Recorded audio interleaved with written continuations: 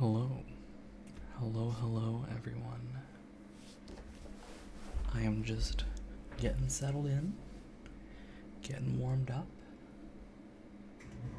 getting my water full, doing all that good stuff, you know. All the stuff you gotta do. And getting ready. I guess let's go to just chatting here for a moment because I got some questions. Hold on. First of all,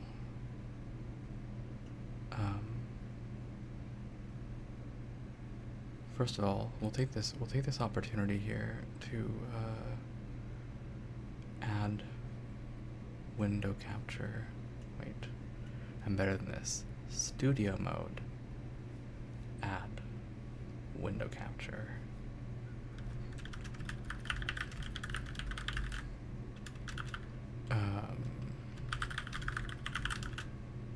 Alright.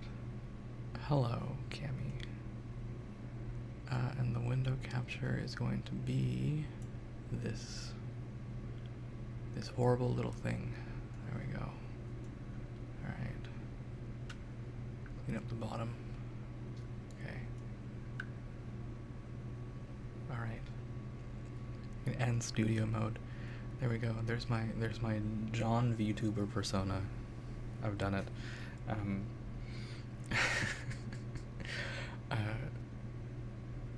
I have a question.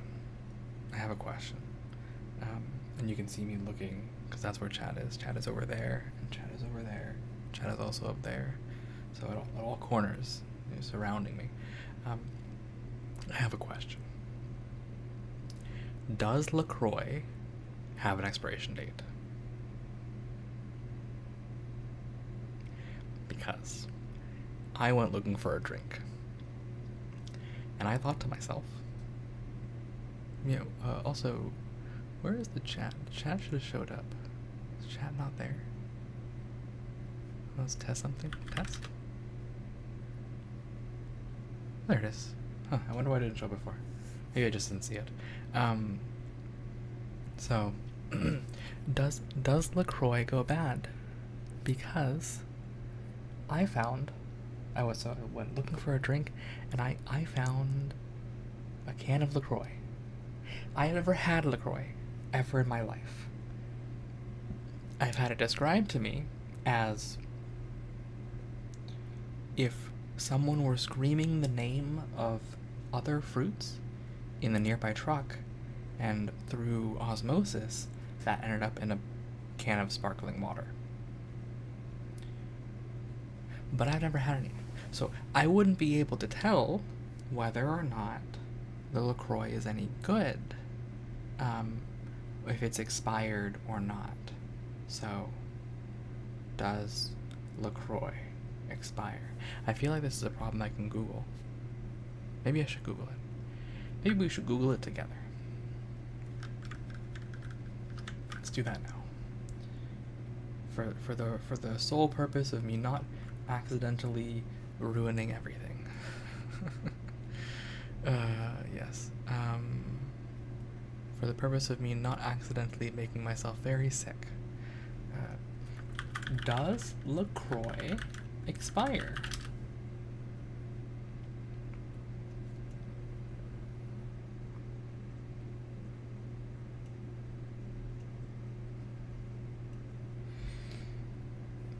Limoncello and watermelon taste like they expired in the Middle Ages, says a Reddit thread. This is not that flavor. It is lime flavor. Maybe I'm safe. Have any of you had LaCroix? Maybe you can help me. There's no health risk unless you wait a very long time. Let it sit there for months on end. That's a problem for me. I think the expiration date on this is July of last year. Is this still safe?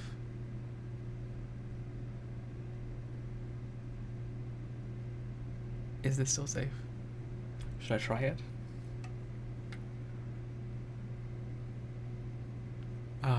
It'll probably go bad. Maybe I should toss it. We had a party at my place a long time ago. Do not. Okay, do not. Understandable. Um,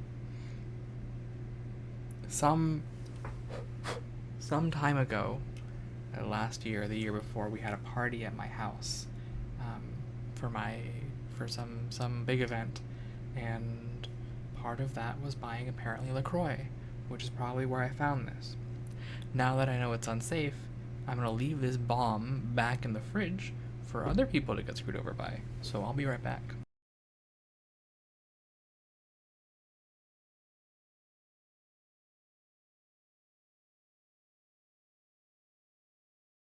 I'm sorry, what was that face just now that my tracker made?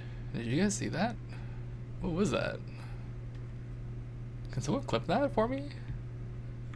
I'll be back.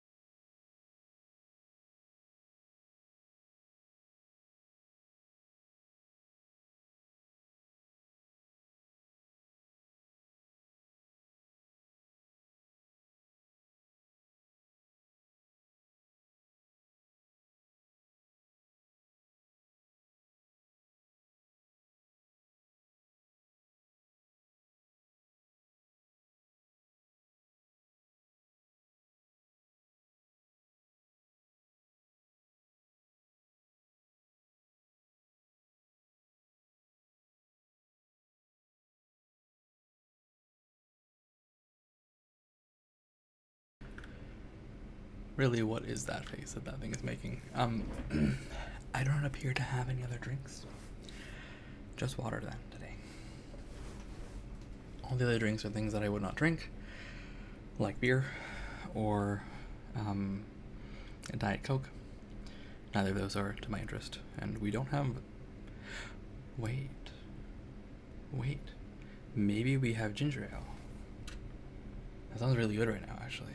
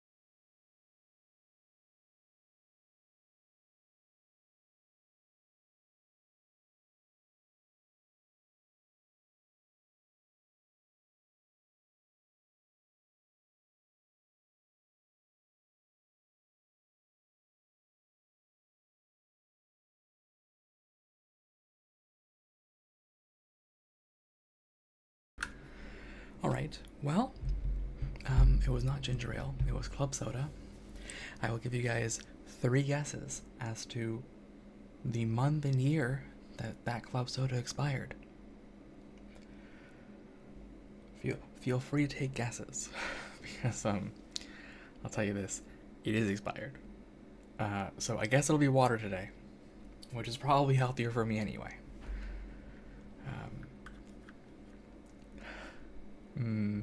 May of 2022.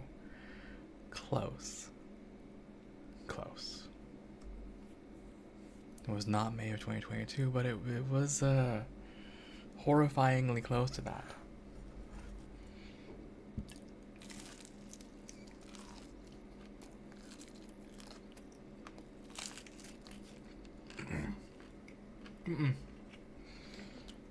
Not April of 2022 either.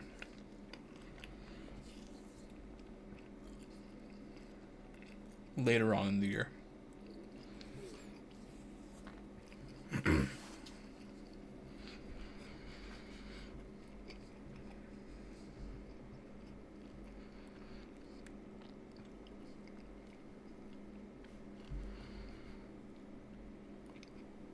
Hmm.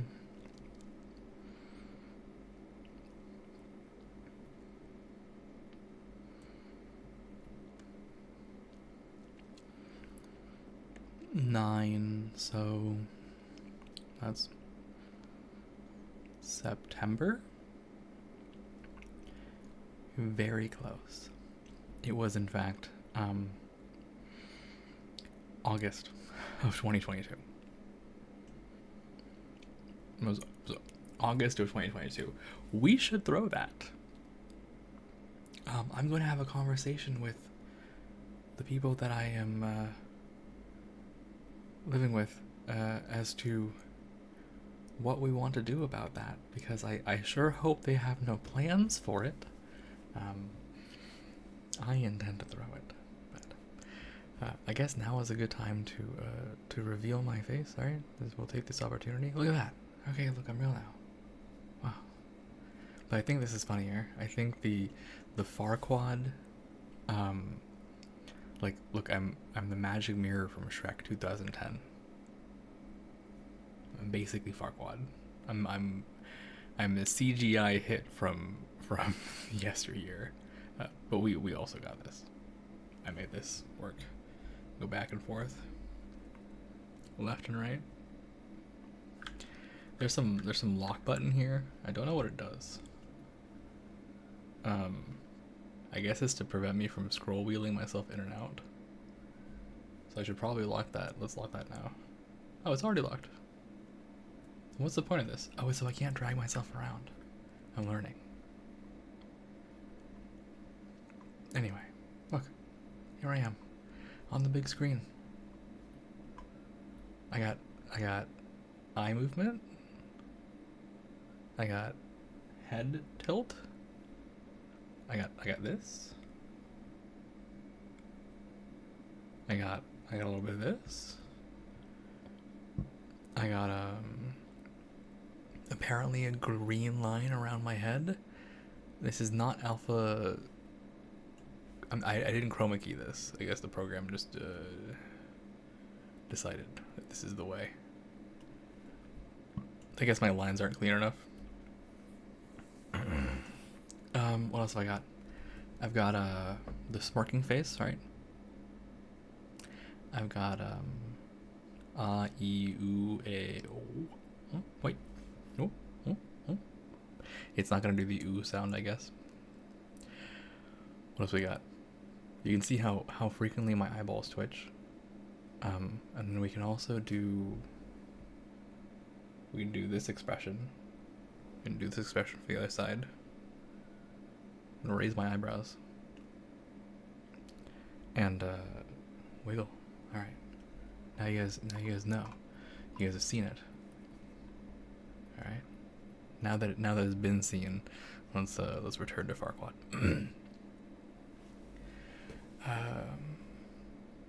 Yeah, that was a week of work, if you can believe that. I feel quite proud of that, for having gotten all of that done in a week. So, yeah, go me.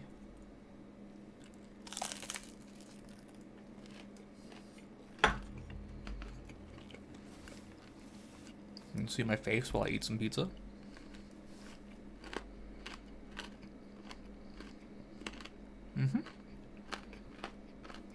It's good stuff.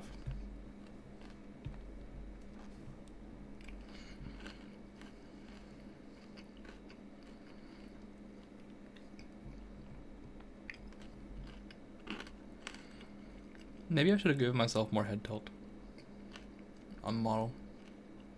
something for next time. But I think it's cool. I like that I have this joke image too. I think the joke image makes me laugh. Having said all that, I'm going to play Star Rail 2.2 story today. That's the most recent one from like a week and a half ago. Which means, if you're not caught up and you don't want spoilers, now is a great time to not watch that. Because, for all you know, there will obviously be spoilers. It's current content.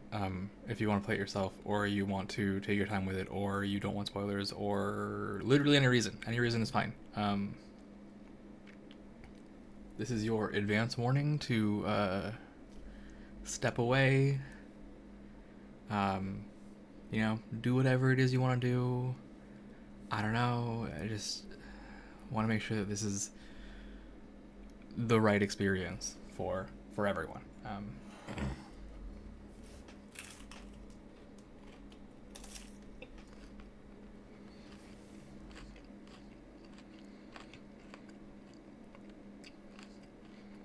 I see that the magic mirror does not like it whenever I try to eat something, huh? It's kind of funny, actually.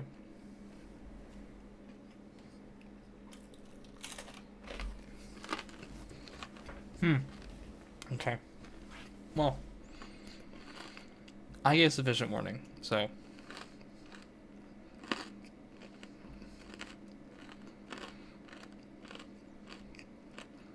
I did my due diligence.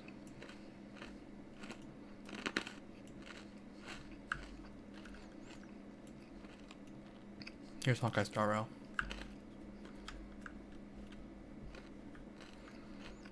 Where's the sound on Hawkeye Star Rail?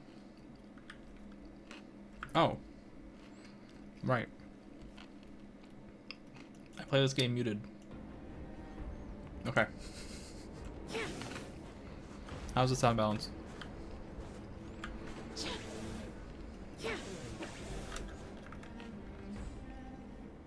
It's about how loud everything is going to be.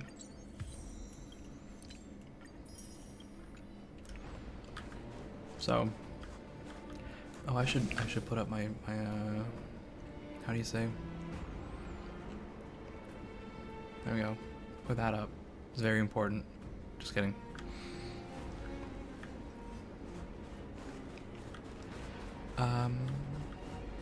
We're just gonna take our time with it, I think. But do let me know if the sound balance is off. I am going to continue on the story quest. And to do that, I need to go here.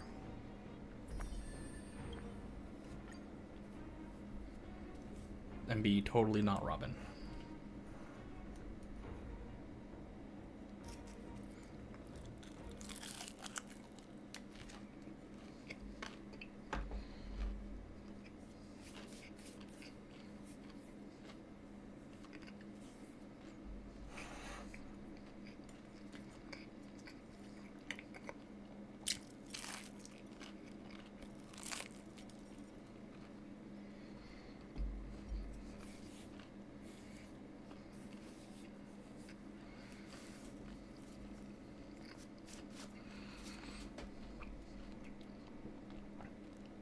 We're probably gonna be here for like 6 hours. So many people talking about it.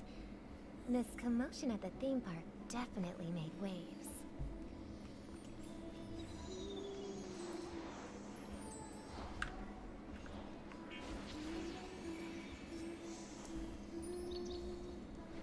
All right. I have to dispense some gifts. This damp will affect my joints. Oh, your joints. Oh, and Teleron.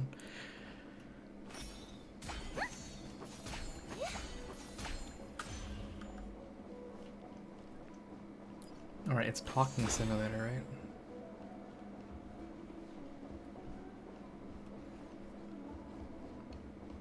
Hello, guest.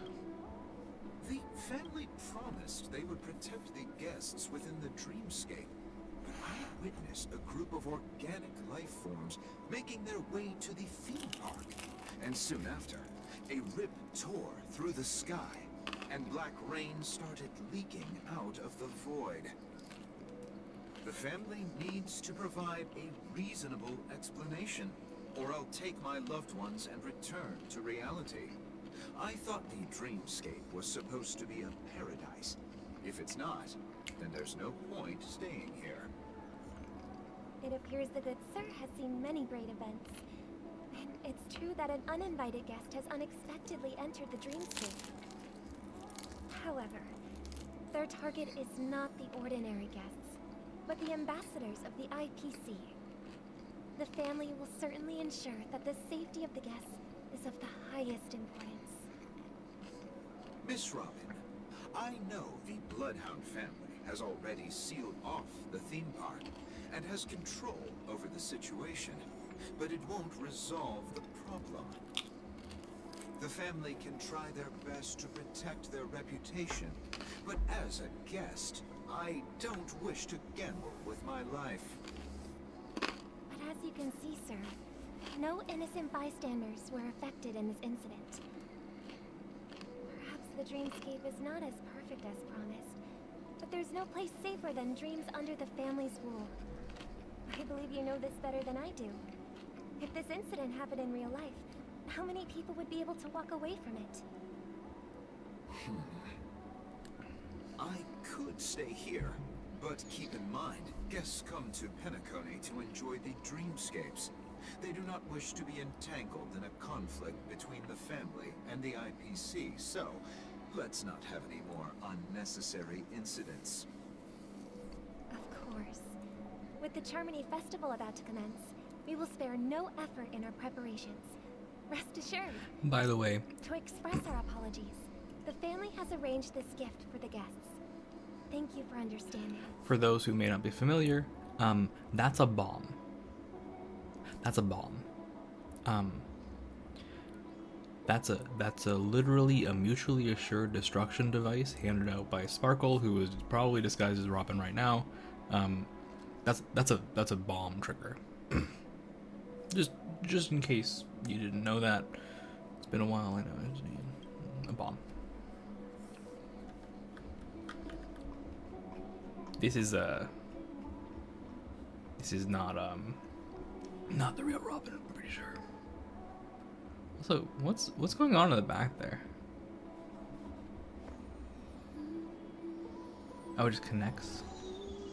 Interesting. Well, anyway. You've had quite a bit to drink. Sure you're okay? Is he okay? Who knows? Hello. May I ask what happened here? Nothing to be worried about. There's been a small rehearsal mishap at Clock Studios theme park. Please stay calm. Hey, are you a fool? You don't even recognize Miss Robin? Who do you think you're talking to? I'm sorry. I've just been transferred to the Bloodhound family, and I'm still not too used to working on the streets. I didn't realize it was you. I'm so sorry. Hey, don't sweat it. You guys have a tough job. I know how it is. How's the situation looking? Oh, we've sealed off the theme park. Most guests are used to bizarre phenomena in the dreamscape, and so far, no threats have been detected.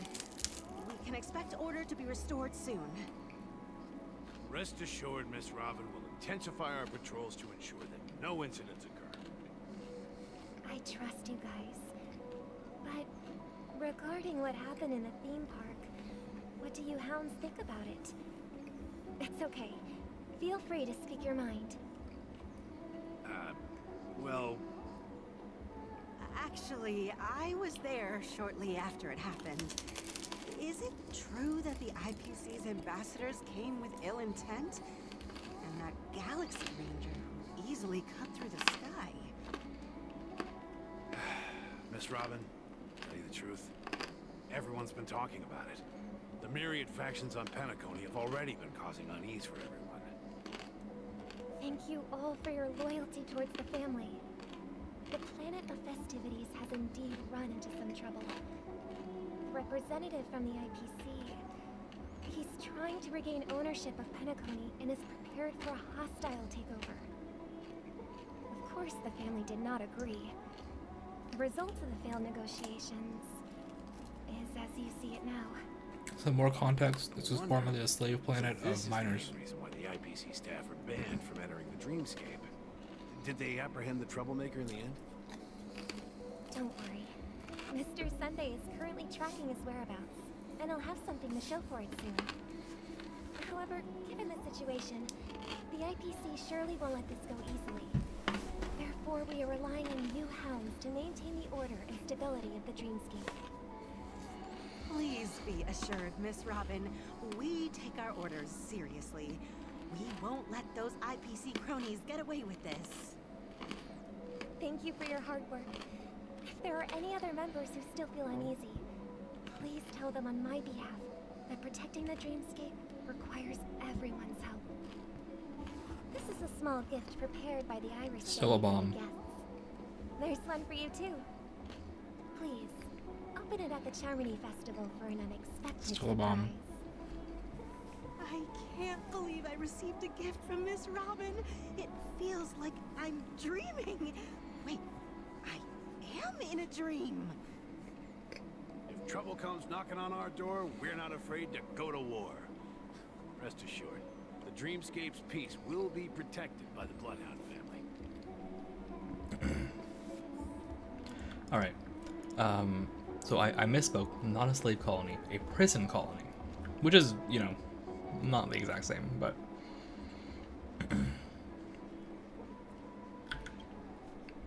Miss Robin? That's the renowned cosmic superstar, Miss Robin! I didn't expect to meet a fan here. I'm honored. Welcome to Penacony, a world filled with wonderful dreams. I can't believe I'm actually meeting the real Robin! Shouldn't you be preparing for the Charmony Festival? Preparation is important, but the ceremony is fundamentally about sharing the Great One's harmony with everyone. If there's a chance to sing with everyone, I will not refuse. Regarding the recent mishap, I understand it negatively impacted some of our guests. As a member of the family, it's only right for me to come forward and offer my apologies to everyone. But, are you sure it was actually a mishap? Everyone saw those chips descending like rain and the red light tearing through the sky. Claiming it was merely special effects seems a bit far-fetched. Plus, I met that generous gentleman. He looked really out of it and kept talking to himself. Is this also part of the performance? Everyone, please do not panic. I believe that the family will give everyone a satisfactory answer in due time. Even if you say so, Miss Robin, it's hard to believe. Some people just never listen, do they? It's never ending. It just goes on and on. I'm getting really tired of this. Miss Robin? Still, I suppose I should keep on helping everyone. I am the epitome of joy, kindness, and goodness, after all. Huh? What was I just doing? And, who might you be, miss? Here, take this, little guest. This gift has been specially prepared for you by the family. Yep, so there she is. It's Sparkle. And her bomb. Make sure to take good care of it until the opening of the Charmony Festival. Then, when the show reaches its climax, press the button together with the others around you. You never know. Something very exciting might happen.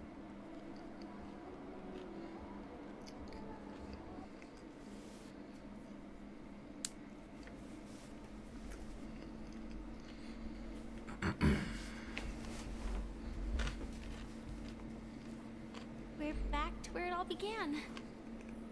You entered the golden hour from this place. And it is also from here where you will enter the true Penacony. It is a pleasure to journey alongside you once more. But it's time I laid bare the entire truth before you. As you might have heard, I also go by another name. Stellaron Hunter Sam.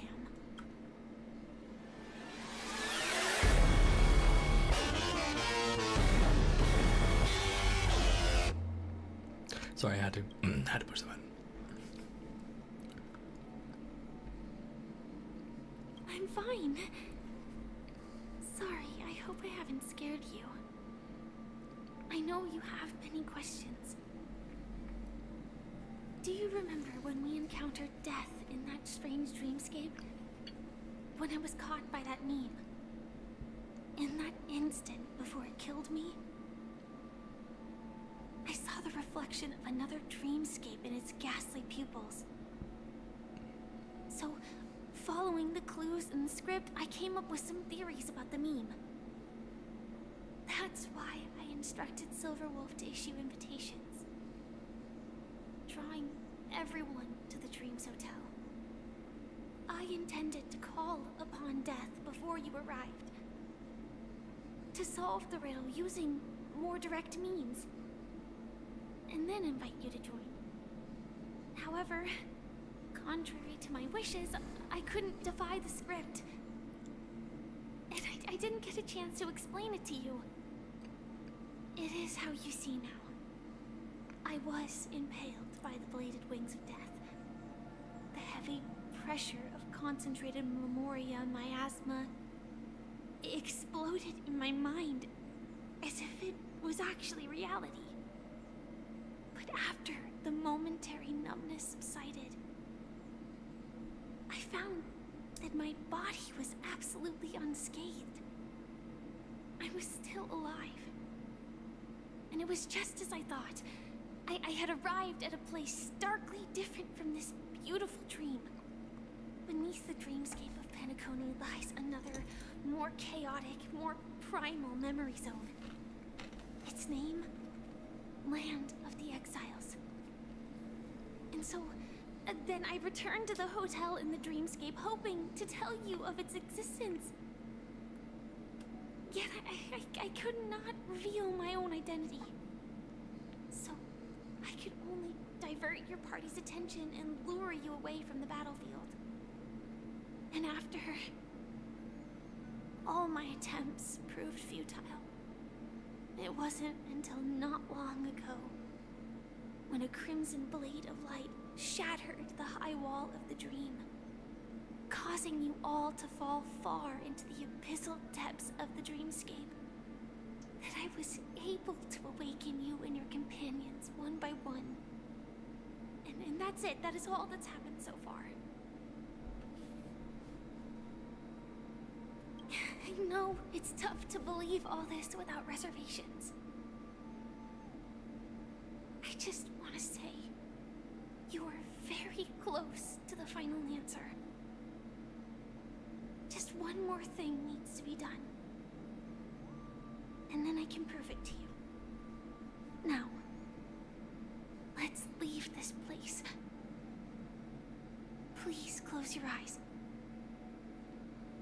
Take a deep breath and visualize the dreamscape's outline in your heart. And remember, you must not open your eyes at all times.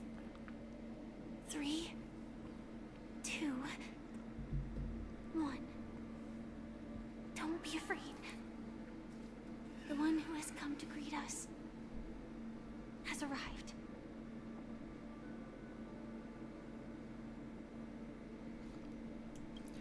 After a piercing screech, a thick and ferocious surge of memoria crashes into your chest, churning and ravaging. Your consciousness becomes like scraps of paper caught in a whirlpool, breaking apart, dissolving, and dispersing within the turbulent, muddy current. Innumerable voices resonated through the symphony of Memoria like roaring thunder, and among them, one echo stood out with exceptional clarity. You knew it came from the girl beside you, your hearts beating to the same rhythm, peaceful and even more peaceful, until in that quiet darkness, memories ripple into existence. I never knew you could do this. Hold on, I need to screenshot this. This is important for me. For my mental.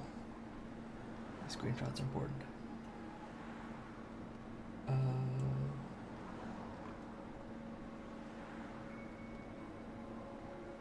Where's my screenshot folder?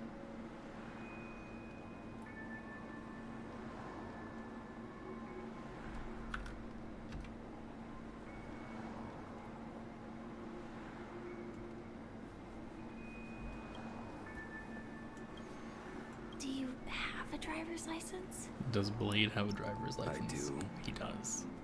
That is surprising. Why? Because this is Japella, the city of sins. No, it's nothing.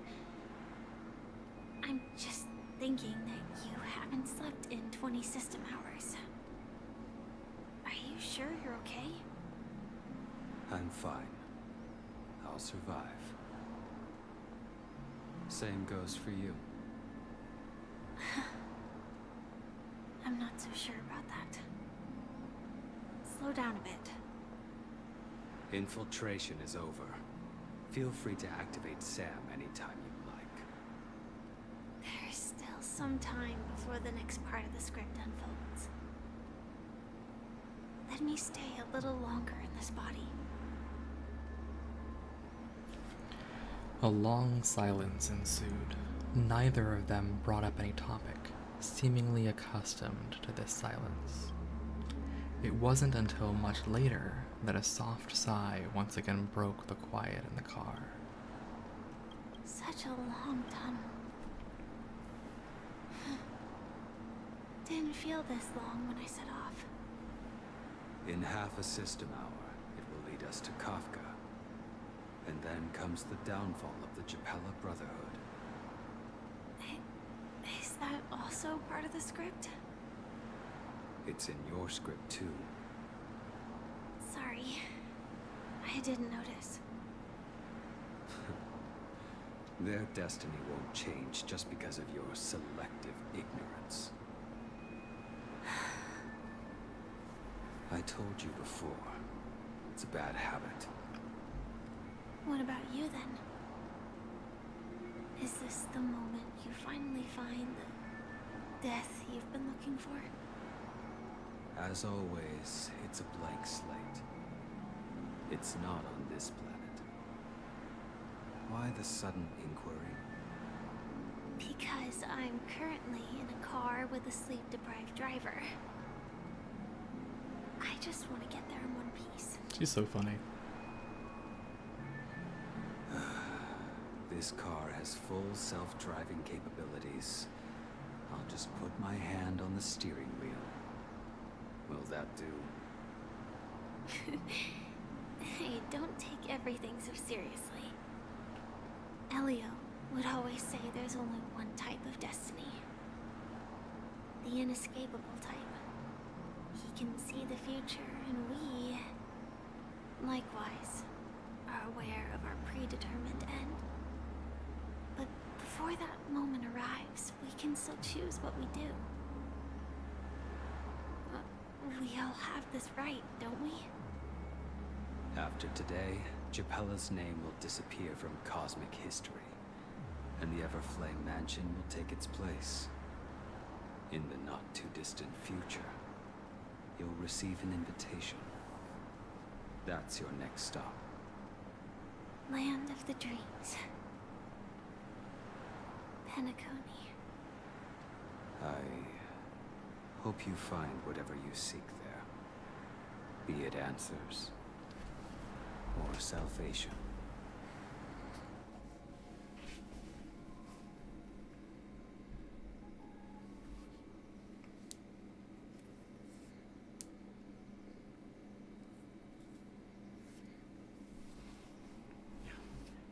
Glad to see you're safe and sound. It's your boy Walt. Close your eyes. This is the answer. Isn't it incredible? The monster that we have always known as Death is actually the guardian of the land of the exiles.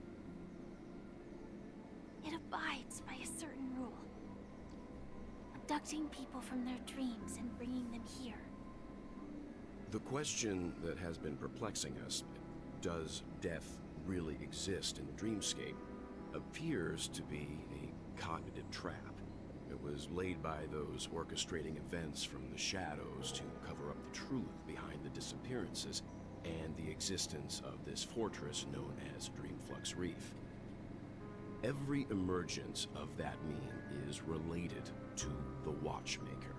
Since Dreamflux Reef is where it brings its captives, it's likely that many of our long-standing questions will be answered in this place. The atmosphere here is starkly different from the beautiful dream. There are no regulators here like the family. And they all look like they're mildly dazed. But from the whispers of the residents, they've heard a familiar name. Gallagher. It's that man again. Always in the right place at the right time. Though that does save us the trouble of looking for him. Himiko and March have already made a move. Get ready. We're about to set off. The real dreamscape. The land of the exiles. Before we go, should we speak to everyone first? Lost Diary Vagrant. Wow. What is that?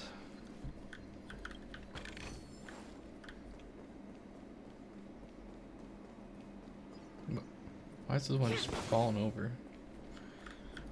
What is that? Travel guide.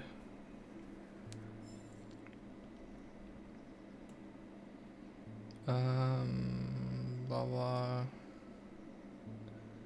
There's the Bolt Grand Hotel. It's a couple's spot. Very good.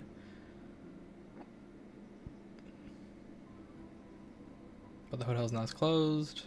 There's a bakery, which is now closed. The Memoria Singularity restaurant, which has particular dining hours, and a mall, which is now closed. Incredible.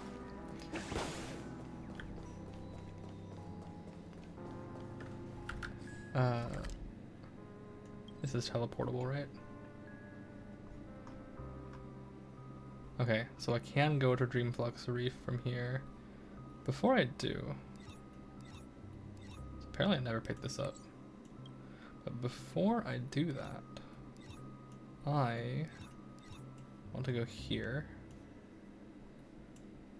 I always want to go here.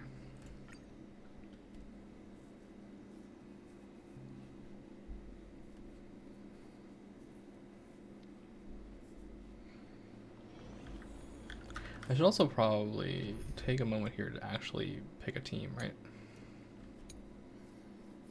We'll use the trailblazing team, a team of run 'em over. Speed, not haste.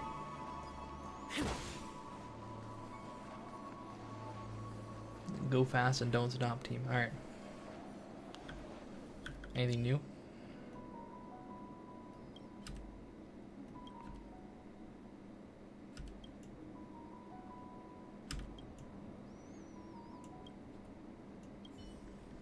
Alright, nothing new there. Now then, back to the story. The real dreamscape. The land of the exiles. Before we go, should we speak to everyone first? I am really sorry for waiting until now to tell you everything. 2 reasons. Firstly, the script. In the future that Elio saw, Sam and the Astral Express's confrontation was inevitable. I tried to break the shackles of the prophecy, but this is as far as I could go. That aside,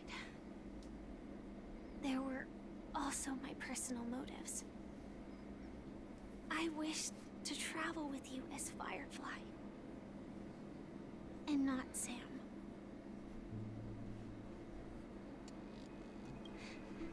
Thank you.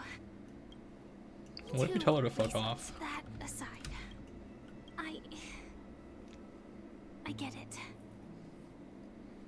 Being cautious around a Stellaron hunter isn't a bad thing. Elio only gave me one instruction. Allow the Astral Express to pursue the Grand Legacy. It means that the Watchmaker's legacy holds great significance to trailblazing. And to you. Elio's scripts used to revolve and expand around certain specific Stellarons. But with your appearance, this condition has apparently ceased to be appropriate. Perhaps he also saw the impossible in the future.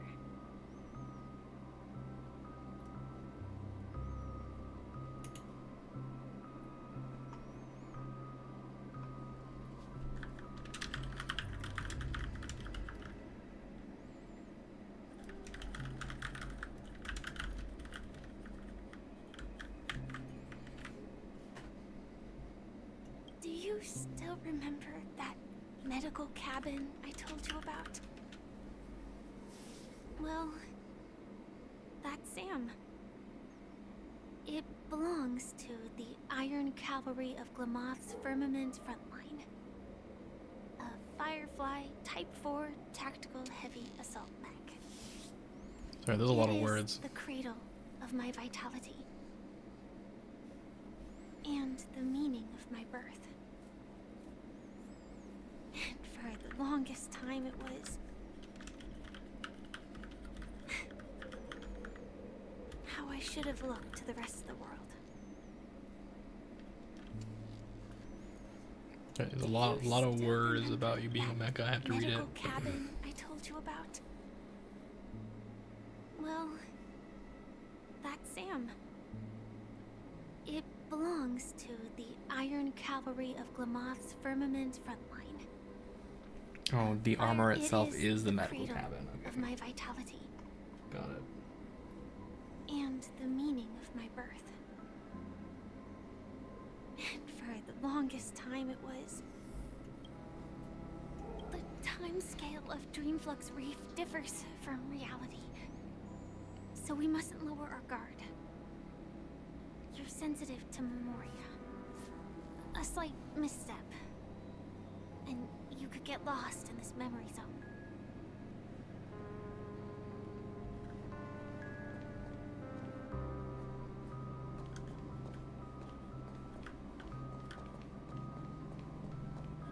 Come here, bird. Get out of here.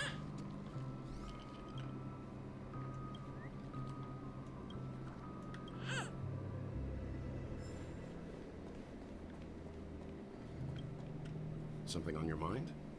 Let's talk about it. No wonder Miss Acheron is so averse to drawing her blade. It's hard to imagine such terrifying power could reside in an ordinary sheath. If it weren't for the fact that Aventurine's power originated from the preservation, the entire dreamscape would have been affected. Don't feel burdened by this. Even without that Stellaron inside you, Aventurine would still have found other methods to accomplish his goal. Let's just believe in Miss Acheron. And given her prowess, I don't think we've got anything to worry about. During your investigation, he shared a vital piece of information. Mikhail, the former watchmaker who collaborated with the family to construct the Benaconi we're familiar with today, had a falling out with the family for specific reasons. But this is precisely where the problem lies. You were clearly investigating a murder, so then why, as a security officer, is he changing the subject to talk about his past with the watchmaker? And now, with Firefly mentioning his name again, it's hard not to be suspicious. Before we found you, she'd already revealed her Stellaron Hunter identity and shared a lot of information. Who would have thought that the Molten Knight's true identity was actually a young girl? For her, this is a secret that she cannot allow others to know. That being the case, I think we can believe she's willing to cooperate. But she didn't reveal all her secrets. I just can't shake the feeling that her situation is different from that of the typical dreamer. And I hope that doesn't lead to any dangerous predicaments. I hope you've regained a little composure. We'll move out when you're ready. Yo, let's go. You know, let's try turning this on. Let's try turning this on for a little bit. I should wait. Oh, that's a clear sign that I'm slouching, isn't it? Where do I put my head? Over here. Over here. Cover myself up.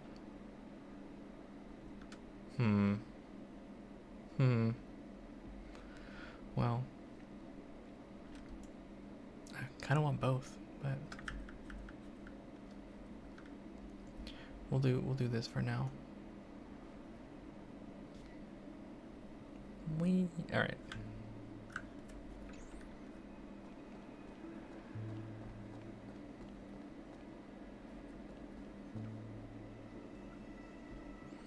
I don't know how visible that is or isn't is the other thing, right?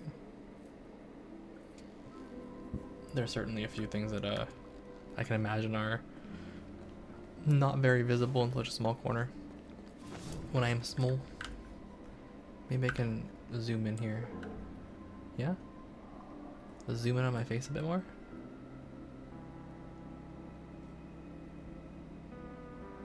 That's pretty good. Oh, I kind of cut off at the top though, huh? Alright. Let me sit up properly. Yeah, alright. If I'm sitting up, or about this big.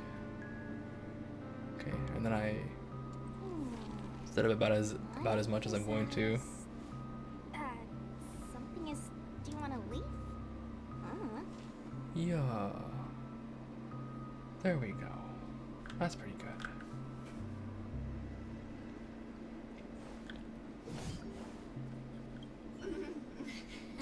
Welcome to heaven. Dreams, true or false, all are ephemeral. Might as well drink more Soul Glad instead.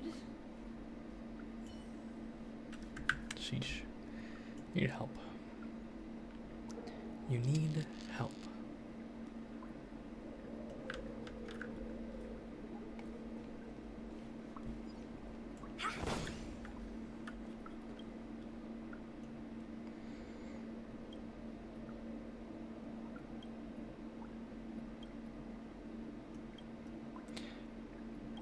There's so much random nonsense that's being said in this game sometimes.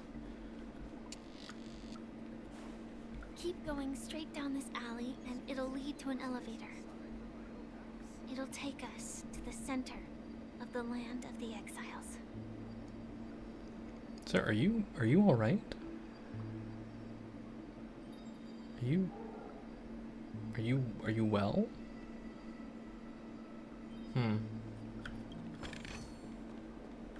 Wow.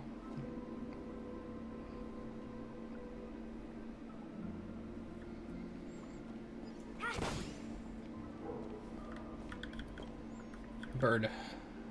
Come here.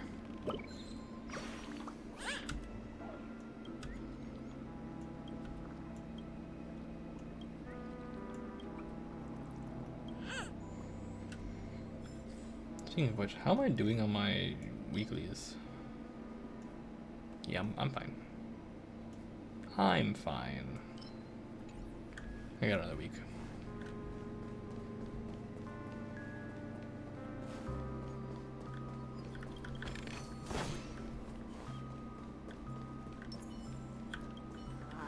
Did you also get kicked out of the beautiful dream? I want to go back. But then I don't want to go back. Tell me what I should do. I don't know what to do.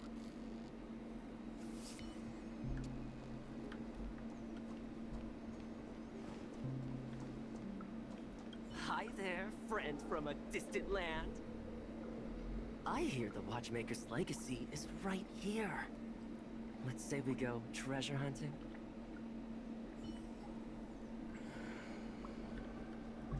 No treasure hunting, thanks.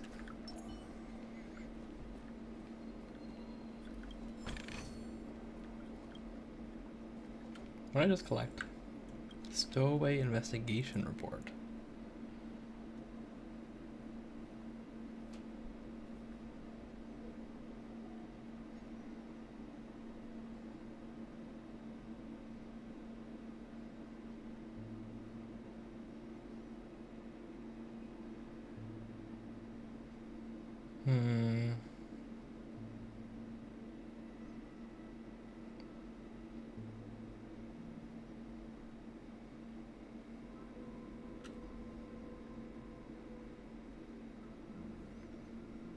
I see.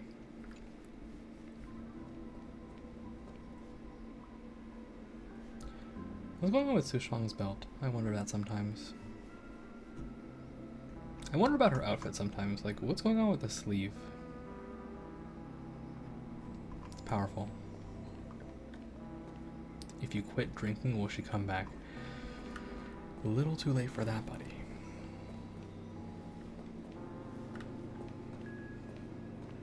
We go left. Become Hanu. Oh, okay, I cannot become Hanu. What a huge clocky. Looks like the Watchmaker also left his mark on Dreamflux Reef.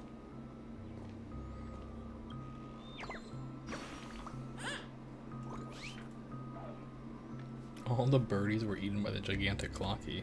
Uh-oh.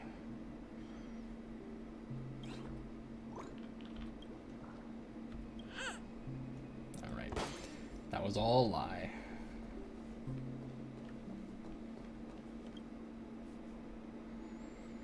The giant clocky here is the street's proud landmark. Children from other neighborhoods all look upon it with great envy.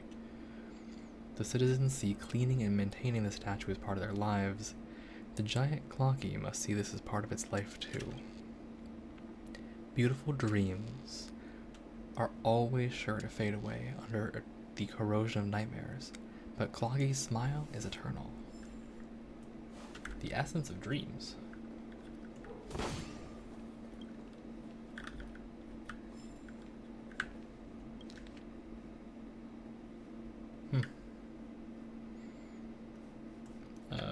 Some script.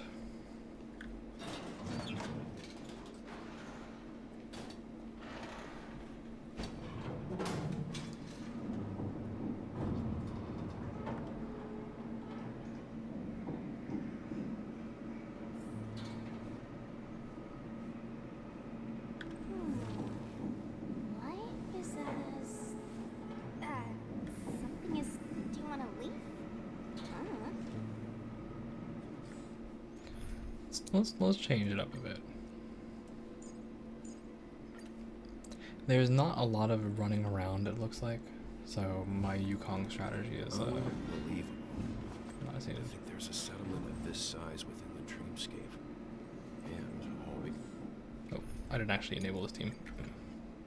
beyond the family's reach.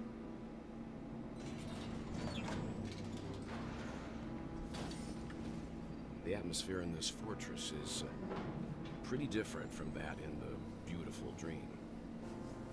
When I first saw it, I was in awe too. The sky here, it's like a reflection of the 12 dreamscapes. What's even more bizarre is that this place place is also separated into trade and residential areas.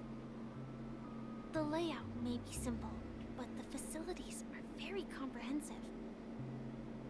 It seems that there are quite a number of people living here. Though both dreamscapes have distinct styles, the architectural designs are quite similar. Works of the same hand, perhaps.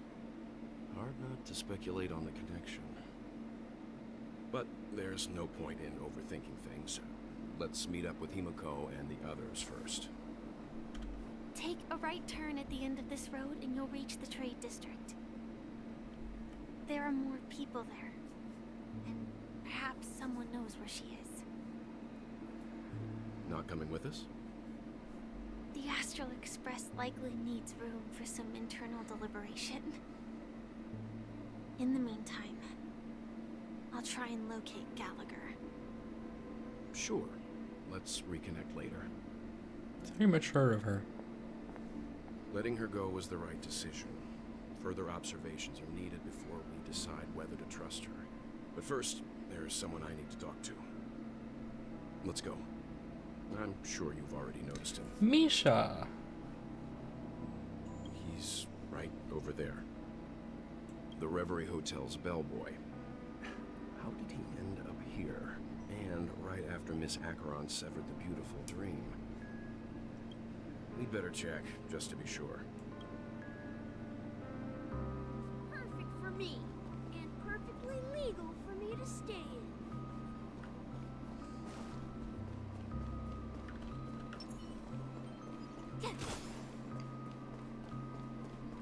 Perfectly legal for him to stay in. Very important.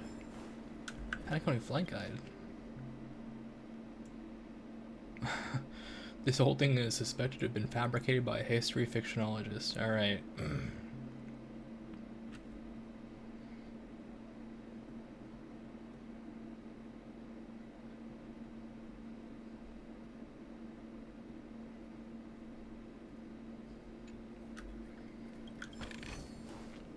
A guide on flying. Very important.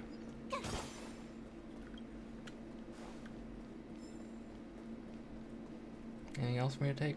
This. Let's see how you handle a stroke of genius like this. Hold on. Gotta steal more things. Knew you couldn't hold your liquor. Come here, bird.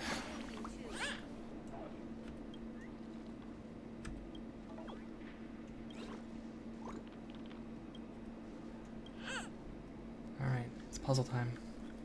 Show me the puzzle. The demon that's about to destroy this dreamscape, huh?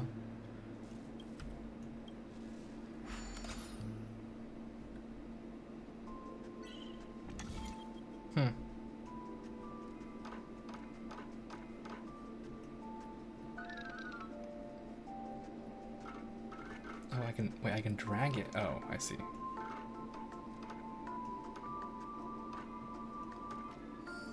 Okay. Things are getting a little interesting. Fun new mechanic. How do you... Yeah. Oh, all the way back over there. I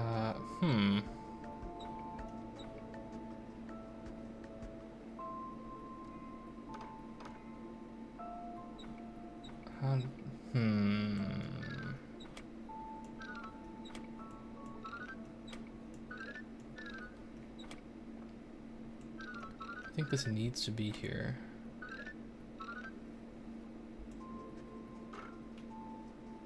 Put this here. Yep, that's the one. That's the one.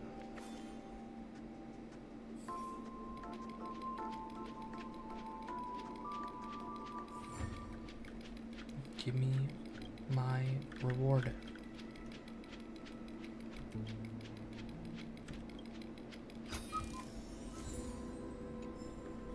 Ah yes, a building block, very important.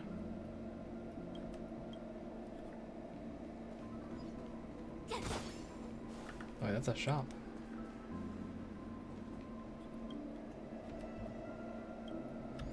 What do you got in your shop?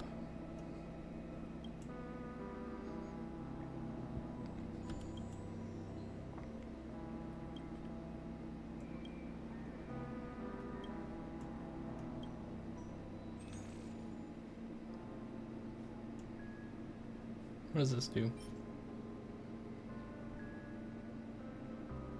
Interesting.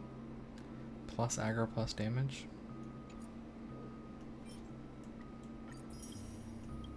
And this is more basic attacks, less skills. Just buy it for fun.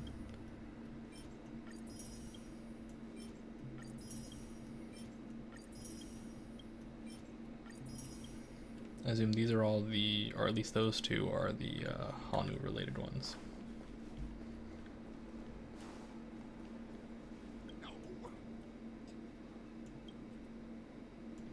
The manhole cover of nihility. You good in there?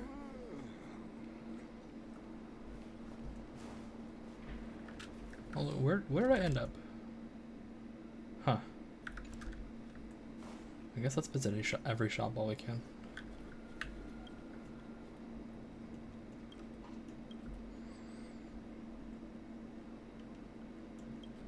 Alright, Kirk. He's got a lot to say, but I don't really care. I just want to buy from you, please.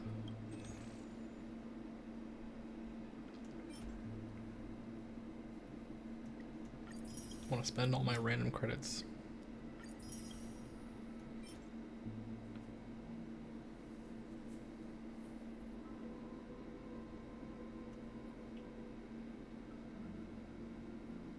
Weird.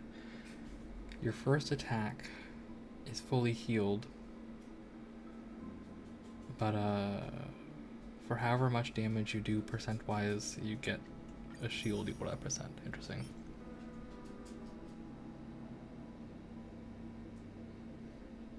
It will hide on a random unit. Doesn't say enemy. Random unit. Very good. The dog has spotted me. I've made eye contact. It's all over.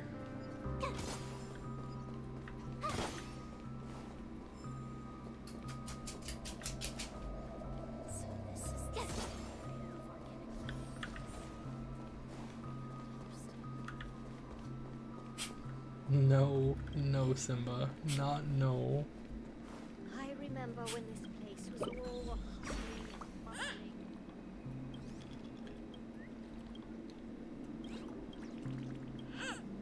Alright, maybe this is fair.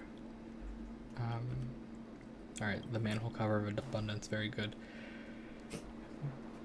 Let's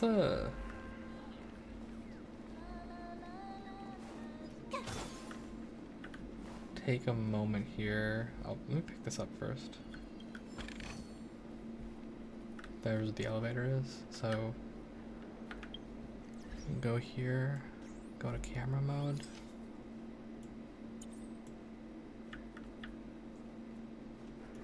Why is it? This is the one that I want.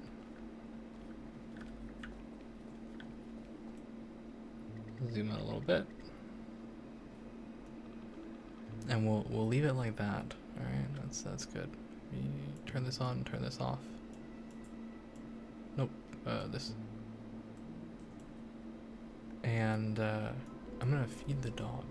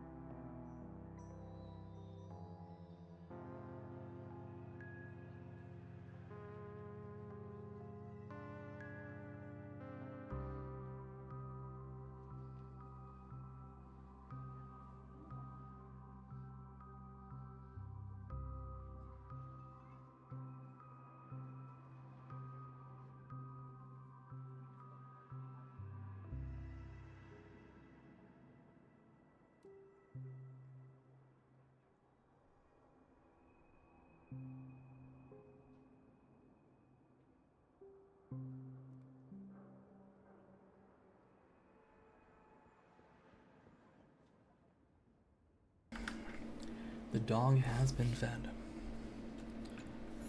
We now return to our regularly scheduled program. Hey, Misha. Huh? You were the guest from before. We meet again! And a new friend. Forgot to introduce myself. I'm the hotel's bellboy, Misha. Hello, Misha. I'm Welt. We met in a dream. And who might this be? Tick-tock! Old friend and new friend! Let's high-five! Your memory zone, mean? That's Clocky, bro. Nope. Clocky is a good friend of mine. We all live here. Wait, what do you mean you all live here? How did you two get here? This dreamscape isn't supposed to be open to the public. I wonder if it has something to do with Sleepy. So, this is your home? Yep. After my work in the beautiful dream ends, I'll go back home. Commuting used to be more convenient, but ever since travel became cumbersome, Sleepy started ferrying people back and forth between the two dreamscapes. So you're not supposed to be able to come back from here. That was the whole point of 2.1. This Sleepy.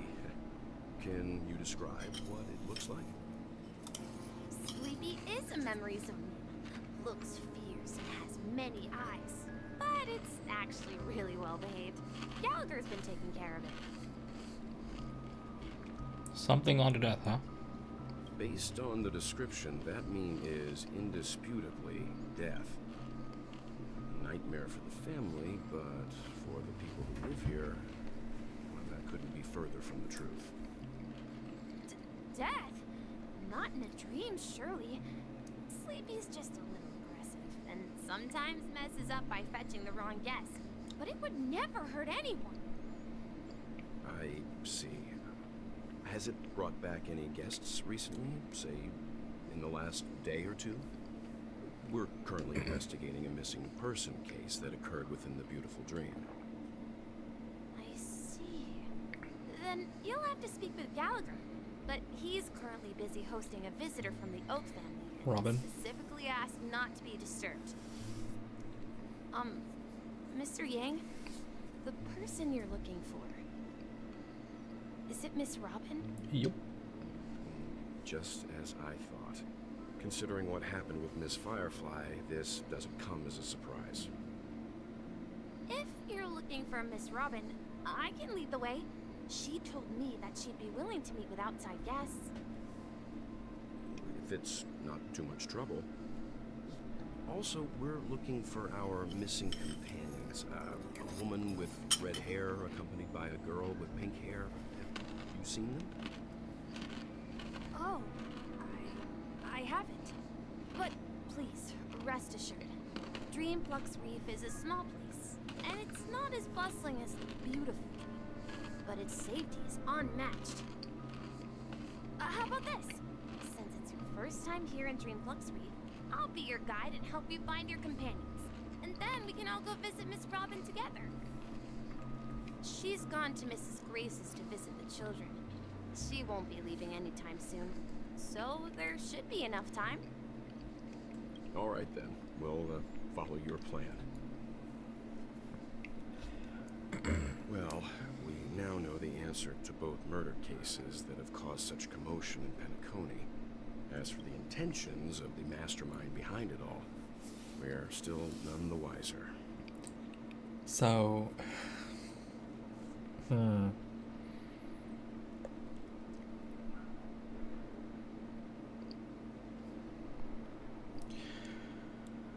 Think about that for a little bit.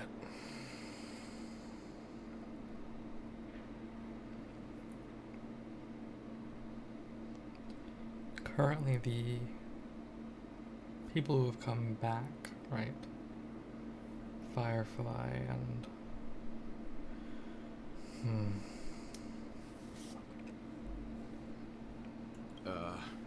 No idea. but its connection to Gallagher is worth digging into. Regardless, we have to find him. Say, you mentioned before that you saw Clocky that only you could see, right? Yo.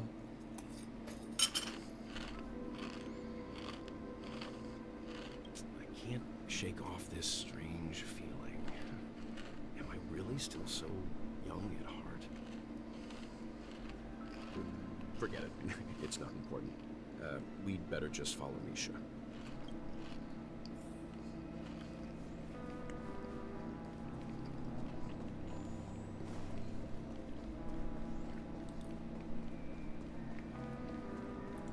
Come here, bird. Not you.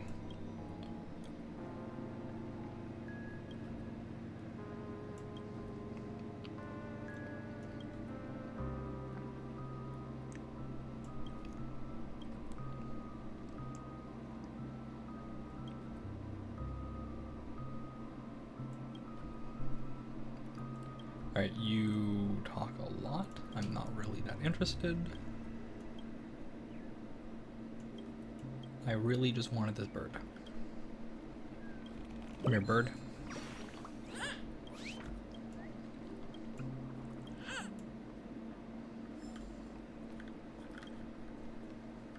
Nothing ever beats a good drink.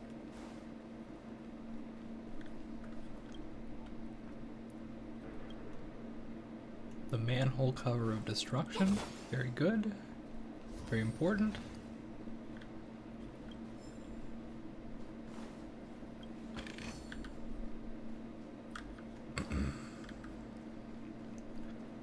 Now what else? Hello, puzzle? Puzzle?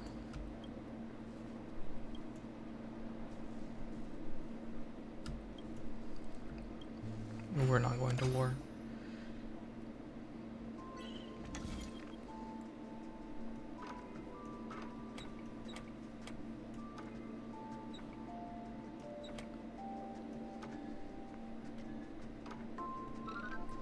Oh, there we go.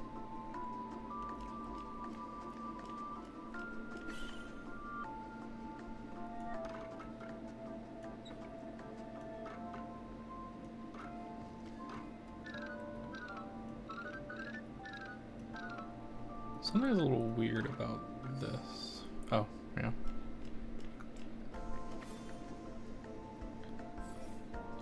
That was easy.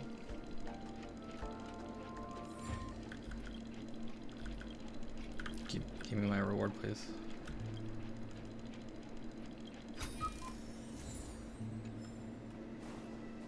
Are you really leaving? Wait, what did I miss investigating? Mr. Billboard. So sad for you. I hear a bird. Also to the plaza. I'm just a wallflower. Oh. That's cool. Also, hello, bird.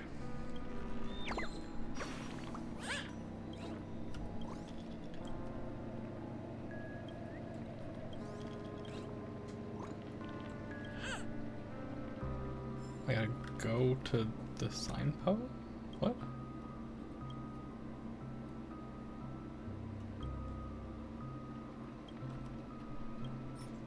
Fine, I will submit one of my tokens.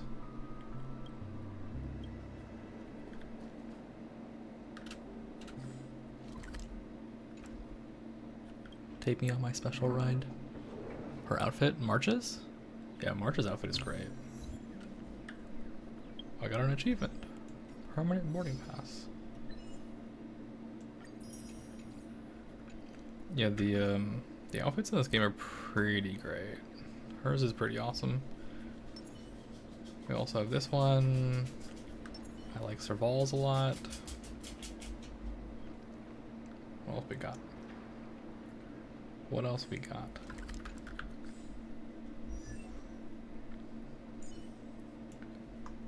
The ratio. Sushong's pretty cool. Asta has a lot of drip. Hell is whatever.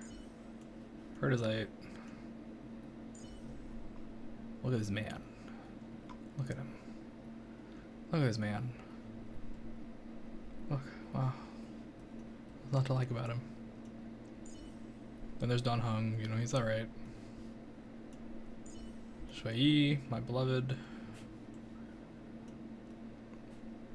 Xing Shui is, you know, she's like, this is the best part, by far. Lynx exists. Very comfy, cozy vibes. And, Yukong. Oh my god, Yukong. Oh my god. Yeah.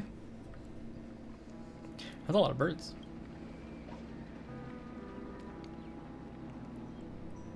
Tales of series. Yeah, I would say this game, I mean, I've played like a few of the Tales games. It does have a similar vibe of being like a blend of VN and action. Also the Trails series as well.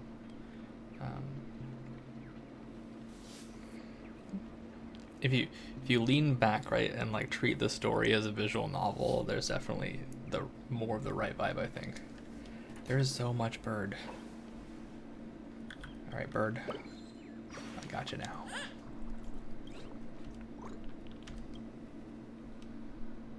I am so scared for this dog that is right next to me. He is leaning against the rolling part of my chair, and I'm worried I'm gonna shift, and it's gonna be bad. Oh, I should turn the thing back on. Let's turn this back on. Look, you can tell I'm shrimping. So let me unshrimp. Sorry, dog. No, that's not. Me sitting up is not a sign that I want to play. I'm sorry. Don't look at me like that. It's not like that.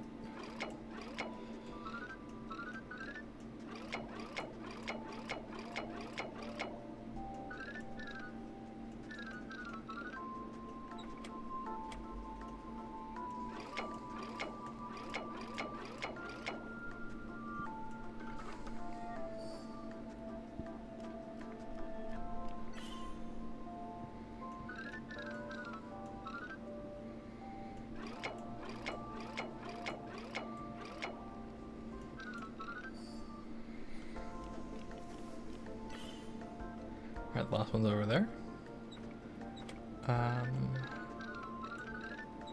For this...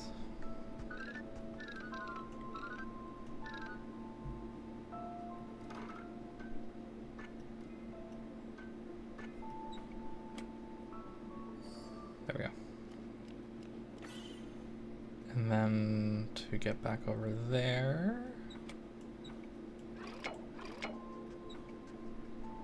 How do I do this? Oop.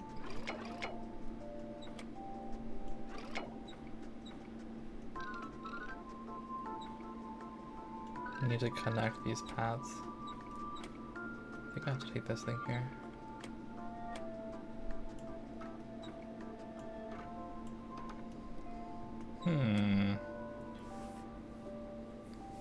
My brain may not be large enough for this.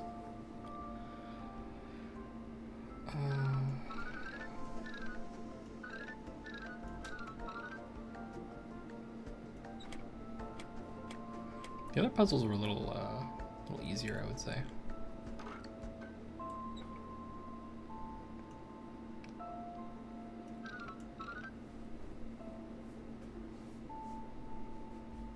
Like, where is even the connection to this thing? Where is there any point that can connect?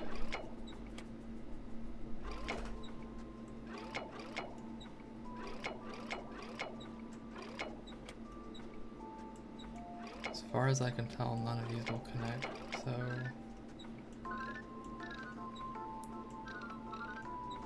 And I case you kind of have to use this.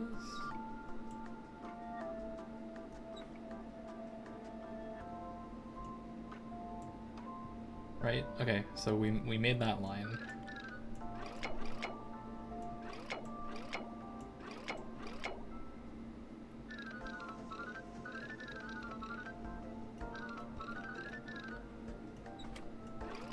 And turn this all the way. There we go. There we go. Puzzle solving.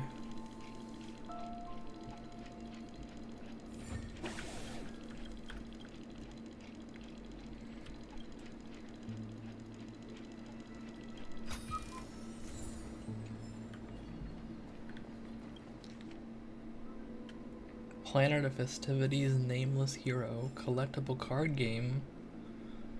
Wow. Wow. Just what I needed.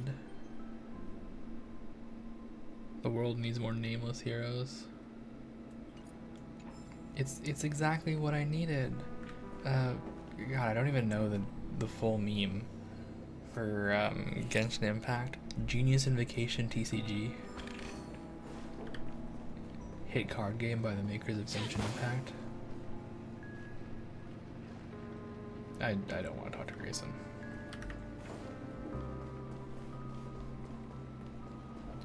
Let's leave.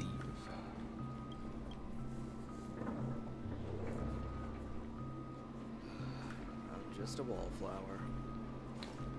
Hey, are you gonna reward me for collecting your birds, by the way?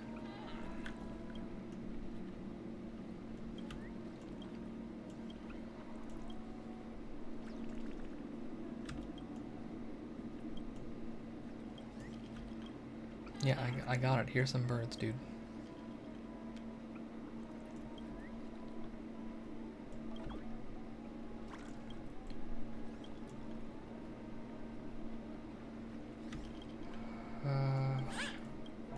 Okay, it wasn't enough birds, huh? Alright, not enough birds. Fine. Noted. I'll find more of these stupid birds. A steaming manhole cover. The manhole cover of the hunt. Wow. No, that is not what I wait, that is where I wanted to go. We've made it. Oh, is that just a full loop? I guess it is a full loop. Alright, where else can I go? I think I've gone everywhere I can go for now. That's not like over here. So, let's go back to the story.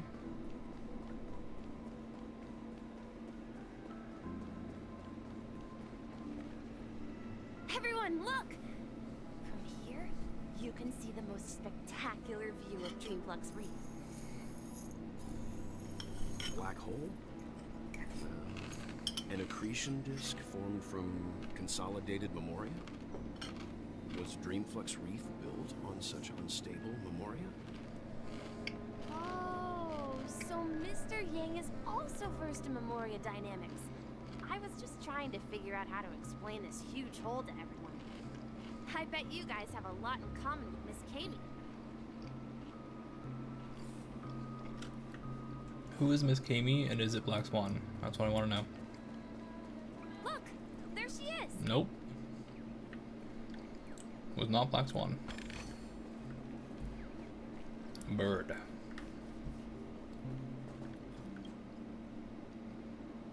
It was very pretty.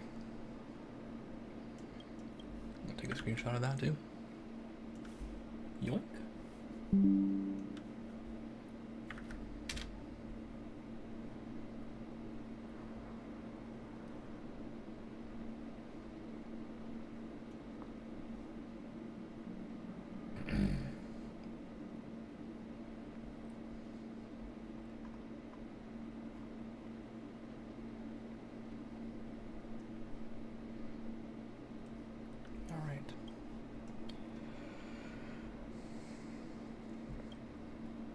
Something gravity. Actually, I did not read any of that. I need to reread that again.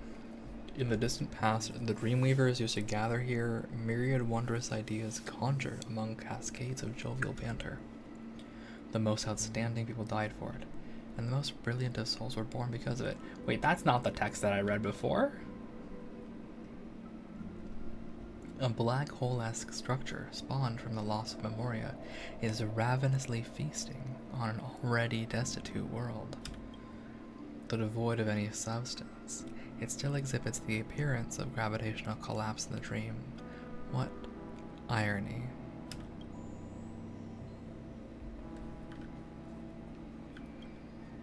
My calculations are finally done. In another 10 system hours, the above dream will swallow the dream below. My hypothesis was correct. This place will cease to exist as the dream devours everything. Who are you all, and why haven't you left yet? This place is about to disappear. I'm Kami, a dreamscape surveyor specializing in Memoria dynamics, and this is my life's work that I'm researching. See that huge gaping hole? It was just a narrow rift many years ago, but now it's grown into a giant hole. The surrounding Memoria has been flowing towards the other end of the hole at a constant velocity, slowly but surely. But the scary part is, according to my calculations, the flow rate of Memoria has recently changed, and it's faster than ever before. It's almost as if something is sucking it in from the other side. By constantly improving upon Madame Rosalina's Memoria measurement method, I've finally obtained accurate results. After 10 system hours, the Dream Flux Reef will cease to exist.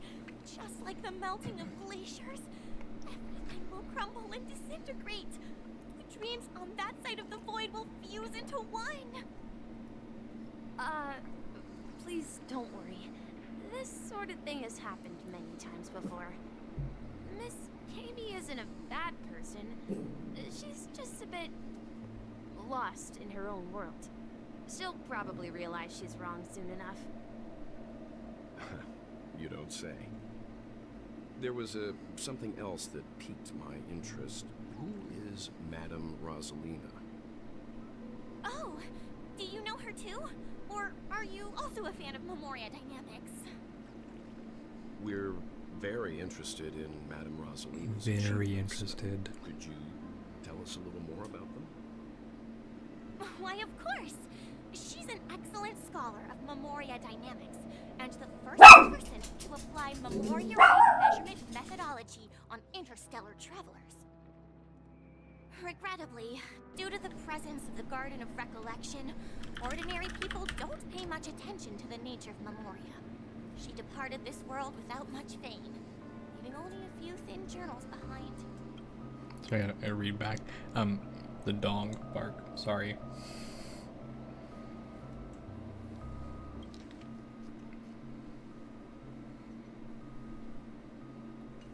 I came to Penacony to learn more about my idol, and went to great lengths to seek out Dreamflux Reef, all because this is her final resting place. Prodigies always meet their demise prematurely. If only Madame Rosalina had more time, she would have discovered a way to reverse the flow of Memoria. I felt it. The source is in the golden hour. There is a certain anomalous presence stirring the currents of the memory zone. I must uncover more concrete proof. I must convince everyone. Does the name Madame Rosalina sound familiar to you? That's right. It seems like she did a great deal of research and calculations in Dreamflux Reef before abruptly passing away. Miss Kami regularly mentions her. I hear Madame Rosalina passed away during the prison war. She could see the Penacony of today. Its people building homes in the memory zone. I bet she'd be really happy. Perhaps. Big perhaps, Misha. Big perhaps.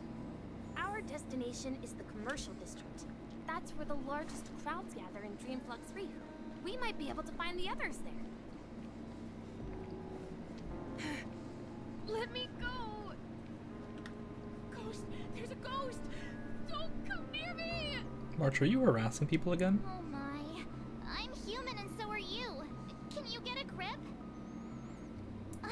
Mr. Yang and Miss Trailblazer, I've been waiting for you. Quickly, come help. I bumped into a member of the family on the way here. He was so scared and I just wanted to calm him down. But... Let me go! Let me go! I've only done good in my life. Why can't I rest in peace after death?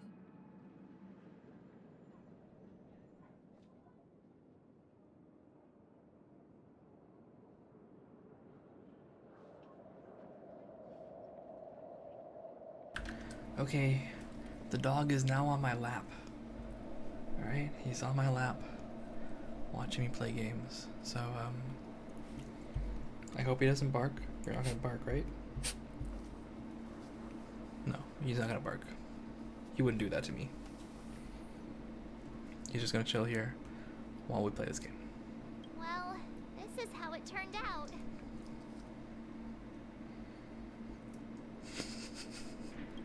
Me? A ghost? Don't make me hit you. He thinks he's dead. Although, when I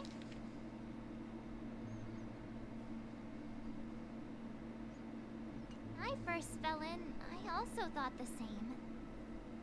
Dear guest, this is not the afterlife. This is Dreamflux Reef. That's right. Did you hear that? Repeat after me. Dream Flux Reef. You're talking to someone invisible. If I'm not dead, what am I? I shouldn't have pushed my luck and tried sleeping in my dream. Curiosity kills the Papeshi. I want you guys to know that this dog has his chin on my hand, so I cannot move my mouse properly. And every time I try to move my mouse too much with my wrist, he huffs. Stop asking! You'll alert the monsters! All the dead are right here. All of them! You're not talking about the memory zone meme, are you? I'm being held hostage by my dog right now. Don't say that name! It's all your fault. They're coming! Oh. Fight. Ready to lose yourself? I was not ready for that. Hold on, I didn't see what it did. Deception's Crown. Restores HP after being attacked, but additionally gains physical and fire type weakness and takes increased break damage.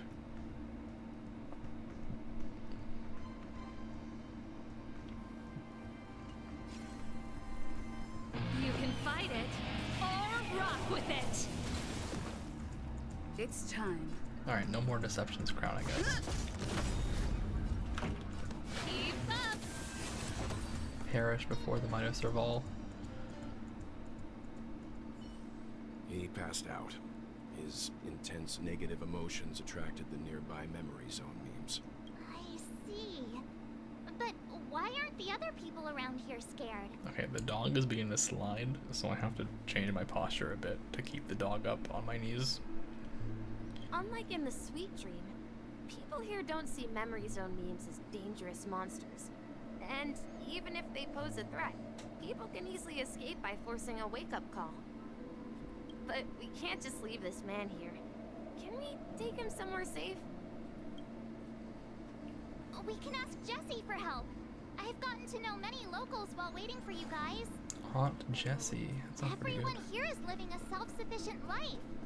I don't know how to describe it, but this place feels like the real dreamscape. You bird. Get out of here.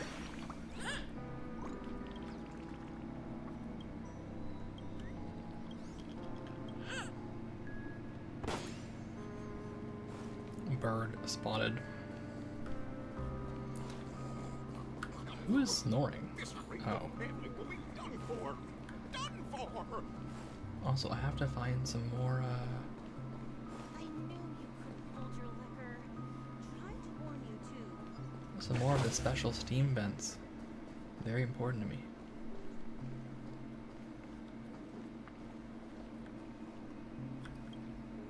Evening, Jessie. Is it evening? Welcome, Miss March. Who might these be? These two are my friends. As for the man lying on the ground, he's a scaredy cat who fainted from fright. I see. Another poor guy who accidentally ended up here. I'll take care of him. There have been a lot of new faces lately. Things must be tough in the beautiful dream. The few remaining havens of freedom in Astana will soon face trouble. Do such things often happen here?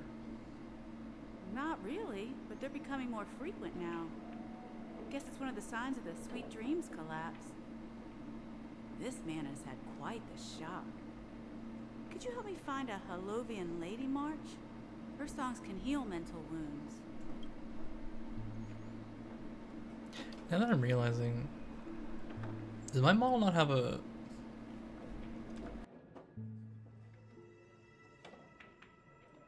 Excuse me, I had to cough. Does my model not have a head rotation? I mean, I've got the left and right, obviously. Did I not key in the head rotation?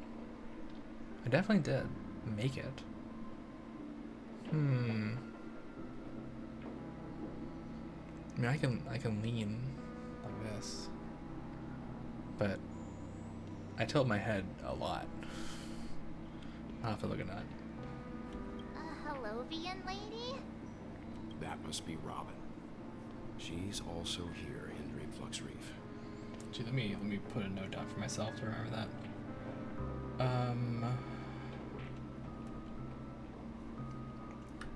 Check models, head tilt. Independent head tilt. Alright. Huh? Robin? But I thought she... Oh, right. If Firefly is here safe and sound, then it means Robin must be okay too. Misha's about to take us to her to find out what happened. But before that, let's meet up with Himiko. You were with her earlier, right? We met some stowaways in the residential area. Most of them came from neighboring star systems. I heard that places like Dreamflux Reef are scattered throughout the memory zone of Asdana, like islands in the ocean. They existed before the family arrived. Are you trying to leave, Simba? Or are you trying to get comfy?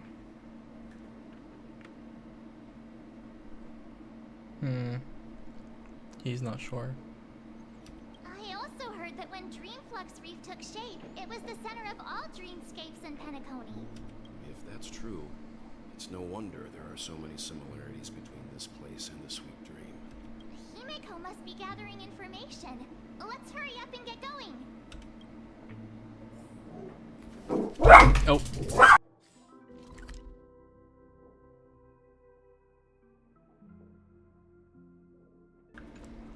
He heard a dog. So, there he goes, I guess. I will say this. While I care a lot about this dog, he can be a little bit of a nightmare. And I am temporarily looking after him.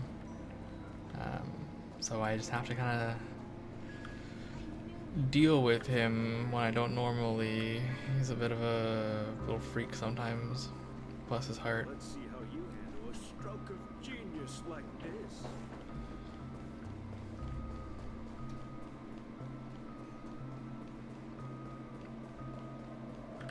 Actually, I'm gonna...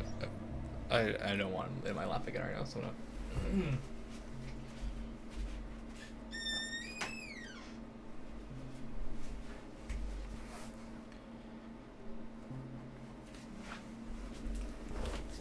close my door just enough to signal to him that he's not allowed in my lap right now. Real dreamscape will live on. This is where we split up. She can't be too far away. Oh, she's not. Look at her. Look at her. So that's how it is.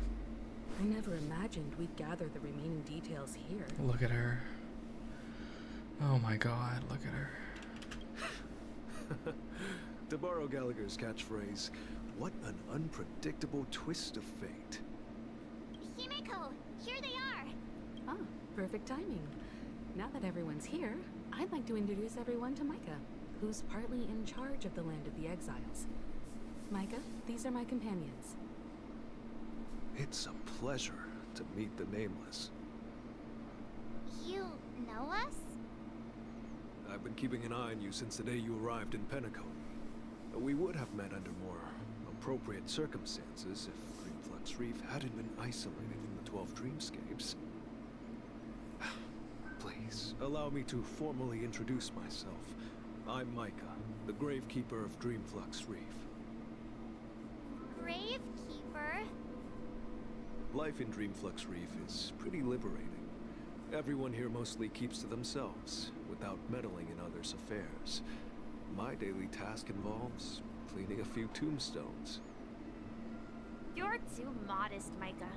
When lost dream chasers stumble upon this place, you're the one who takes care of them, guiding them back to the sweet dream, or showing them how to survive the wild dream chaos. So, guardian of sorts. Were you talking to me, Mr. Yang?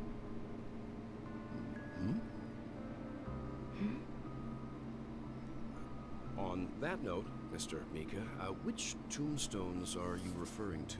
We didn't come across any graveyard when we arrived.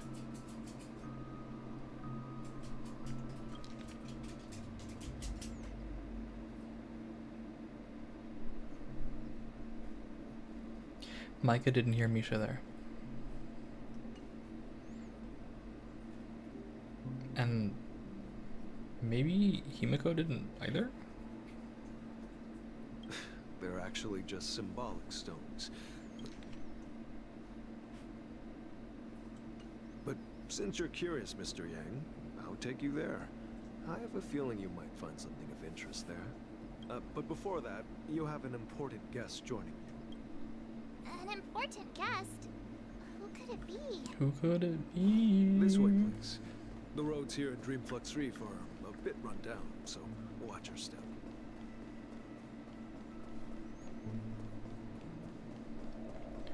A very important guest. Ah, there.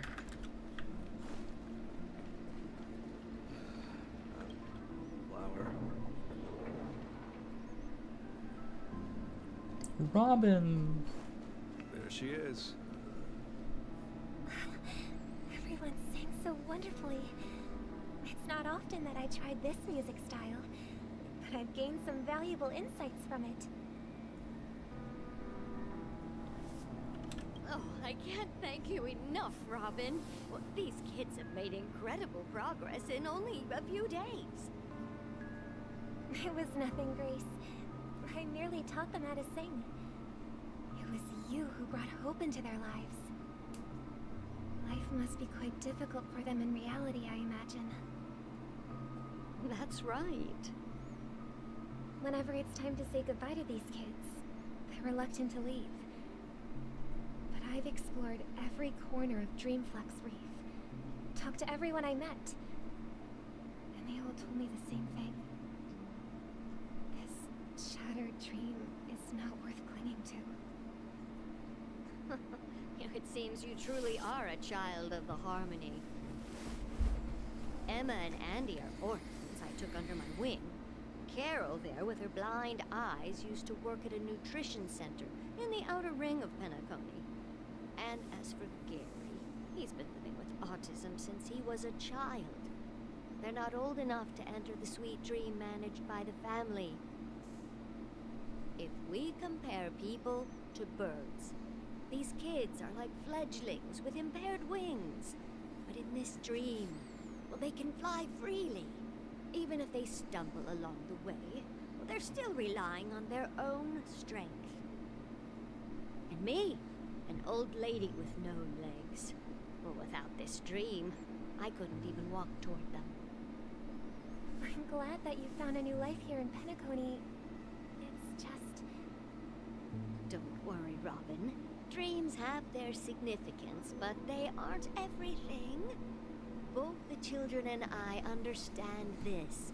No matter how long we fly through this dream, we will one day return to reality. But you know what? Emma and Gary aren't plagued by their insecurities anymore. No, and Carol is learning how to cope with her blindness. And Andy is livelier than ever. Well, even I've become more optimistic. You see, in dreams, we learn how to live. Once we return to reality, we learn how to survive. And should our feathers be damaged, then we share our wings with one another. There's no need to covet an illusory sky in dreams, because we have the right and the ability to fly towards a broader horizon. It's a relief to see you safe and sound, Miss Robin. It's nice to see you all again, Astral Express crew. I heard my disappearance caused quite the commotion out there. I'm really sorry about that. Since you're here, can we assume that you're fully aware of the situation in Penacony? Ever since I returned to Penacony, my voice started to change, until it gradually faded away. At first, I thought it was a temporary ailment, perhaps due to having been away too long. I thought maybe it'd just take some time for my body to acclimate to the high concentration of Memoria and Astana. But now it seems the root of the problem goes way beyond me. There are elements around me that don't align with the harmony. Losing my voice is just one of the signs of the Sweet Dreams collapse. The Sweet Dreams collapse. That memo keeper mentioned the same thing. So it's real. While I was away from Penacony, the boundaries of the 12 dreamscapes kept expanding outward. But whenever I mentioned the anomalies in my dreams, the family heads refused to talk about it. Only my brother was willing to respond. Later, I discovered the secret letters from the IPC ambassador, which further convinced me that there are hidden secrets beneath the surface of Penacony. So, following the clues in the Oak family's dossiers, I found my way here. The land of the exiles, concealed by the family under the guise of death. A dream within a dream, where Penacony's past is buried. Hearing you speak, it sounds as if your voice has made somewhat of a recovery. I hate to admit it, but the harmony in this place resonates more broadly than within the Sweet Dream. It's regrettable, but the family has experienced betrayal. The traitor, or traitors, abandoned their original principles and, using the name of harmony, exploited people's weaknesses to turn Penacony into the planet of festivities, trapping everyone in the illusion of the Sweet Dream.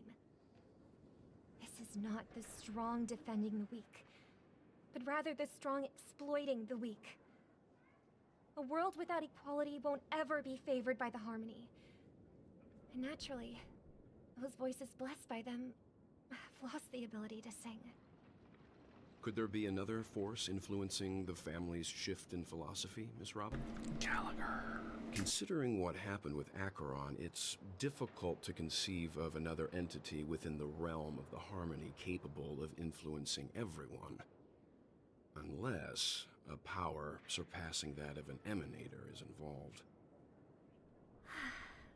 I'd heard about what happened to the Cienjo Alliance, but as far as I'm aware, the family hasn't faced any such external interventions. Who knows? Perhaps I've just been away too long and missed something. Regardless, I cannot accept my home is moving towards the very opposite of what the harmony represents, while still claiming to uphold it. I must uncover the reason why Mikhail cut ties with the family, and who exactly it was who betrayed us all. Do you remember our arrangement, Mr. Micah? Well, here's my answer. I've decided to forgo my role, and never step foot on the Charmony Festival stage again.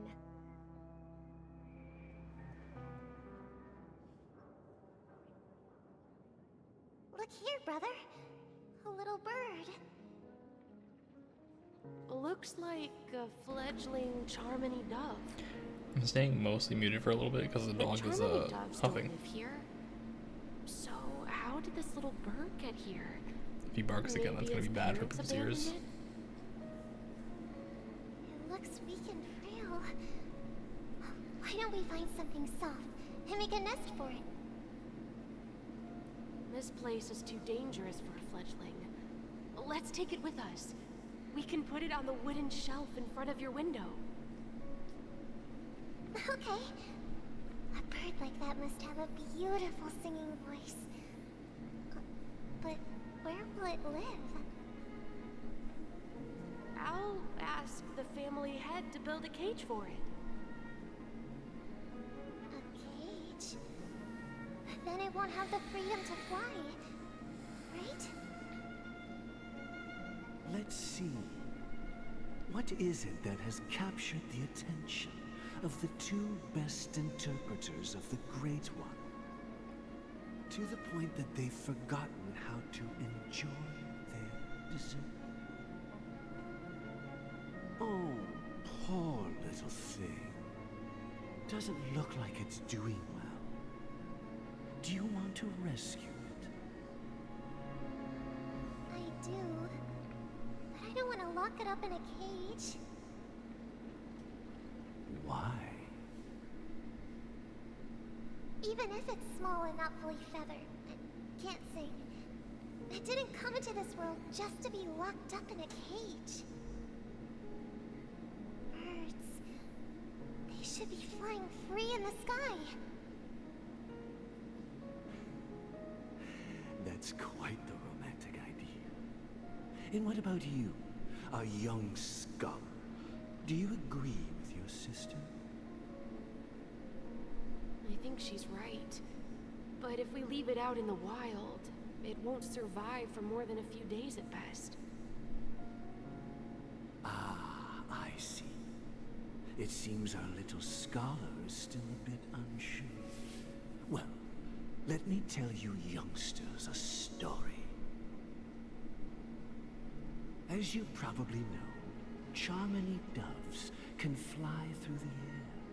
When they fly really high, the friction caused by the flapping of their feathers against the atmosphere creates amazing lights, so that they look like shooting stars. We've seen this spectacle so many times that we think it's just something they can naturally do. But that's not the truth. Their radiant display is the result of countless struggles against nature over generations. Their ancestors were too weak to survive on the ground, so to escape predators, they started seeking new opportunities in the air. After countless attempts by many generations, one of them finally figured out how to fly. It soared into the sky and never looked back at the ground again. So, you mean birds aren't born to fly, but they find a way to do it through their determination, right? Well, that's an idealistic way of putting it. So, what are your thoughts, Sunday?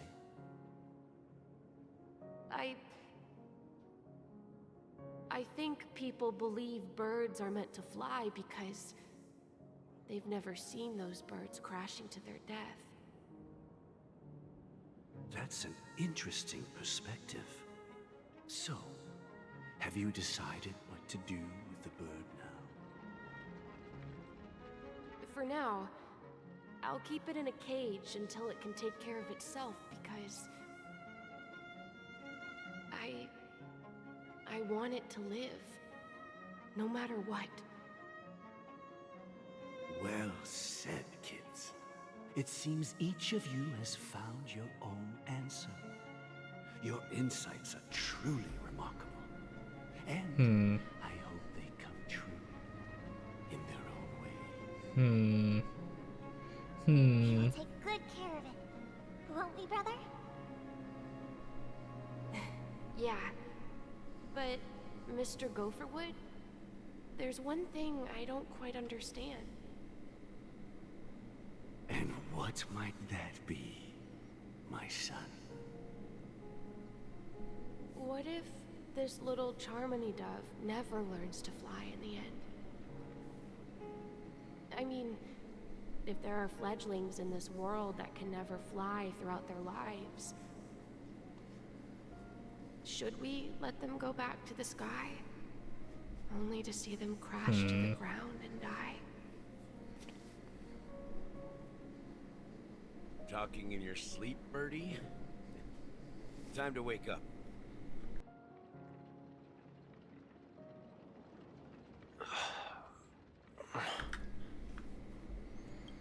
Hello, Coco. How are you? How was it going? How are you on this fine day? I want to test something. I want to see something. Not this. Where are the controls?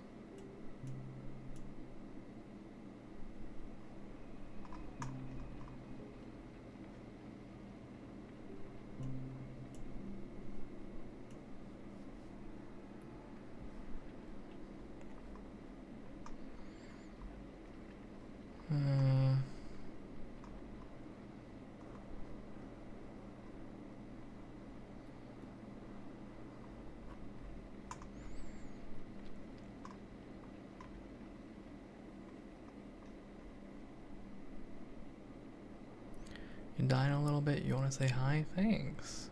I'm not that blue. I'm kind of blue, but not that blue. I want to see if I can fix something. I'll pop open Cubism editor and see what I can do, because it bothers me that I don't have head tilt. Oh, you want to see a funny joke? Look, it's me. I'm the magic mirror from Shrek. Wow.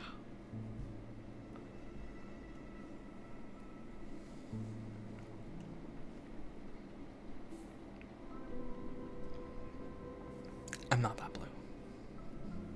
Only a little blue.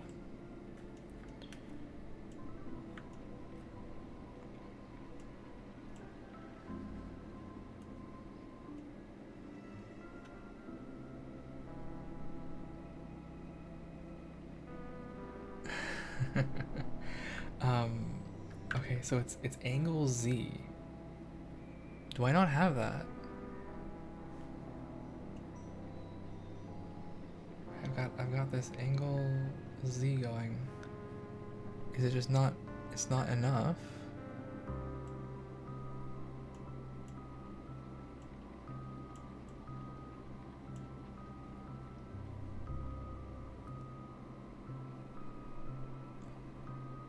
Does my head tilt?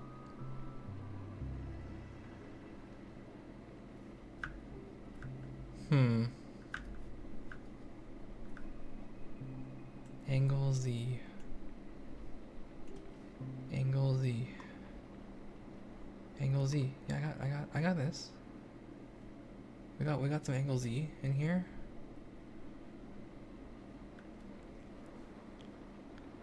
Oh, I should do some things with settings. Okay, let's talk later. Let's definitely talk later.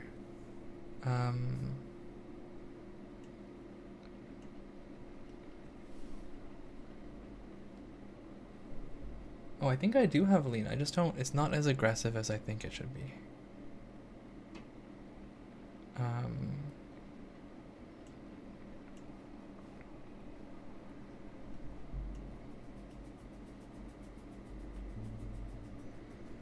Okay, so it is actually tracking that.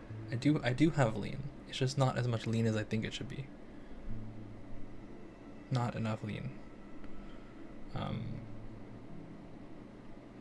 So the lesson here is add more lean next time. Give it even more lean. Improve the lean. Improve the tilt. Because I tilt my head all the time. Alright. Yeah, message me about that. We'll see. Huh? Need a hand? I'm still alive? Yeah. Happy about that. Where is Robin? Tell me. Now. I knew that was going to be the first thing you'd ask. Don't worry, your sister is here, safe and sound. She's probably walking around the streets now. If I were you, I'd be more worried about myself. After all, right in front of you is the guy who just stabbed you in the chest with a dagger. If you wanted to kill me, you wouldn't give me the chance to speak. Just tell me your demands, lackey of the Watchmaker. So, you figured out who I am, huh? No wonder you had the guts to go against the Dream Master and the Four Families. Looks like I made the right choice. Choice? You are aware of my plan, see through my act. Time is running out, so let's drop the charades. I'm suggesting we cooperate. Cooperate? What makes you think I'd cooperate with you? The fact that the famous Robin has chosen my side. Plus, some clues about a traitor and a bright future for Penacony. Any of that catch your interest? I find it hard to believe a man who's full of deception. Fine. You don't have to trust me. What you should trust is the sense of justice inside of you. Show me Robin first. All right, as you wish. Here she is. Huh? That's not Your Robin. Trick this time. Just kidding. I mean, this lady will lead us to Robin, right? And the crew, too. There are too many people who you owe an explanation. That'd be great. Please follow me, Honorable Oak Family Head. Now, all the actors are on the stage.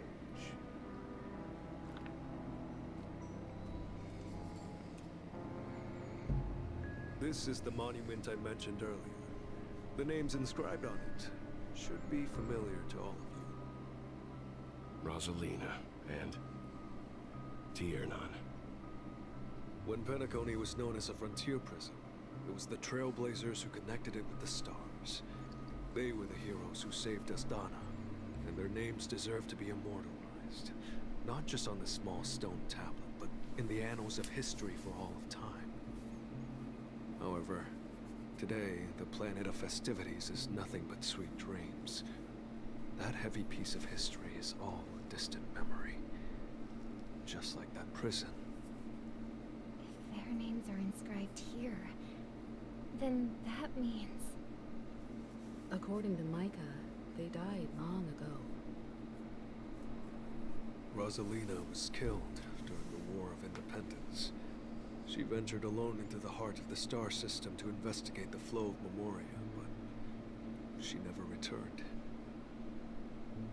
Tiernan was a skilled gunslinger, strong and reliable. He led the people through countless battles, but he didn't live long enough to witness the arrival of true peace. In the decade following the war, Penacony faced challenges internal and external. To protect Astana, Tiernan took up the way of the Trailblaze and led the Lampmoth family to explore beyond the system, only to be surrounded, wiped out by the Swarm. Though I had expected as much, the tales Swarm. of these heroes really are sorrowful. Well, this might be a spoiler from things that I know from the Memory of Chaos thing, but Swarm, huh? The time of the Swarm, when Harmony had not yet subsumed a certain thing.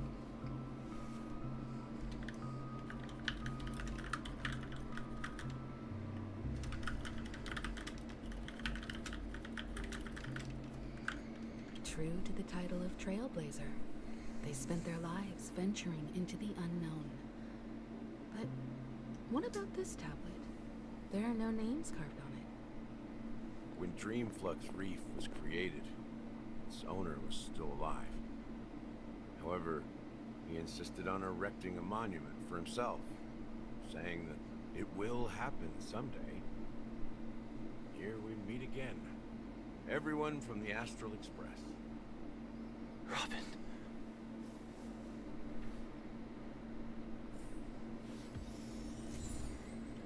Speedy Hams.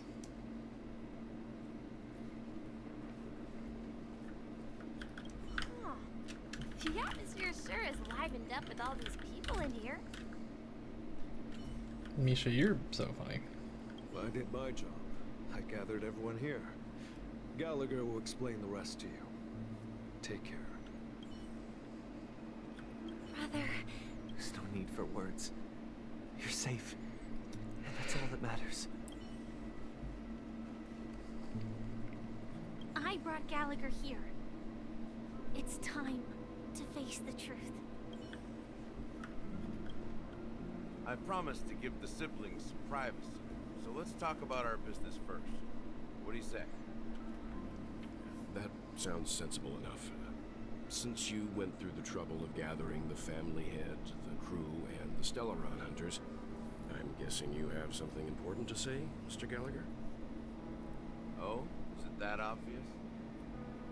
The look on your face is practically screaming, I'm the one behind all this. You're right, Mr. Yang. It is indeed time to come clean on everything. Oh, you know what? I think I've realized the problem. The problem that I'm having is, I need to scale this. Like, all of these input ranges, some of them are fine, right? But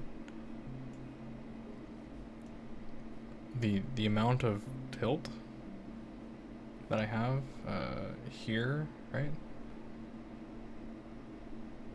It doesn't match. My head is like all the way to the right now. Here, I'll show you guys. Here, like my head is this far. It doesn't match. The mapping doesn't match. So I need to adjust that probably later.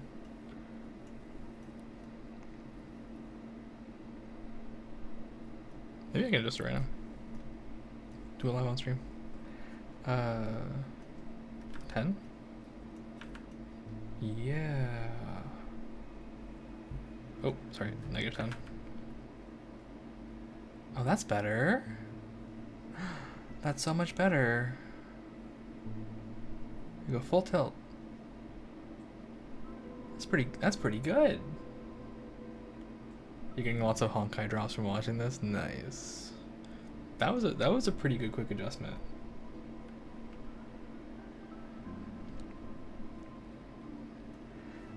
I feel like I can also like I feel like I should just reduce all of these a little bit. Right? Cuz I'm quite emphatic with my movements, but not that emphatic.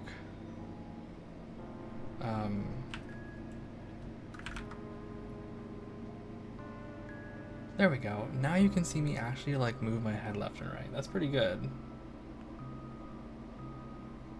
The problem is, of course, that at a certain tilt of my head, my eyes are no longer visible with the camera, so it'll just make some assumptions like, oh, your eye must be closed. But this is like way better. It's actually already way better.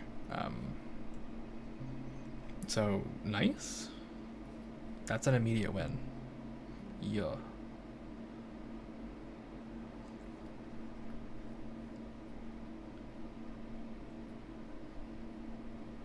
Tilt my head side to side, turn side to side. Oh, that's so much better. What else can I do? There's no need to adjust my eyebrows because my eyebrows are pretty one-to-one with how the amount of motion my eyeballs do.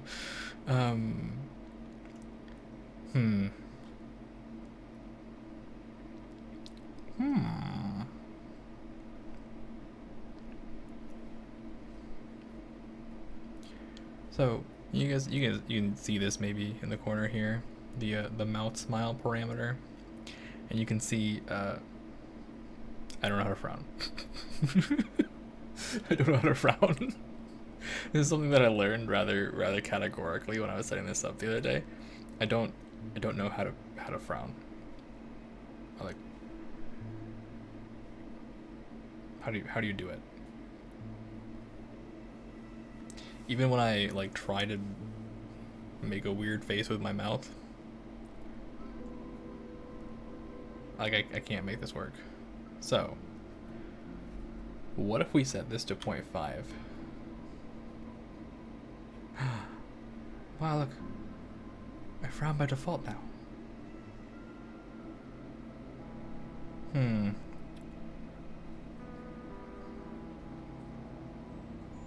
That's a bit too much frown. But this is a neat trick, I think. I could use this to default frown. Right?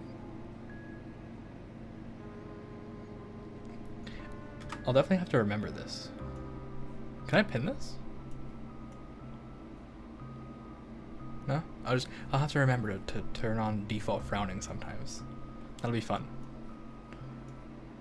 Blush when smiling. Oh god, I wish I was that cute. That's pretty good. Can I move this? Can I move this? Is there dragability? Is there pinning? No. Still. Okay, that's pretty good for now though. Like this is way more responsive already. Wow.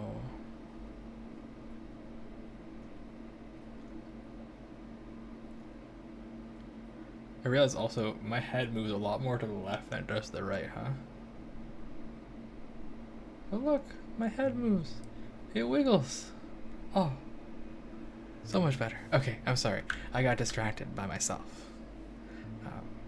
Siblings already know what they need to, and they've made their choice. But you, Nameless, arrived a bit late. So it's only fair that I answer your questions. Before we begin, let me reintroduce myself. I'm the founder of Dreamflux Reef, the deputy of the Watchmaker, and the one who sent out that invitation. As Gallagher, the history fictionologist, I humbly extend my greetings to you all. History fictionologist? So what, everything you told us was made up? Well, don't worry. Almost everything I shared was true. Well, except for the part about the family accepting me back. I double-checked with Micah, and everything he said about the family, the Watchmaker, and Mikhail is true. Thank you for your understanding. Now let's get down to business. I'm sure you're all wondering why I went through the trouble of setting up this battle for the legacy. Inviting different factions, stirring up a ruckus all over Penacony. Well, it all boils down to something very familiar to all of you. The Stellaron. The Stellaron? But how is that possible? Penacony is a free-flowing interstellar hub. There are no signs of contamination whatsoever. You're totally correct. So, care to take a guess at what that means?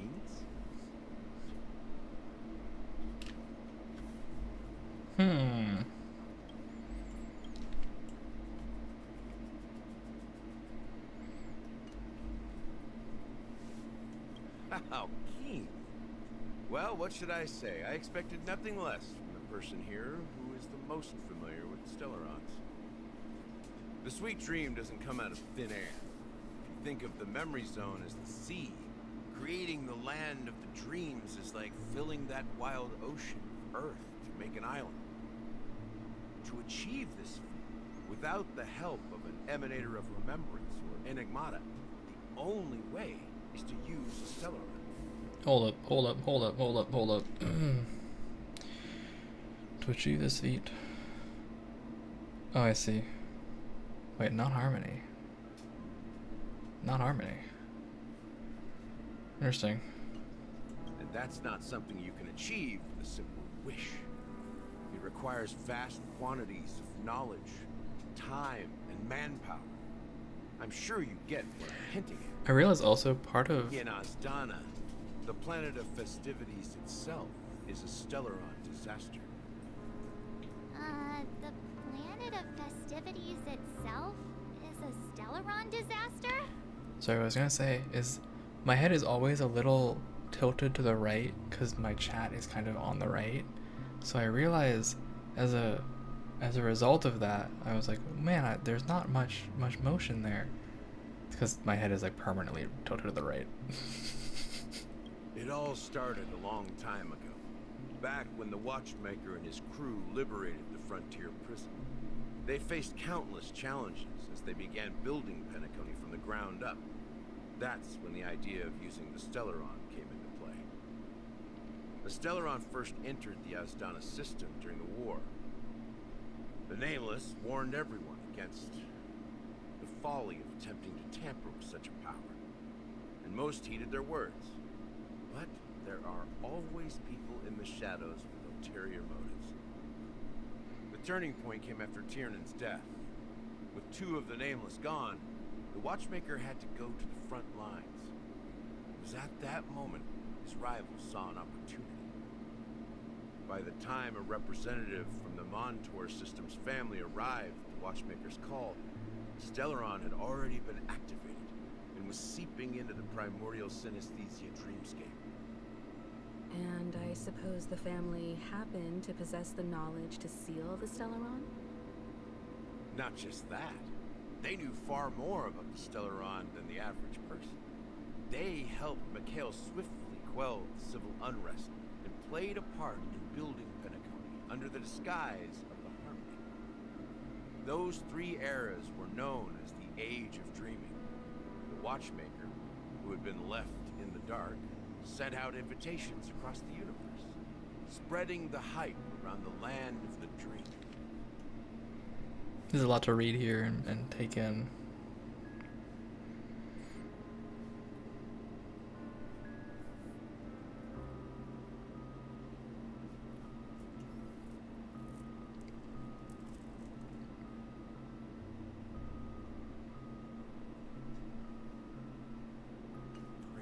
Then, how did they turn against each other? Remember the island in the ocean metaphor? The truth is, the Stellaron was never truly sealed. It existed in a different form within the dreamscape. Think about this. What would it cost to create and maintain such a lavish dreamland? It's people's lives. The opulent dream is built upon the decay of spirits, with a toxic elixir called pleasure flowing through the dreamscape. It tempts people to indulge in the dreamscape, and gradually their minds succumb, becoming nourishment for the sweet dream. Confusion, laziness, and cowardice, weaknesses that plague humanity, were magnified and nourished by the family. Penacony became a new kind of prison, even more impenetrable than the previous one. Sadly, we realized this far too late. By then, the family had a firm grip on Penacony, swiftly quelling any opposition that arose. At my wit's end, I had to use the power of the Enigmata, and sought refuge in this chaotic realm. Over the years, I created a meme within this dream for our use. Dormancy. That's its real name. We exploited a loophole. You see, regular people can't fall asleep again while they are inside the dreamscape. So this is the true meaning of the impossible. You sent out invitations in the Watchmaker's name to find forces capable of resolving the Stellaron disaster and draw them into Penacony to uncover the truth. It's not just that. Above all, I wanted to see what happens when the major factions engage in a struggle for the legacy. Since this is the Watchmaker's first announcement in decades, a traitor within the family is bound to reveal themselves. So, the legacy is just a facade. If you want to consider the Stellaron as the legacy, I'm totally fine with that. If that's the case, where is the Stellaron now? That's a question for Mr. Wings. The Stellaron is still under the family's control, and as the head of the Oak family, I'm sure he holds all the answers.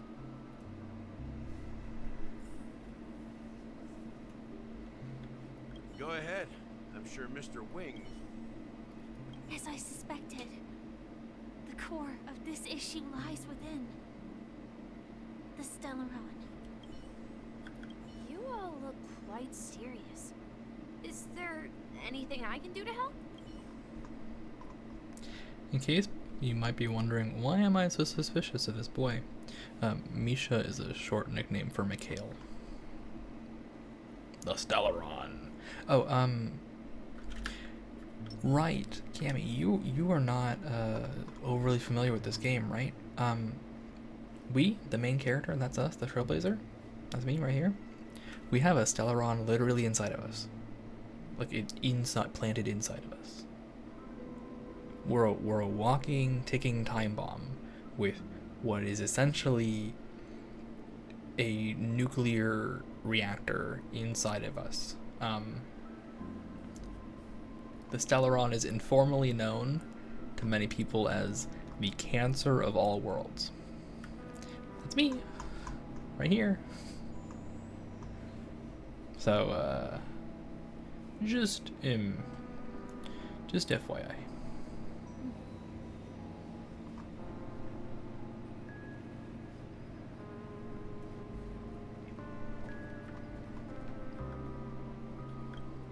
Yeah, it is kind of crazy. Done talking? So, will you tell us where the Stellaron is? It is the Penacony Grand Theater itself. As I suspected, it's the embodiment of the family. The edifice that first materialized within the Sweet Dream. That's what turned Penacony into its current state. As for the person who employed its power, it is in fact Mr. Gopherwood, the current Dream Master. Well, that was easier than I thought. Did you conduct your own investigation already? Correct. When I was trying to track down the person who murdered my sister, apart from you, Gopherwood was my second suspect. Confronting me first turned out to be a smart move on your part. I didn't have other options. The Dream Master has been elusive, and even the heads of the families can hardly get an audience with him. Moreover, Mr. Gopherwood has been kind to my sister and me. And I didn't want it all to end like this. What do you mean by that? To be honest, my brother and I are also victims of the cancer of all worlds. We grew up as orphans, and were adopted by the family when they came to help. Mr. Gopherwood recognized our potential and brought us to Penacony. But I can't just stand by and watch Mr. Gopherwood become an enemy of the Harmony. I won't use my voice to support an evil cause. I won't step on that stage and sing, no matter who the traitor is, or what orders they give me. I won't let the Charmony Festival become an event that destroys Harmony itself. For the paradise in our dreams. Indeed. For the paradise in our dreams. As the head of the Oak family, I'm responsible for ensuring Penacony's promising future. Robin and I will head into the Sweet Dream and confront the Dream Master. And if it turns out that the family has truly strayed from the Harmony, I'll fight alongside you. We'll put the Charmony Festival on hold and make sure Mr. Gopherwood pays for his blood debt. The enemies you are about to face aren't like this old dog here, who barely even bark. Since our interests are aligned, why don't we team up? Maybe, just maybe, we'll have a shot at success.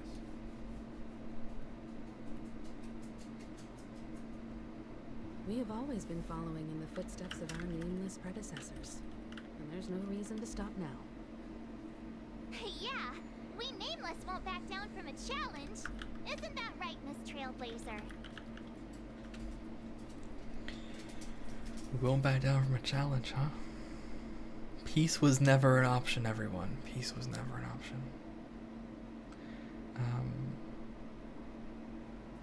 option.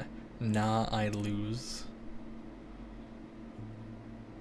Nah, I'd win. Alright. We'll go with peace was never an option. Exactly. It's time for the crew to save the world once more. Also, I think I gotta move myself up a little bit. Rest and shrink. assured, sitting on the sidelines isn't in our nature. Mr. Sunday, Miss Robin, I'm willing to accompany you on behalf of the Astral Express. Having a third party present should help with negotiations, and could make all the difference if things get ugly. Thank you, Mr. Yang.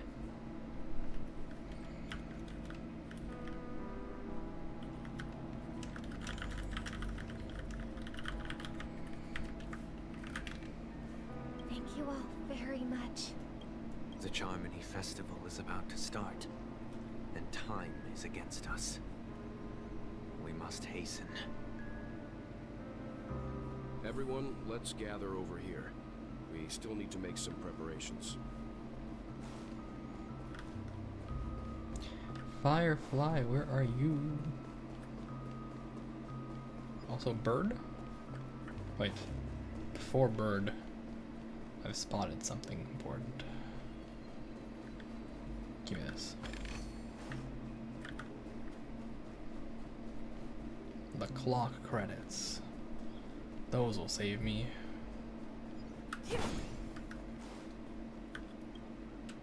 I may have been quick to step up to the plate, but confronting the Dream Master could be a very dangerous affair. Huh? Even you're saying that, Mr. Yang? How powerful is that Dream Master? What is that emote? What is that emote? Punch? Why are you punching? Elaborate. He's the leader of the families of Penacony, and he has the entire power of the Harmony behind him. Not to mention the Stellaron in his possession. We must proceed with great caution. Maybe you can just stay behind this time, Mr. Yang? No, that won't do. Even if we count Robin as an ally, something felt off about Mr. Sunday just now. Although, I can't quite put my finger on it. I have to make sure he won't turn against us when things start to get dicey. You're still carrying the keepsake the IPC envoy gave you, right? May I borrow it for a moment? The keepsake. Aventurian's token. I knew it. As I suspected, this chip Aventurine gave to you is actually a miniature transmitter. Oh my god. Simba, don't do it. Don't do that. You cannot be barking right underneath my microphone, okay? No. No. No. If you want to sit next to me, you gotta be chill. Okay? You want me to bring you your bed? Yeah? I'll bring you your bed.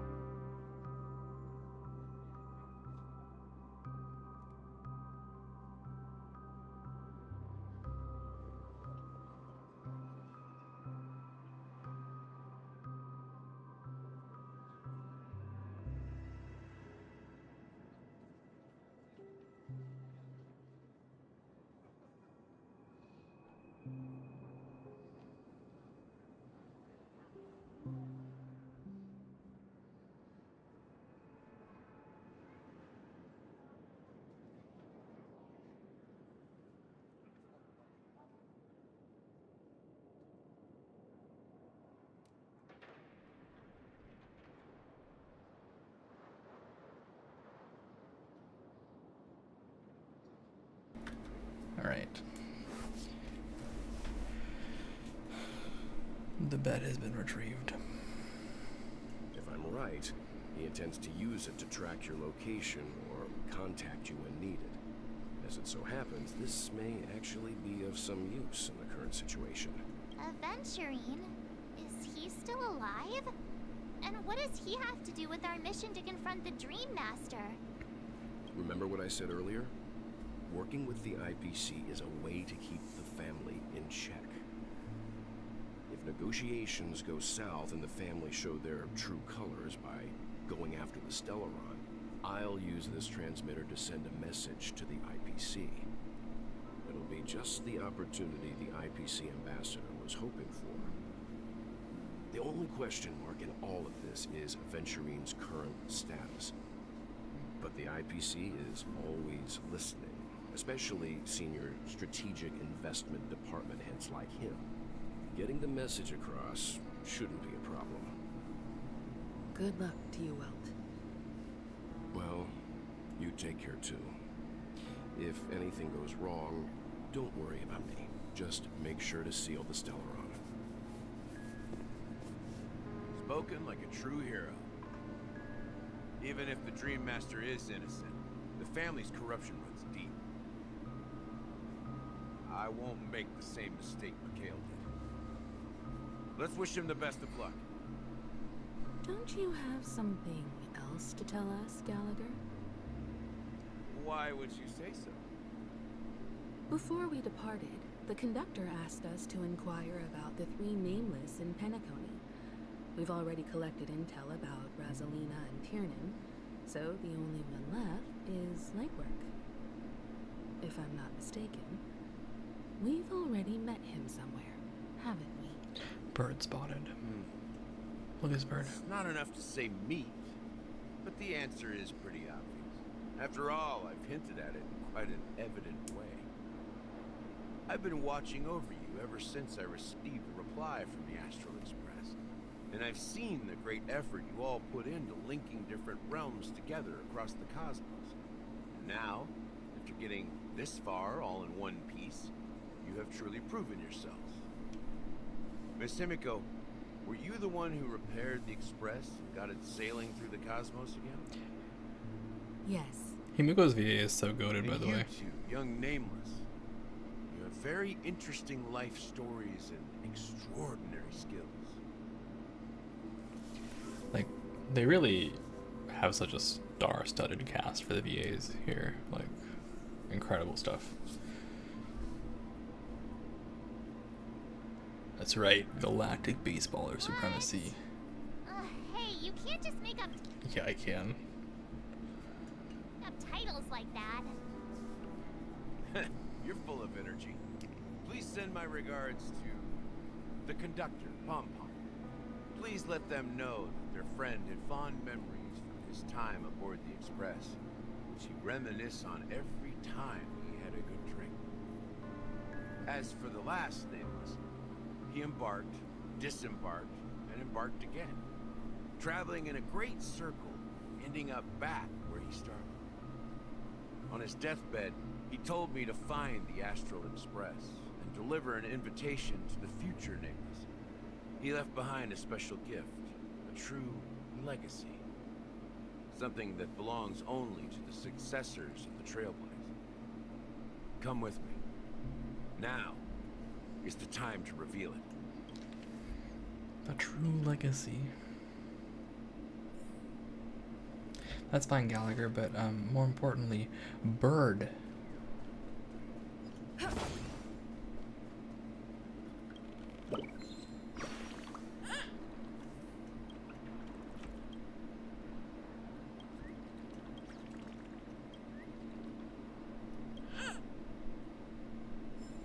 Bird up. Wait, more bird? Bird? Nah. Bird. Back here again. Sometimes I feel like you're still alive, old friend. Like you've still got so much to say and do. I've kept my promise, brought the future Trailblazers you've waited so long for. why you were so obsessed with that train. But I remember your last words.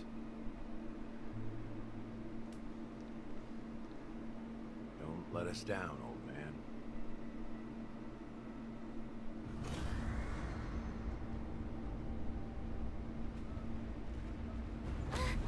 What's happening?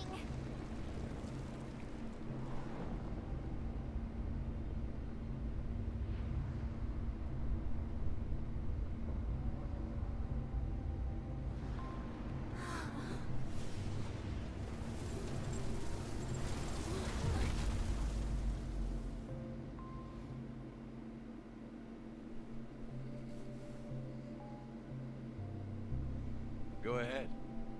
His resting place lies in the garden up ahead. The first and last nameless of Penacony. Mikhail Char Legler, the Watchmaker. Yeah.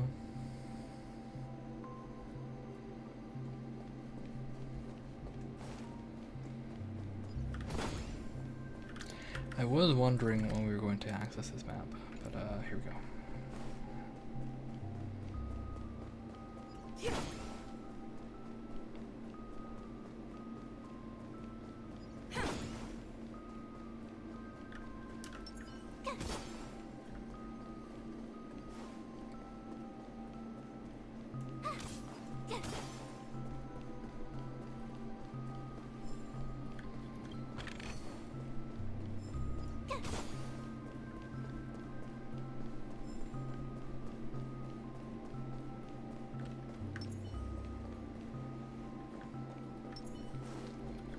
Gotta collect all the stuff. Curious, actually. How am I doing on stuff collection? Oh, wrong button. Wait, I actually want to see. Hold on, let's see. Oh, that's a nice icon for Dreamflux. I love how they place it all on the clock. Like, oh, so nice, so nice. They really got it going with the visuals. How am I doing? Okay. 307 left. I don't respect the lordly trash cans. They're not trotters. I might let them live. I don't know yet.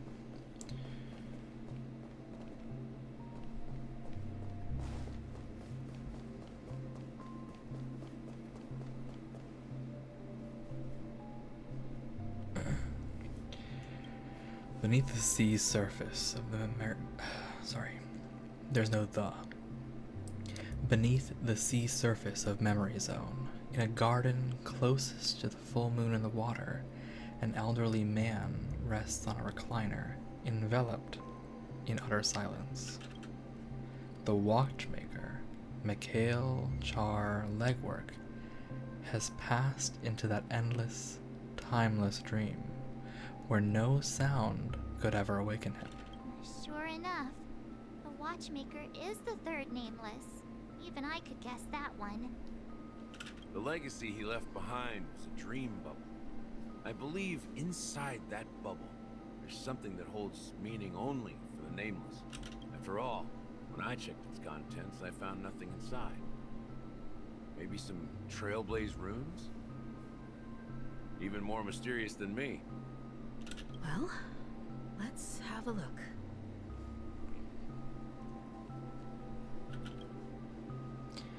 As the words cease, Himiko nods ever so slightly in your direction. You take a deep breath, steady your mind, and turn your gaze towards the watchmaker. Touch the dream bubble in Mikhail's hand. I wonder if I should, make that disappear. I was thinking of how I could get both of myselves on the stream at the same time, but there really is just one good place for it, and I'm in it. You know, I am occupying that right now.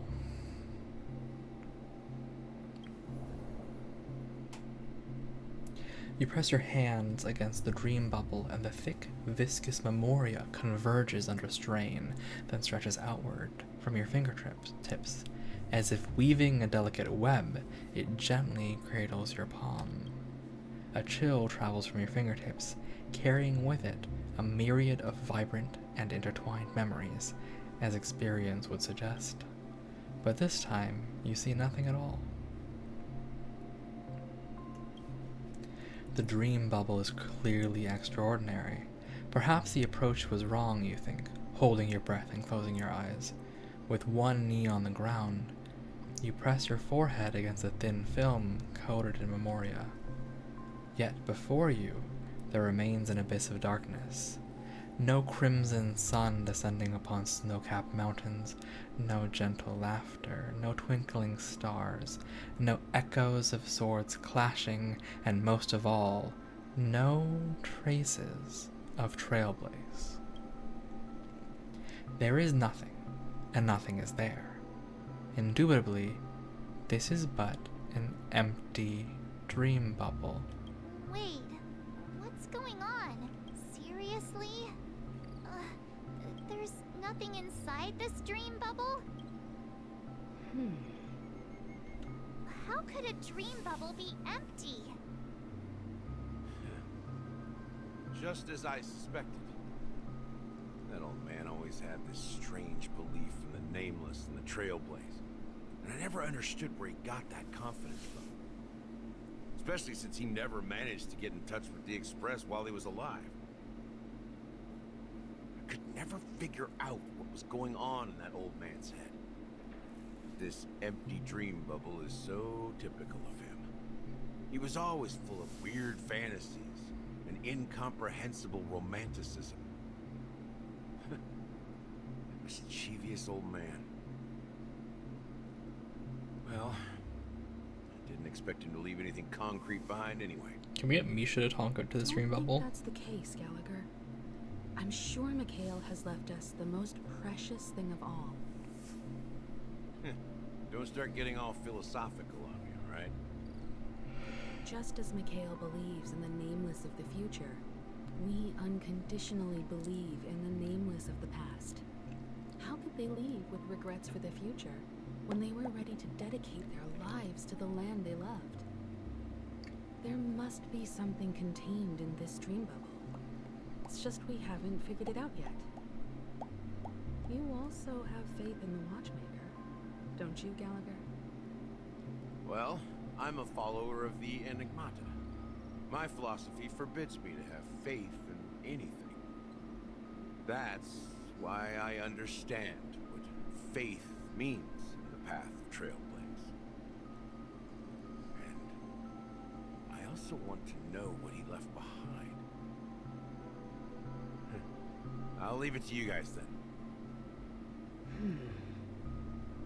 Can I borrow your pet? I need to make a trip back to Golden Hour and check something at the Dreamscape sales store. It's for Mikhail, and for the future of Penacony.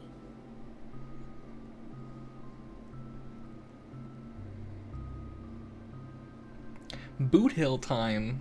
Wow, that's crazy.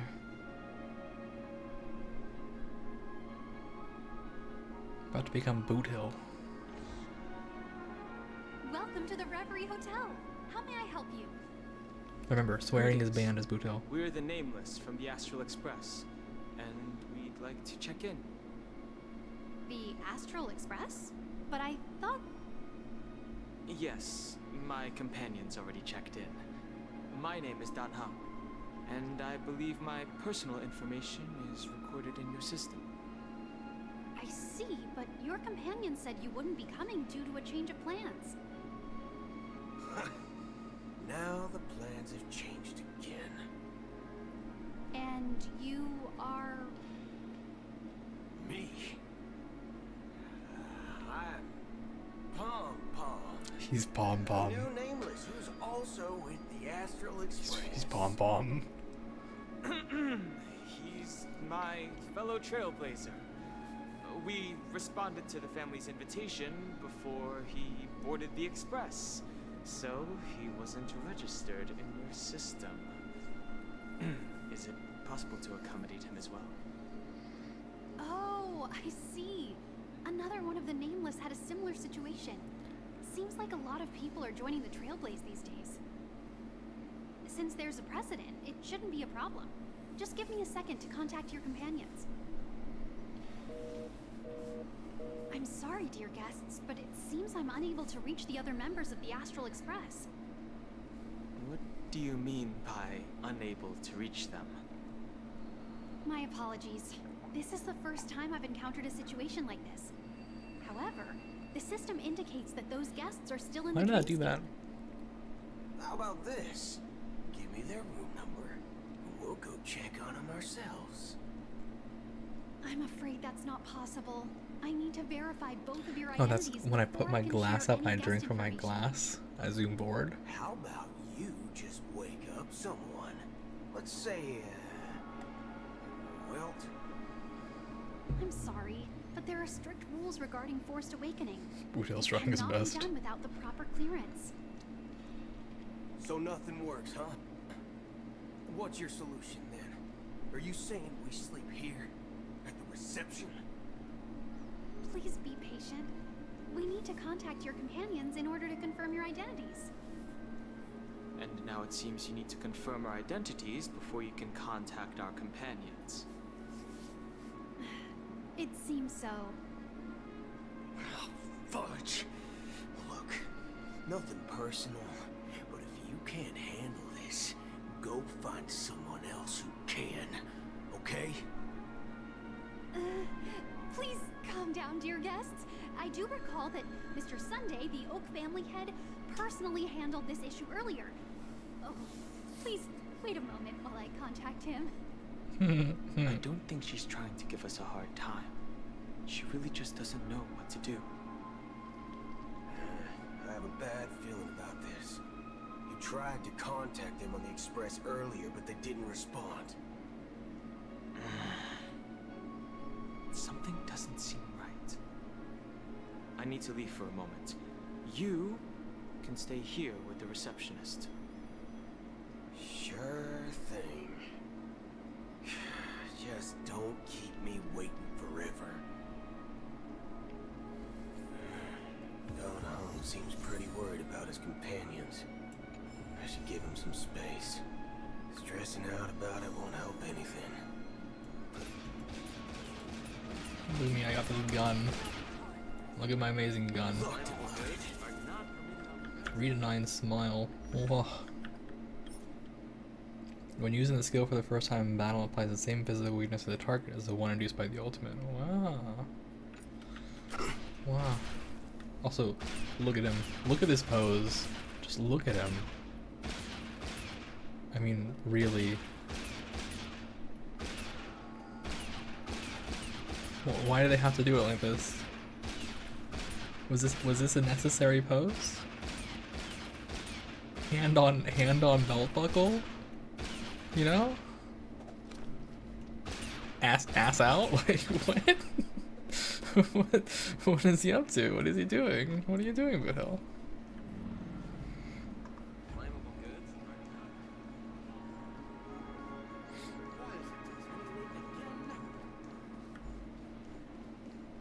Alright, let's ask around. Oh. Everything here is so tall. You. The Charmony Festival is about to start. I'm so excited. Hey, you guys here for the Charmony Festival too? Well, I didn't come all the way here specially for the festival. Honestly, I don't really even know what it's about. But I heard it's a lot of fun.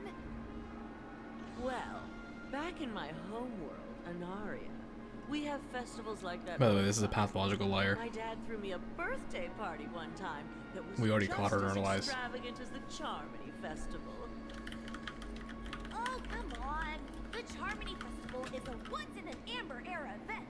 How can a birthday party compare? Well, you never know, right? Maybe on her world, birthdays only happen once in Amber Era. Anyway, let's forget about that. Have you heard about the, unsettling things happening in the dreamscape? Unsettling things? What could possibly go wrong? It better not ruin the Charmony Festival! I've been looking forward to it! Relax. With a big event like this, there's bound to be lots of gossip and rumors. Don't worry. If anything does happen, the family will be on top of it. Oh, that's a relief. I didn't come all this way to see the festival go down the drain. Well, looks like I won't get any fudging clues out of these two. They're clueless. Oh, Boot Hill. Oh, Boot Hill.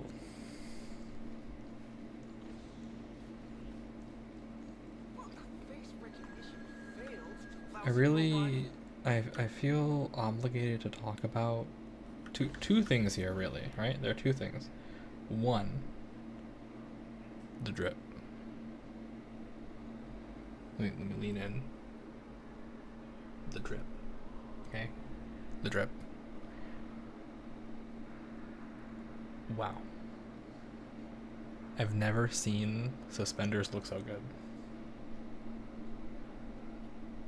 Like, they really made suspenders work here for this planet. Two, every single person in this stupid place has their top two buttons undone. Why? If this man had buttons, they would be undone. Look, his zipper is the equivalent of two buttons undone. Wild. Greetings. I'm Cody of the Bloodhound family, head of security for the hotel. How may I assist you? Hello. So, there's something I wanted to ask about. I've been hearing some unsettling rumors about certain incidents that might affect the Charmony Festival. Do you think there's anything to be worried about? I've traveled all the way from the Hayaii Federation, and I don't want my trip to be ruined. What do you mean? Wait, you haven't heard? I'm not sure where you heard those rumors, but they're completely baseless. I can assure you, as a representative of the Bloodhound family, that everything is going smoothly for the Charmony Festival. At present, all of the families are focused on making sure the festival starts on time. Even the Dream Master himself has arrived. So don't worry, your trip won't be in vain. Ah, that's a relief to hear. She doesn't appear to be acting. So, it seems that even the hotel staff are out of the loop. Back already? Hasn't she returned yet?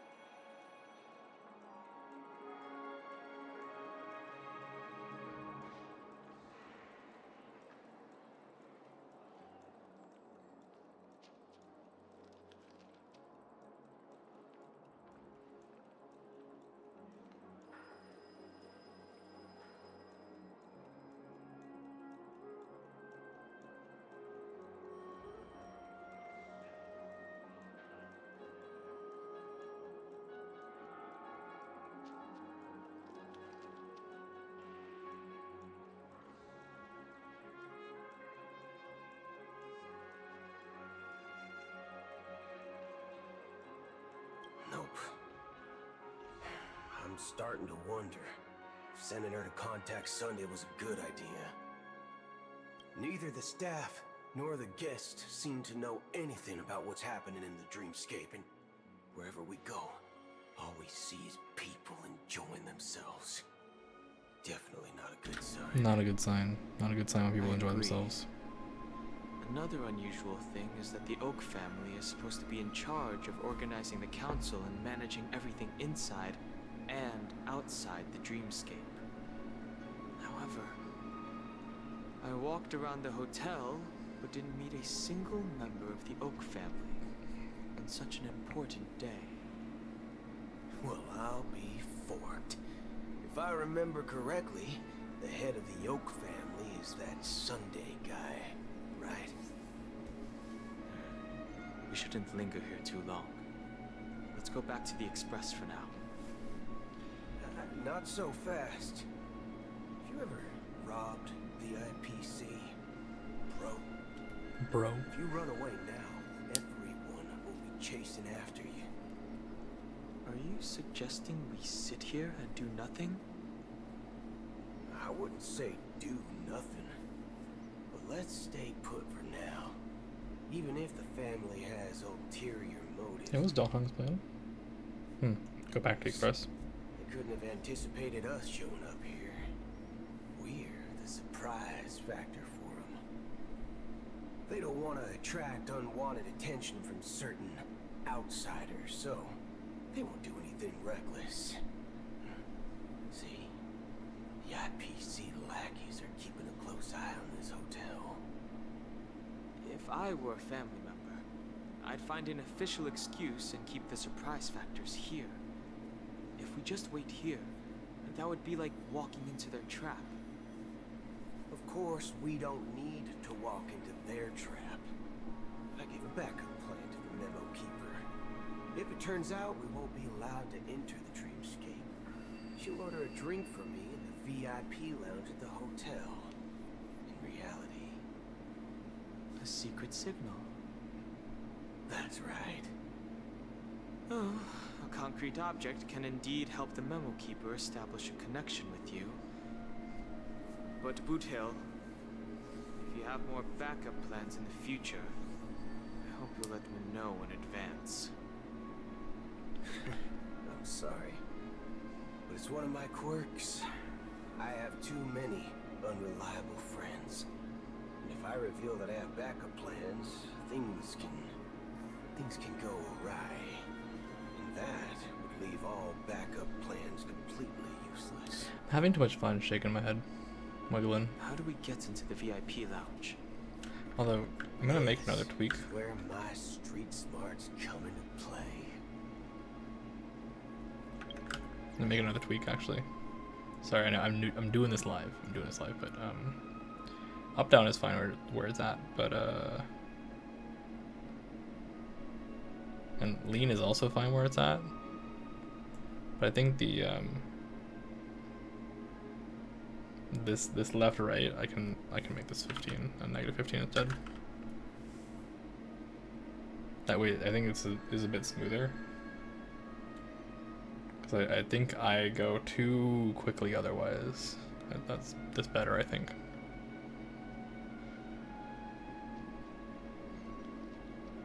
Yeah, there we go.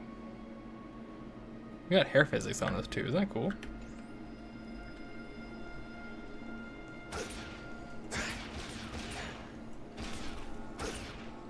Why is this gunshot explode? That's what I want to know. You can actually book a stay on credit, and the interest is surprisingly low. The interest is surprisingly low. That's how they get you. Dennis. Help me out, Dennis. You're the lobby manager, right? Yes, I am. How may I assist you? We're the Nameless from the Astral Express. You know, we wanted to check in, but there's something wrong with your system. The lady at the front desk said she would contact the manager, but now she's nowhere to be found. We've been waiting here forever, without any food or water. What the fork, man? Is this how the family treats its guests? Is this your idea of street smarts? Starting an altercation? It's called standing up for your rights. I apologize for the inconvenience. Please wait while we try to contact Mr. Sunday. I'll arrange 2 premium seats in the VIP lounge so you can rest there while you wait. See? Just like that. Just like that? Just don't call yourself nameless next time. Wow, this bar's something else. Certainly worthy of the planet of festivities. Yeah, who we got skulking around?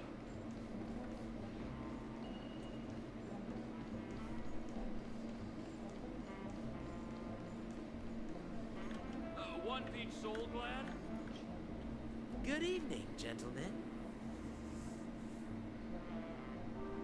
Hey, I have an order for a bottle of Asdana's White Oak. Can you help us find it? Asdana's White Oak. I think there might be a misunderstanding. We don't serve that here. Oh, no way. Are you sure you're not mistaken? If someone had reserved such a beverage, I would definitely remember it. It sells for hundreds of thousands of credits per bottle, after all. I couldn't afford to cover for such an item if it were broken or lost. That's strange. Well, could it be that the memo keeper couldn't afford it? What should we do now? Oh, no need to rush. Well, let's grab some drinks first. Maybe I arrived too early and he hasn't come yet. Now, let's see what kind of juice malts you all have here. Well, give me a glass of Hingham Valley, 40 years. I'll have it neat. No ice. Wow, that's the most expensive one on the list. You have a taste for the finer things. Who's gonna pick up that tab, I wonder? It's on the house, anyway. What can I get for you? Anything you recommend is fine. Then I would recommend today's special, Glass Village. It's classic Soul Glad mixed with Laboon juice. It's refreshing and suits your cool demeanor. Just 1 minute. You'll never be Shoban. You'll never be as cool as Shoban. This flavor. Dynamite barbecue with rocket fuel. Ooh, really hits the spot. Truly the finest sherry cask aged malt juice in the cosmos. Dynamite barbecue with rocket fuel. Is that really something that humans enjoy? Hey, this guy doesn't know anything at all. As long as you're satisfied, dear guests, please enjoy. Let's give the memo keeper another half system hour. If she doesn't show up, we'll need to come up with a new plan. In the meantime, let's take stock of the situation. What do you think? The situation is unclear. Something must have happened on the planet of festivities, but the public is unaware of it. Someone in a position of power within the family must be covering it up. It's unusual for the followers of the Harmony to invite other factions, let alone the IPC and the Masked Fools. If what you said about the Emanator of the Nihility is true, the situation in Penacony is a little complicated, to say the least. To say the least, indeed. Actually, there's something else I'm concerned about. Regarding Acheron. As you know, the faction that follows the path of the Hunt are some of the most dangerous bolts in the cosmos to mess with. I mean, who in the right mind would impersonate the Xianzhou Alliance or the Galaxy Rangers? It's like asking for a death wish. Isn't there a saying among the Xianzhou people that the Rainbow Sect lets their Lux arrow do all the beating? Talking. Do all the talking. Well, You know what I mean. Even though the Galaxy Rangers have been out of sight for years, we've been keeping an eye on this region. Even the dumbest criminals know better than to mess with the Annihilation Gang, much less the Rangers. But that Acheron lady, she doesn't seem like a lunatic at all. On the contrary, she's highly logical and organized. She knows exactly when to hold back and when to strike without mercy. And do you believe that someone like her would have an ulterior motive for impersonating a Galaxy Ranger? I'm not entirely sure. I do have my suspicions. Maybe she knows a Galaxy Ranger, or perhaps she's trying to lure us out for some reason, which I can't figure out. Anyway, what worries me more are the anomalies within the family. They've summoned followers from various paths for the festival. No matter how generous such a gesture is, this move seems highly unusual. Unless the invitations weren't sent by them. If that's the case, it's even more intriguing that the family insists on organizing the Charmony Festival, despite the chaos. Maybe it's Shipei the Harmony pulling the strings. We find it beyond human understanding because it wasn't arranged by humans at all. People do stupid things out of irrational impulses. They abandon their principles when self-interest is involved. They believe in things they know they shouldn't, and fudge, they even break their own rules. But eons don't. They stick to their determined path and never turn back, even if they reach a dead end. You think Shipei's will is behind all this? It may not necessarily be Shipei. There's definitely some higher entity involved. I know it may sound pessimistic, but if human free will were reliable, why would we even need Galaxy Rangers? It's much simpler when you boil it down to the eons and paths. Like how Lon always follows the path of the hunt, or how the Express stays true to the Trailblaze despite Akavilli's disappearance. But in my opinion, Akavilli's fall holds significance for the Nameless.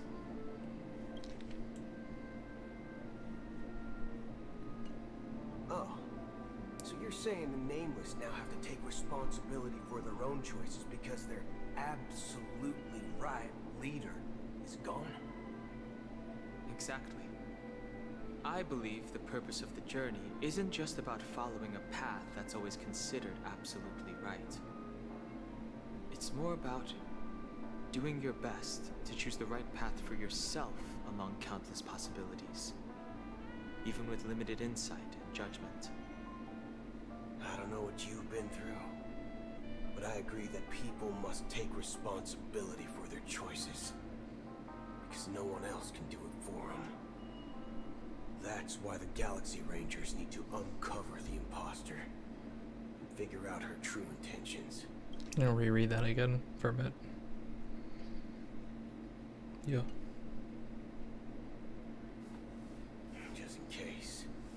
I have a backup plan if the memo keeper doesn't show Backup up. plan for his backup plan.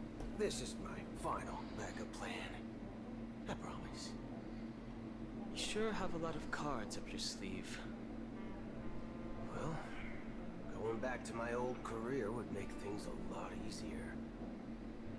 By the way, when you were What was his old career? at the hotel, did you happen to see any important looking guests? What's your plan? It's simple. We just grab some hostages and use them as bargaining chips with the family. Or maybe we can even It's simple. take their identities. How am I doing today?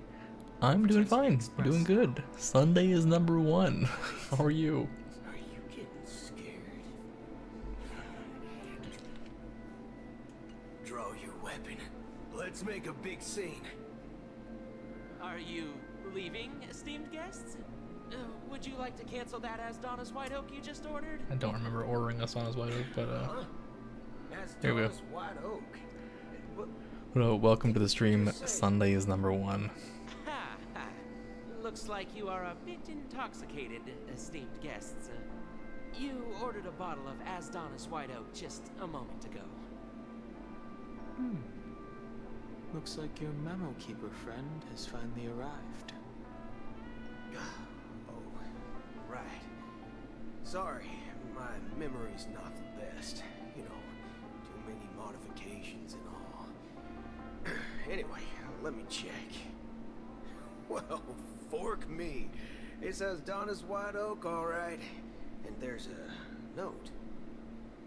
I'll be waiting for you on the Astral Express. No mistake. That's her message to you. She knew the hotel wasn't safe, so she suggested we find another place.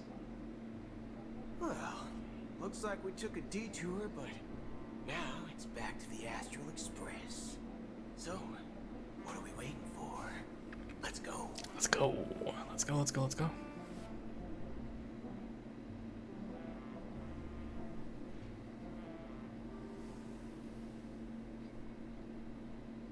You're back?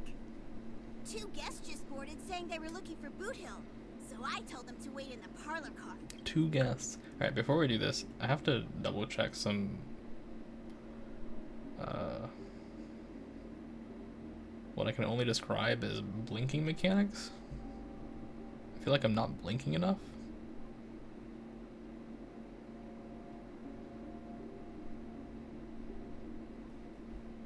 Yeah, so what is going on here? Let me set this 0.6.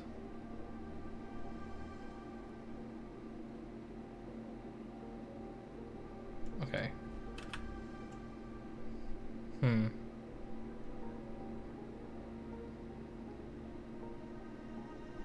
I see. The problem is that where I would like my eyes to be is not it's not matching. So let's have this 0.8 instead. That's better.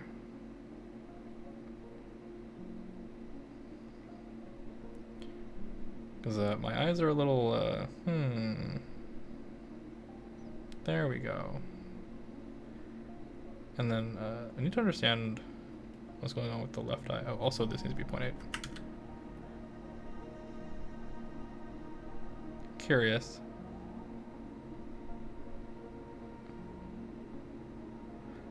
Does it not register my this is my left eye. I close it and nothing changes? Why?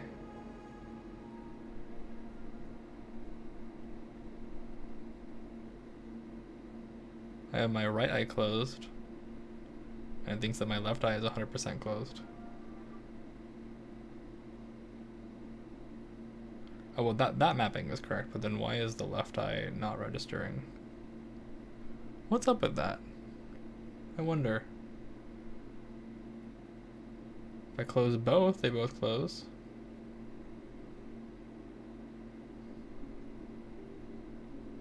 It like seems to only register my right, this parameter changing if both of my eyes are closed. Weird. Maybe my face is just weird. That's a possibility. But I think this is better. Because I can then lower my eye a little bit.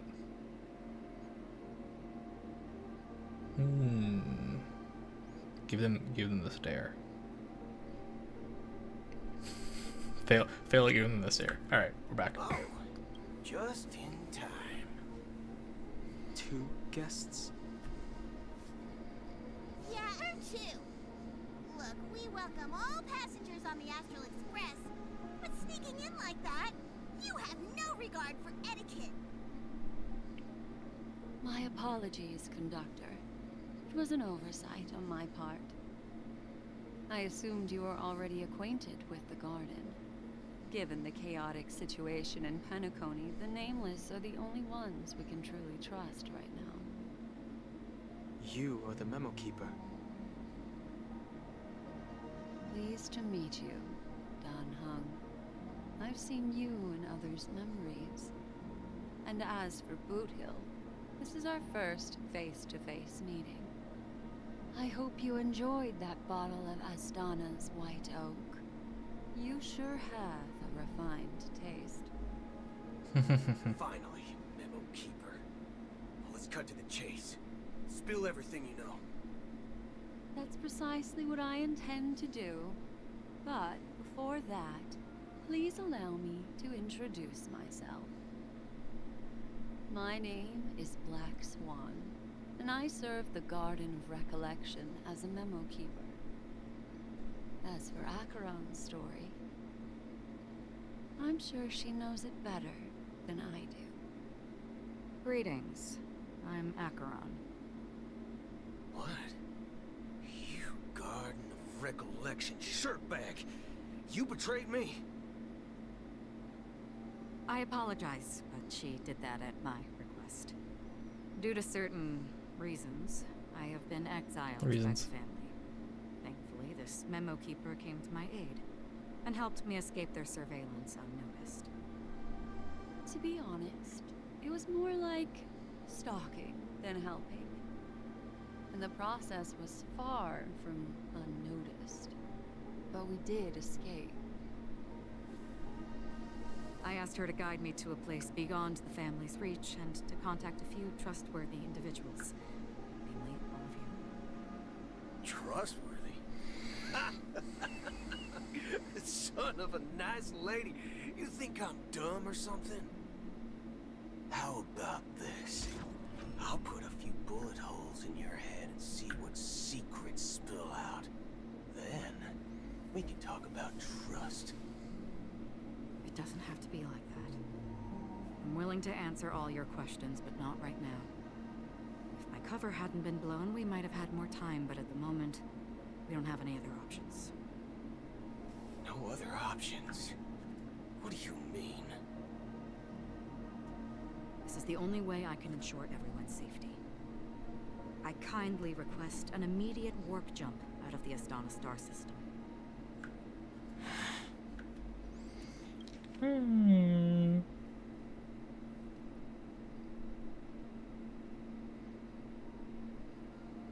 No other options. This passenger is requesting... As far as I can tell, she's not a threat, and seems to be telling the truth. I've briefly traveled with your companions and know their whereabouts, Donham.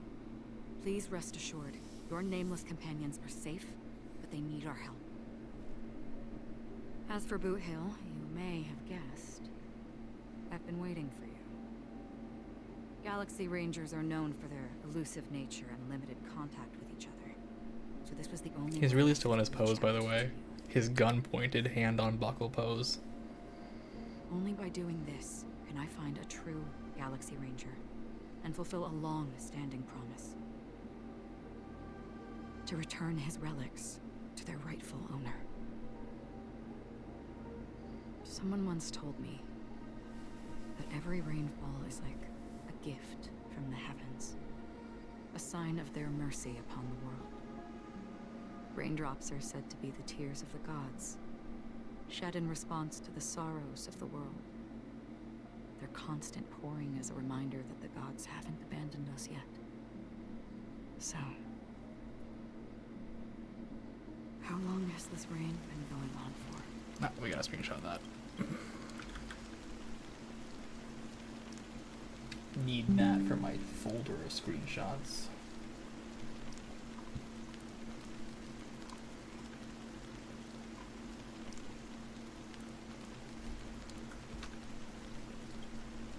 I used to believe, just like you, that it would eventually stop. Years and decades passed. And in the end, such hope faded away before the rain did. Looks like the god you mentioned doesn't exist after all.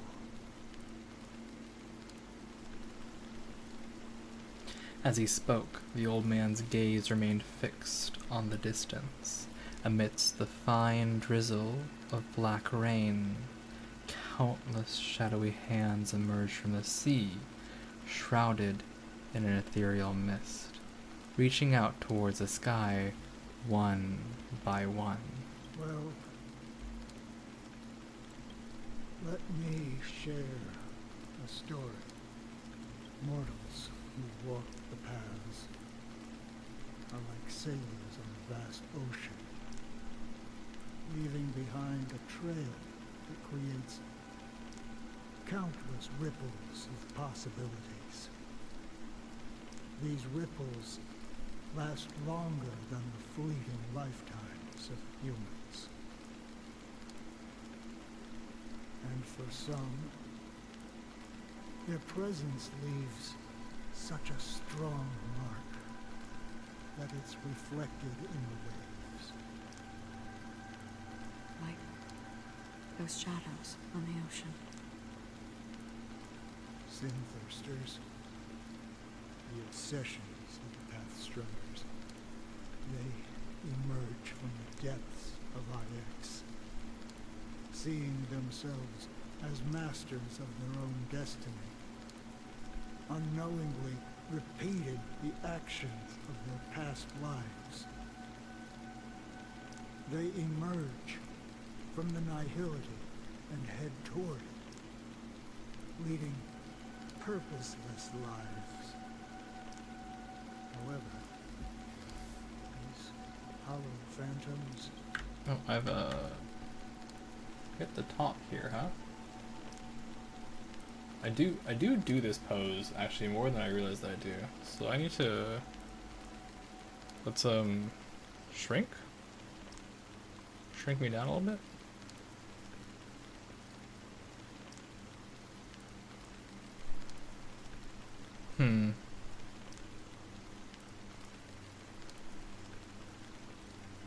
There we go. Now I don't hit the top.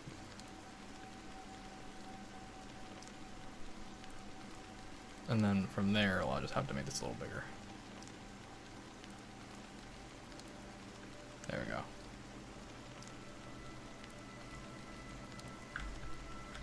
They were once my dear companions.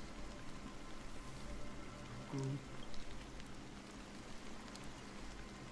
of Galaxy Rangers. Are you watching over them? Watching over them? No. I'm guiding them toward transcendence. It was a brutal war. A crusade that shook the universe. The universe witnessed the fall of Zulo, the Lord Ravager, but it came at a price. A price so hefty that only those who were there still remember. Lord Ravager would be, destruction, I think, right? I think. The unwavering determination of the Hunt followers persists even in death. So someone must guide these lost souls to their life beyond. They were heroes in their time. And they shouldn't be reduced to mere puppets of nihility. As for me, I've suffered too many losses on that battlefield to advance any further. And that makes me the most fitting person to carry out this task. But you know, these sin-thirsters, they're not who they used to be. Does this seem pointless to you? Well, some tasks have to be done, even if they are pointless.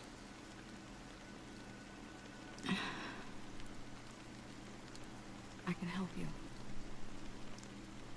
For what? For the meaning of the nihility. That's what I've been seeking. I see. After all, this realm is off limits to ordinary souls, right? Thank you, stranger. I wish that you find what you seek. Before we part ways, I have one more question. It is true that their actions and even their entire lives may seem pointless from our perspective. But if, and it's just an if this is what the departed ones expected, should we try to change it? A good question. And a profound one. I don't know the answer. What I do know is that one day I too will pass away. And when I bid farewell to this world, someone will stand at my grave and place a bouquet of flowers on it.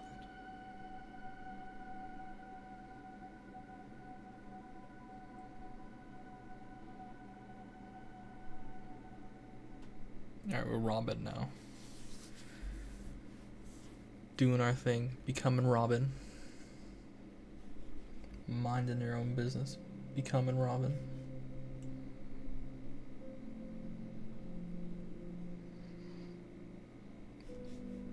Nothing bad could possibly happen here.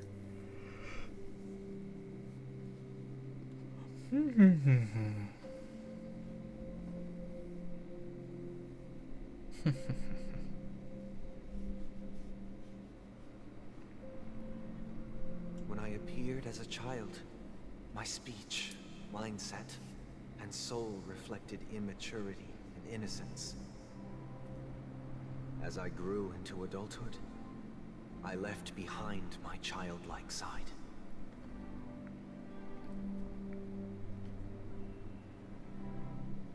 I humbly request your blessings, esteemed advocate of Shipe. Did we not get a companion mission? What, 2.2?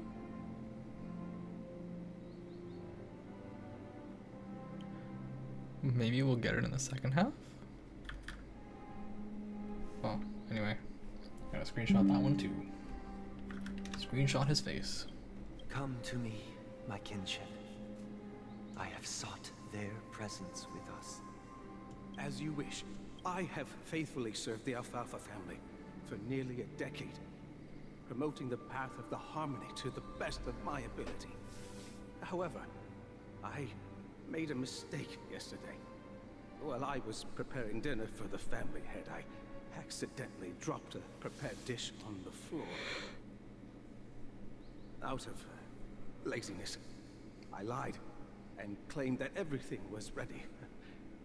Although the head has dismissed me as punishment, it has been tough to sleep with the guilt still gnawing at me, as I worried that the seeds of evilness may have taken root in my soul. So, I confess to you now, to seek atonement for my sins. Do you sincerely repent and vow to change your ways?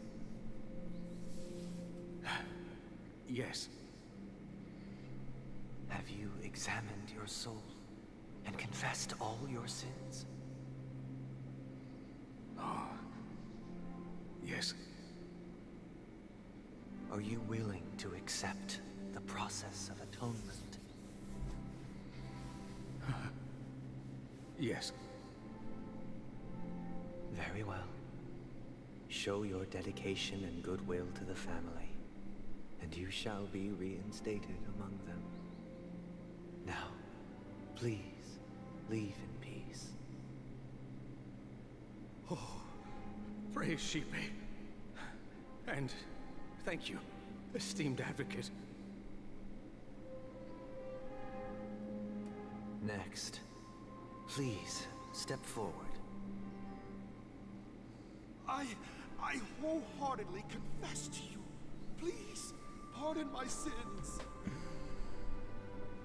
Rest assured, I have implored their presence to be with us.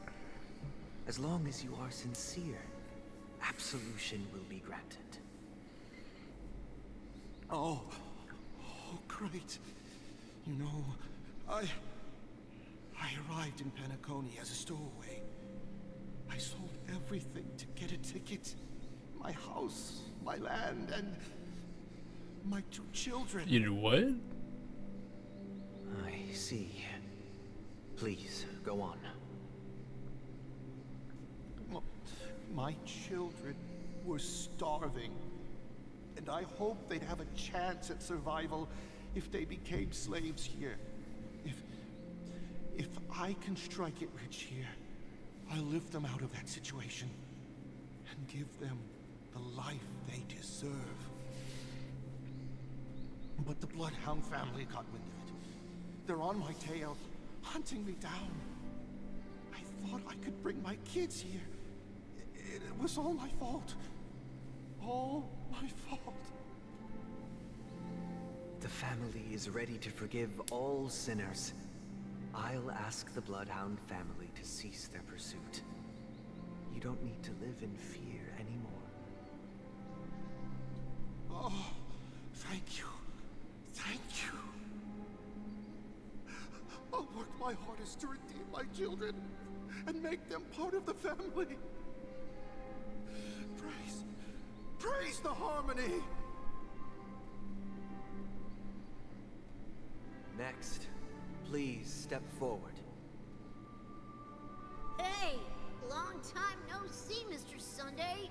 The most esteemed individual in Penacony, and the next leader of the Oak family, right? I have sought their presence with us. Let us proceed. Sure. Let's just get this over with. I have sinned. Please forgive me. I wasted half a pizza at breakfast, and a bottle of Soul Glad. That's it. Nothing more. When we wrap this up, I've got a robo-ball game to catch, you know? Do you seek to atone for your sins through good deeds? My sins?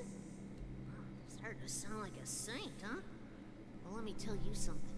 Neither the family nor you have the right to judge me. You think nobody knows what your precious family has done? About the watchmaker? Huh? Don't kid yourself, Featherbrain. Those dream chasers might be fooled by your act, but don't fool yourself. Before you start spouting off your holy verses, answer me this. Where does the power of the Oak family come from? And your power? What makes you think you can sit there all high and mighty, looking down on everyone else? Well, I've spent enough time in confession today to enter the Harmony's paradise, right? Then I'll take my leave. Good luck with your election, and, don't make me regret my investments in you.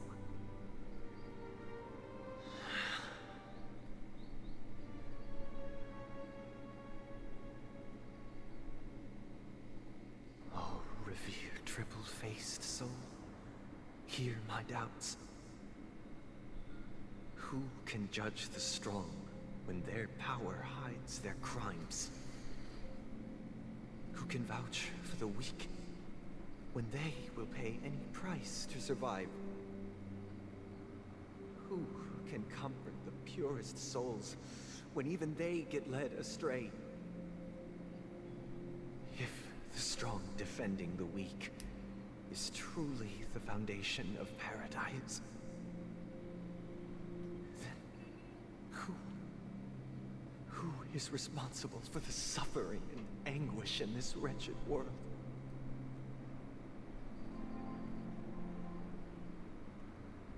Brother? Brother? Brother, are you all right? I'm fine. I've been working long hours, and I just made a trip to Dreamflux Reef and back. So, I'm a bit out of sorts. But it'll all be over before we know it. You've been working non-stop on the Charmony Festival, Mr. Sunday, and no one could have predicted this incident. Even if the Stellaron does pose a grave threat, I still feel sorry for all the trouble we've caused you.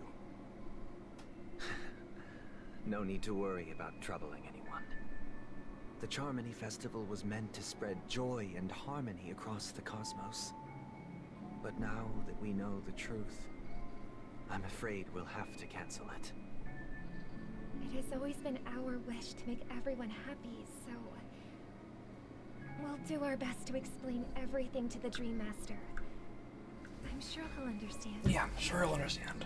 Definitely If understand. the negotiation does not go smoothly, I'll refuse to go on stage. Without the Chord Master, the Harmonious Choir would not arrive, and the Charmony Festival would be just a grand performance, and nothing more. I'm relieved to see your determination. You know, since arriving in Penacony, we haven't had any contact with this Dream Master himself. I'd heard of the heads of the 5 major lineages, but the Dream Master is a mystery to me. The Dream Master rarely grants an audience, even for us. But, given the urgency of the situation, he's agreed to meet us in person. Perhaps you'll be the first guest to meet the Dream Master in years, Mr. Yang. Let's hope we can reach a consensus that satisfies everyone. Indeed. Let us hope so. It's about time.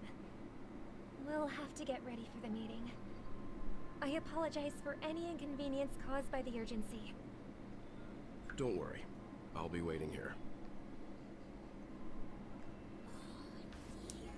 It's Mr. Sunday! Hey, come over here! Looks like someone needs help. Let's go check it out. I'm curious how we're doing on the Fates Atlas. How far in are we? In our time? Oh. Further than I thought.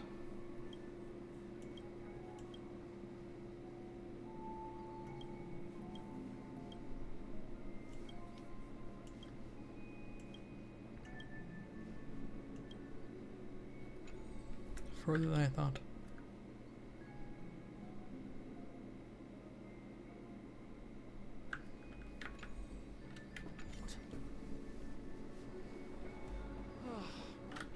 I should make an improvement, actually, write something down.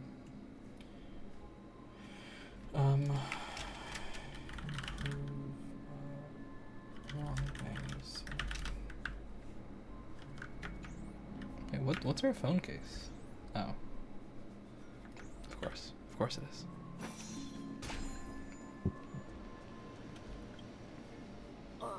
Mr. Sunday. Hey there! Okay, see the moon in the sky? It's about the size of the cap on my Soul Glad bottle. Bro's so drunk. If I just reached out my hand, I could grab the moon, couldn't I? The moon? You mean the Grand Theater? Yeah. Look at me. I've been away from home for too long. I must be missing that moon. But it's no big deal. The Grand Theater here looks much better than the moon back home. It's just magnificent. They told me not to sell everything I had just to come to Penacony. How short-sighted. Selling everything you had? Why would you go to such lengths? Why? Can't you see? Life back home is miserable. It's not really living at all. It's better to be here at Penacony. No pain, no worries about tomorrow, just sweet dreams. do whatever you want. That's what I call living. Yeah, now this is the life. Is this truly living? Huh? What did you say, young lady? I didn't quite catch that. Oh, it's nothing, sir. You see, the traffic on Glock's Avenue can be dangerous. How about I ask a Bloodhound family member to escort you to Ideen Park over there, so you can continue enjoying your sweet dream? Oh, yeah, that's a great idea. Wow, no wonder you were the leader of this sweet dream. You're totally a lifesaver. See you around, Mr. Sunday, and it was nice chatting with you.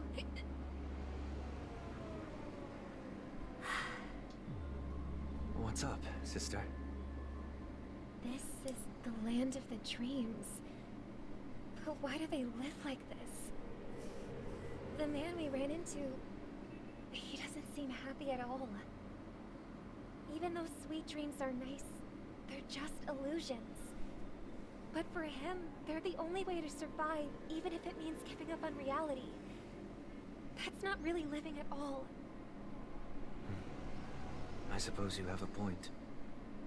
But, in my opinion, that's how most people live their lives. Why do you say that? You think that man is not actually living, but that's not quite accurate. Even without Penacony, people create their own illusions called self-value. People believe they have a predetermined value to fulfill. Gaining value means gaining power, and those deemed worthless are seen as the weak. However, value doesn't come out of thin air, and there's a limit to it. To accumulate value. What is this argument? Predetermined value. Oh, he's saying self-value, but he doesn't mean self-worth. People have to take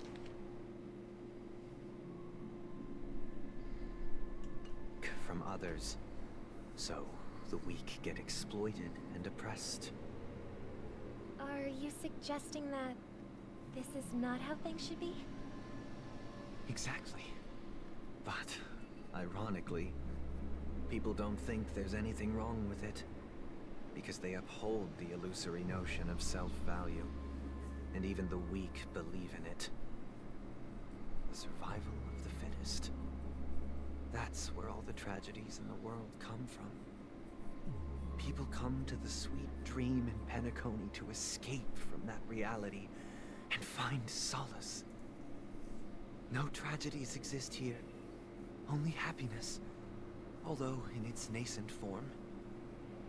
Isn't that the same paradise we yearn for in our dreams? Doubt. Perhaps that man is just an exception. Let's not jump to conclusions. We should experience the dreamscape ourselves. Just as I did at Dreamflux Reef. Yes. Seeing is believing. I'll accompany you. The Dream Master hasn't shown up yet, so we have some time for a stroll. Sunday, you are scheming so fucking hard right now.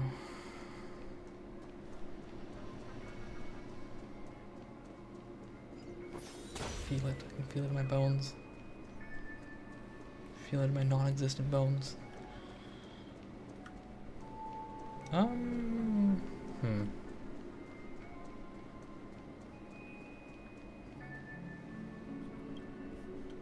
to meet you again, Robin. How are the preparations for the Charmony Festival coming along? We're all so excited about it. It's going smoothly. Thanks for making the trip to join the festival. You're too kind, Robin. It's a pleasure to have guests from all over the universe celebrating day and night. I can't stand being lonely or bored, so this jubilant dreamscape is perfect for me. But if this went on forever, would it get boring too? not at all. Who would get tired of having so much fun? Every day, you get to wear fancy clothes, explore all sorts of dream bubbles, indulge in delicious food without gaining weight, and you never get old or sick. As long as you can afford a room, this place is the ultimate paradise.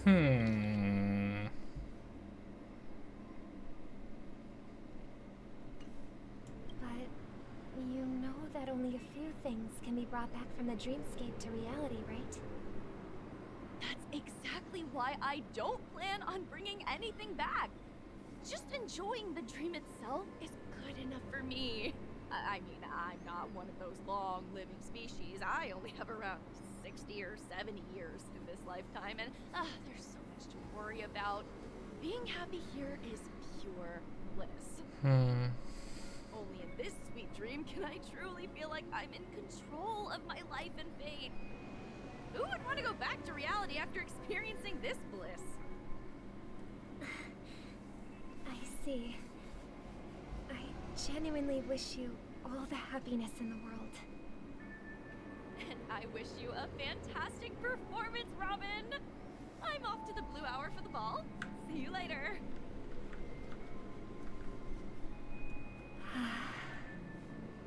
Seems like that guest's perspective didn't resonate with you either.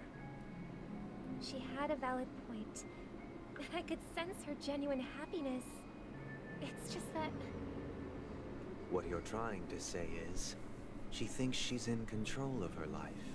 But in reality, she's just escaping from reality and seeking solace in this sweet dream. Once she steps out of this sanctuary, everything will be lost. Well, she did make mention of being able to afford a room, didn't she? However, the paradise in our dreams, it doesn't have to end. No. And the paradise we yearn for shouldn't be just a fleeting dream either.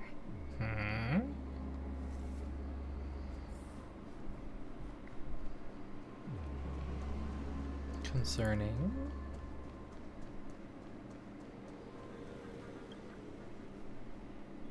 The scenery in this dreamscape is truly breathtaking, isn't it? Oh, Robin.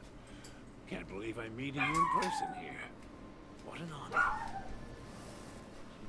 You're right. Even though time stands still in this dreamscape, it always feels fresh. I find something new every time. A philosophical mind. I hope I'm not intruding. Oh, not at all. No. With little time left, I yearn for meaningful conversations, especially with someone as esteemed as you. Do you mind if we chat? It's my pleasure. No need to be formal. Just speak your mind. You said, with little time left. Please, forgive me for being blunt. But is that why you came to Penacony? Yeah. I was part of a war, and while escaping from the Sarkosian mothership, I got exposed to some radioactive materials. And then, all my comrades died. Jesus Christ. My hometown was wiped out by neutron bombardments. I couldn't bear to live. Oh my god. You were gone. That, oh my god. That's when I heard about a possible solution here, so I came. That was such a... wow. I hope the Wow. family has been able to help you. They have, and I'm truly grateful for that. They provided me with a comfortable room, most advanced life support devices in the cosmos, and a stellar team of caregivers.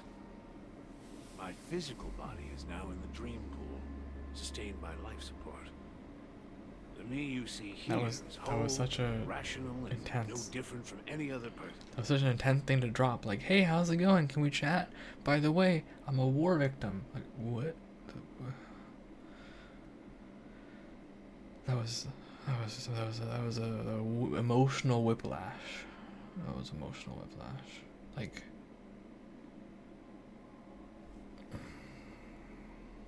yeah. Listen, but I can't say the same for the me in the hotel room. My true appearance. Huh? I hope you never have to witness it, Robin. So, you'll be living forever in this dreamscape, right? Just being able to live at all is good enough for me. Whether it's in this dreamscape or not, well, I don't really have much say in the matter. My world has been torn apart, and my life could end any second. So, even if this whole place is an illusion, it's still my paradise, and I'll treasure every moment I spend here. How I envy those everlasting things.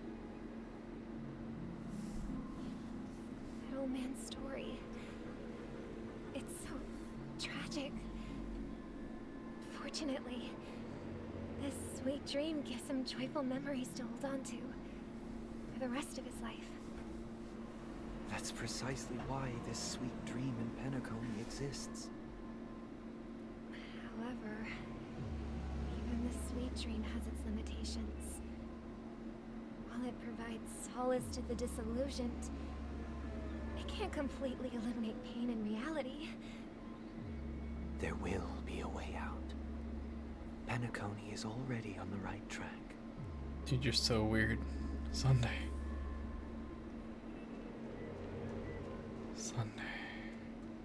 Oh hey, it's Sparkle. Look what we have here. A lovely young lady. Wait, is that me? Oh, Sparkle. You cosmic. Brother, what a surprise to see you again. Show yourself. Your trick won't work on us. I've heard that a skilled mass fool received an invitation too. That must be you, right? Did you enjoy yourself? Barely. The people here are way too gullible. A little fate is all it takes for them to bite. And they run away at the slightest hint of danger. In other words, they're naive and cowardly. Now that you've had your fill, it'd be wise to leave before it's too late. The music of the harmony doesn't tolerate discord. What? Now that you have the real Robin, I'm useless? Oh, how disheartening. I've done so much for the family. You should be thanking me, because if it weren't for me cleaning up this mess, Penacony would still be in shambles. Don't you think? Shrug emoji to that. That was a personal request from the head of the Iris family, and it has nothing to do with us. Step aside and stop causing trouble for the Charmony Festival. The Charmony Festival? You think you can scare me? You think I have no idea what you're planning? I don't care what you're thinking, Chicken Wing Boy. Chicken Wing Boy? But I'm pretty sure our lovely Robin won't be appearing on stage. After all, you're well aware of what a sorry state this dreamscape is in under the banner of harmony. Penacony, the land of the dreams. Is this truly the paradise you desire? Stop it. What's the rush, Chicken Wing Boy? Did I get to you? Pour one out for Chicken Wing Boy. Our paradise is none of your concern, masked fool. Leave now, or the family won't tolerate you anymore. All right. I'll go. But Robin, I suggest you seriously consider this. Do you really believe those living in dreams can escape pain and find true happiness? I have a question. Leave now or the family won't tolerate you anymore. Sounds like this order means that they're not tolerating you anymore anyway. I feel like we saw this at the start of the mission too, the background, but anyways.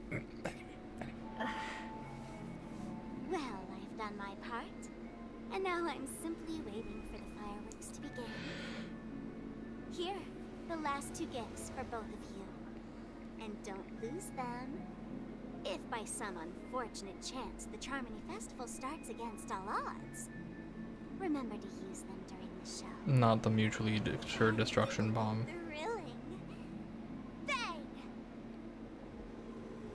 I heard a raven cawing in the distance. It seems the Dream Master will arrive soon.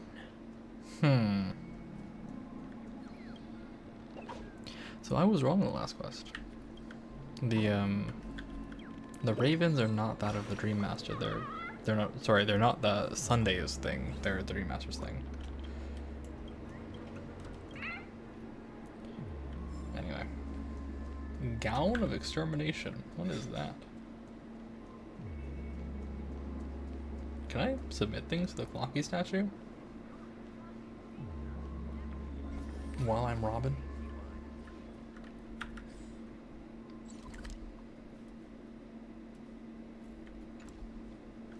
No. My heart isn't pure and free enough. That's fair.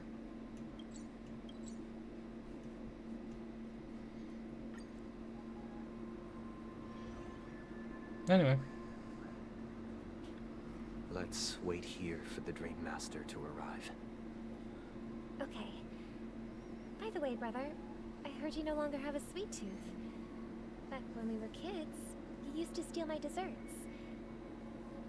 Seems like a lot has changed during my absence. What exactly happened? Well, someone has to stay awake even in this sweet dream. But that someone doesn't have to be you, or anyone in particular. You're carrying too much on your shoulders, brother. The paradise in our dreams. It shouldn't be like this. Penacony is nothing more than a dream. It can't erase the worries and pain of reality, or bring true happiness. It only offers an escape from reality. Nothing more.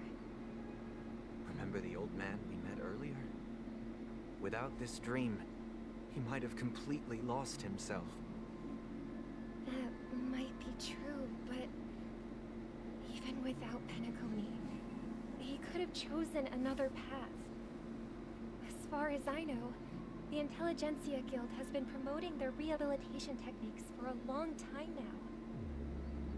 That path may have been more ordinary and challenging, but now he is receiving hospice care in a comatose state, and his fate is sealed. Is Penacony granting these people a future, or is it taking it away from them? Well, don't forget this. Not everyone really has a future. The future for humanity is like the sky for birds. People mistakenly believe that flight is inherent to birds because they've never witnessed those birds crashing to their This argument. death. Do you remember how we took in that little Charmony dove when we were young? Yeah. We took care of it. Provided food and By the way, water, groomed its feathers. And later, when I decided to leave Penacony, I opened the cage and set it free. I noticed she doesn't really have like an angry expression. There's not. I don't know. Her expressions seem a little. They're very Robin. They're very joy, kindness, and happiness. It's a bit off-putting in a way. Well, I didn't mention what happened to it in my letters because I didn't want to upset you. Shortly after you left, it crashed to its death right in front of your window. I had surmised as much. I knew you wouldn't have avoided mentioning the bird for no reason. Yeah, her expression's a little. How to think about it? You have to do the think. Despite that unfortunate outcome, I still believe it was the right decision. Birds aren't meant to spend their lives in cages. They belong in the sky. Whoa. Even if they can't fly. Need a screenshot that.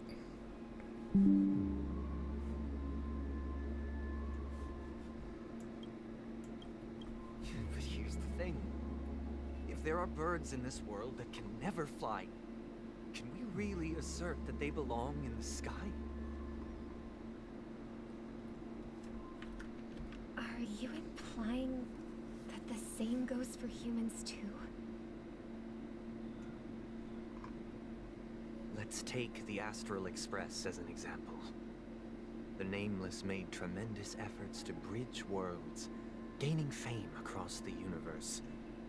However, only a few extraordinary individuals can there's endure actually such a perilous journey. news about Star Rail right now.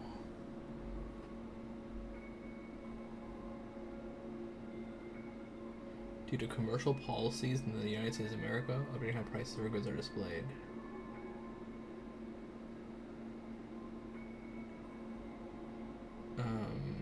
Okay, basically including taxes. They're now including taxes. Interesting.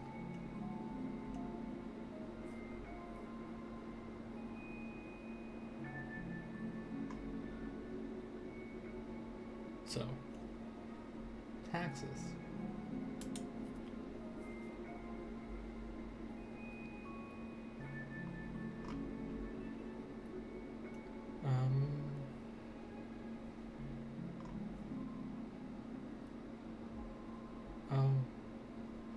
Hold on, I gotta do some blocking. Give me a second to block some people. Hold on. Hold on. Block. Yep.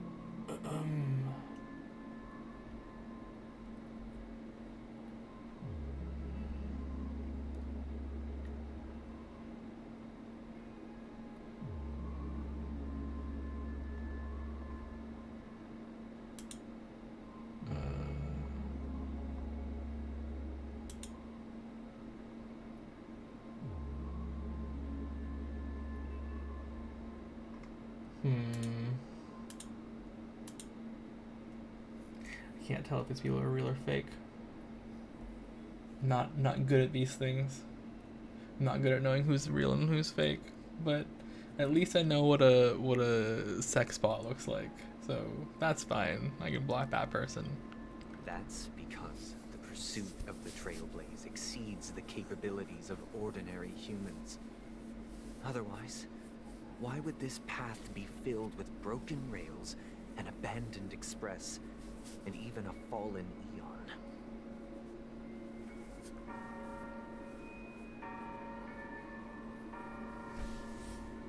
Damn, bro, chill. That's just sophistry. If that were true, then only the powerful would have the right to determine the future. Unfortunately, that's exactly what happens. Another name for the future is self-value. While this world has its fair share of heroes who inspire people and garner admiration for their heroic deeds, the majority of ordinary people will never become heroes in their lifetime. Some are born weak and vulnerable. Some find themselves trapped in unfortunate circumstances. Some fall victim to malice and cowardice. When it comes to survival, everyone is equal. And the weak can only watch as their value gets constantly diminished by external forces. Bro, just say you're following Anna. That's why we should care for the weak and support them as if their suffering were our own. That's what the Odes of Harmony have always taught us. While the Harmony holds noble aspirations, the strong will always be strong, and the weak will always be weak. Even in this carefree dream. Human nature contains greatness, but it also harbors inherent weaknesses that can't be eradicated. In the end, if people can't even secure their own survival, they won't care about the illusory future of equality. As long as the law of survival of the fittest prevails, there will always be fledglings crashing to their death. But if people don't live for the future, do they merely exist for survival? If even you, my brother, don't believe that the harmony will save the weak, then which eon can make our dreams come true?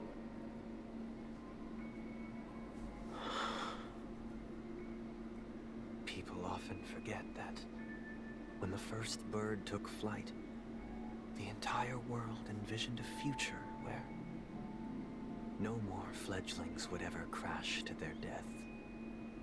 Well. Are you reading, sister? What are you reading? Mr. Gopherwood gave me a picture book. It's about the story of the harmonic strings. If I could become a chord master, I'd like to summon Dominicus, the harmonious choir.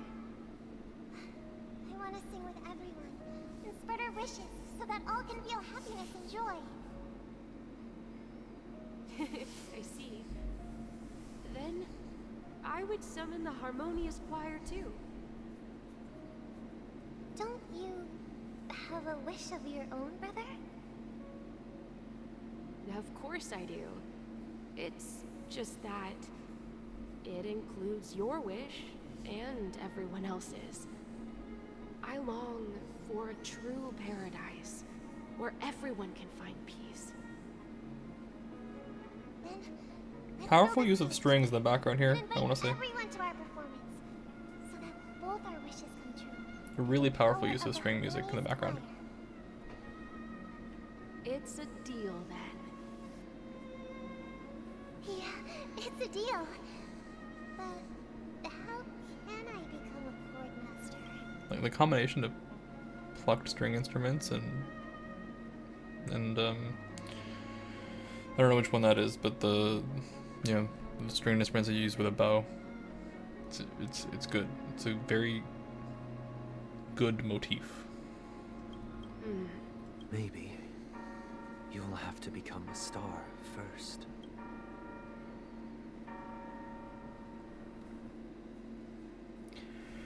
Return me to the Trailblazer. Return me.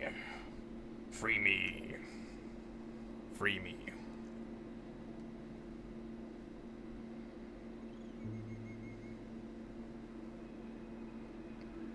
You're back sooner than I thought. Any results? You know what? It's over. It's over. We're turning the angry face on. Or is it?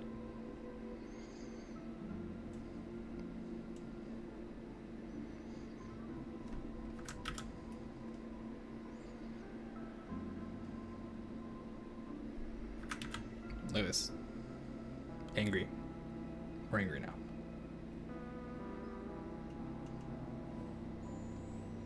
Default anger.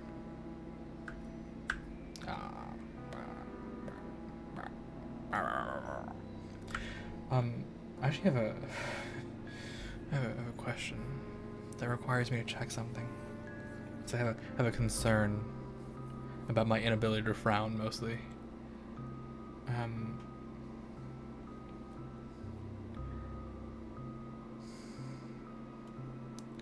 See, what I'm realizing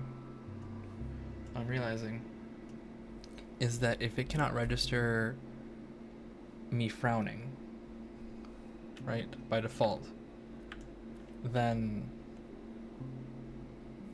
if we go mouth form frowning, I'll just never make the frowning mouth forms. I'll never make the closed mouth forms, which means that you'll never actually see two of the vowels that I make, huh?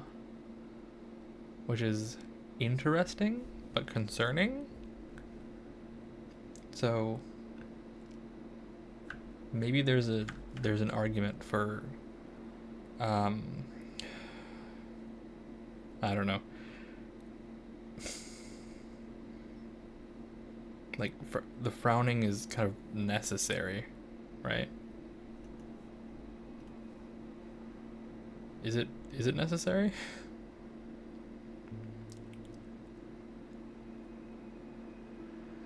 Like, the lowest it goes is to 0.4. Even if I make the ooh, ooh, or oh sounds, it's still...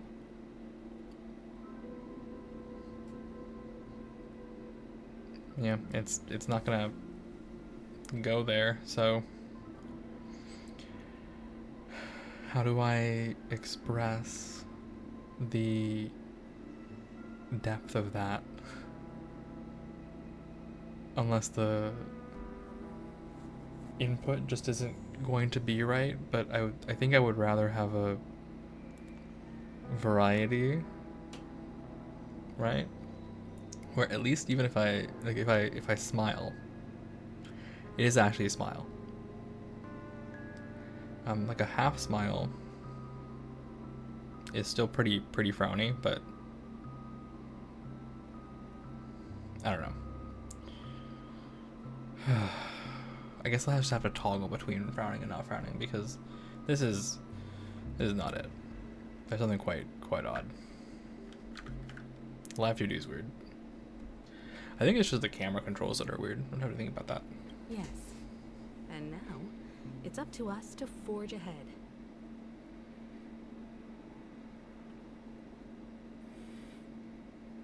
I have questions. Again, new questions. This isn't connected. The strap on her cloak doesn't actually connect with her coat. Why? Also, I've always had this question. Why is it underneath her dress? Since he's already carried out his last wish, well, my final these are mission their is questions. complete. But pardon me if I sound curt. It's good to have determination. The path Mikhail left for you is not an easy one to tread. Why else would he have chosen to sleep in solitude, staking everything on some nameless in the future? But you have the numbers, and in numbers comes strength. So that might just delay your inevitable a little more. Got any more encouraging words? As I see it, relying on Welt's negotiations alone is far from enough. Regardless of whether the other party will be compliant, negotiating simply allows us to meet them as equals and won't grant us an upper hand. Penacony is our rival's home turf, and we already have very few chips left to play with. Rather than idly sit around while the family's got us blocked off, an offensive approach might be a wiser course of action. What's she gonna do, summon her laser? We're more familiar with the Stellaron's properties than most, and since it's the key to stabilizing the sweet dream, it's vital to the family's interests. By attacking their core interests, they're bound to retaliate hastily. And as the saying goes, haste makes waste. That's right. As long as we pose a threat to the Stellaron, either with words or otherwise, we have a chance at gaining the upper hand. But the problem is, on the eve of the Charmony Festival opening, how exactly are we going to get close to the theater?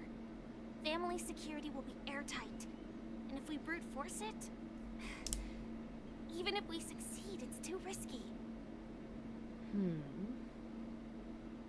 So, no one's gonna say anything? Then I'll raise my hand. I know the answer to this question.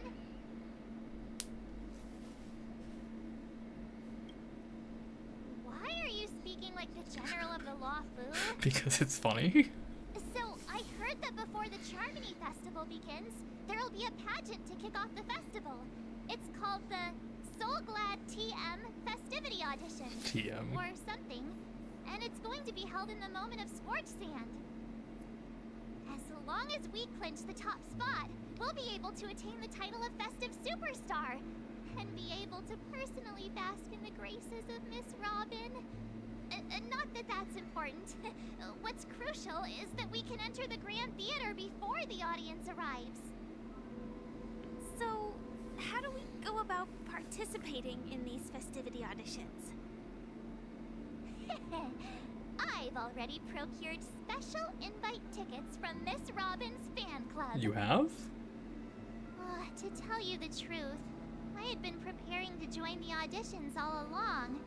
But now it looks like even if I scrape through, I probably still won't have the chance to shake Miss Robin's hand. So they're still running this thing, huh? It was originally just a publicity stunt, set up by Mikhail to drum up attention. Looks like it might be worth a shot. We'll follow Marge's plan. Mr. Gallagher, will you be joining us? I'm afraid I won't have the time. As a virtual character, I've already completed my final mission. Whether Penacony can awaken from this dream is all down to you. Should we ever cross paths again? I'd love for you to visit the Express. All right. I'll have to add to that data bank of yours you've got on the Express. And Miss Firefly, we thank you for all your support. We're faced with a formidable enemy. As long as the Astral Express and Stellaron Hunter's objectives are aligned, we're willing to cooperate with you. We've already come this far together. I'd like to join you for the rest of your journey on Penacony. I'm pleased that we can finally fight shoulder to shoulder. I couldn't ask for a better ending. This is also the spirit of the Trailblaze. Now everyone, let's prepare to move out. I thought we were approaching the ending, but like, so I mean, I knew it couldn't happen because I'm not like 7 hours in, people were telling me, but also I have to go through an entire audition? What the?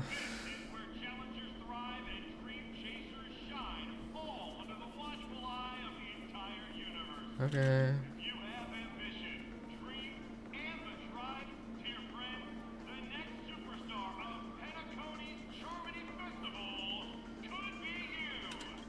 Wow, they've really outdone themselves. Oh, I'm starting to get excited. Behold, here come 4 friends with spirit high and full of steel. Are you aspiring to be the superstars of the festival? Is he talking about us? Yes, you. There's no doubt about it. I see you have all the potential of a superstar in you. Excuse me, you 4? What are you hoping to get out of all this? As the last group of contestants, how confident are you in overcoming all of the challenges? Would you be open to a brief exclusive interview with us? It'll be quick. Underperforming journalist? Your journey is long and fraught with peril, yet under a sky blanketed by banners, you vie for the crown. The Hunt has a journalist of their own? Wow. The sword and rose! Protect the beauty! The beauty, the beauty! Magnificent and majestic! A knight's head is hard as steel. Brother Lance's focus is stubborn as a heel. We don't all have to be winners. But if we don't have fun, we'd all be sinners. People are pouring in. Kinda feels like all sorts of baddies are showing up. Let's get in there quickly and enter the competition. Ladies and gentlemen, please make way. Make way. Albert? Oh.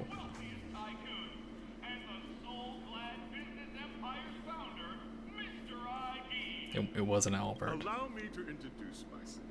I'm the director of Soulglad's factory, Ideem Leader. My 4 friends, It's introduce Albert. yourselves to the audience across the cosmos. This is Albert, right? I have to know.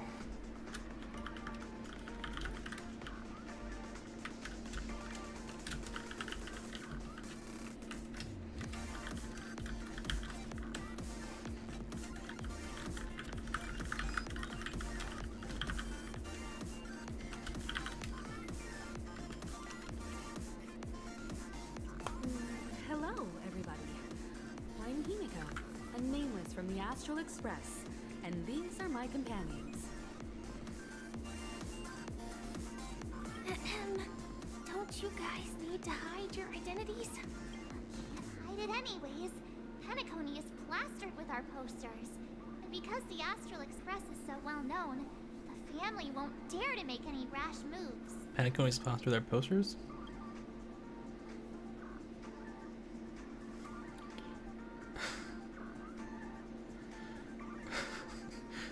These are all good choices. Is it really a good idea to have this challenge show in the pivotal moment of our story?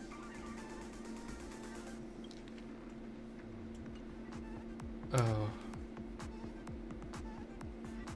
What kind of gremlin am I today? I'll pick this one. Hey, be a bit more serious. We're live on air. Hello, everyone. I'm March 7th. I'm an ordinary girl who loves adventures. Yeah, I bet. Hello, everyone. I'm Firefly. I am also an ordinary girl who enjoys adventures. So it's a bunch of nameless guests. This final face-off is bound to be spectacular. Time is precious. My four friends, come with me. Grab a bottle of Soul Glad and make your dreams a blast.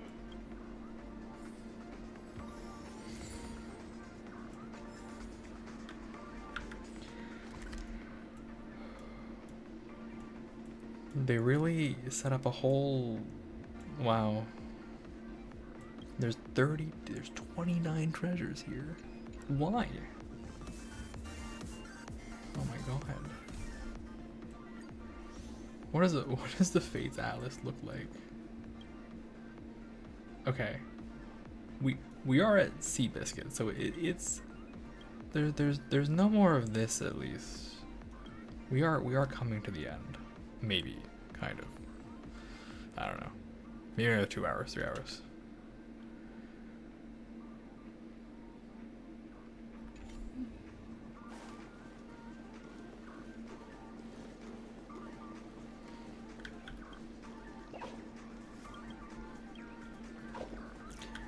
Maybe I should activate Yukong.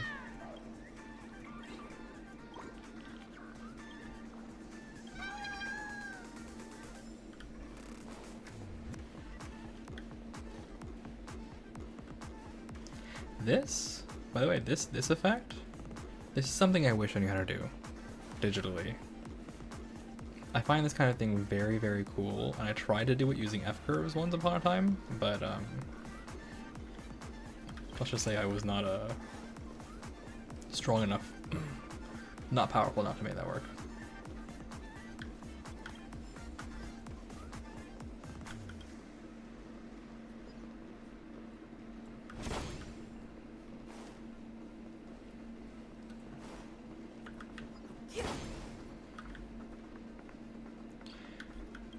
The dog.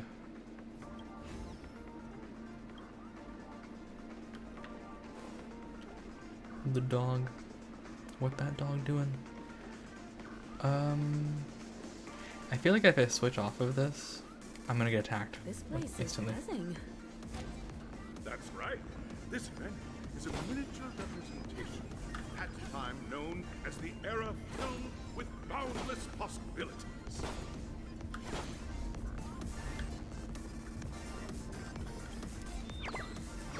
Be gone, bird.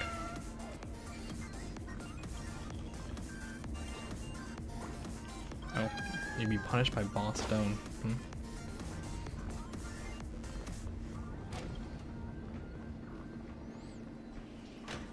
Left safe zone. Yep. I'm about to get attacked.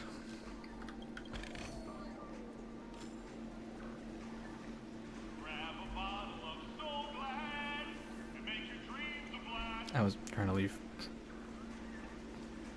Nameless, your arrival reminds me of the grand occasion when Penacony was first established. I was still a young, bright-eyed lad back then, lured here by the watchmaker's ads, full of zeal and ready to make my first fortune in life. Once, during a particularly grueling day, I passed out and was resuscitated by a drink from Mr. Sousa. That sweet taste has since been etched in my mind, and that was what drove me to create the Soul Glad that we all know and love today. The dream-chasing era was truly a wondrous time. Oh, I miss those days, and the watchmaker. Scorched Sand Hall is my homage to that time of boundless possibilities. I wholeheartedly hope you make it to the finish and emerge as the next superstars of Penacony. Now then, is there anything you'd like to say before the competition officially begins?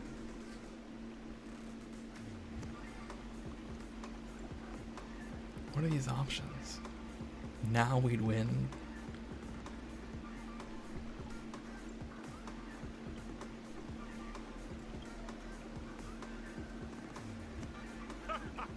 There's that, the ever-vigilant,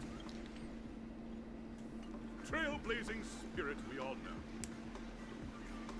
Hey, you should really fix that defeatist mentality of yours. No.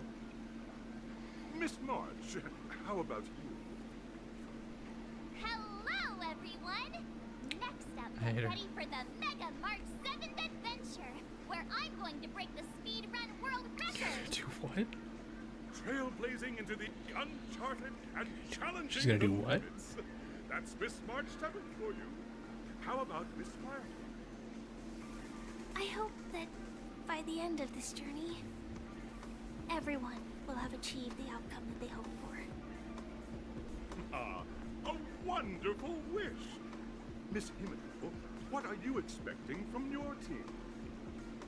Safety first, everyone. Simple words, but full of warmth. Waiting for you are 3 stages, each connected to that era. The first 2 stages offer 2 distinct paths to choose from, with unique challenges on each route. And in the last stage, you will face off against a champion who has defended the title to this very day. Page Dark Hook the Great? A beloved contender whose noble virtues are unrivaled. Those are the rules. Simple. Everyone clear? Now, I hereby announce that the 33rd Scorched Sand Festival of the 20th season, sponsored by Soul Glad Enterprises, has started. The 33rd Festival of the 20th season. What does that mean? What does that mean?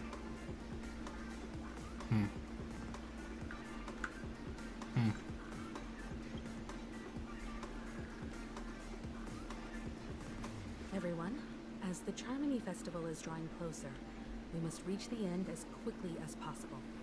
Factoring in efficiency and safety, splitting up into 2 groups is the best choice. March and I haven't known Miss Firefly for too long and aren't overly familiar with her. It'd probably be better if the 2 of you paired up. Fine by me. Let's do it. All right. I don't have a problem with that.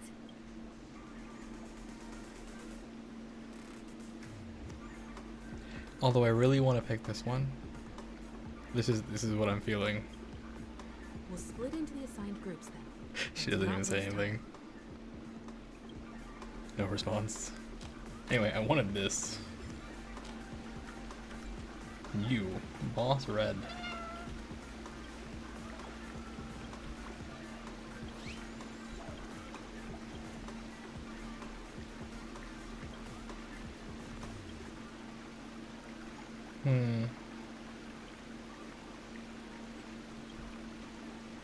Real hardcore birds are never worrying about the details, that's true.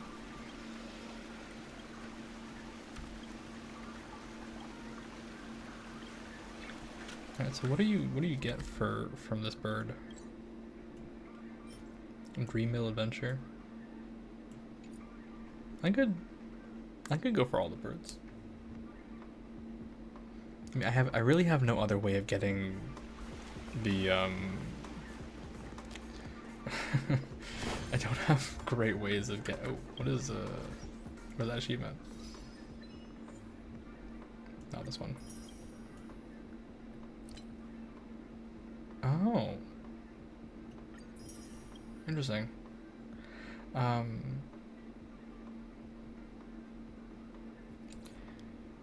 I really don't have many ways to get light cones, so I kind of have to take advantage of everything I can get. Welcome to the first stage of Soul Glad Enterprises' 33rd Scorched Sand Festival of the 20th season, Dream Play Fantasia. In this stage, you can choose between two challenges: the School of Acting or School of Action. I mean, the School of... In the School of Acting challenge, you have to complete 3 performances from 3 scripts and move the panel judges.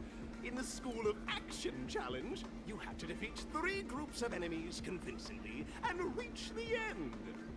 I would say, you know, given that the other 2 people are March and Himiko, they should definitely do the acting one, because look at them.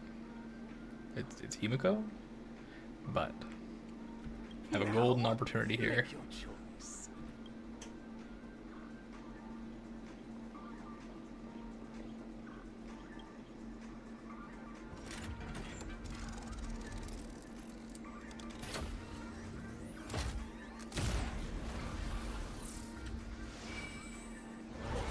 I'm sorry, where do I get to make my choice?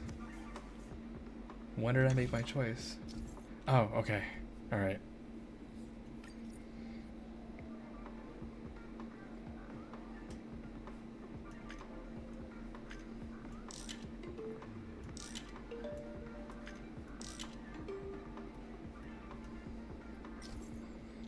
Click the button on the trunks and select the challenge area to go to.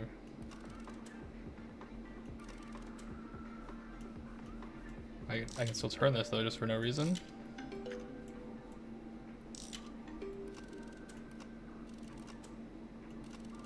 And turn the middle one, just for fun.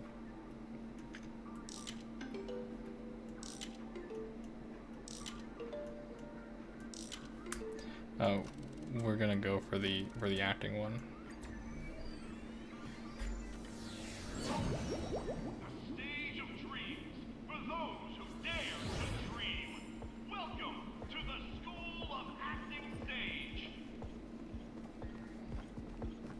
Bird.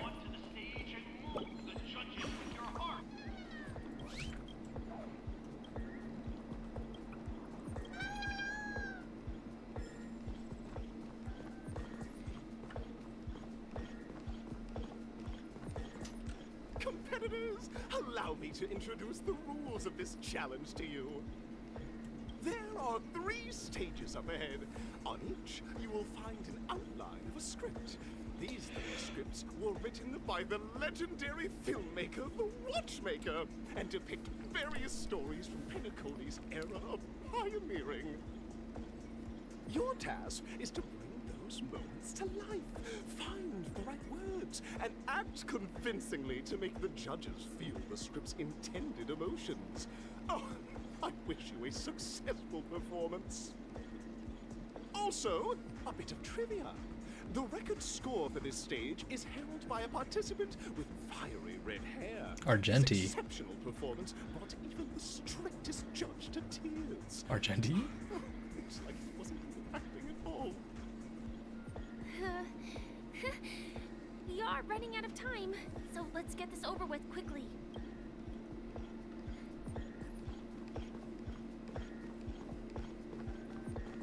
Will of preservation.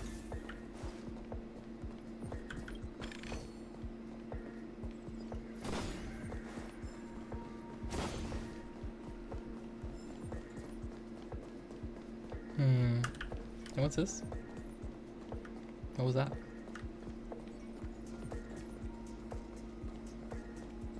What was that prompt just now?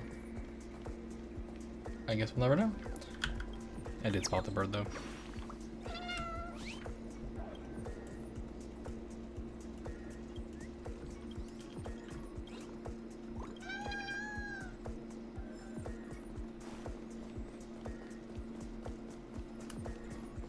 Oh, I can't even go forward.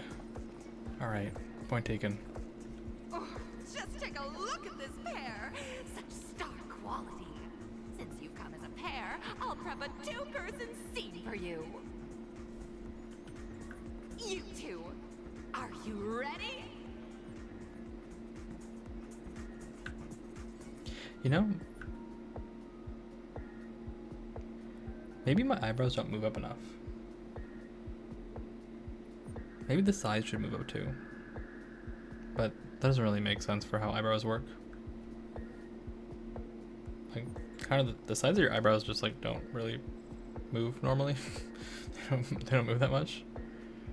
Because all the muscles are kind of in the center. Anyway, just getting distracted. Envision that you both, driven by the spirit of exploration, are arriving in the land of dreams that is Penacony for the first time. But instead of lush lands, you find yourselves amidst swirling sands and desolation, far from the paradise the watchmaker described. You're driving an old clunker through the wilderness of the dreamscape, braving the cold wind, choking on the dust, and suddenly, a fierce memory zone meme blocks your path. I thought I was acting right now, not fighting. Now, Miss Greyhair. Miss What line Greyhair. would you deliver to express your disappointment in Penacony?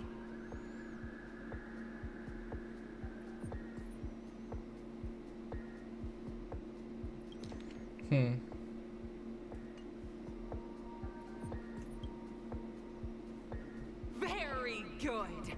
Now, though you're disappointed, your screen partner is conversely very enthusiastic.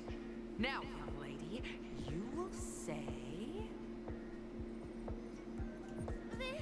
This is great! I love living on the wild side! She's so funny. Very good, very intense. And then we cut to the story's next scene. You find a job. I wonder what happens if mending you pick that option. The days are long, and your endurance can't keep up. And you finally collapse in the endless expanse of desert. Suddenly, sweet rain falls from the sky, wetting your lips and rousing your spirits. Now, Miss Greyhair, what line will best express your surprise at this moment? Well,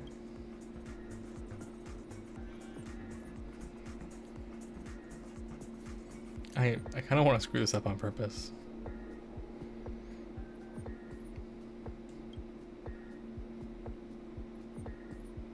We're already at the next scene. You need to convey surprise now, not disappointment. No, you can intentionally screw it all up. That's not right.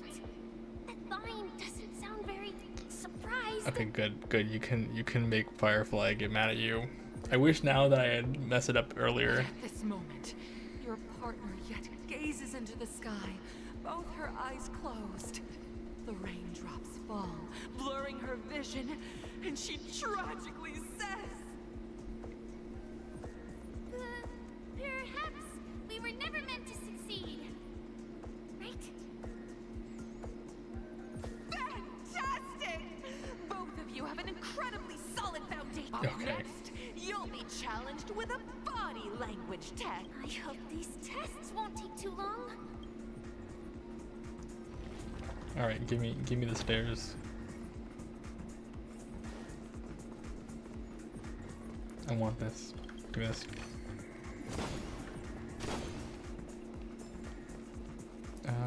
Any birds? Any birds in chat? Any bird? Oh, I can't even go past this one. Interesting.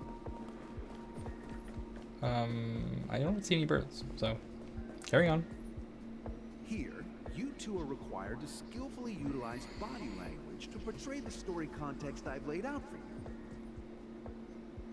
Picking up from where we left off, a heavy downpour saves you both stranded in the desert. This rain quenches the anger in your heart. You look to your companion, now completely devoid of fighting spirit, wanting to comfort her. At this moment, what should you do to make her laugh? You seriously think that would make someone laugh? It would make me laugh.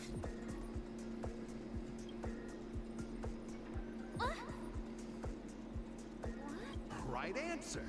Your companion sees you rolling I about thought that in the was wrong. sand I want to tell a and dad thinks about joke. the arduous obstacles along this journey. Wait, I didn't actually hear her laugh. I need this more.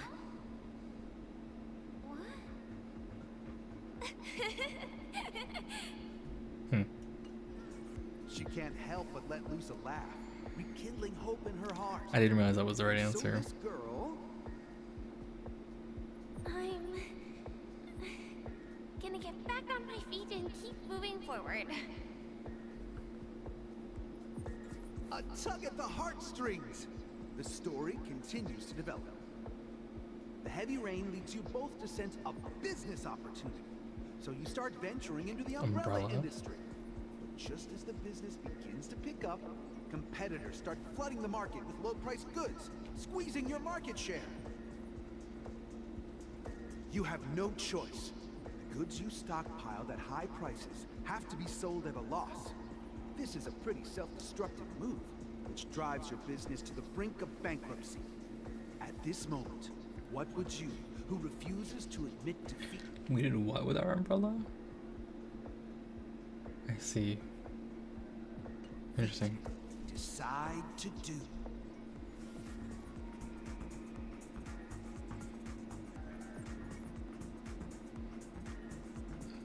I just want to see this.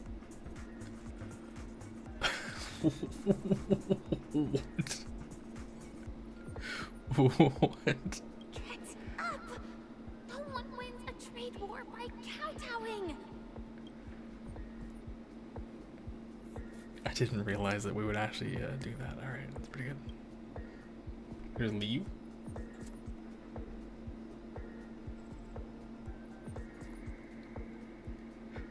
What? It's totally giving up! Come back here!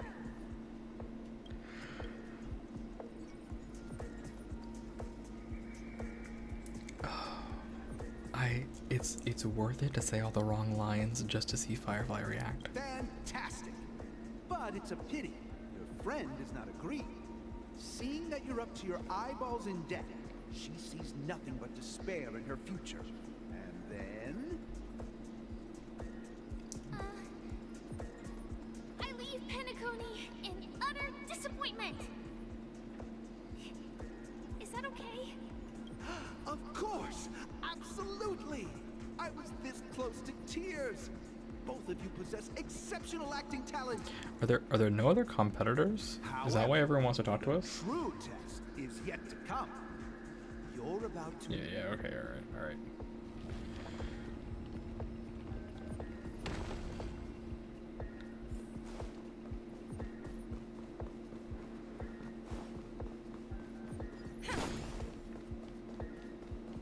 Wait, I can't get up here.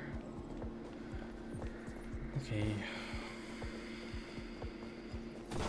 I can't get up there either.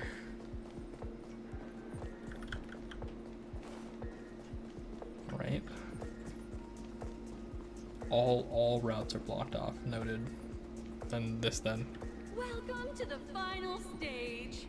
Actually, all the scenarios that you previously encountered were all from the film Once Upon a Time in Dreams. Two companions arrive on Penacony with nothing but a dream. Their desire for achievement is met with continuous setbacks. Ultimately, one continues on, despite spiraling into debt, while the other concedes defeat and leaves. Many years later, their paths cross once more in the thriving Penacony. Yet, they refuse to acknowledge each other because... The delivery of this sounds like Black Swan. Interesting.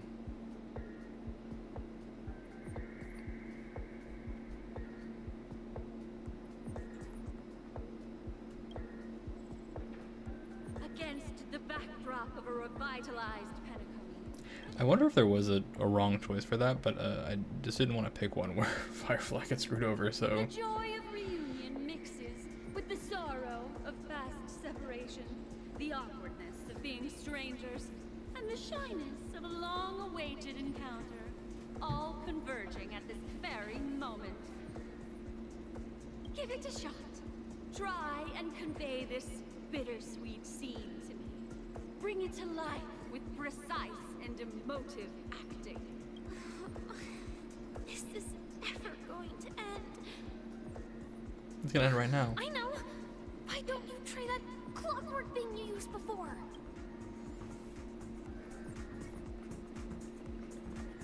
Your performance is far from satisfactory.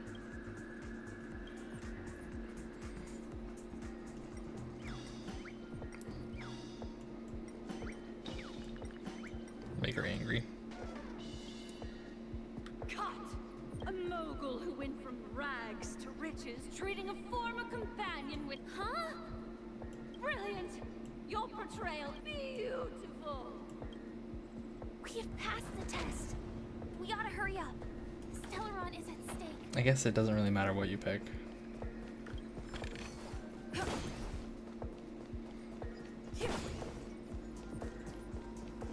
Alright. What's this? What's his enemy? Fortune Seller.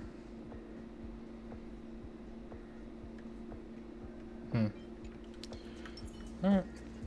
Can't stop the rock.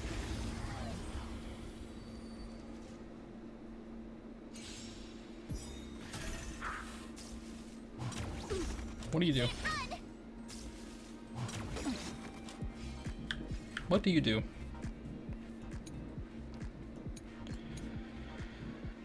When receiving a killing blow from designated attack type, triggers different effects. Simultaneously, the effects will be triggered.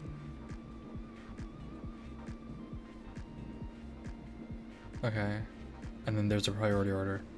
If you die from basic attack or DOT, skill points come back.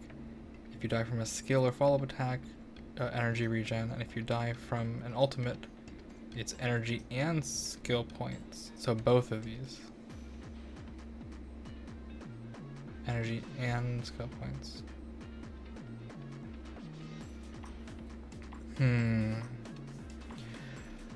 I guess if you would die from like Ruan Mei's follow-up plus something else here, right? Or an ultimate plus Ruan Mei's follow-up.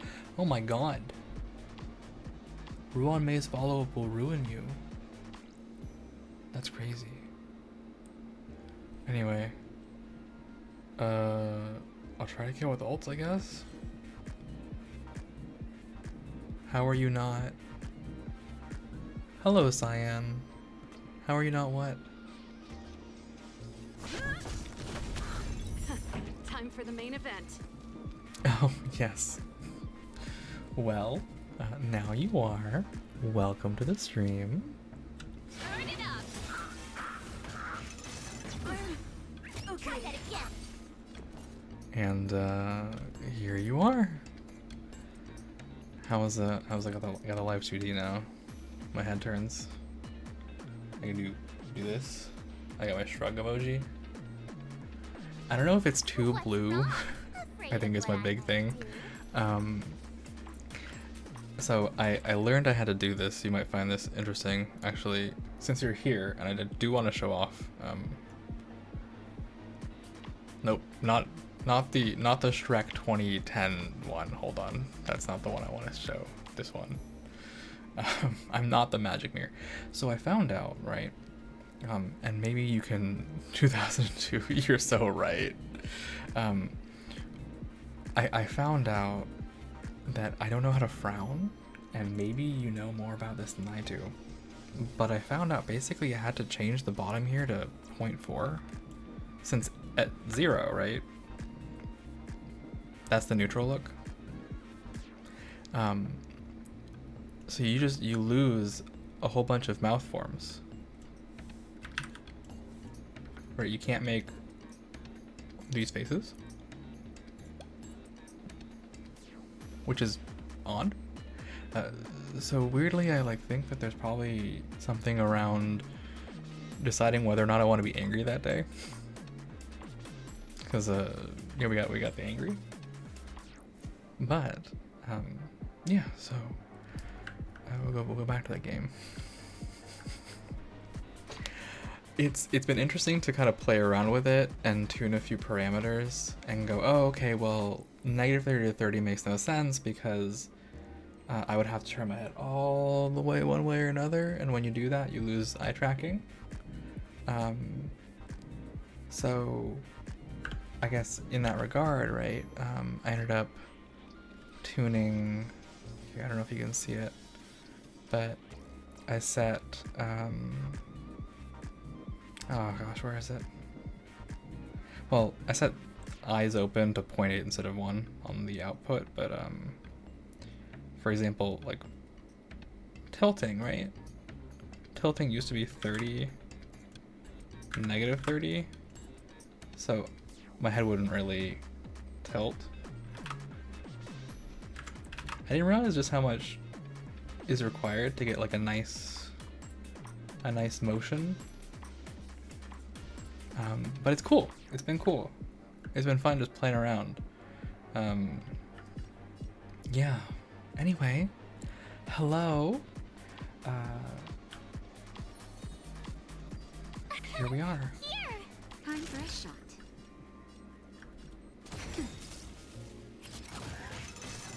I'm being trolled. Being trolled by this enemy. Try that again. I don't know if you know anything about those things, but if you do, let me know. Yeah, PNG 3D only. It's been interesting learning about it, and just experiencing even past the rigging, right? Because I thought that the rigging was all done. I got hair physics, by the way. The audience is waiting. I don't know if it's like super obvious. I'm thinking I'm gonna make the hair jiggle more because I got the strand. But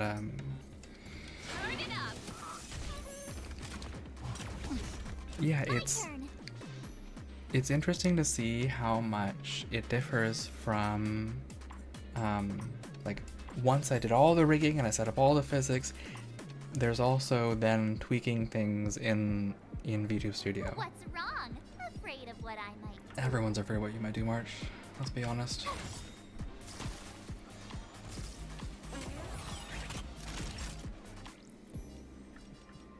Nap time. You can't run. Yeah, so we're playing Honkai Star Rail. I know you avoid gacha games like the plague, is what I remember you telling me. Which is, yeah, fair and valid.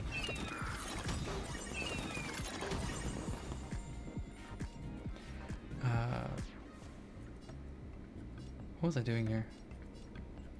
I guess I'll just freeze. But I play Warpless, which is to say I haven't rolled on the gacha ever. Time for the main Starch. Oh, is that Stell March? That's fair. Starch is pretty good. Starch is pretty valid.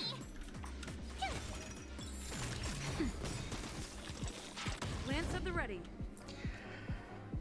What am I an enjoyer of?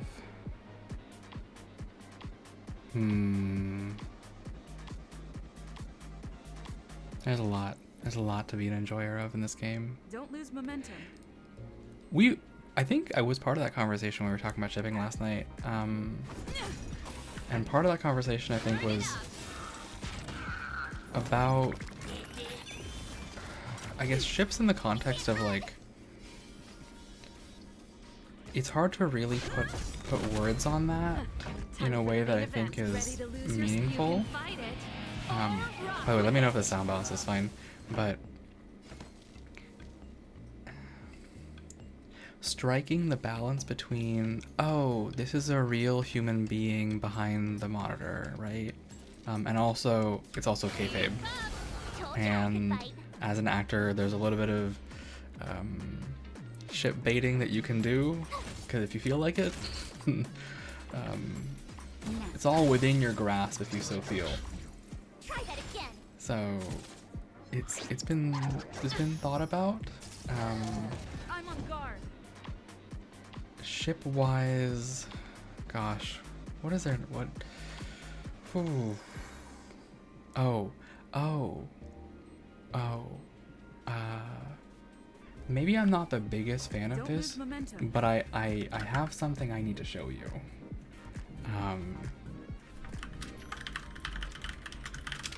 Because, ooh, where is it? Can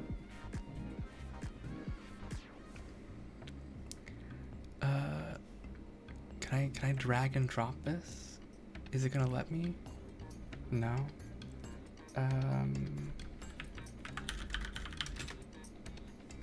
Where is the light cone that I'm looking for? As long as you differentiate between the person and the character, I think that's fair. I think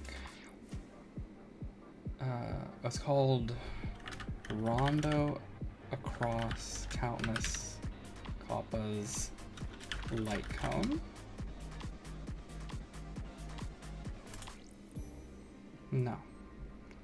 I'm faltering here. Gosh, what is this light cone called?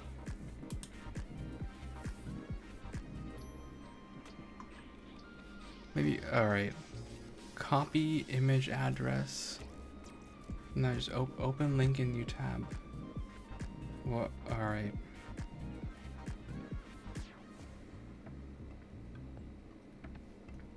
Okay. Why is it not letting? Interesting. I am using Live 2D. Browsers. Okay, add a browser source. Browser. Just call it test. And then. Alright. Look at that. Look at that. Look at that. Look at that. Observe that. Observe that with your eyeballs, Scion. It's so gay. It's actively so attractive. You have not mentioned that, but that tracks. Have you seen the music video? I feel like if you haven't, I'm gonna drop that in chat right now. Because, wow. Let me grab the link. I think this is it. Yeah. I got a little distracted. Also, hello, Sloth. I forgot to mention that. I am using the Live 2D model. I also have a joke model. I think this one's really funny. I'm Shrek. I'm the magic mirror from Shrek. Which I find this one really funny. I don't know why. I think it's funny. But yeah, we got all the stuff. It's automatic in Live 2D actually, because I have an NVIDIA card. So when you turn it on, you just have that one. It's there, showing you what your face looks like, which is everything that I always wanted.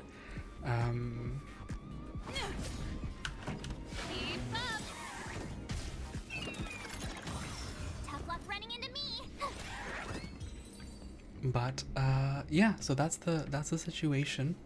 I never actually finished answering that question about shipping, talking about it. This is all random gibberish, so I don't pay that much attention to it.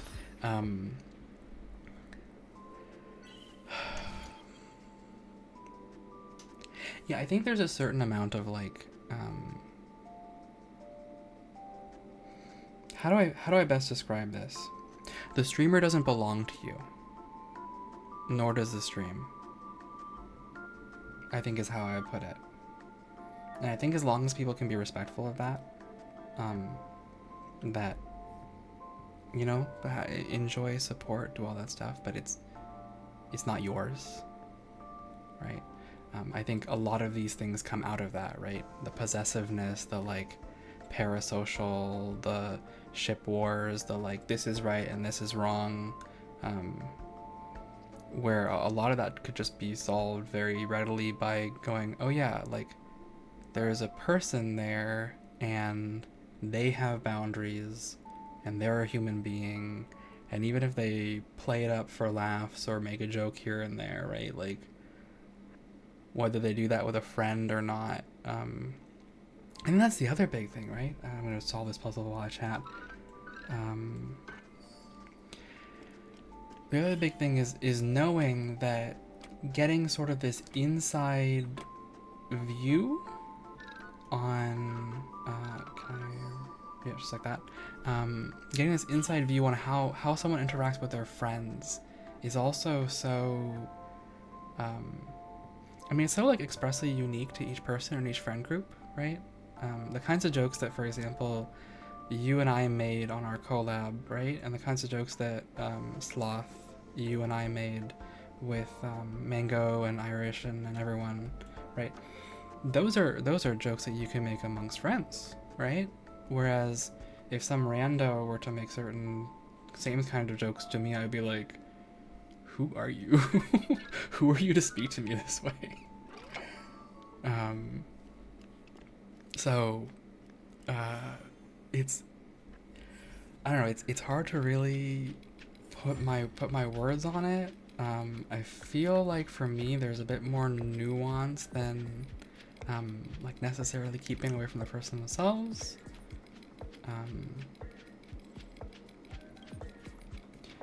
I know that, you know, thinking about like, it's hard to put words to exactly, like thinking about, for example, I'm not really in the scene that much, so I don't know a whole bunch of everything, but thinking about, for example, like Takamori, right?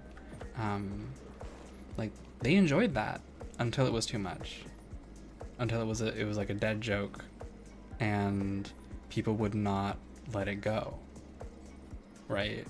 And it was like, and I think there were like other instances of that where, especially if like one of the, you know, collab partners is bigger than the other, it can be like you're just an accessory to them, to the people who watch your content, because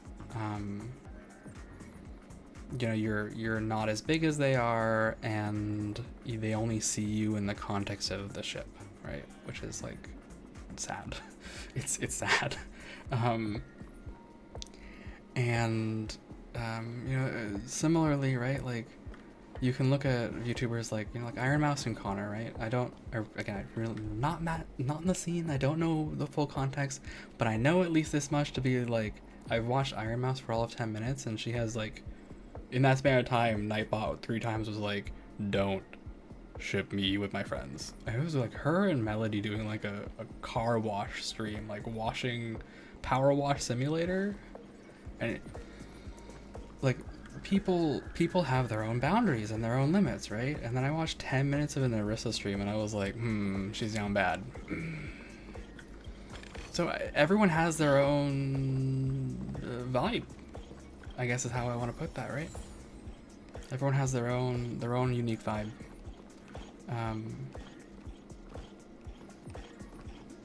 So, yeah. Congrats to both of you for clearing the stage, but more importantly, are you having fun?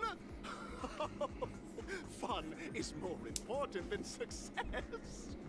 Look at the time. You finished much faster than that red-haired contestant did. That red-haired contestant? Who is that exactly? Argenti. You'll find out eventually, but only if you clear the next test first. Welcome to the second stage of the 33rd Scorched Sand Festival in the 20th season. Oh, I realize now, I'm having so much Enterprises. Gunfire time! Gunfire time. I'm having so much fun with this live TV because people finally realize and can see how much I wiggle. I'm a wiggler.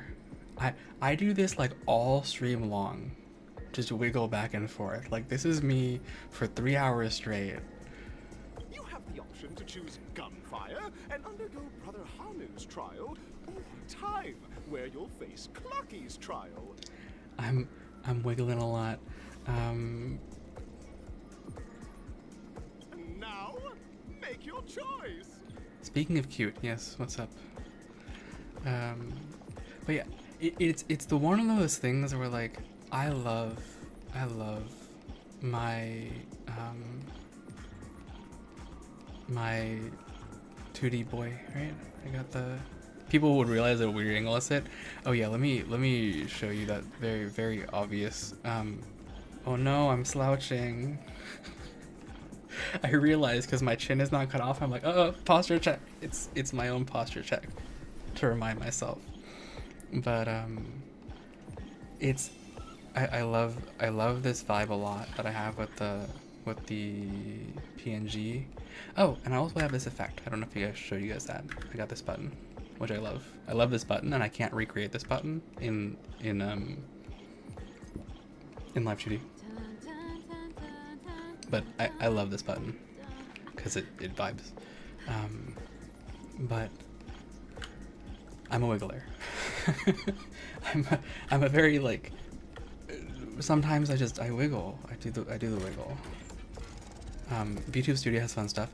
I saw that it has pin object. You can like pin something to your model. I want to pin a goofy hat on or something. Which that'll be interesting. I don't actually have a preference between time trial or gunfire trial, so you guys can pick for me. Emote dropping, object pinning, and distortion. I did see a little bit of that. I think I'll have to look into some of that more. I mostly just spent the time making sure that everything like functioned, and then I've been like pausing the stream. I use the word like a lot. I need to pause that. I've been pausing this stream every once in a while to go back over the settings and go, oh, let's tweak the parameters a little bit, change the input value for eye closing from 1 to 0.8 to make it a bit smoother, and I can lower my eyes. Give them the what's it called? The smolder? Nope, my eye keeps doing the thing, but that's pretty good. I can also wink, but only with one eye, which is weird, but also, oh, it's just nice. It's nice. It's nice. I once upon a time in my past life. Also, what is this face that I'm making right now? Is it illegal to be attracted to yourself? You're asking for a friend. This is the joy and the pain of being an artist, is going like, oh wow, I made myself hot. Nice. But also like, oops. I spend a lot of time looking at myself in the mirror. This is where narcissism comes from. But also the self-confidence boost is pretty big. But yeah, in my past life, once upon a time, I used to use a camera, and the big problem I had with that was that it was very difficult to see some of these minor expressions. I mean, I was still a wiggler, right? I was still a wiggler, but there just were some things that were hard to see, and my expression in real life is a little. I have some pretty droopy eyes, and my eyes don't open all the way. So, like, small gestures like this just are not caught. We're gonna go guns. Wait, we want to do. We'll do guns. We'll do guns. Yeah. Wait. Also, you were gonna say something, Cyan. Speaking of cute, something. What were you gonna say? I never got the answer to that. Also, I'm gonna hide the this. There you go. Dear friends, welcome to the enchanting universe created by the Watchmaker. Cutest somewhere in there. Is the morally dubious yet ever charming character from the animated Clocky series, Hanu. I love Hanu. It is said that these cartoon characters were inspired by the Watchmaker's own experiences. Well, now I have to go look at it. Research by Clocky scholars, the original Hanu of reality shared a deep friendship with the Watchmaker, akin to comrades in arms. Enter into the world of Hanu via the TV by the entrance and partake in an enchanting and suspenseful. Oh, they're telling me something. Clocky, Hanu. With him. Yeah. Good luck in there. I love all the sneak peeks that you're giving us. We should be able to settle this with a fight, right? I hope this won't waste too much of our time. You wish, Firefly. Are either of you people who care about the 2.2 story at all? If I give some major spoilers or stuff, because I have to talk about like Firefly. Wow, she's so cute and stuff. She has a fucking mech. Where is her mech? Can I give you crumbs? Yeah. Where's her mech? Yeah, she henshins into a fucking robot and blows everything up. I love her. What's not to love about her? Yeah. She's so great. She's actually so great. She's so delightful. Yeah.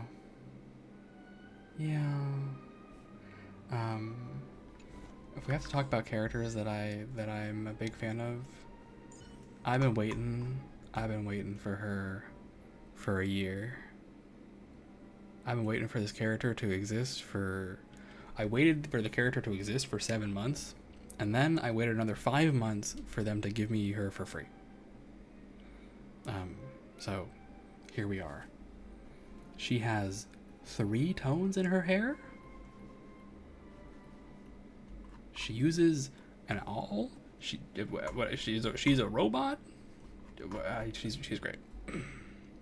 And I don't think that she'll be any good in these fights, but she's a robot. So Sela, yeah, she does kind of have the short hair look of that. Bird, come here, bird. I think the designs are pretty good.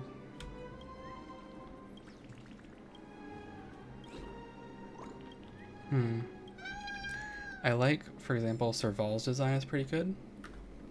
Like, you have one half is her kind of rocker style, and one half is her, like, scientist outfit, and she actually just has it split. Also, she has a guitar. I don't know, the designs are solid. Designs are all solid. Ready? 1, 2, 3. Yeah, it's morphing time. Are we both in control of this Hanu character? Very good. Looks like you've got the hang of it. The designs are quite solid. While Stone has gathered his battleships for an assault on Dreamville, all Buzzfly, Cousin Wolf, and Bombhead are all raring to go. The brave Hanu must thwart their advance and protect his home. Alas, Hanu presently is ill-equipped to fend off the malevolent mischief makers, which is why he is preparing to seek out the puzzle gentleman's aid. Go forth and speak to him. I really love that I got the space texture to go along with my hair. Oh, can I... Wait, I want to go back to normal. I have to show something. I also cannot... have I played Genshin Impact? Yes, I have. I've played Genshin Impact to the end of Sumeru and then like 4 patches past that. So I did not start Fontaine, which I guess is 4.0. I think I played to like 3.5. But yeah, I still have every single one of my beginner warps. I have 273 of these. I have all of his stuff. I don't pull. I don't pull. And I didn't pull in Genshin either. And I realized that because I like the designs a lot, but I've played many a gacha game where it's like, oh my god, it's my character, that's the one, and she's a 2-star, and so then you just have to give up on her after that. It saddens me. Arknights did that to me. I mean, your main character is like a 5-star, and she's great, but There's one we're yapping now. It's yapping time. Oh, here's some fun. It's yapping time. Can I drag this? What? Sometimes the drag just like doesn't work. I don't know why that is. OBS has this thing where you can drag certain things onto the screen and it'll just kind of automatically copy paste. But I guess I don't know why it's not functioning now. I just haven't realized how to use it, I guess. But open image tab, copy, add browser source. All right. This is Yato. I love her. I love her so much. She gets 0 story time, but oh my god.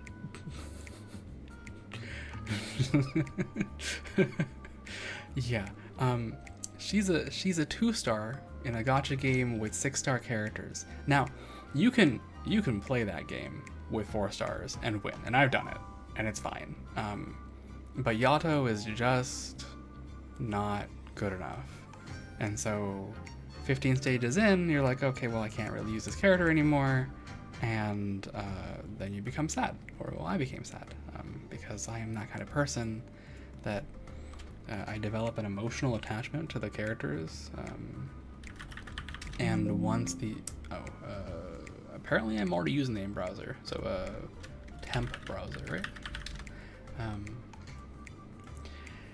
I develop an emotional attachment, and if those starter characters are not good enough anymore, I just become sad. So in Genshin Impact, I never pulled on the gacha, and for the entirety of the game, I only used the 3 starter characters, Amber, Kaya, and Lisa, and also the Traveler. That was it. I don't believe in healers. I didn't need them. Don't believe in healers. Don't believe in anything else. I don't pull. Game's fine. So, yeah, that's the kind of player that I am. I think Yato is really cool. I think her sword style is very good. The tech wear is good. Very elegant design. Also, look at Hanu. Look at him. What a Giga Chad. Look at his nose. Powerful. Oh, brave Hanu. You look like you could really, Yeah. Long time no see, Hanu. You look pretty stressed out. How about an intense and thrilling game of Dream Jigsaw to blow off some steam? I'm trying to desperately get through HSR 2.2. I hear it's like 7 hours long. But if I don't do it now, I'm gonna get spoiled on things later. Spoiled on things later. You have a lot of meme options, but also we all know that Hanu only lets out cool sounding hooves. Oh my! Are you telling me that Boss Stone has rallied the villains to seize Dreamville? What a dreadful twist of fate! Listen closely, Hanu. I'm aware you're in need of a suitable weapon. And I also know there's one just upstairs. But you know what? You'll have to play an exhilarating round of Dream Jigsaw first. No Jigsaw, no moving forward. Here's another interesting thing about Live 2D that I realized that wasn't obvious to me at first. Even though you ate ramen, egg rolls, and a Pop-Tart. Nice. What is this? Like, I'm looking right now, right? I'm looking to the right. Looking to the right. But when I tilt my head to the right, you know, I move my head that way to properly face chat. My eyeballs will move, right? Because technically now my eyeballs are facing left, which makes sense. But if the tilt of your live 2D model is not the same amount of tilt as you are actually doing in real life, it can seem a little off, like, oh hey, I'm suddenly looking somewhere else. I'm not, I'm looking in the same place. It's interesting to work with. Interesting medium. I definitely want to attach things to my head, and the one thing that I am really missing is hands. I want hands, but I don't think I can do hands unless I get 3D or I like something else going on. But I want hands because I gesture with my hands a lot. Hands is mainly 3D, I figured, right? Because you can't really do the flip without putting in a lot of work. And the other thing that I really realized is, like, anytime that my hand goes in front of my face, my model freaks out. Look at this. It's like, it's not happy. But anyway, you have to humph to everything as Hanu. Now scurry along. That's the walking joke. Tread carefully. Two ne'er-do-wells are also eyeing those jigsaw pieces. Either outsmart them with the quick knockout, or ensure they don't catch you in the act. I can't wait to see you finish the dream jigsaw. Best of luck. Let's I want stay more alert and make sure those monsters don't spot us. shoulder motion. Look up there. If we can push that thing down, do you think that would do the trick? I'm gonna take this thing. Drop this on him. Bang.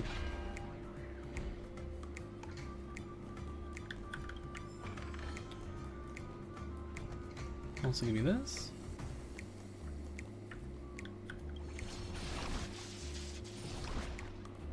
This.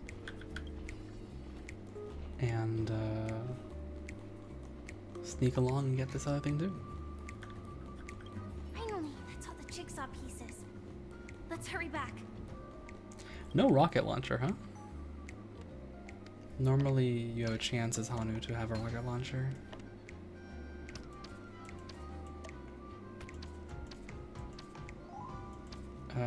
Wait, why can I not think of what the answer is? I'll put this here for now. I don't know why that one is giving me grief. It's not that hard. Just not able to comprehend it? Why am I not able to comprehend this? Oh. Really? Oh, okay, God. Something about that shape was not vibing. The exquisite sensation of perfect alignment. Hurry now, Hanu. Touch that TV set and transform back into your own self. Then head upstairs. Your weapon awaits you there. Are such haphazard instructions really okay?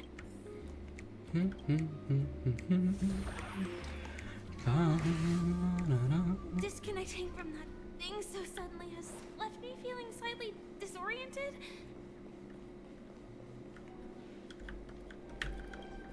Cannot take the lift. No problem.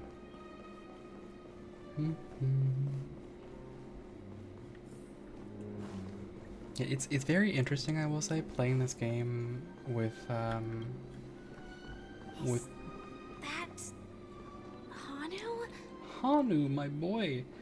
It's interesting playing this game with basically only starter characters and like whatever you got for free. These are the free characters that I've acquired over playing this game for a year.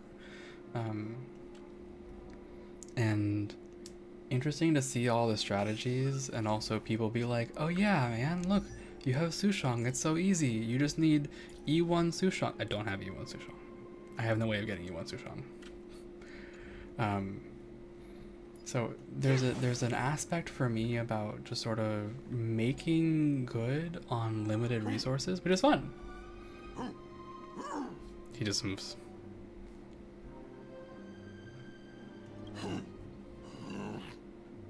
What exactly is he talking about? Tick-tock! It's time for me to make an appearance! This guy was originally a werewolf, by the way, Hanunue, but Flocky? I can also see him. Is this character part of the show? In Dreamville, Clocky is everywhere and can do anything. Like right now. I can be your translator. Tick-tock.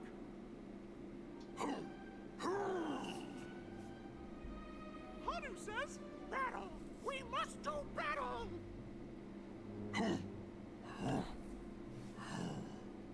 The enemy is at our doorstep, and we have no path of retreat for the future of Dreamville.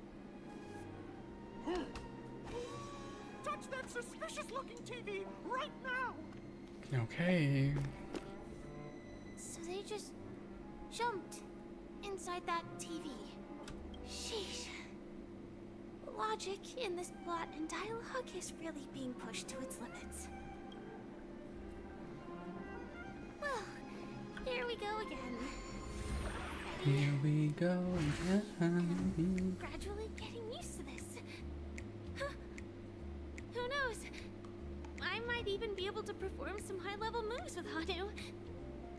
Oh, did someone say high-level movies just now? That's right, pal. The upcoming script is just exploding with all sorts of high-level shenanigans. Last we saw, Hanu was preparing for battle. Suddenly, he hears heavy footsteps coming from the hallway. The mischief makers have broken into his home, but brave Hanu won't go down without a fight. He instantly sprints for the storage room, ready for a do-or-die showdown against the baddies. But we still don't have any weapons in hand. Guess what? Hanu's favorite bazooka just so happens to be in that storage room. So we to move on. What a coincidentally convenient plot twist. It'd be even more awesome if the organizers allowed me to wear armor. Yeah, that's where we're at. Bum, bum, bum, bum, bum, bum, bum. Miss. The storage room. It's behind the shelves, right? Oh, can I pick this up? Give me? Oh. Oh. Alright. He wasn't lying.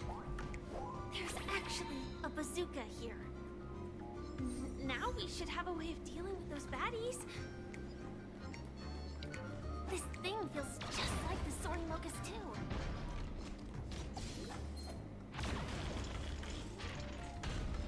Well, I'm on the hunt.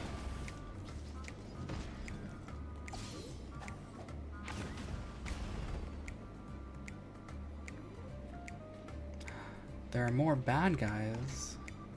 Why? It looks like we've got more company. Get ready to fire.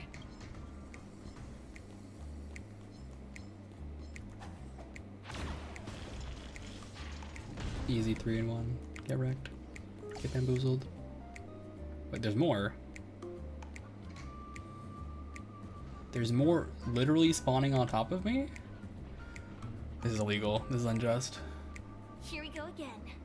But no big deal. We're pretty handy with this bazooka now. Oh, it moved me back. Do I have drops enabled for Honkai? I think it's automatic. So whether I do or don't, I think you have no choice in the matter. You're just gonna get drops. I certainly did nothing special to turn it on.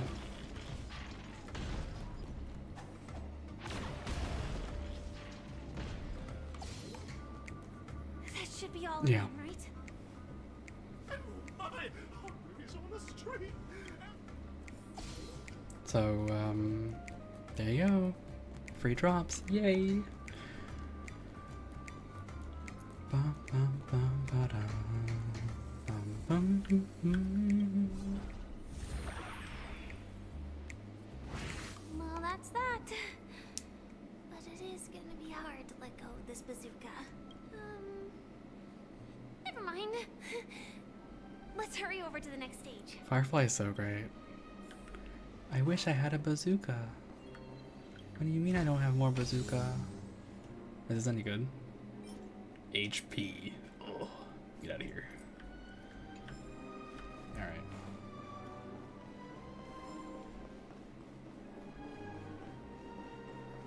Oh, wait. Is that a puzzle? Oh, it's a puzzle one floor above me. Okay. Give me this.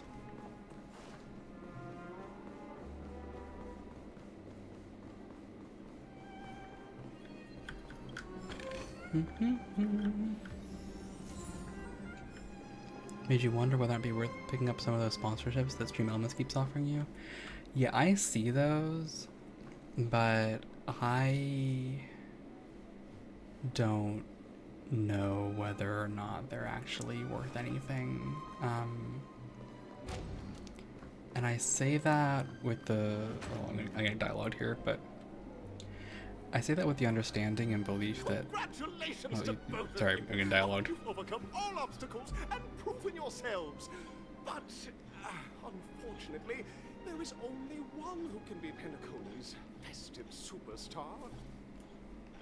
In the final stage, you will face the defending champion. All right. If you fail, you will lose the opportunity to become the festive superstar. Yes, Argenti.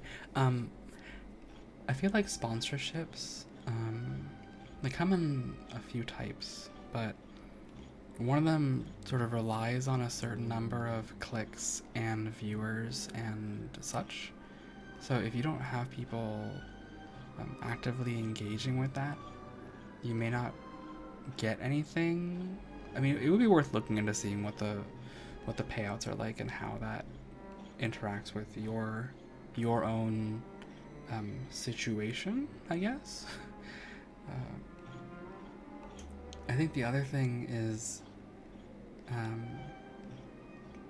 I mean, you may or may not know, but I guess I'll just warn you ahead of time. You have to announce whenever streaming on Twitch that you're doing something sponsored or not. So you have to like show somewhere on your stream title that that's something you're doing. Just FYI. But there may also be like just minimum viewer counts for certain sponsorships. So I've never tried the Stream Elements sponsorships because they didn't look appealing to me, the kinds of games that I would play. But if they work for you, thumbs up, let me know. I would love to understand more about it. It's a peculiar thing, let's say. I keep blinking. Why am I winking at the chat right now? Yeah, get a sponsorship. Yeah. Look at this winking action. A sponsorship. I feel so suspicious when I'm winking. Welcome to the 33rd Scorch Sand Festival's third stage in the 20th season, sponsored by Soulglad Enterprises. Superstar Showdown. Certain games just have these automatic drops turned on. And MiHoYo, the company that runs Genshin Impact, Honkai Impact 3rd, GGZ, and Star Rail, they're very aggressive in their free drops campaigns, and their partnership with other things. Like even in Discord, there's like, oh, you're playing Star Rail, have you considered streaming for 15 minutes in Discord for some free rewards? Some other companies will do that, but yeah, some are just automatic free drops. Yay. Yeah, but it's certainly not anything I did. Besides, play this game and try to finish it because I want to finish this chapter on the story and reach the end so that I can avoid chances of being spoiled by the internet and YouTube and such.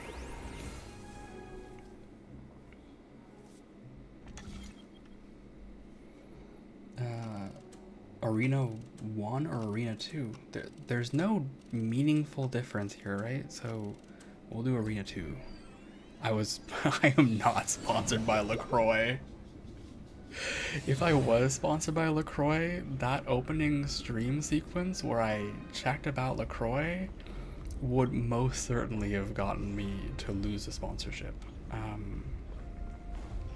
There are most definitely certain terms to sponsorships, and I think that's the other thing, is that it's really worth checking those terms, especially in today's day and age sometimes they'll be like, you can't say anything bad about our sponsorship, right?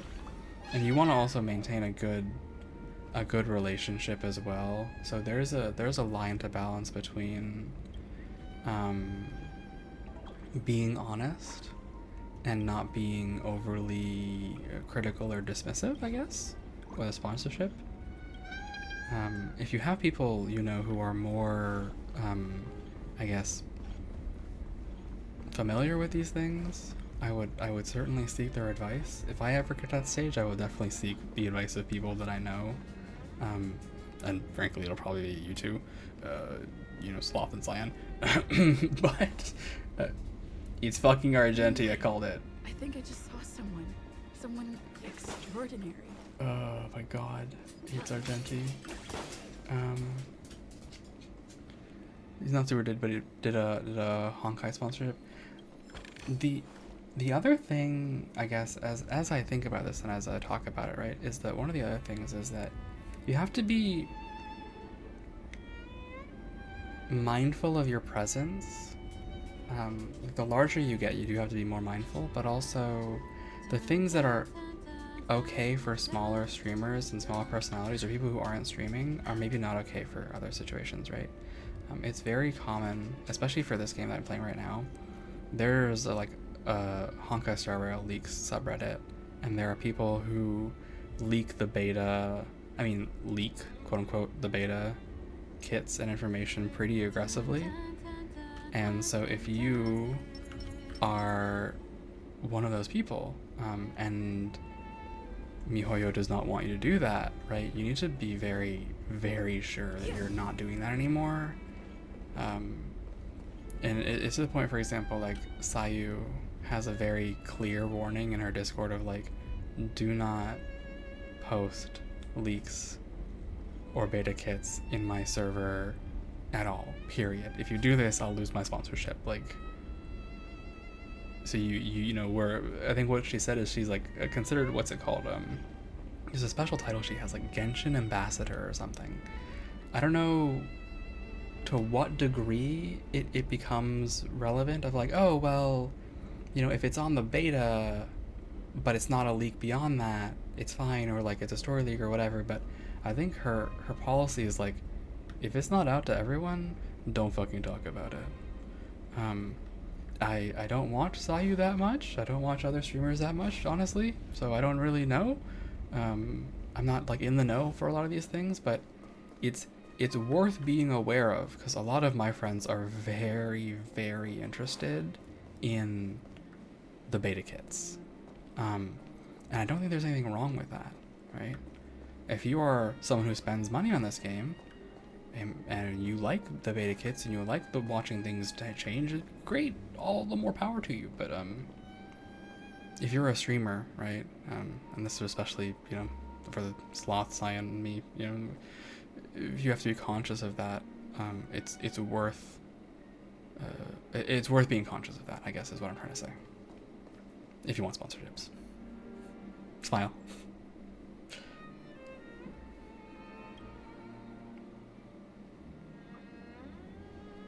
Why does he not have voice acting? Argenti? Are you a Knight of Beauty? Argenti? Like, he doesn't have voice acting. I guess they couldn't get the voice actor. That was weird.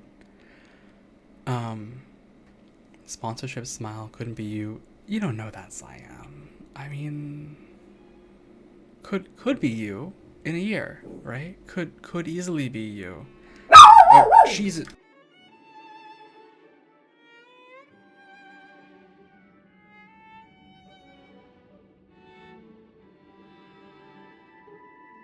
He was so quiet. He was so quiet for like a full hour, and then he just decided to go off. Not you anytime soon. I know the dog. I normally do not let him in my room like this, but I am the one taking care of him all weekend because no one else is here to do that, and so I have to leave the door open just in case he needs to get me for anything.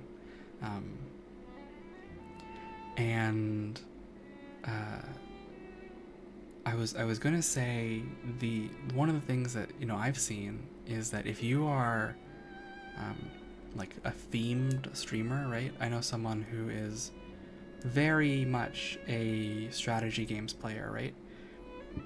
And in respect to that, some people, I mean, he's big, right? He's way bigger, like 1.2K view kind of big. He's got views. But even when he wasn't, because I've been watching this guy for like 6 years, right? The sponsorships are not so far out of the reach of you, right? If you have a manager, or you ask for them, or you dig around, or some other things. If you're a horror game streamer, right, like you might get that. Or here's the other thing that I've noticed, and this is something I've seen from my experiences just watching Twitch and seeing people and all that, is, for example, if a game comes out in early access and you're like, man, this is the best game ever, you just play it like constantly, right? And you're like the person. Okay, 1 second. Simba, you better not bark again. You gotta stop doing that. No. Stop trying to do that. You get no. Be sad. Get back on your bed. I'm not gonna pay attention to you. What was I saying? I was saying something. Yapping. The point I was making, I think, is if it becomes a game that you like really enjoy and you play a lot in early access, sometimes the devs will be watching Twitch streams of their own games, right? I've seen many devs show up in the Twitch chats of games that they have made, and I mean, if they like you, right, or if you're a proponent of their game or whatever, that can turn into a sponsorship. So yeah. But also, once again, I'm really sorry about the dog. I normally do not let him in, period, when I'm streaming, but there are certain extenuating circumstances this weekend, so I have no choice. And they said that you were very sketched out by the payment system called Tipalti. I've never heard of it, which makes you frightened of it. That's how they pay you for said sponsorships. Yeah, I've never gotten a sponsorship in my life, so I don't know. But if you know people who do know, definitely ask some questions.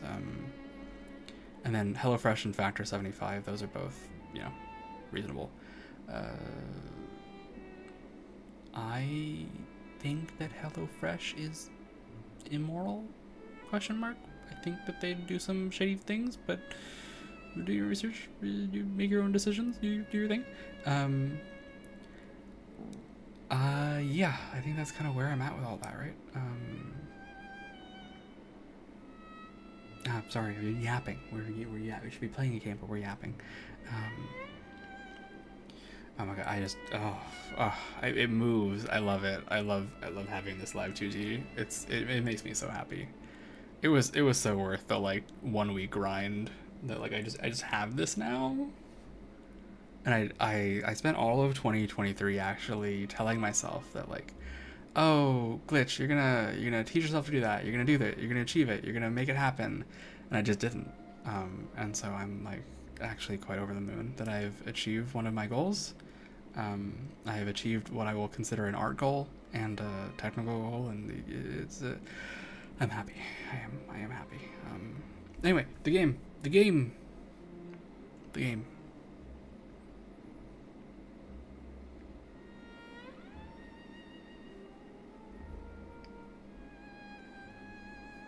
Okay, they don't have voice acting for Argenti.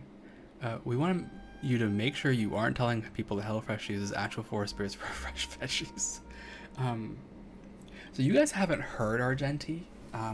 Argenti is basically the pretty boy of Honkai Star Rail because he follows, get this, the path of beauty, aka the god of beauty, Adrilla. And so he talks like this.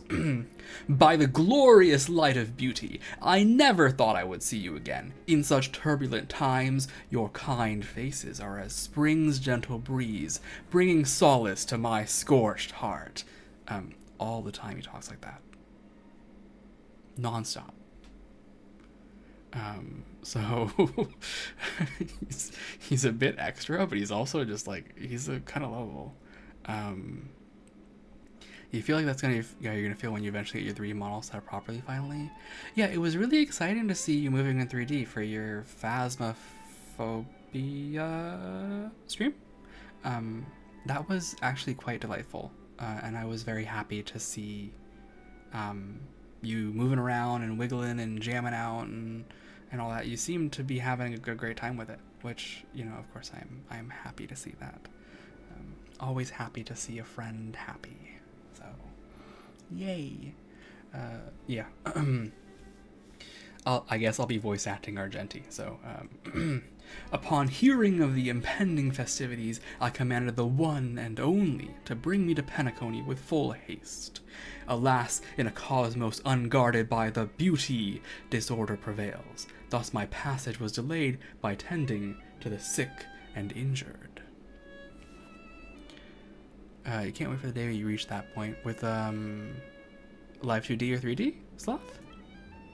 Fortunately, the mini rabbit mech pilot, stray cat duelist, galactic ninja, and quad drive Teleron, along with 32 other souls in distress, all emerged from their predicaments safe and sound. I then led them all here to revel in the harmony with countless other splendid beings. I don't have time for you right now, Argenti. Saving the world? What a righteous act of beauty! If that's the case, no, that won't do. The rules of this contest are sacred and inviolable, just like the beauty. This guy met us, by the way. Entered our ship unannounced, met us, and was like, the only way for us to mutually understand each other and how beautiful we are is if we fight to the death. And then he tried to beat us up. It wasn't to the death, but, like, basically. Argenti's fucking world. What will be the noblest choice? We need to sail a Stellaron from Penacony, so you need to get out of the way. That's right. This magnificent dream is built upon the Stellaron and the countless sacrifices of many people. If I just tilt my head too much, does my eyes close? Yes, it does. Interesting. I look so suspicious. Oh, eyeball. I'm sorry, I'm very distracted. Oh, to encounter deeds so vile they stir one's very soul. However, present-day Penacony bears no mark of the Stellaron's taint, and the family has always been renowned for spreading harmony. How can I be sure your words hold truth? Yeah, appeal to his sense of trust, because it's Argenti. Forgive me, my dear friends. If you cannot present irrefutable evidence, I must not yield. Yes, lest I dishonor the name of the Knights of Beauty. He really is just like that all the time. Sorry. But if what they say is true, what you say is true, in the name of beauty, let us use this fated duel to test your mettle.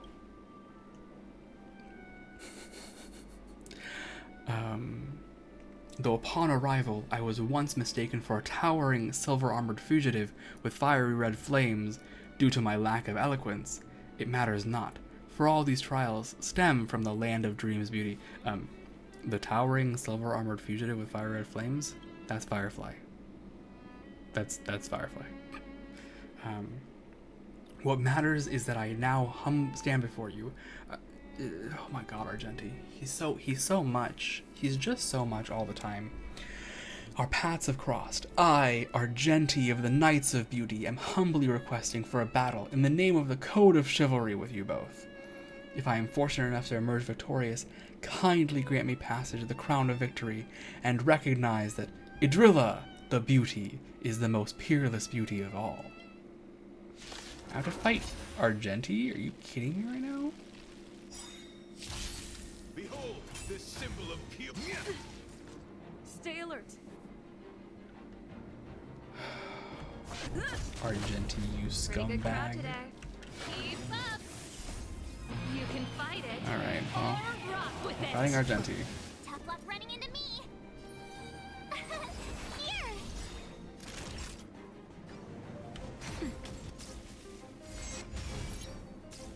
You are fighting a gentleman. Put forth all your might. Not a scratch. Try that again. I'm on guard. Lance ablaze. Lance forward. His music is pretty good though. This song's for you. Turn it up. You can't run. Confess. Alright, I've had enough. Tryhards, watch this awesome move. Just a little something. Think nothing of it. Ready to jam. This one is the shield one?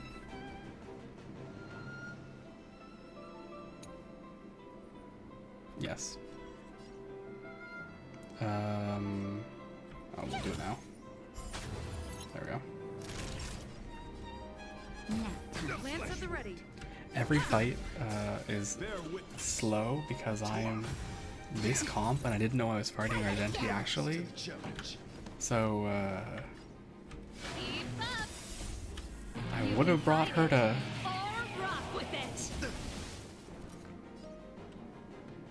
but well anyway, bring his shield here. Let the duel commence. Pledge thy loyalty. You can't run.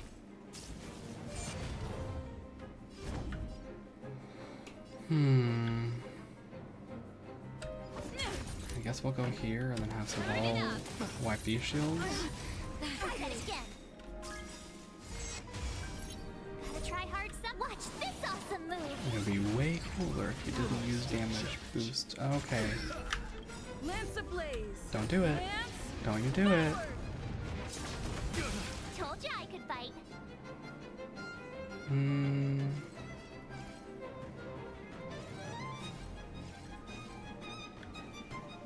I guess I'll just shield here. I'm on guard.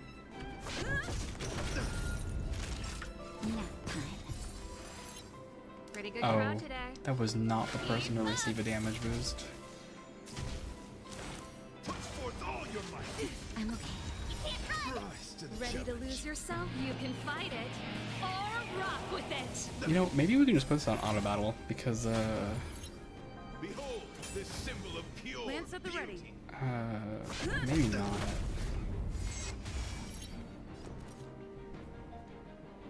Argenti, you're really gonna make things difficult for me here. Turn it up. Rise to the challenge. Go here? Try that again. You are fighting a gentleman. You can't run. Gotta try hard. Watch this awesome move. This is a nice time to chat, honestly. If I had known Argenti was gonna be here, would have made this whole... Okay, I wasn't ready. Would have made chatting time easier, because there's really no brains required for me to do this. Ready to lose yourself? You can fight it. Or rock with it. My strategy requires no skill. It requires 3 sustained characters and Serval.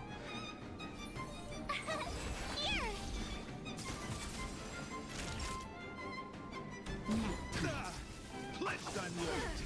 Try that again. Rise to bear witness. To honor. Honor?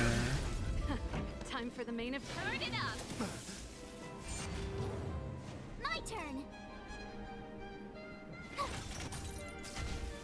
Well, yeah. I look forward, Sloth. I look forward to your growth, to you getting sponsorships and your own 2D or 3D or whatever you would prefer. I believe in you, and I am confident that you will get there. If that is something you wish to pursue. Try that again. I'm on guard. Gotta try hard. Watch this. I genuinely hope that for you. And I will be happy to cheer you on at each step. So, fingers crossed.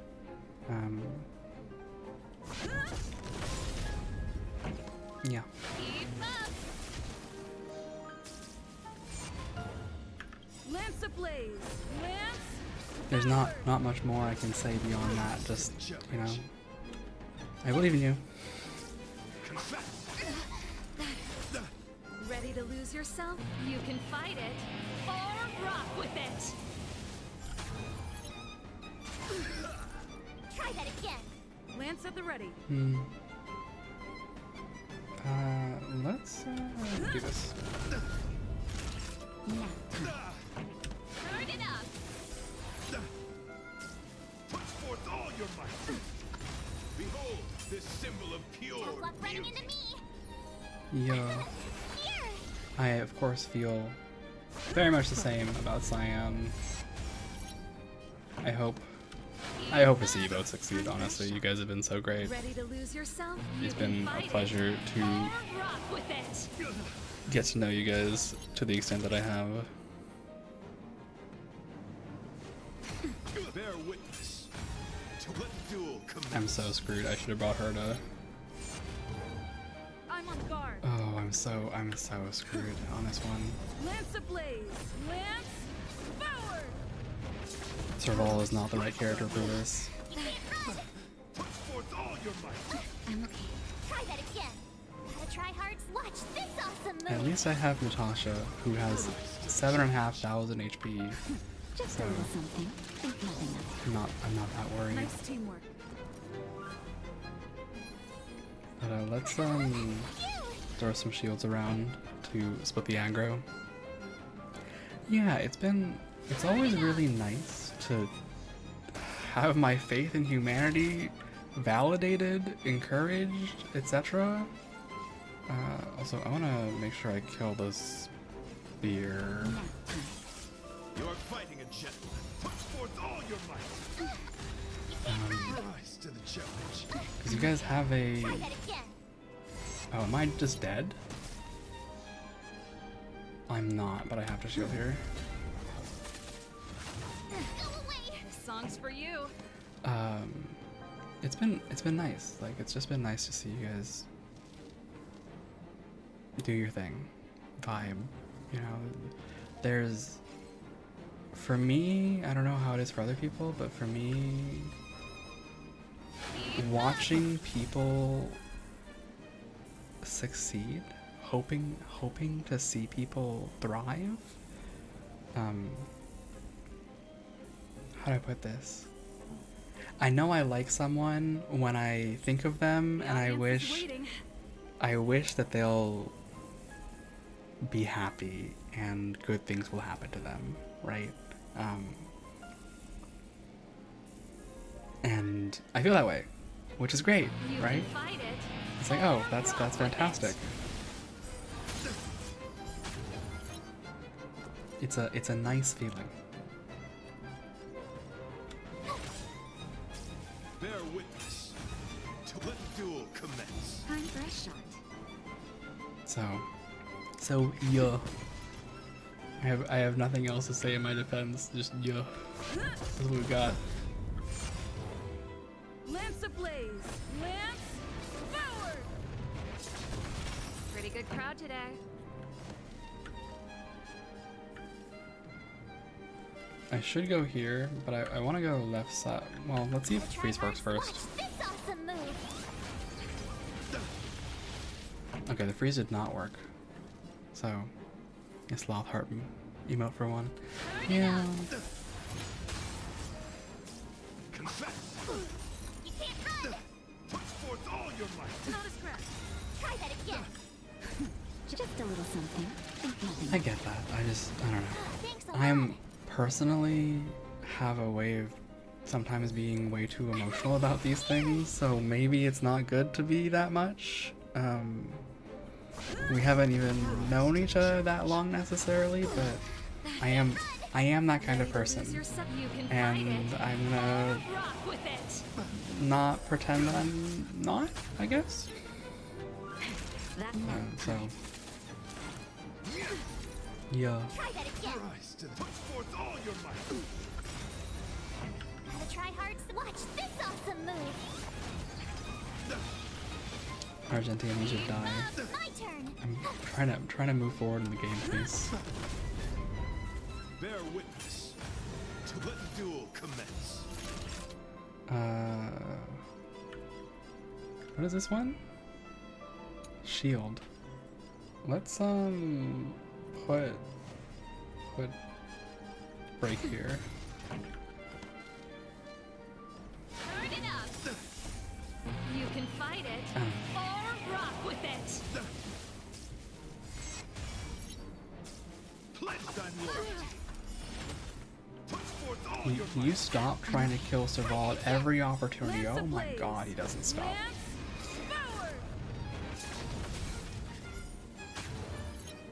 Lance at the ready. Oh, jeez. Tough luck running into me. Phew.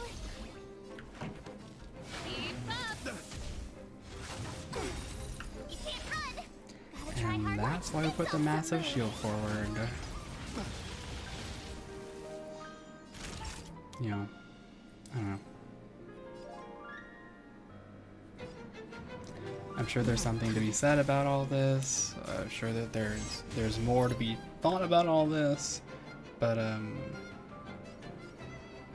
not what the kids call a thinker. Yeah, I am. I don't know what I'm saying. to the challenge. You are fighting a I'm combating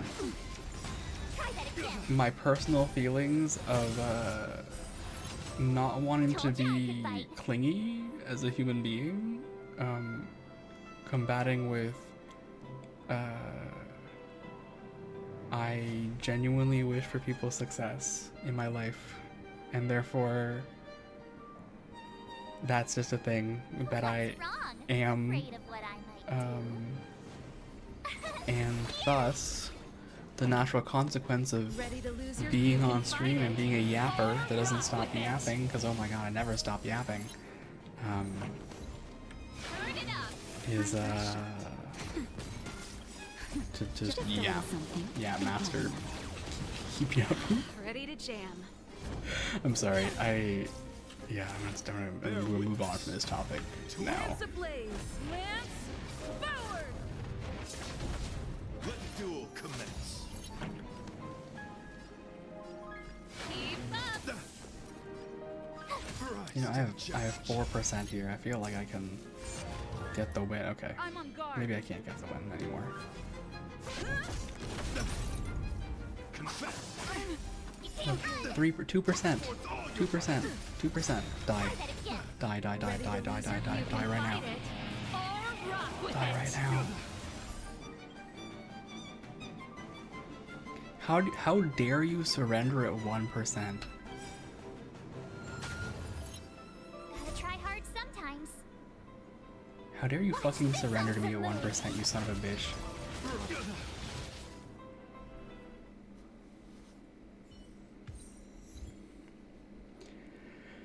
Beautiful, beautiful, truly a captivating contest. It is through you that I realize, to uphold the honor of a driller, I must further hone my skills. What a beautiful lesson indeed.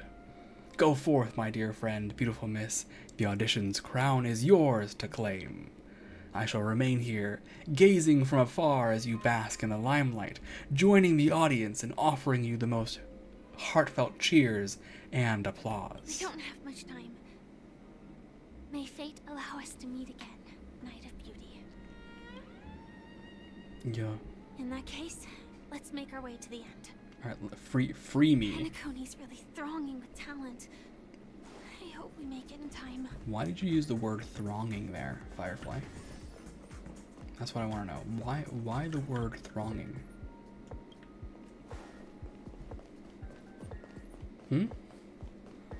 It's like when I learned that the spinning circle, the name of the spinning circle is called a throbber. Yep. That's what it's called? No, it's not a mistranslation. It's just like, you can call a cake moist, right? But when you use the word moist in other contexts, like, I wish that you wouldn't. It's just weird.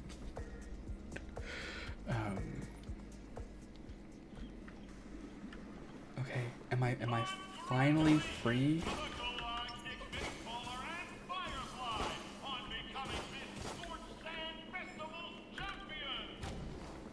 Please free me.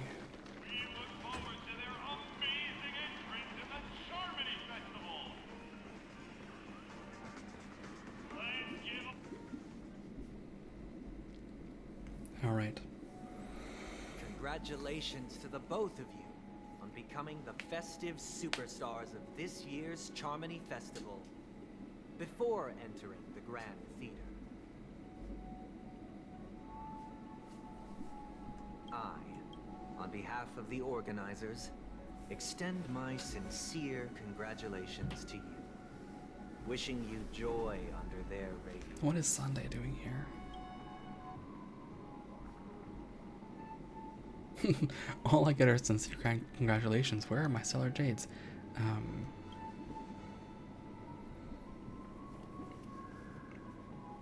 As previously promised, my sister, Mr. Yang, and I have met with the Dream Master. We delved into the truth about Penacony and its Stellaron, and have come to a consensus. That you're Both a liar. I and the Oak family cannot acquiesce to your request. Just as expected. We acknowledge the perspective of you, Nameless. Penacony does require change, but not as you propose. The planet of festivities cannot and will not revert to a place characterized by chaos, disorder, or anarchy. Through your journey of overcoming obstacles, you must have glimpsed the essence of that era. The vulnerable ruthlessly eliminated, equality non-existent, common folk living precarious lives, eking out a dreary existence. Ultimately, only heroes like yourselves manage to achieve success. But I would dare ask, if you did not possess the special status of having a Stellaron, and you were but an anonymous and frail member among the masses, which Penacony would you prefer? A dystopia for the survival of the fittest, or a sweet dream paradise for all?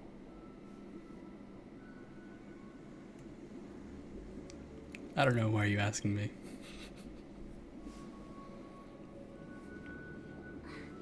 That's not the point. Don't let him mislead you. Mr. Sunday, even if the members of the Oak family can't fully agree on what to do about the Stellaron, now's not exactly the time to be holding an extensive discourse about Penacony's past and future, is it? The Stellaron issue concerns the life and death of everyone on Penacony. If anyone has a better suggestion, the crew is more than willing to listen. Also, it'd be best to tell us the ins and outs of that meeting. This way, we'll at least know what Welt and Ms. Robin are dealing with, and the reason why they failed to make our appointment. Ah, Navigator. That is precisely my intention. With all present, let's begin by discussing the details of that meeting. Let's talk about our tribulations and choices, our ideals and beliefs, and our final course of action. The only path to take.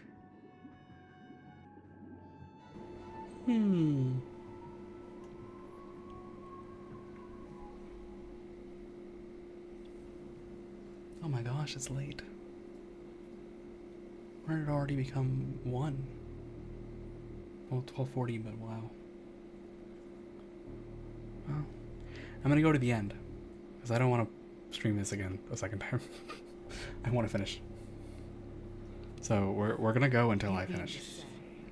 That for the longest time, there have been scoundrels who would use the Charmony Festival that I have bequeathed to the masses as a tool to realize their ambition.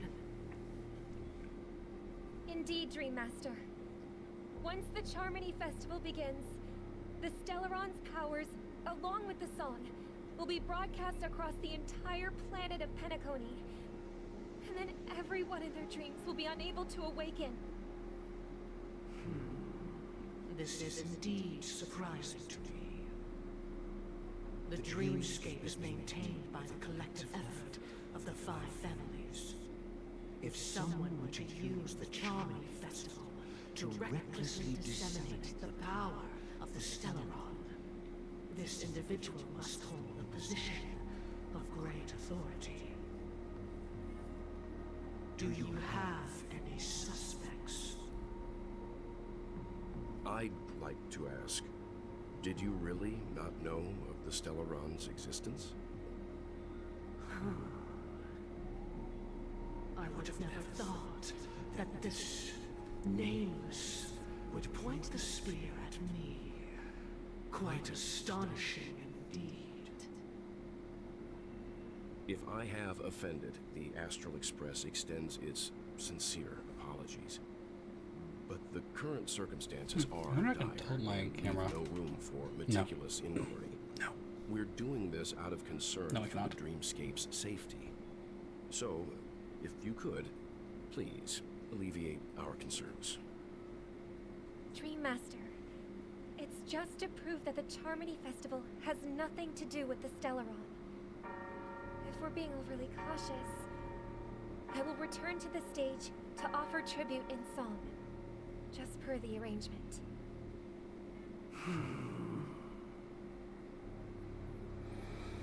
Sunday, Robin.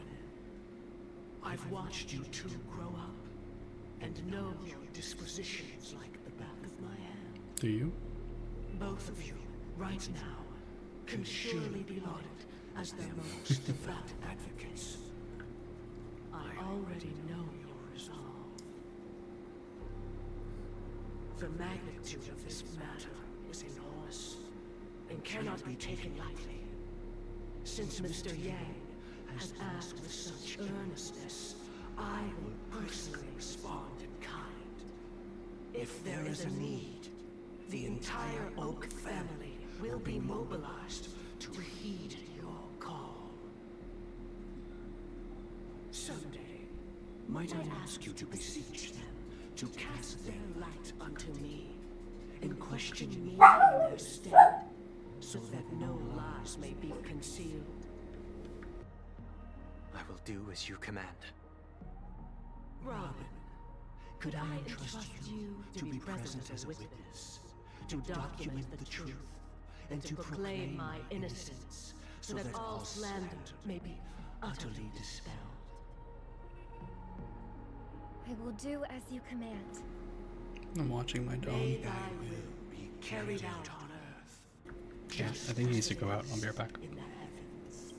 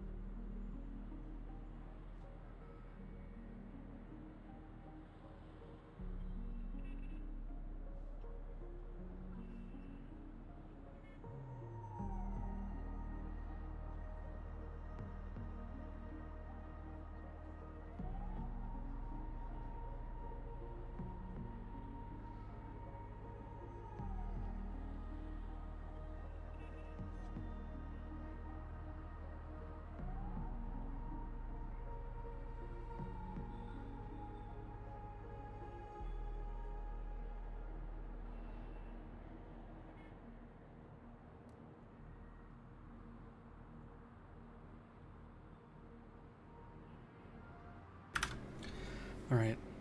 No more dog barking. I took him out. He has gone out. It is also late, so it is time for him to sleep. He's gonna go sleep. Or bark at cars, but he doesn't need me anymore. So I took him outside, and I saw what I can only assume is a cockroach just outside the door. Terrified. I'm terrified. I'm terrified. It is terrifying. I cannot express enough how much the sight of one of those. Oh my god. If it had entered the house, I don't know what I would have done. Screamed, cried. Not the other thing that I accidentally mixed up two things towards. But yeah, screamed or cried. Yep. Jesus.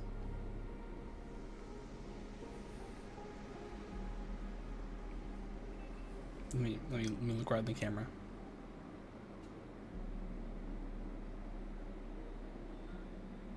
No, we say no to bugs.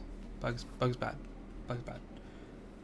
Oh, triple-faced soul, please sear his tongue and palms with a hot iron, so that he will not be able to fabricate lies and make false vows. Let us begin. There is nothing else to prepare. Understood. Question. Have you devoted your life to your god, never worshipping other gods? Naturally. Do you love your god as you do yourself, always heeding their admonishments? Terrifying. Naturally. I can somewhat handle smaller spiders. I Have just you ignore them. strayed from the path expected by your god, betraying their name? By the way, I've noticed here that Sunday has never called out Witch God. Has not called out Shipe, which is the Aeon of Harmony. This could be any god. Never. Have you ever been inordinate with your asks of your god, coveting more than the foundation of the creation itself? Never. Then, a final question. Do you swear to fulfill all vows, past, present, and future? With the Eon as my witness, if I do not deliver on my words, or if I renege on my vows, may I be cursed in accordance with divine law. They have seen your faith, and have endorsed your faith. Done making sloth love With nice. this, it can be evidenced. Just a moment. What is it, Mr. Yang? I have another question I hope to have answered. To my understanding, the family's harmony and prosperity have never relied on so-called divine laws. But God, you both mentioned, are they truly Shipe? Welt has the same question I do. Very nice. Sloth, are you gonna post that on your Discord? Can I go see it? Can I go see it right now?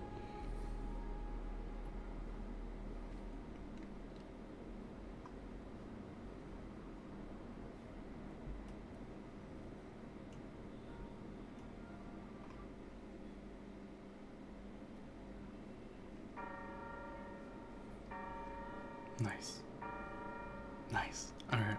I'll look over there again in 5 minutes to see if it's there. Mr. Yang should know that those belonging to the family toil together as if they were kin, embracing solidarity and unity under their light. All duplicity is laid bare before the harmony.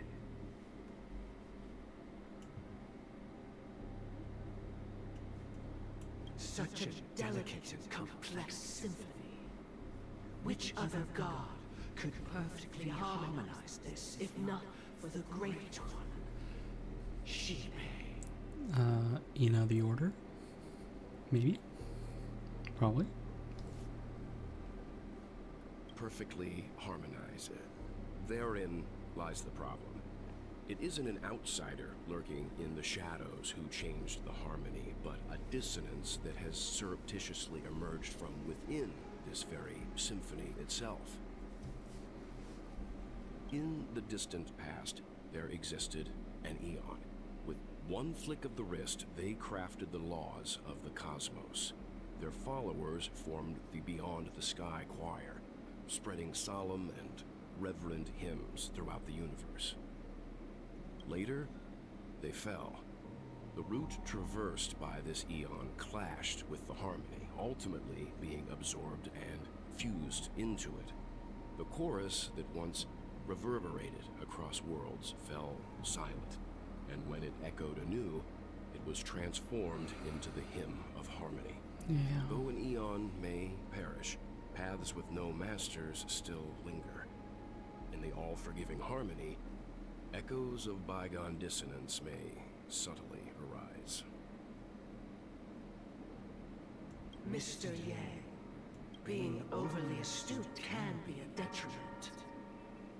Especially when you find yourself alone and without allies. So this is how it is. For the sake of our grand cause someday, please afford these two an opportunity to rest. Yep. What?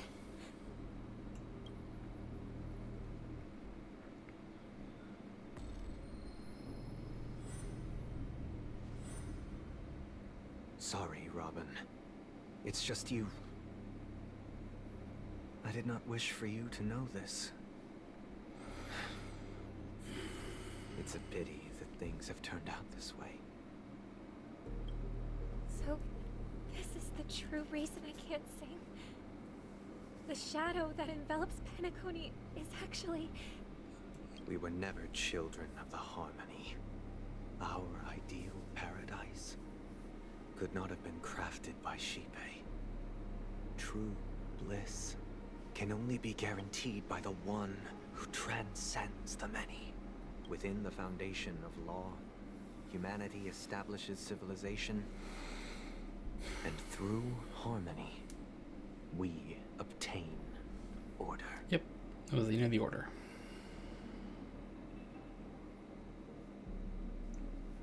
It was the order. To think that there would be remnants of the order on Penacony. What have you done with Mr. Yang and Miss Robin? Don't worry.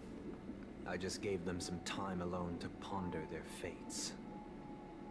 You should know that these actions make you an enemy of the Astral Express. Should we need to stand against the Nameless, it would only be myself and the Oak family involved. But we haven't reached that point yet, have we? Your efforts for the justice of Penacony are evident to everyone, and have been widely observed.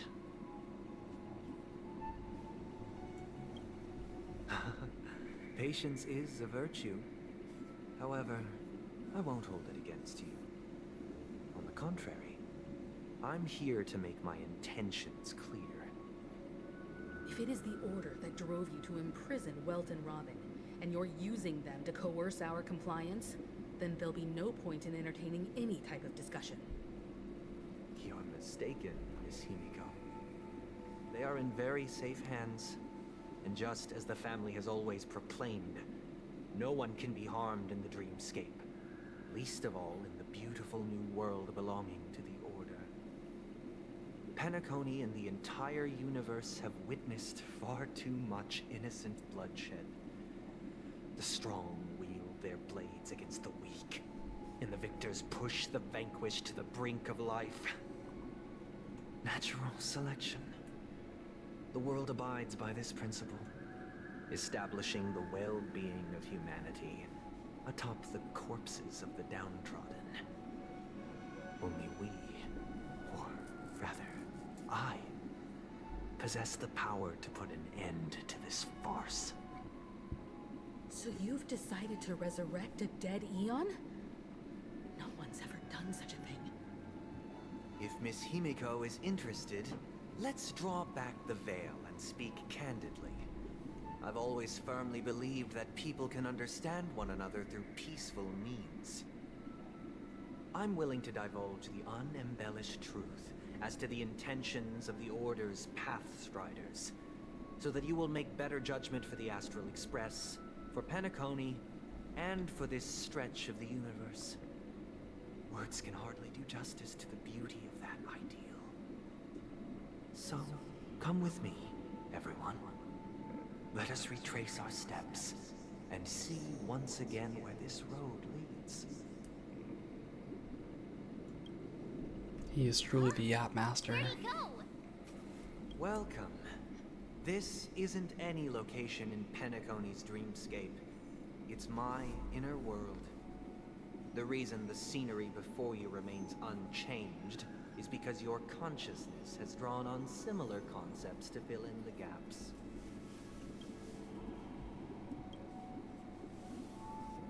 That means... Did you do the same to Welt? It's a tuning process. Stronger in effect and more draining on the mind. The gray-haired guest has experienced it before, so she should understand what it entails. Tuning allows you to intuitively grasp my feelings, which also means that I cannot hide anything from you. Now, everyone, please look at the huge screen. The road we once took begins here. The dog is whimpering, but I must ignore him. From this point it's time for him on, to sleep. You will witness the numerous decisions I've faced. I've selected a portion of these to share with you. I believe after going through similar predicaments, you'll be able to better understand my thoughts. Let's begin. The first decision. A story about a baby bird. This story happened when Robin and I were very young. We were victims of the Stellaron disaster, and the family's Mr. Gopher Wood, who would later become the Dream Master of Penacony, saw that we siblings had no one to turn to and took us in. Later on, Fine, I'll man the dog in. Robin and I lived a time with nary a care in the world. One day, after dinner, while my younger sister and I were lounging about in Mr. Gopher Wood's yard, we spotted a fledgling Charmony dove all on its own. That baby bird was tiny. It didn't even have all of its feathers, and it couldn't sing. When we found it, it was already on its last breath, having fallen into a shrub, probably abandoned by its parents. We decided to build a nest for it right there and then. However, thinking back, that winter was unusually cold, with fierce winds at night in the yard, not to mention the many poisonous bugs and wild beasts in the vicinity. It was clear that if we left the fledgling in the yard, it stood no chance of surviving until spring.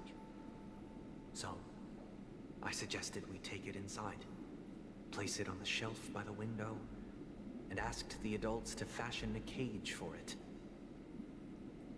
We decided that when it regained its strength enough to spread its wings, we would release it back into the wild. The tragic part, something that we'd never considered, was that this bird's fate had already been determined long before this moment. Its destiny was determined by our momentary whim. Now, I pass the power of choice to you all. Faced with this situation, what choice would you make? Stick to the original plan, and build a nest with soft net where the Charmony dove fell. build a cage for it, and feed it, giving it the utmost care from within the warmth of a home. I eagerly await your answer.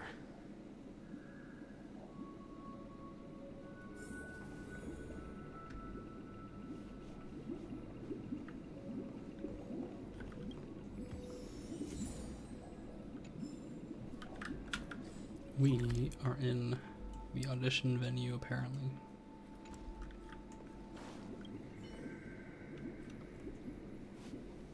It looks like he really has no intention of imprisoning us. If it's just a quiz, I suppose it's fine to humor him. Back to the question. I would personally choose to build the little Charmony dove a cage. No special reason. I do think that a fledgling should have the right to fly into the sky. But if it can't even live to that point, then there's nothing to talk about to begin with.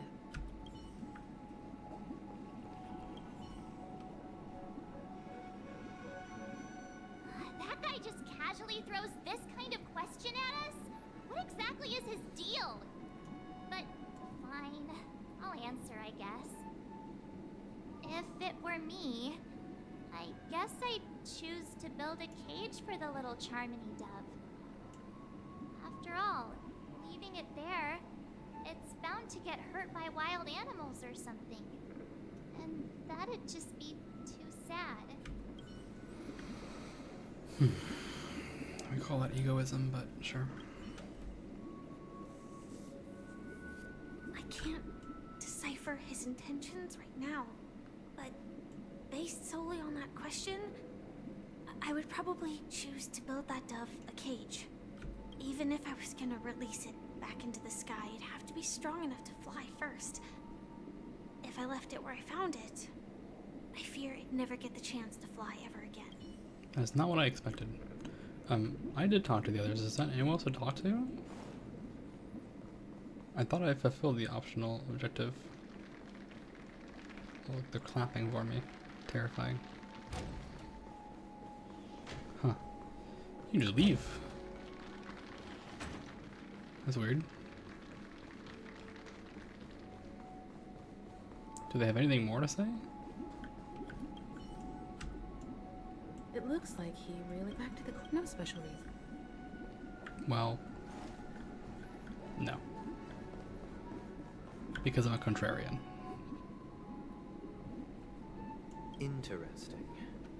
Since you've made up your mind, allow me to reveal what fate this choice will bring to the fledgling. It'll die. From what I've observed, there are at least 3 predators in that yard that prey on small birds. The Vossicle scorpion, Asdana wolverine, and the Huntington winged snake. Even if they shy away from humans, these animals are still near apex predators in a fenced location like a yard. In such a location, only one fate awaits that little Charmony dove. A painful death. As for the choice you made, I am deeply sorry. Now, let us advance to the second decision.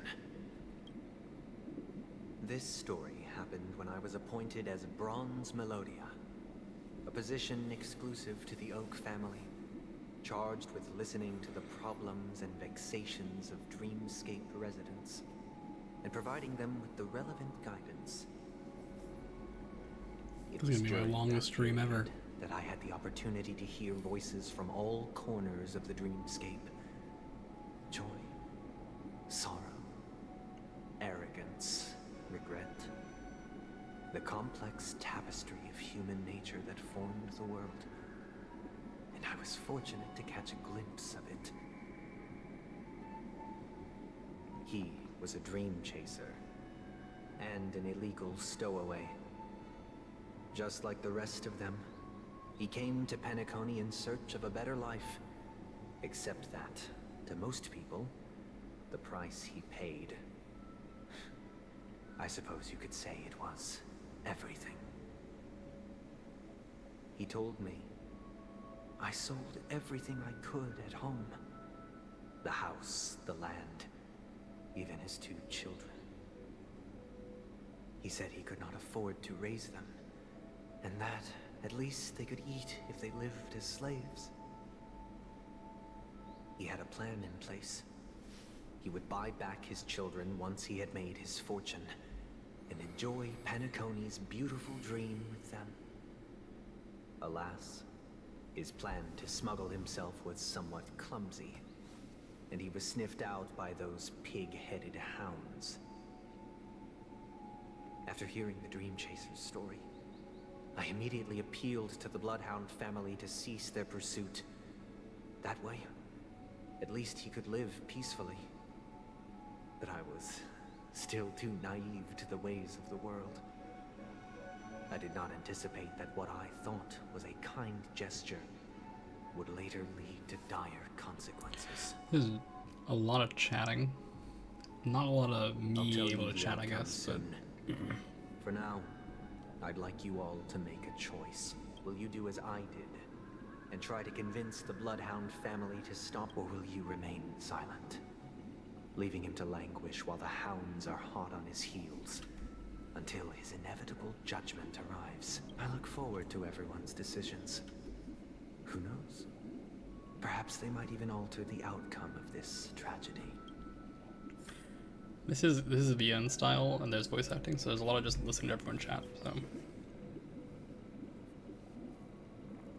a Dream Chaser story. If I acted out of kindness, I would probably ask the Bloodhounds to stop their pursuit and lend him a hand. But what cruel repercussion would this choice result in? I think Sunday must have been deeply impressed by the limitations of the strong defending the weak through this incident.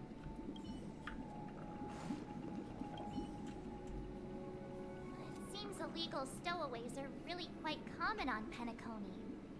But that guy in the story, I don't think he deserves any sympathy at all. He sold his kids to chase a dream. Even if he intended to go back for them, it's still insanely irresponsible. With that thought, there's only one choice. Let the Bloodhound send him back home. This person deserves to be punished.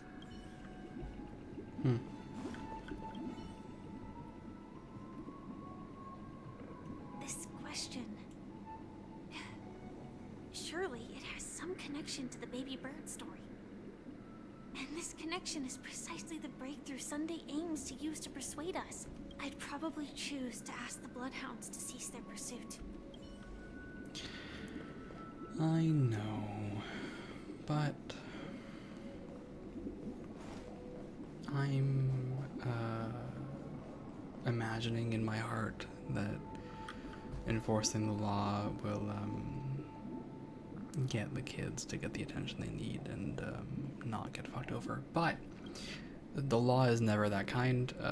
However, I can cross my fingers. Like me, are pondering whether a different choice could have led to a better outcome. Sadly, his fate would only be more tragic. Say he never gets caught, he would only die from delirium. The methods with which illegal stowaways enter dreams are unorthodox, not flawless like the hotels. Living in the dreamscape would be a mere pipe dream. That I didn't know. Yes. Should he be apprehended? Could the hounds afford to turn a blind eye? The answer is a definitive no. They couldn't bear the resulting consequences, and thus wouldn't dare extend a helping hand. As to your choice, and the story this time is my own. This story happened the day I was appointed the Oak family head. At that time, Mr. Gopherwood was the current Dream Master, and as per his wish, we had a private conversation. What surprised me was that the Dream Master had only come to deliver a letter to me. He let me read its contents, and it was a letter from my sister. The letter contained the usual pleasantries, anecdotes from her travels, nothing out of the ordinary.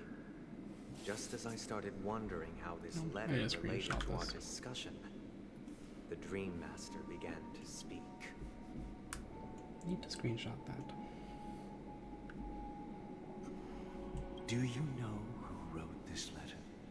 My sister, of course. But why would you personally visit me to hand me a letter from my sister containing mere trivialities? To help you grasp the full scope of this issue. Do you know where Robin is at this moment? From what the letter indicates, she must be in Caspelina 8, correct? She's touring there right now. Correct. Has she mentioned anything about a stray bullet? A stray bullet? What? A war has broken out on that planet. It is because of this very reason that Robin chose this destination. To spread the word of the Harmony. And to save the lives of that planet. She personally made for the front lines. She hoped to ease the people's suffering with song, and was willing to brave mortal danger to deliver the IPC's medical supplies. Unfortunately, stray bullets show no such compassion. Is she all right? If the operation was successful, she should probably be recovering in the field hospital. By the eon above, the bullet struck her neck directly, yet possibly as a reward for her consistent deeds of harmony. It didn't hit any vital arteries. Once you've attended to your outstanding tasks, it'd be advisable to write her back as soon as possible. Those damned savages! I'll pack my bags right away. My gratitude for bringing this to my attention, Mr. Gopherwood. Now you understand why she always wears such elaborate neck ornaments, don't you? How could this happen? Miss Robin. It's all in the past, so please don't worry. I share this in the meager hope that you will understand the Harmony's limitations and predicament. As grandiose as the strong defending the weak sounds, many times, it is nothing more than wishful thinking. Likewise, I've prepared one last question, one last choice. But rest assured, this choice will not have any grave consequences. Because this is merely a figment of imagination, a nightmare that has haunted me through countless nights. If you ever had the opportunity to make a choice like I did, would you still support Robin's journey on the path of harmony? Well,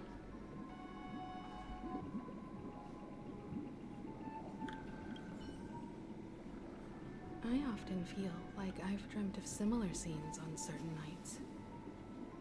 In the dream, I see blurry faces. I don't know who they are, but I sympathize with all of them. Fighting for survival against some unfathomable force. Their confusion and fear are lucid to me. But I also remember they chose never to give up. Just like Miss Robin. If Mr. Sunday's question leaves you puzzled, you should find the answer from your own experiences. With each trailblaze, dangers and tribulations will surely follow. But would you ever back away? Would you stop March and Don Hung from reaching their next destination? I believe you have an answer of your own in your heart.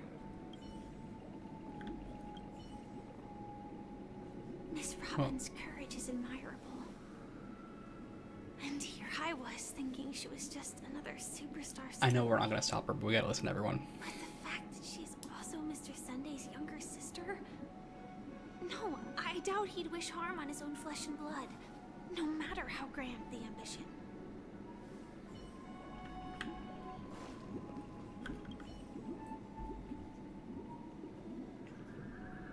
Can't believe that happened to Miss Robin. The strong defending the weak is a great mantra, but if I had to pay such a price, I don't know what I'd do.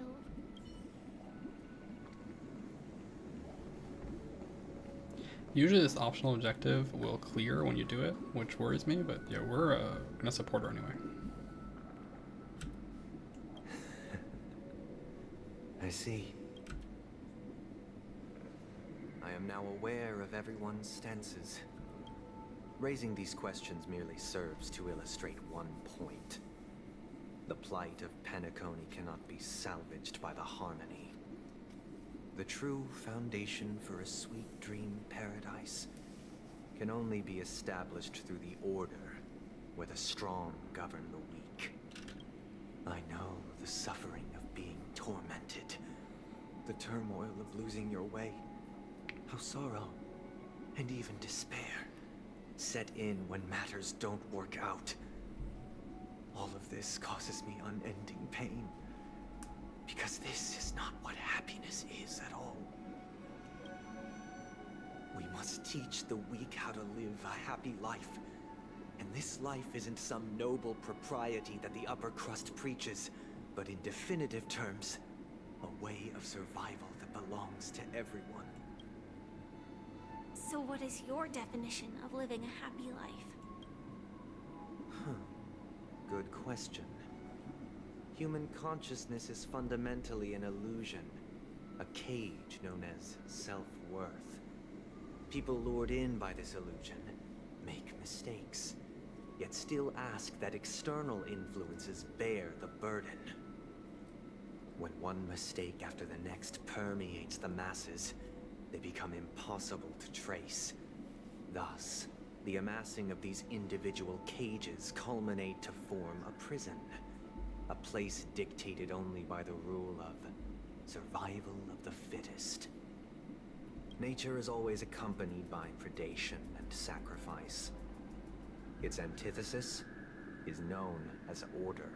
That is what I want to do. Unite people's happiness under the banner of order. They won't need to make bitter bro, choices this is not any what order longer, should be. nor face the weaknesses of humanity. They can cast aside their primal instincts to build a haven for mankind. Simply describing thoughts is far too abstract, so allow me to provide a simple example. As you all may know, there are societal norms like weekends and long weekends that exist on some worlds. I eagerly wait my long weekend. During these hard-earned rest days, people are given the chance to extricate themselves from the stresses of everyday life, allowing a certain tranquility to return to their souls.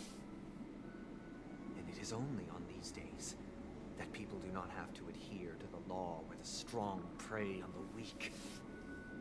They can live out their lives happily during these brief intermissions.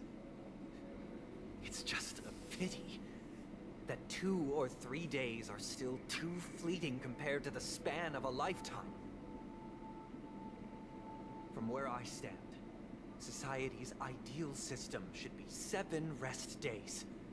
Following Sunday, there should ensue a second, a third, and indeed an infinite procession of Sundays. This should be the face of the new world. Idyllic, eternal, peaceful days. And thus, every person can return to their base selves in this utopia. Some gaze in reverence at the stars, pouring their whole beings into calculating the distance between us and the isolated world of Pagana. Meanwhile, some seek refuge in quiet corners, holding one another, unencumbered by the chains of unwelcome obligations. There would be no need to bear the hardships of reality. Only in this way can humanity face the inevitable end with the purest of spirit. living a life of dignity. This is what it is to live in bliss. Miss Firefly, you who are stricken with entropy loss syndrome, you of all would surely understand this.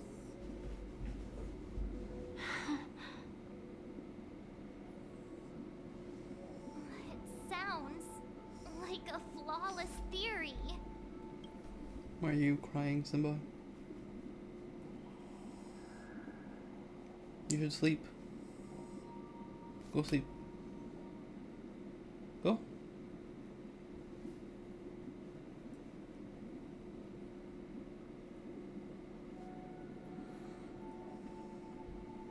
You want your bed? Oh my god, you're so annoying.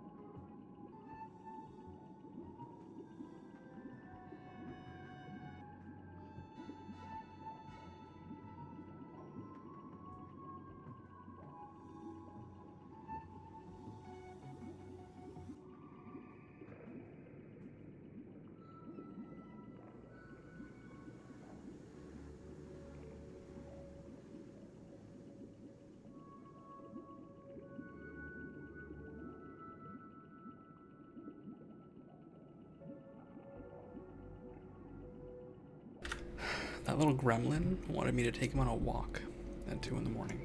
1 in the morning, whatever time it is.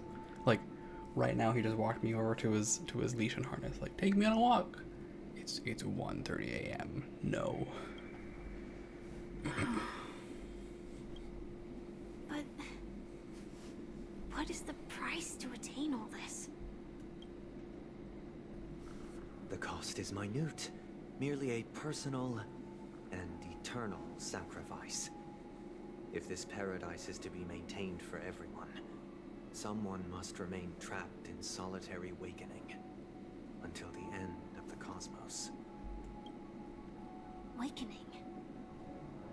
Which means that this so-called paradise is still a dream. Stepping into this paradise means forsaking reality, correct? It is not forsaking, but transcending. Flesh, blood, sorrow, weakness. If the physical is the root of spiritual suffering, it is only logical that we defeat it. No. But in this supposed bliss, people won't have defeated their demons. The chance to overcome their tribulations would be forever lost to them. In other words, it is an escape. That's another way of understanding it. But there is no shame in escape. On the contrary, the seeds of escape exist in everyone's hearts. Don't you agree, Miss Firefly? And as to why we sleep, it is because we are afraid to awaken from our dreams. But this is not in conflict with the grand plan. Only in acknowledging this can we truly understand the frailty of human nature, and from there, show compassion and protection.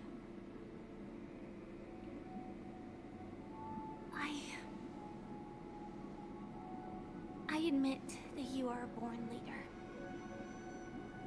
Your perspective on humanity brims with pessimism. Yet you express compassion for all, even when your heart pities them. But unlike you, I live for the self. From my perspective, individuals making choices for themselves is their birthright. The want to escape may be innate in the weak. But whether they are weak or not, it is not up to another to decide. Perhaps in your mind, you also view me as weak.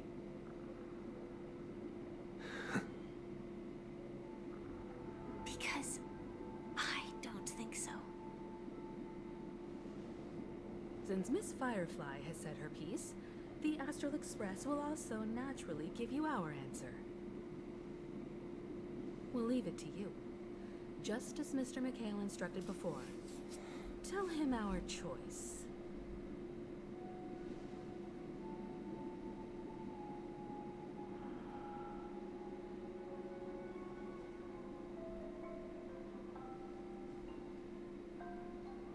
Oh, we're going back in time again. Is this place? Oh, hey, it's Misha. Does this place ring any bells, Misha?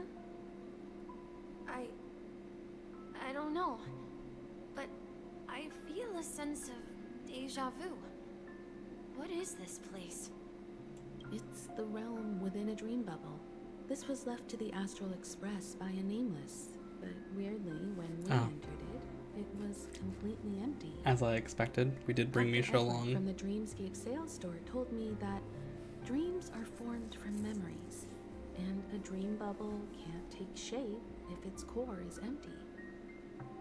So I thought you might be able to help us in unraveling this mystery, Misha. As a hotel doorman, you know Penacony best among us. I don't know much about dream bubbles, but if you want to figure out what this mansion is, I'll do my best. I'm counting on you then. Himeko, I still don't get it. Why were you so sure that Misha had a connection with this dream bubble? I wasn't sure. It was just a hunch. But since Misha feels familiar with this place, my hunch might be correct.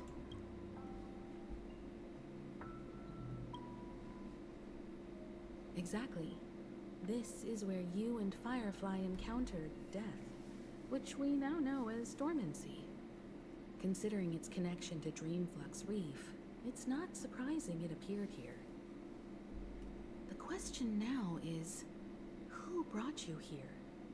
Based on the clues we have so far, it's unlikely to be that masked fool. So identifying them is crucial to us. We're drawing closer to the truth once more. Let's give Misha some time, as I believe he'll unveil the secret of this dream bubble. There are a few open questions, like why we heard Misha's voice There are doors all over the place. in 2.0. Which one should we choose? Do you have any idea, Misha? I guess maybe this way? There are a lot of open questions, but well, I can't go to the menu. I need to pause for a moment here to contextualize a little bit. To contextualize, first of all, apparently I've been playing so long I can do this again.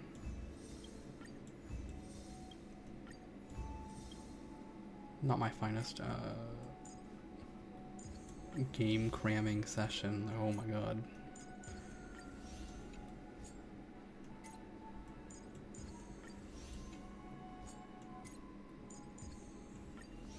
But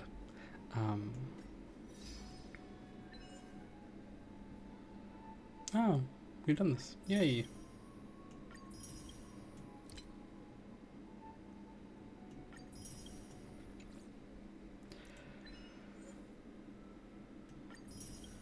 The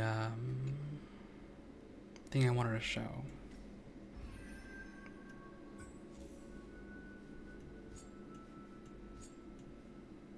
Is it not going to show her face? Really? Why is Anna the Order not here?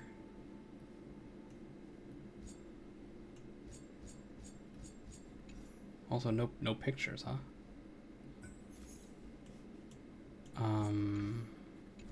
No, I gotta show you guys this.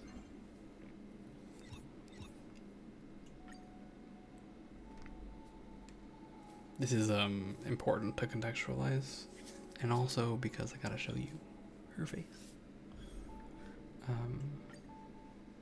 Index, Aeons. There's the order.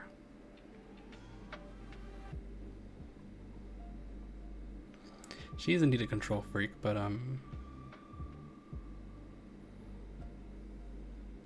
yeah.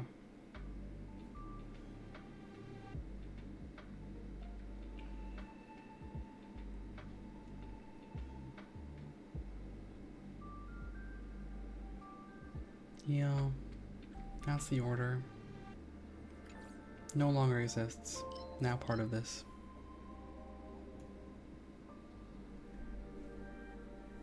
Her puzzle piece itself. I also like the Enigmata a lot, but I don't think it's here, so. Now then, back to the story.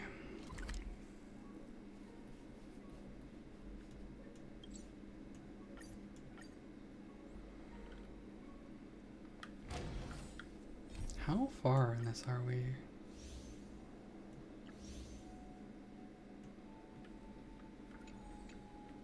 Another... Okay, I guess I'll be staying up late. Very late to get this through because I will, I suppose. Because I want to be done.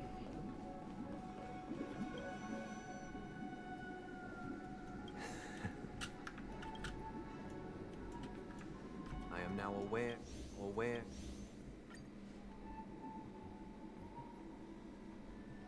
Alright, now we follow Misha. I'm not entirely sure, but let's give it a try. Oh, I can't change team. I can't change team.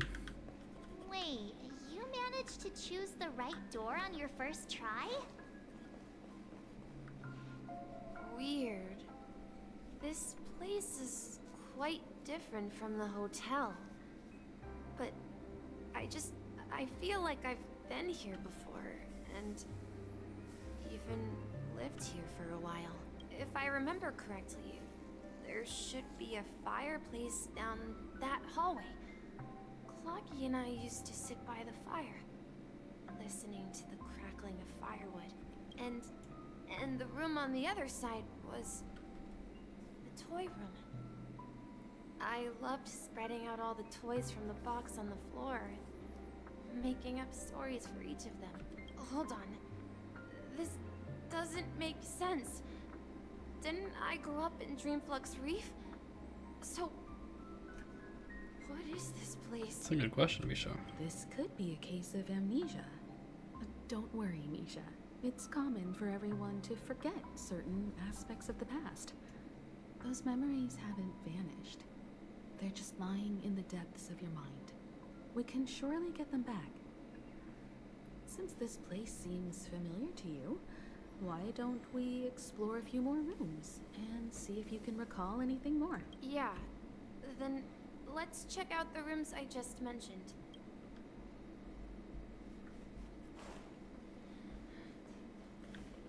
What was that noise?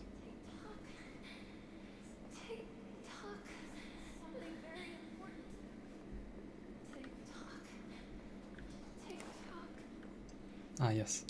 The creepy part of this game, where we hear Misha's voice and he doesn't remember anything. Yay! Awesome. Mikhail, that's the name. Now we all know him as the Watchmaker. So, who is he talking to? Do you know anything about it, Misha? I'm sorry. I don't know much about the Watchmaker. But, Mikhail... Anything special about that name? Mikhail is Grandpa's name. Grandpa? Do you mean you're the Watchmaker's grandson? But we haven't heard anything about the Watchmaker having descendants. And the name Mikhail is not rare. Perhaps it's merely a coincidence. Could you tell us more about your grandpa, Mikhail? Yeah, sure. He was a seafarer who fearlessly ventured into mysterious seas and storms. He was always on the sea and had lots of friends who accompanied him on his travels. He didn't want me to call him Grandpa because that would make him sound old. He believed he was still young. The name Mikhail was given to him by his parents, Haley and Elise, both renowned seafarers. This sounds like someone else. Every time he came back, he'd Hmm. share his logbook with me and tell me about his adventures at sea. I want to become a great adventurer, just like him. It also... It appears that the seafarer has nothing to do with the watchmaker. So, perhaps it's just a coincidence? So, where is your grandpa now? He went off on a new journey, and it's been quite a while since I last saw It him. also sounds like either Misha is a non-existence. Where has Clocky gone? Did he leave to protect Dreamville?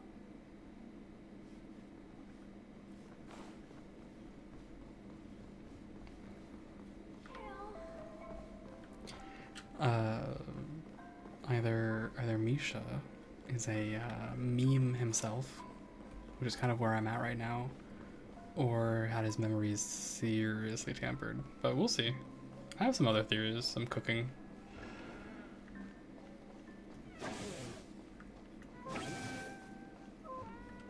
I heard some noises from the room. Origami Bird? That's a friend of mine. You and Origami Bird are friends? Yeah. It's a member of the Compass crew. Just like Clocky and Miss Mirror. And there's Miss more Mirror. than just one Origami Bird. They are a big family with lots of brothers and sisters who look the same. They follow Miss Mirror's orders and handle all sorts of jobs on the ship. They're the best sailors. Sailors? Can Origami Birds be sailors? Could you tell us more about the compass, Misha? The Compass is a ship bound for the New World. Clocky and his partners travel through layers of fog to the depths of the sea. Whenever there is danger, Clocky will use a compass and guide the ship in the right direction. That's a great story. But in the Penacony cartoon, Clocky and his partners have always lived in Dreamville and never ventured out, right? Huh? Oh, that does seem to be the case. But they were people before the cartoon. Weird.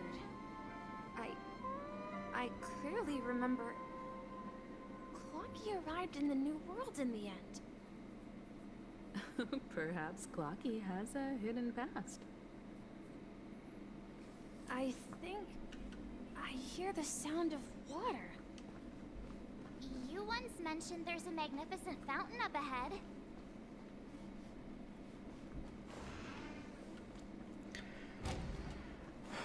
Hanu, Clocky, etc. all Look, there it is. did exist in the prison, so I don't know. The water resembles a precious jewel embedded in the dreams of all seafarers. I'm thinking. Every time I gaze at the shimmering lights beneath the waves, it feels as though I'm back in this place, standing by your side. Have you recalled anything, Misha? Yeah, I saw these sentences in Grandpa's logbook. He used to say that despite the perils of the sea, whenever he stood on the deck in the afternoon, overlooking the sparkling waves, he would think of this fountain in front of his house. He often said that those moments felt like returning to his family's side, and the difficulties at sea didn't seem quite as challenging. You know, I quite understand such sentiments.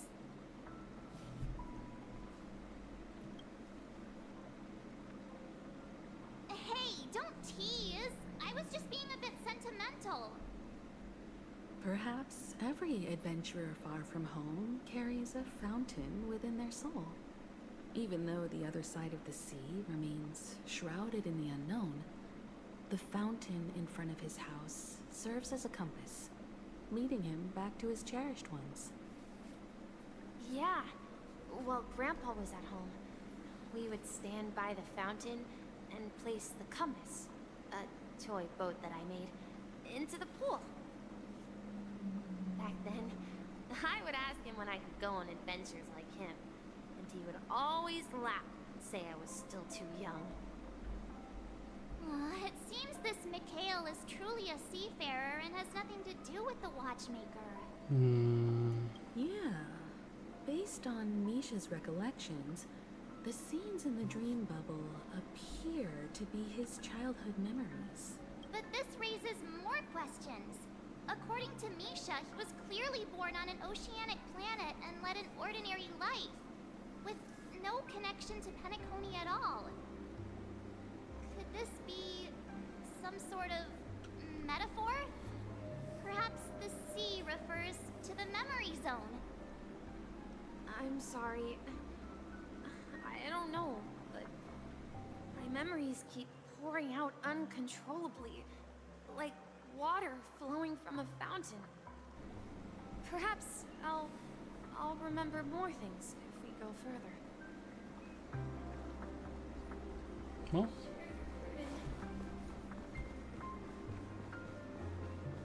Onward. We're going to the opposite side, right? No. We should turn left here. Oh, okay, I guess I'll turn left here. Huh? Something feels different about this Yeah, that's new. place. This is it. I remember this corridor. Up ahead is Grandpa's study. It was in that room that I saw him the last time. Finally come out of the box. So many times across the ocean is our destination.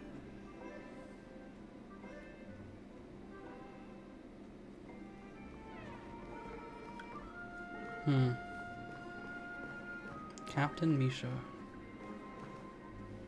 It's all your made-up story, huh? The atmosphere in this room feels totally different. Well, we'll see. Misha, you finally come. Clocky, you're here. Yeah. This is the room where we first met each other. Are those books on the bookshelf logbooks left behind by that seafarer? Yeah. Whenever he came back, he placed a logbook on the bookshelf in his room. They contain records of his expeditions to every corner of the world. He described our world as a fountain. At some point, the sea started to gradually swallow up the land where people lived. To ensure that everyone had land to settle on, he had to continue exploring the sea in search for the source of the rising seawater. On that day, he called me to his study, telling me that he was embarking on another journey. However, I could sense the gravity in his expression. It was the same look I had seen on my father's face before his final voyage. I asked him if I could go with him, but he said that my adventure lay elsewhere. He told me to stay home and patiently await a certain sound at the door. What sound? He told me about a vast ocean in the sky. An ocean of stars. He spoke of a train that transports children with a desire to venture far away. That sounds like the Astral Express. Traversing the sea of stars without ever stopping. He said that he knew the crew on the train, and that he had asked them to take me along. He said the journey I had always dreamed of would start there. A train? Could it be? It's the Astral Express. I remember now. Grandpa's friends are a group of nameless who came to this world to resolve a disaster. The advancing theory is that Misha is Mikhail, but that keeps shifting. He gave his pocket watch to me. It was his cherished treasure. appearing in every one of his adventure tales. He explained that difficult times were ahead, but assured me that the watch would guide me. He said, as long as I kept moving forward, I'd eventually reach my desired destination. And then, it was as if I heard the distant sound of a train whistle echoing throughout the room. The original theory was that Misha is Mikhail, but And then we followed that whistle, didn't we? Yeah. I think I can still find the way we took back then. the new information caused changes, and now I'm back on that theory. I don't know what's happening. This is the dream jigsaw, right? So do you remember? You said you obtained a mysterious shard when you stumbled into this place. hey, the shape seems to match. Looks like we're just one step from... Sorry, maybe should not zoom through that as quickly as I did, but also it's late. I'm feeling the tiredness. I have work tomorrow, so.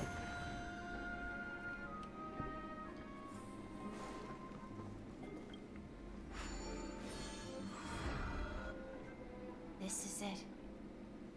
This is my room of clocks. Alright, clockmaker. While I spent my time waiting for Grandpa to return from his voyage, Walter gave me this workshop, and it became my secret base. Here, I learned how to repair clockwork and gears out of my fondness of precision mechanics. In my dreams, I was the captain of the compass, embarking on adventures with my companions, Clocky and Miss Mirror, in search of the new world. I was born and raised here. So, this building in the dream bubble is your childhood home? Yes, but not exactly. To be more precise, this dream bubble itself is my home. Looks like you've remembered everything now.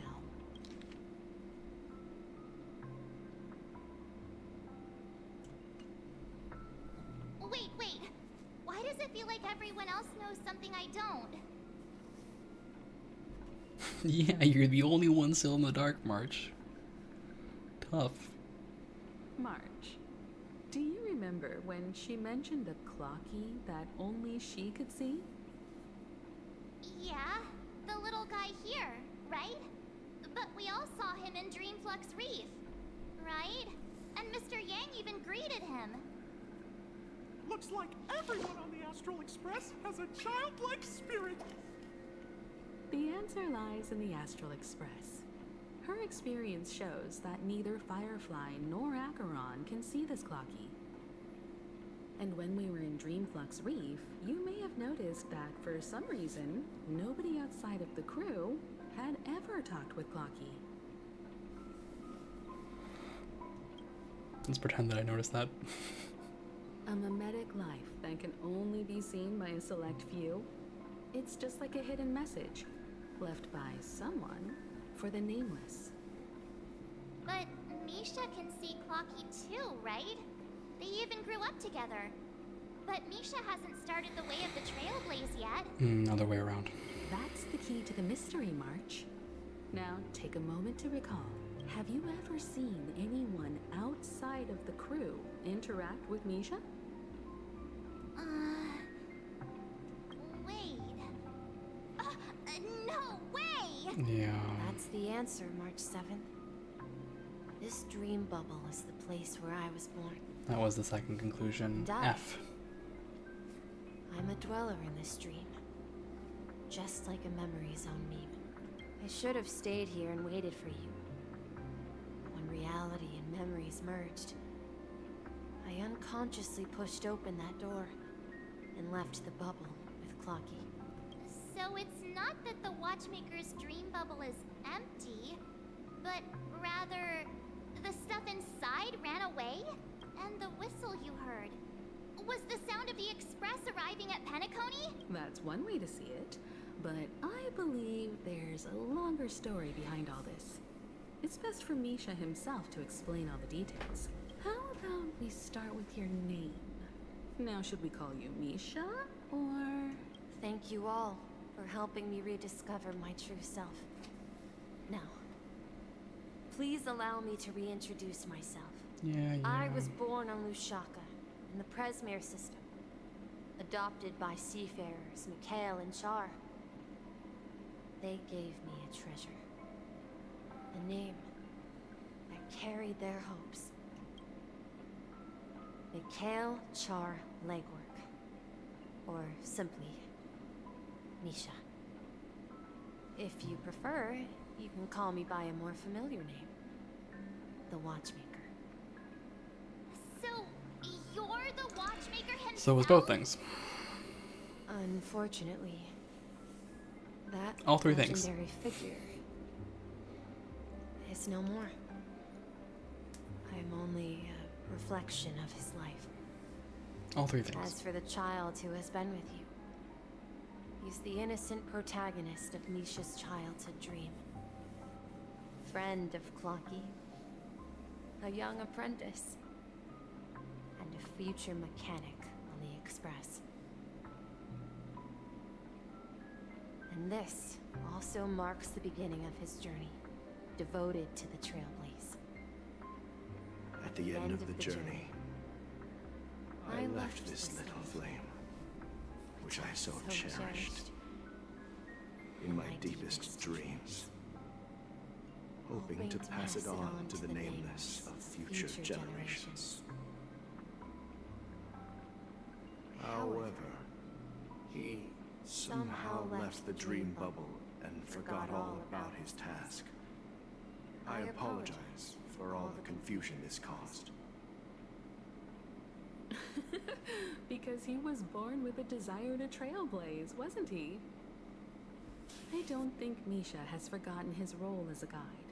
He remembered it, and that's why he mistakenly appeared as a hotel doorman in her dream from the very beginning. I did find it weird that no one talked to Misha. Friend here must have been Misha. If that's the case, we encountered the Watchmaker's legacy from the beginning, didn't we? Well, I have a sarcastic friend who says I always take big detours and end up back where I started. Perhaps that's what every nameless has to go through. Gallagher be like. But in the end, you found me.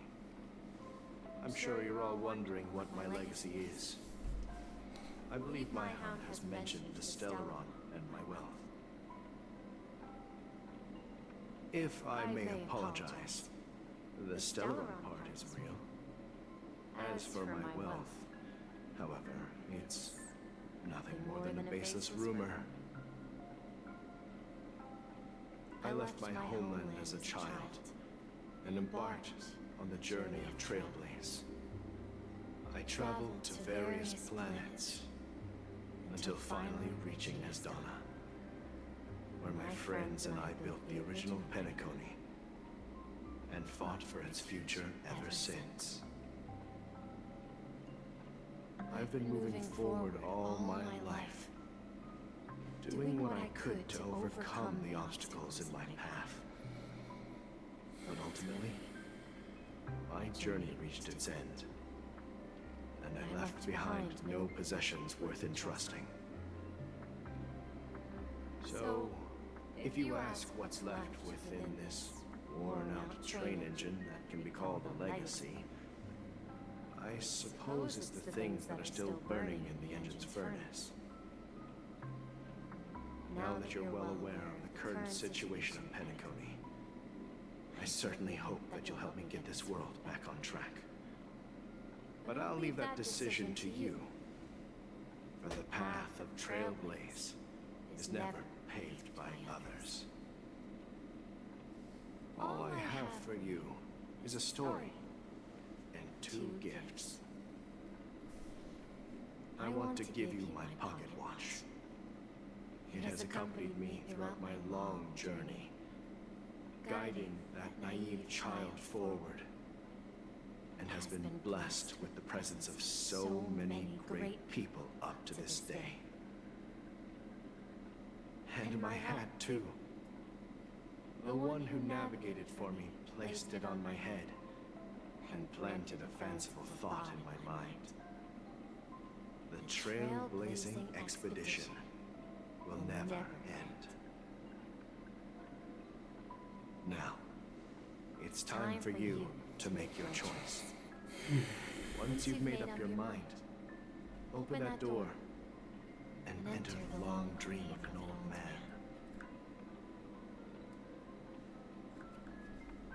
I'll be waiting for you at the end of this corridor of time.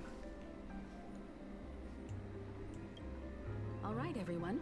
Let's make a decision. Although I don't think anyone will have any objections.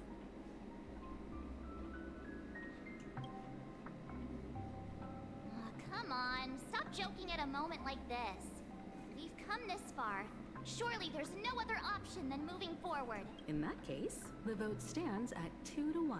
Then let's proceed together to the end of this stream and tell Mikhail our decision. Imagine getting overridden like that. Yeah, crazy. Democratic.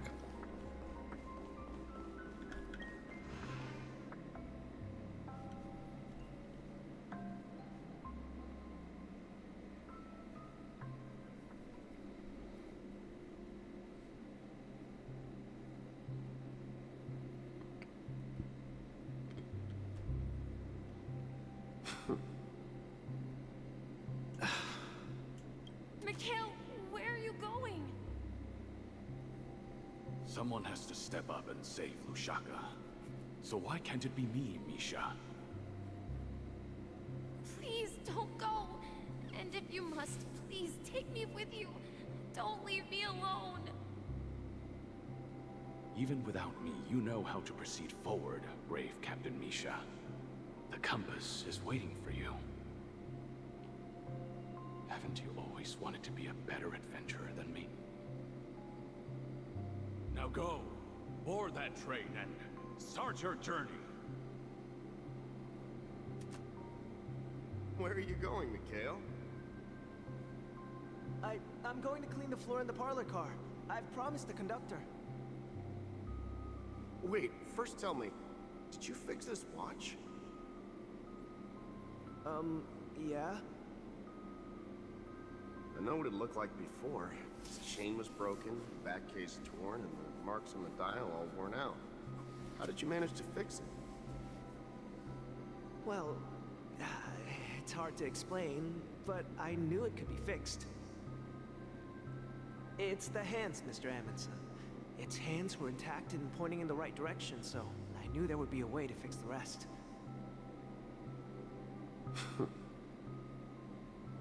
I see. You'll work with me from now on. Haven't you always wanted to tinker with this train? You're its mechanic now. As for the conductor, I'll do the talking. But I only know how to fix watches. Don't worry. You've got what it takes. I'll teach you what you need to know. Where are you going, legwork? It's time to head to our next stop.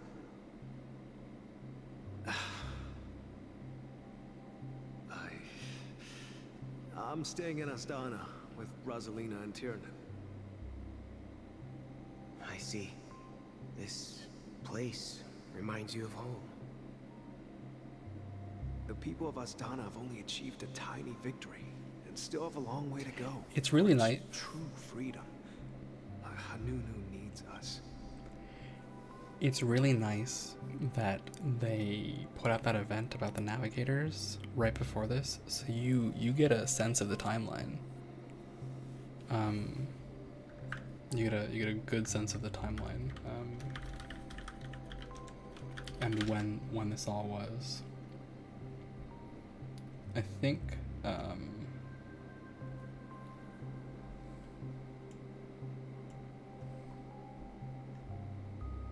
let's see.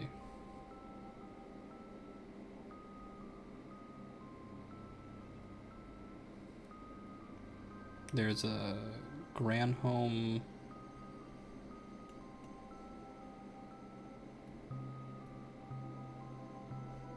Well, I think there should be a timeline.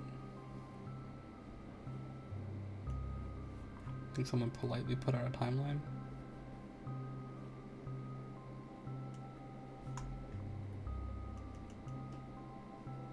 But, where's the one I'm looking for?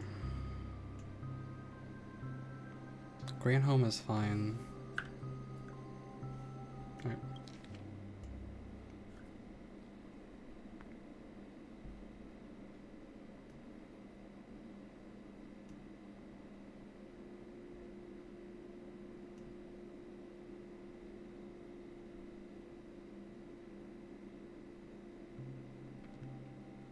And Amundsen, however his name is pronounced, is the one that brought the Astral Express to its proper glory after the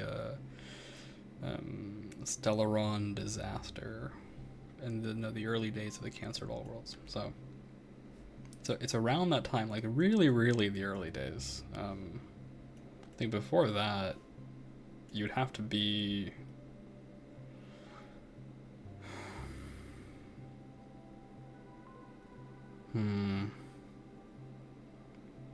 Well, I guess this was before or after the fall of the Express the first time, which is when Machiavelli went.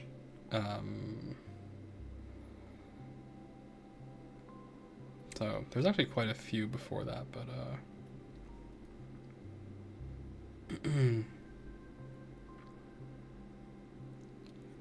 anyway, the lore context. Don't worry about it. Don't worry.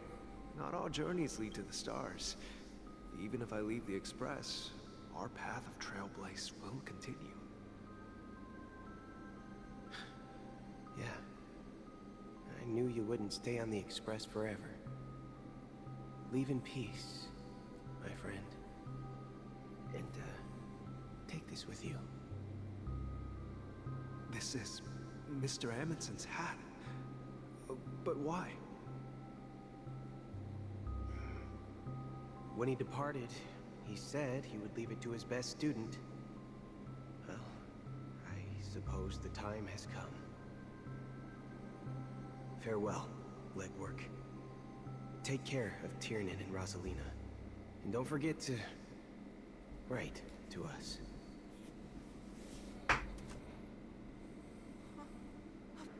Where are you going, Watchmaker? Don't worry, Micah. Just going on a little trip. Someone has to be at the forefront of the interstellar frontier, and I'm the only former nameless in Penacony. So why can't it be me? Because you're all we have. Have you forgotten about Tiernan? The cosmos is way more dangerous now. What will happen to Penacony if we lose you too? But what will happen to Penacony if we don't find a way out? Tiernan. How could I ever forget him? I've spent countless sleepless nights asking myself why I didn't go with him back then. We Nameless won't stop. Don't worry, Micah.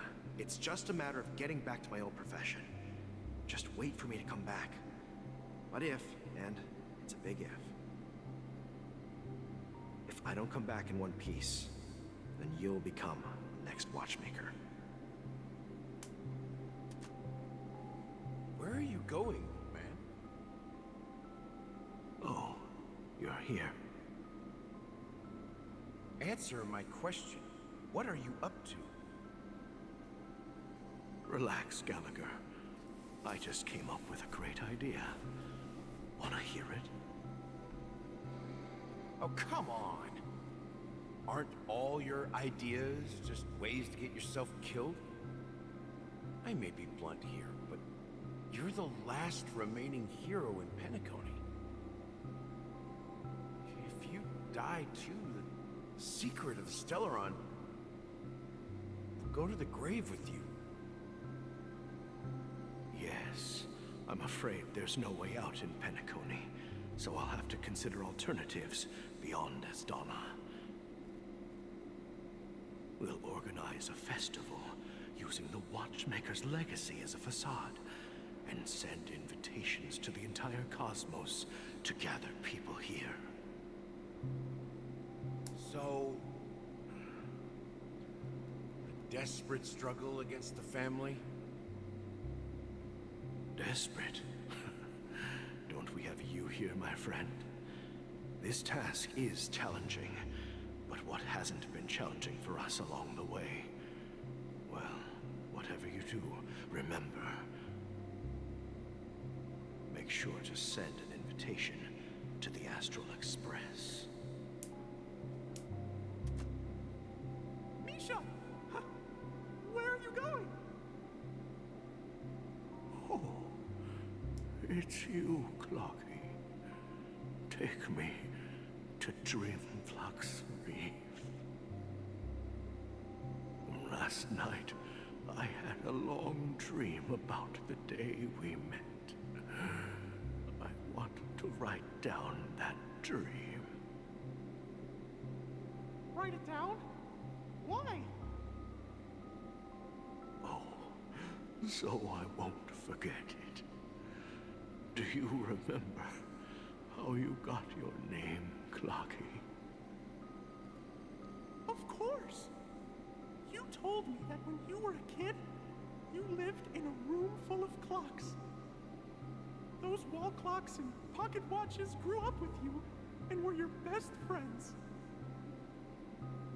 Yes, but what I didn't mention was there's a funny misunderstanding behind it. I was a kid, and there was always a special pocket watch in my memories. It was with my grandpa, guiding him on his sea voyages and leading the way in his every adventure story. I wanted to have a pocket watch like that too. And that's when you appeared in my dreams. Yeah. Every night, we boarded the compass and set sail together. But you know what?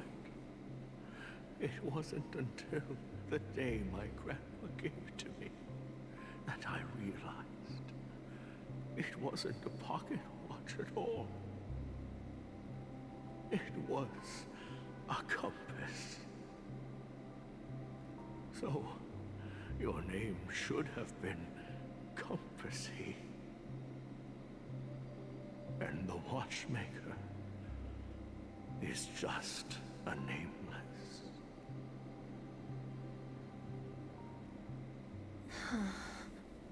Oh, we McHale now. Arrived at Dreamflux Reef.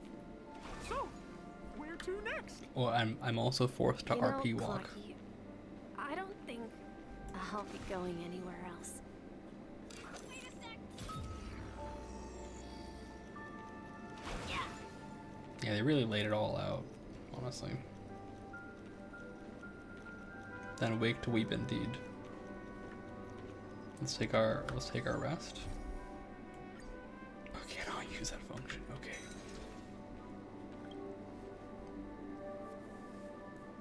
I've traveled far enough.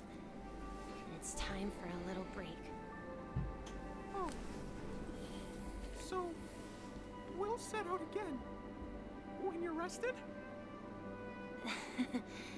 No, I'll stay here. And then, this is where it ends. This is where it ends? What do you mean, Misha? You told me that the trailblazing expedition would never end. Yeah, that's what I said. So now, it's up to you to decide your next destination. My next destination? What's that supposed to be? I've been following you. Misha? You're acting weird today. if you're feeling down, we can just do what we usually do. With the clockwork. No, I'm not feeling down. As for clockwork, yeah, it resolves all problems in this dream. So, do you know what clockwork actually is? I'm not quite sure. Well, everyone gets lost at times. They may hesitate and doubt which way to go. That happens in this dreamscape and beyond. But don't worry. Everyone goes through moments of uncertainty and hesitation. Eventually, they gather the courage to make bold decisions. Whether it's calming, joyful, angry, or sad. All they need is a little nudge to take that step toward where they truly belong. I'm leaving that little nudge with you, and I hope you'll share it with others. Such is the essence of clockwork, the will of the Trailblaze.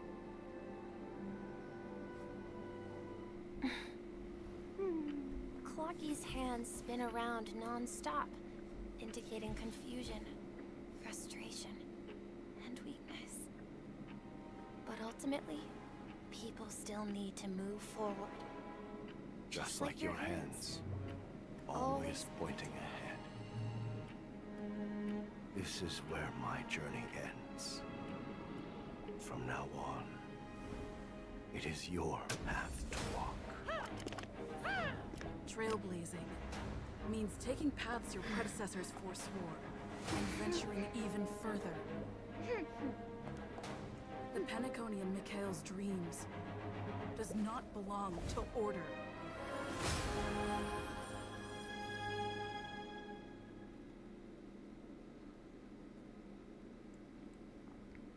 Well,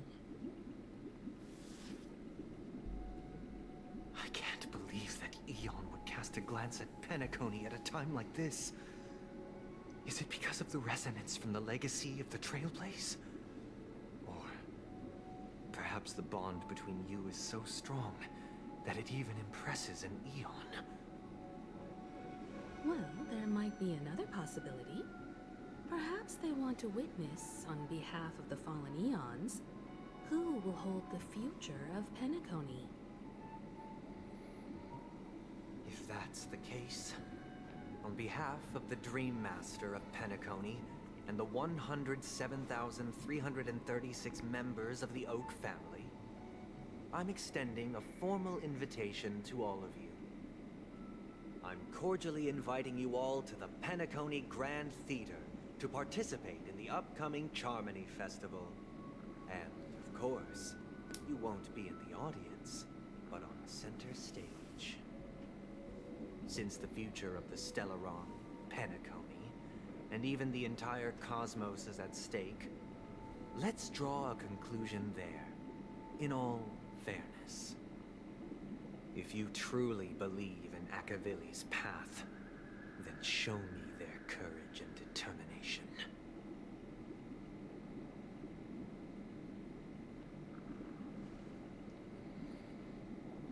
I thought we were about to duke it out right there. Honestly, I thought that was about to happen. I guess we're Harmony now. With the Hound, Mr. Gallagher, and Clocky and all that. And who we got there in the background? That's what I'm not certain of.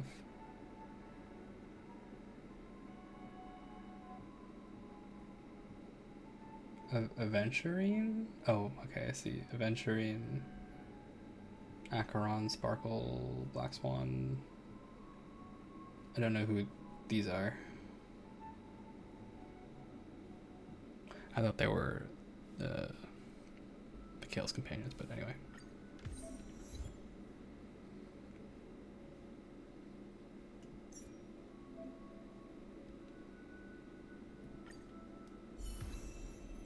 We harmony now.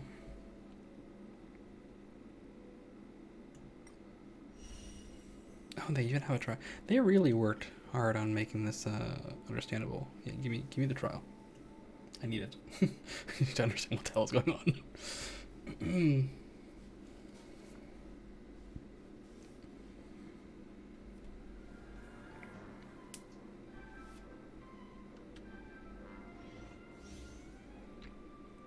Increases the break effect of all allies.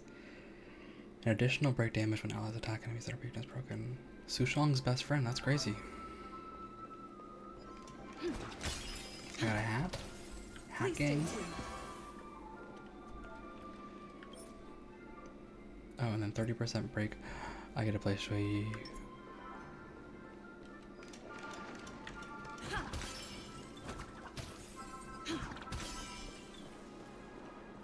We need a strategy.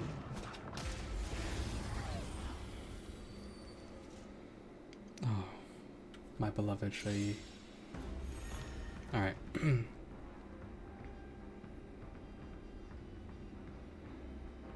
Single attack, bouncing attack.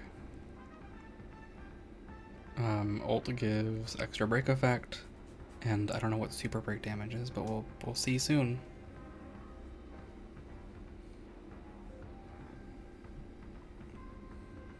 You get energy back whenever anything's broken. Alright. Time to test our rapport. So what is this, 3 stacks coming from what? From the ultimate?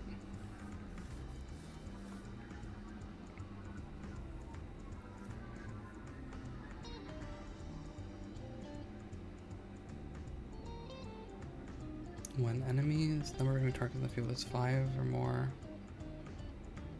Okay, so fewer enemies means more damage. Super break damage increases with higher break effect, higher toughness, reduction of the attack, and higher character levels. Cannot crit and is not affected by damage boost effect. Not affected by damage boost effects. That's kind of weird. Does that mean that Shui is like super bad? Maybe I'm not reading this right, but this makes it seem like Shui is gonna be like not great. But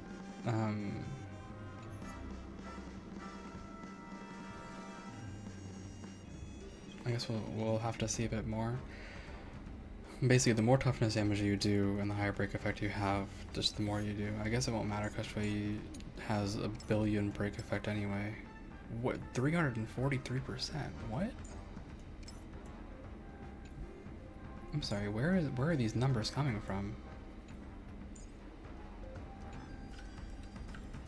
Let's improvise. Enemy targets detected. Ready for another?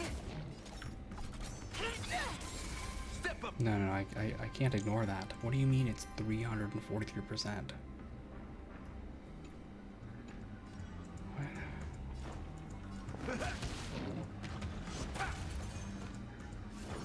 You can't hurt me. Dreams do come true. Commencing support.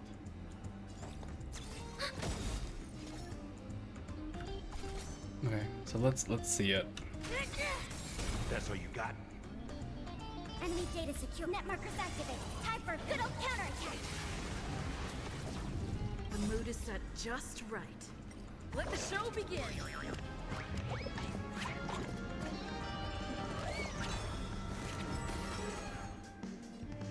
Okay. Now what?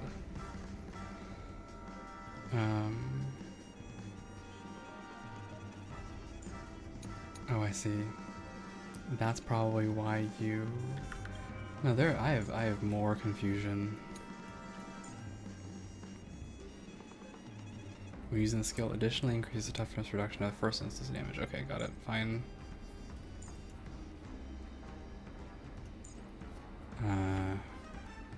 Oh, whatever. Order of the Ten Lords.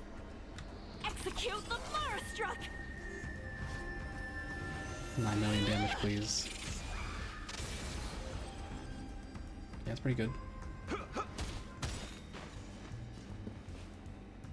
Nice like a good brew. Full, my friends. Indulge yourself.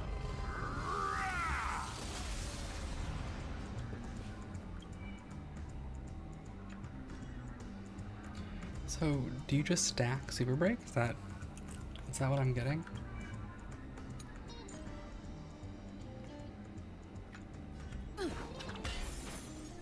So, Every single hit seems to do the Super Break. Inputting commands. Whoa.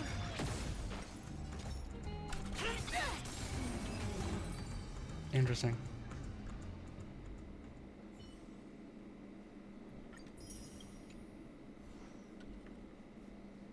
Alright, well, a harmony light cone.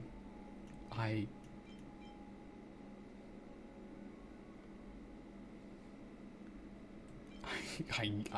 don't have any harmony light cones. I guess I'm taking this one. Sorry, Yukong. It's my harmony light cone now, I guess.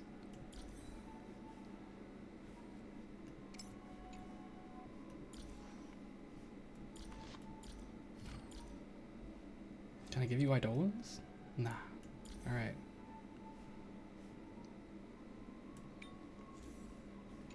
What's the recommended gear? Watchmaker? Yeah. So okay, this is why the watchmaker set exists. Fine. It's recommended watchmaker and Talia. Is that what everyone does? Watchmaker, Talia. Okay. I guess that's what it's gonna be. What do the stats do? It's just damage, damage, break effect.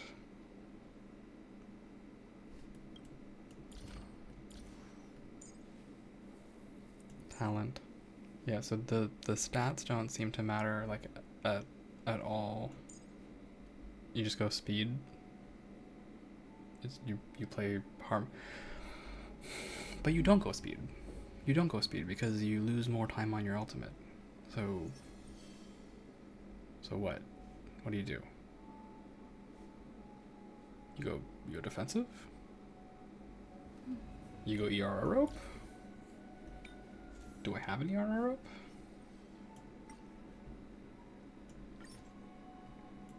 Talia ERR? I have one. And it has break effect on it. So what's in that?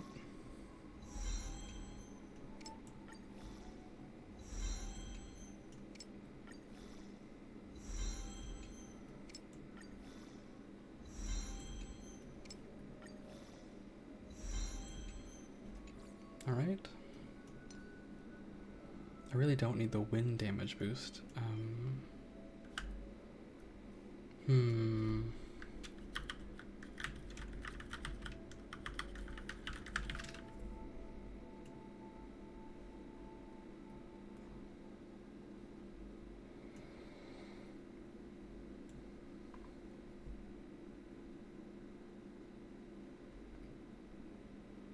I guess we can take any planar seer?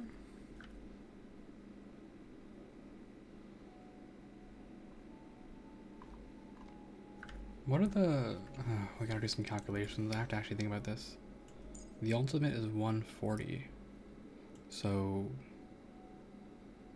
you skill every I have to do this math. Hold on, sorry. You skill every turn. So you go 95. No, you get some from talent, right?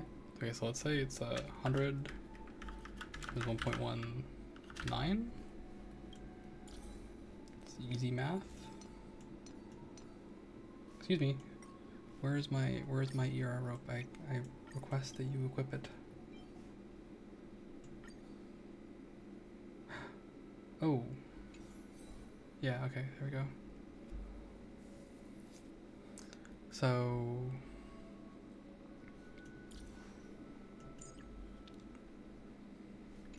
and then if I level up that trace, it goes to 5.5. So I assume it would go up to, then at 10 levels it'll go up to 10. So I go 1, 05, 115. What is 115? 115 times 1.19 is 136. It's still not enough. So you will have 1 turn of downtime. You don't have to skill every turn. Seems like an L.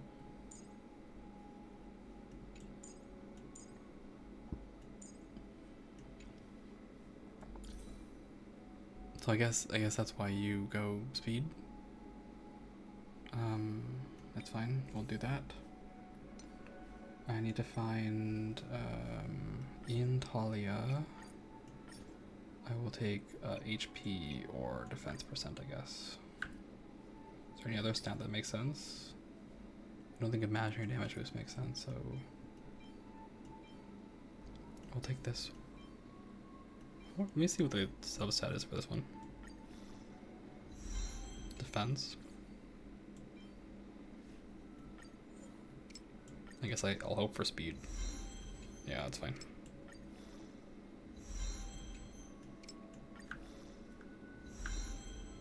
Yep. Alright, this is the one.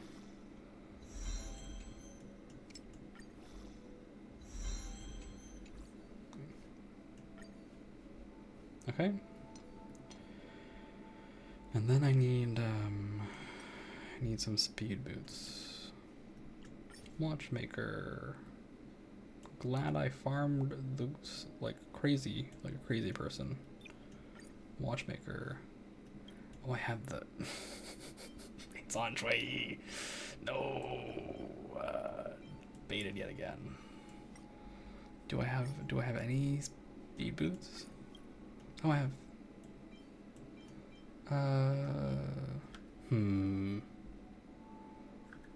Yeah, I think it's all just speed, break effect. I guess break effect, right? So it's all speed, break effect, and then defensive. So this is fine. And the crit subset is like super useless. So these are also useless. I hope that it'll actually roll HP defense percent for once. Why must I be trolled? Why must I be trolled? Fine, whatever, it's fine. Become this. Crit damage is super useless. Again, we want defensive, so do I have an HP or body? HP with speed substat? Nope, that's not it. Okay. Then let's just go for any HP or defense body. That's fine.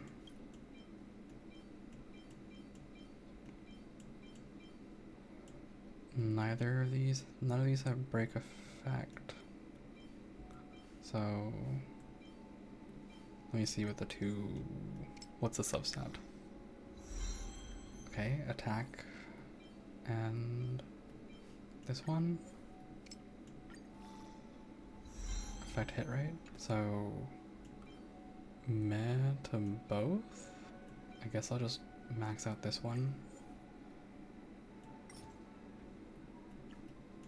and just send it.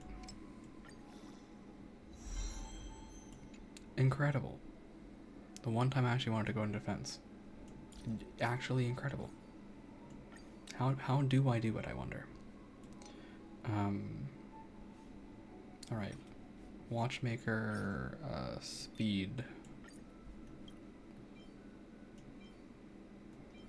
Okay, that actually looks promising. Break effect? Oh, I didn't turn back on the incremental thing, but this is actually fine. Those are all good stats for me. I missed speed, apparently on that, so let's turn back on the enhanced to next level thing and see if I can roll a bit of speed.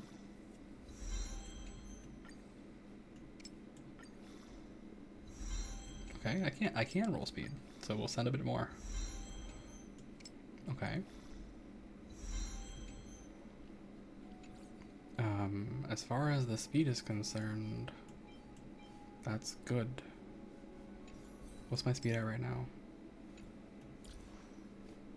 146. Okay, that's enough to qualify for Talia. So I don't need to worry anymore. I can just send it. But again, we want to go Watchmaker, and if possible, I would like Speed and Break Effect. Okay. The one I have on now is the only one that qualifies for that. What about just Break Effect? We'll send this one. We'll just send this one.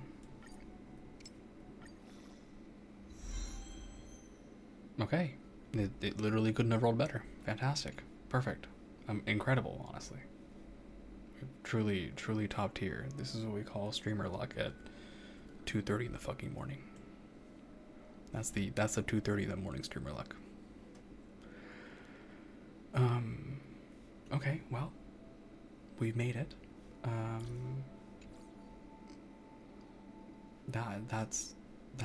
That's incredible.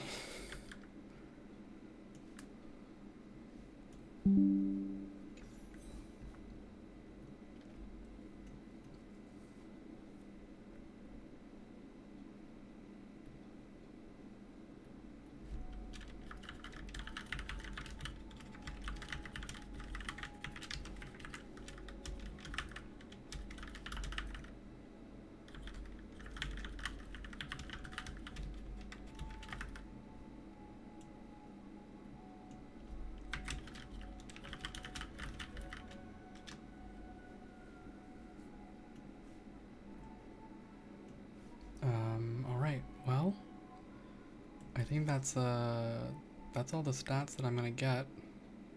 This is a fuck ton of speed. The only thing is I have too much crit rate, but those things can be adjusted. And I'm probably just gonna go back to farming watchmakers soon anyway, because I have a reason to. So now we send all of this.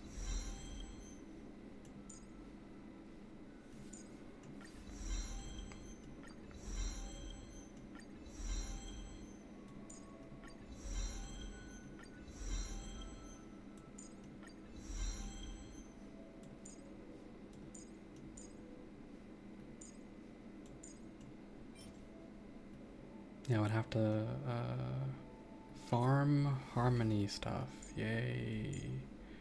And the oh god. Oh god. Oh god. Okay. Alright, it's fine. It's fine. It's fine. It's fine. It's fine. It's fine. It's fine. It's fine. Look at me, I got a hat. So it's fine. I know this is like super weird to do right now, but I need to go farm this right now. I need to go farm this one right now.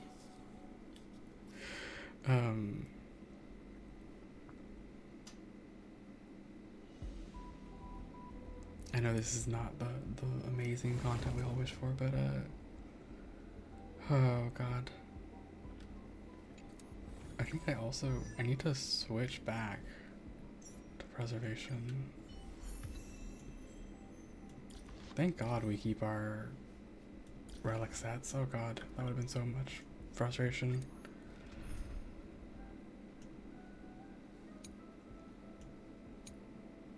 Where's my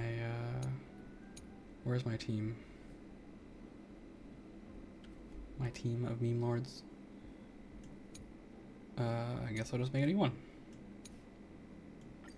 No, I need this one for farming. We'll put a new one here. This. This. And then borrow the Jingliu.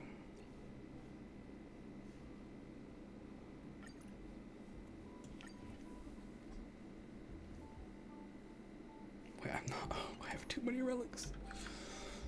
I can't do it because I have too many relics. I'm sorry. I don't even know when that happened.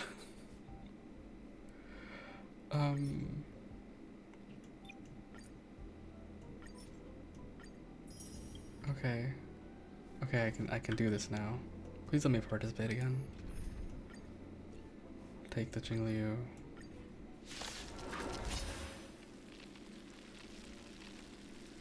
And borrow the Jingliu and hope for the best.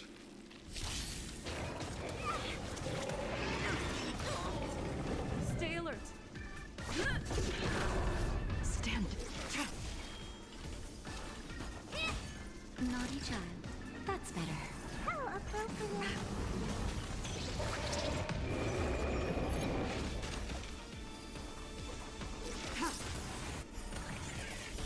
Blade of moonlight. All problems can be solved with Blade of Moonlight. Do you know who I... This big diamond! It's all yours!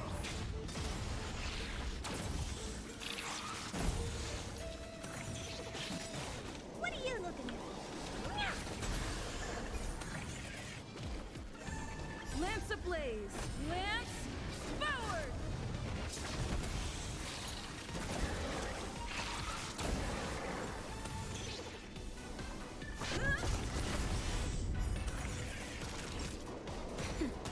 Try harder. Time to twirl!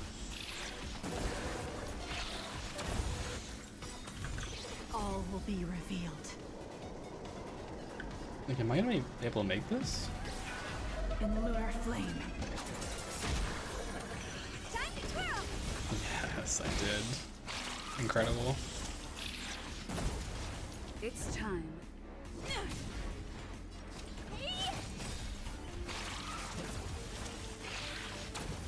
Time for a shot. Nap time. Nowhere to run. Alright. We're not gonna farm this 3 times. I just need enough to I'm on guard. oh, I have to shield here. Honored to meet me. Do you know who I... This big diamond! It's all yours! Lance ablaze! I just need to get 1 win so that I can upgrade the traces. Time to twirl! Ready for death. I'm not gonna get the break, so we'll pop here.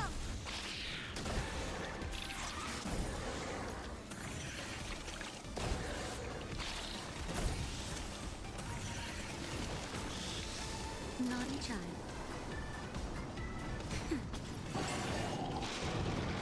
And that's why we shielded. Just a little something. Think nothing of it. How appropriate.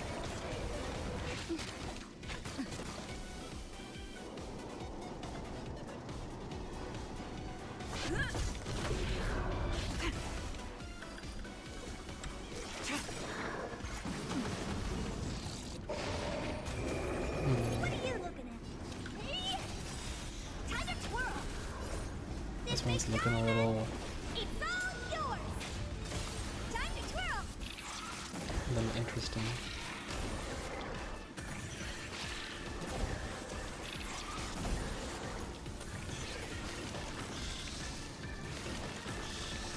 Lance at the ready.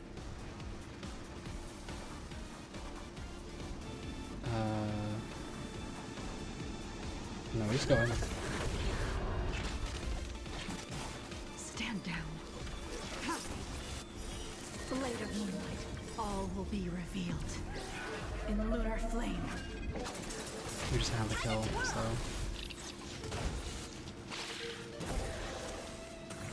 Nowhere to run. Time to twirl! Yeah, I can only imagine that once you have Harmony Trailblazer here, if you have another sustain, things get pretty easy. But we got the thing that I wanted. I don't care about this. Don't care about this. Okay.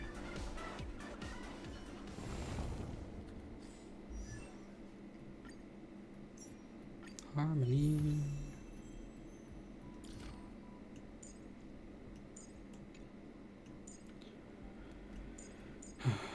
Am I about to farm these right now? Yeah. Yeah, I am.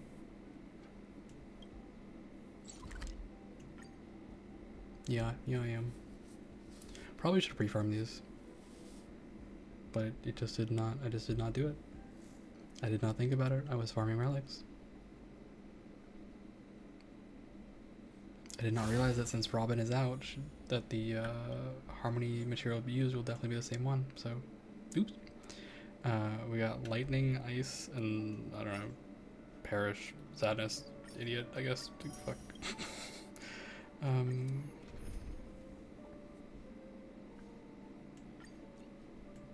Let's put lightning right here. And then just add in Jingliu again and hope for the best. I don't know, man. I'm just trying to farm enough so that I can get the mage traces.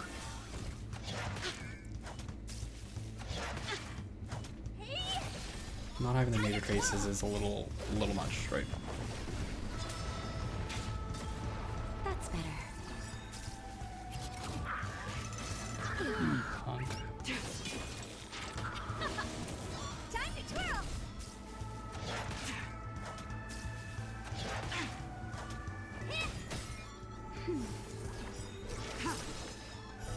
Blade of moonlight.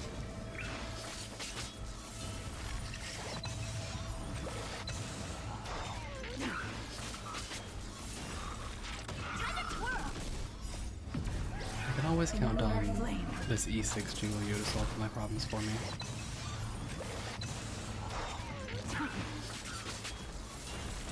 Like, seriously, look at this. Incredible. Genuinely incredible. I don't have to put any work in. Or rock with it.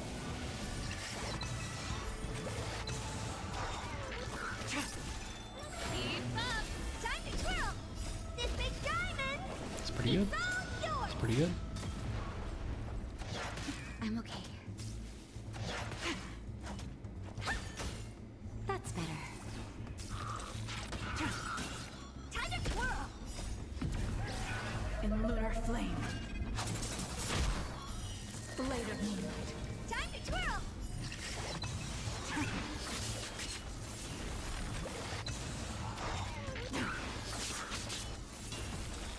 Time to twirl.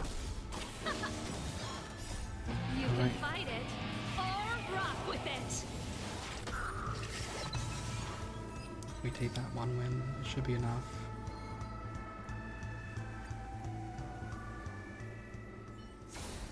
Now I can level up this stupid Harmony character. Hey. Hey. Hey, you. Before our paths diverge, savor the shared journey. Before our paths diverge, savor the shared journey. Alright. I think that's enough. I'm not gonna be able to get this one. Or I don't really care to spend enough time to get that one right now.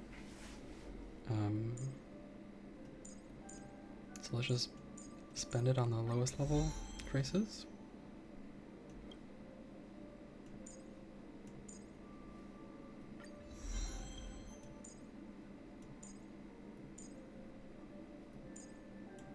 The recommendation. Yeah, ultimate and then talent.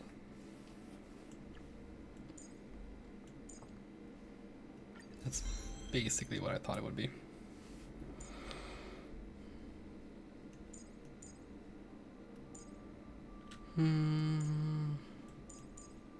Yeah, this'll just have to be fine. I run a very defensive team line anyway, so having done all that, I think I can go back here and go back to the actual quest now.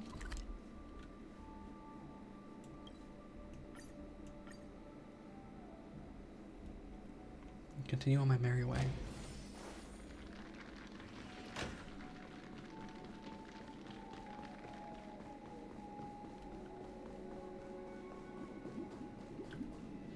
Does that mean he wants to fight us during the Charmony Festival? I'm afraid so. This is weird. Aren't Arc villains usually plotting some dirty conspiracy in the end? But is it pronounced Arc, not Arch? Like, in all fairness, could it be that he's underestimating us? Well, in my opinion, Sunday is deeply committed to his own philosophy and genuinely wants to prove that the Order is right. I sensed a strong conviction and a desire for dominance in him. Maybe he won't accept the outcome unless he wins fair and square. That's why he'll give it his all in the upcoming battle. If evil, why so nice? The if evil, why hot? Oh, okay, yeah, we'll pick the normal answer for this one. Yeah, you're right. We've even dealt with a Lord Ravager of the Destruction, so a follower of the Order won't be a big deal. Why do you say that? Anyway, we can't leave the Stellaron unchecked.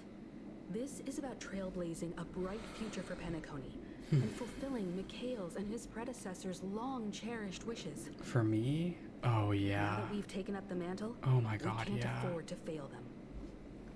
8.5 hours? What the fuck am I doing? Applies to the Order.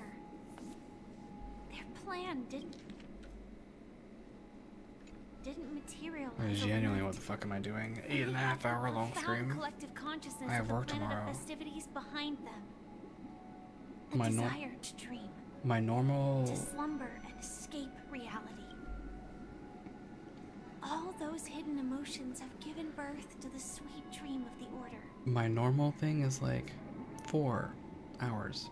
5 if I started early on Thursday and I'm not worried about work the next day and I really want to finish something. I think I pushed 6 once in a while. So this is a big number. There's a lot of... They've harnessed the will of an entire planet We can't... to create an eon. We can't all be like you, Cyan, who stream until 5 in the morning, 13 hours straight, you know, like, yeah, jeez. I'm really glad that I had no intention of driving to work tomorrow, because I would not be able to make it. I need to take a nap after this, and then, you know, get some work rolling, but we'll see.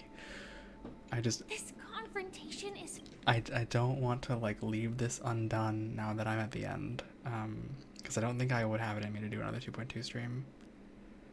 So I just want to be like, get to it. Far more complicated than a simple power struggle. To secure Penacony's future, fighting on the stage alone is not enough. What do you mean? Are you not coming with us? I believe Firefly is trying to say that she's heading off to another battle.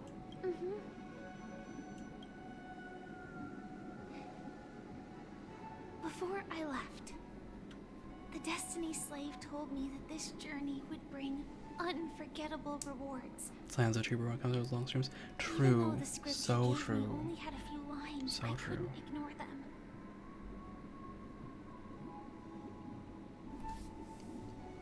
I look forward to being able to do longer streams as well, but I start at like 7 p.m., right? So I feel like if I started at 2 or I started at 1, I would definitely, or I mean even at 4, I'd be able to go longer. But usually when I have that kind of time and my family's not around, I have to watch the dog. So like I have to you know, it is the situation. But yeah.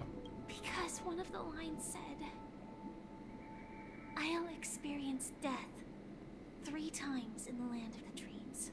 3 times?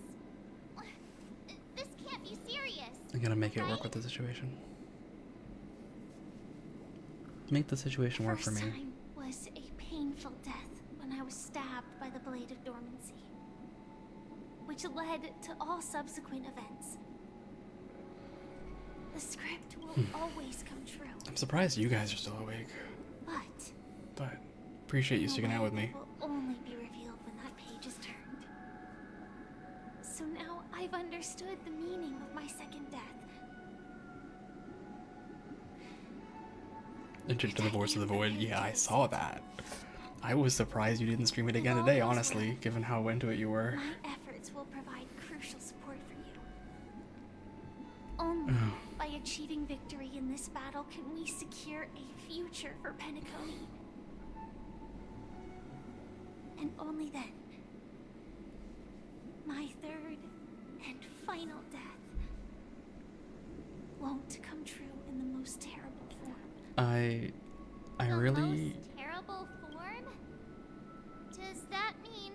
I do try to maintain some semblance of a sleep schedule, at least a little bit, which is why, like, also the reason why I usually don't go too long is because, you know, if I want to be able to stream later or, you know, all that stuff, I need to be able to, I need my body to keep going. I'm an old hag now, so. The true death, where everyone in Penacony loses themselves completely in the eternal sweet dream of the Order. We must do everything we can to prevent that. Hangs rise up. You? Have you made up your mind, Firefly? I also need time to Yes. like practice other things.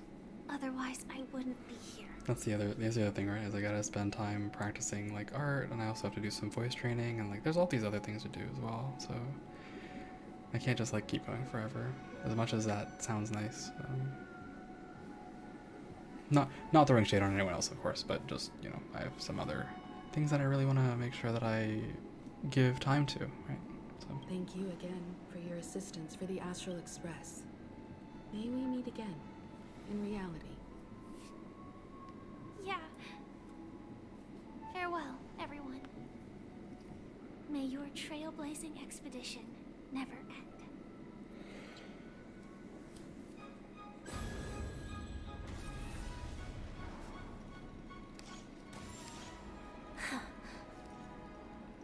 I dreamed of a scorched earth. Everyone, are you ready? A new shoot sprouted from the earth. It by the way, bloomed in the morning sun. observe her rightness. And whispered to me. Like fireflies to a flame, my biggest death. May we meet again in reality.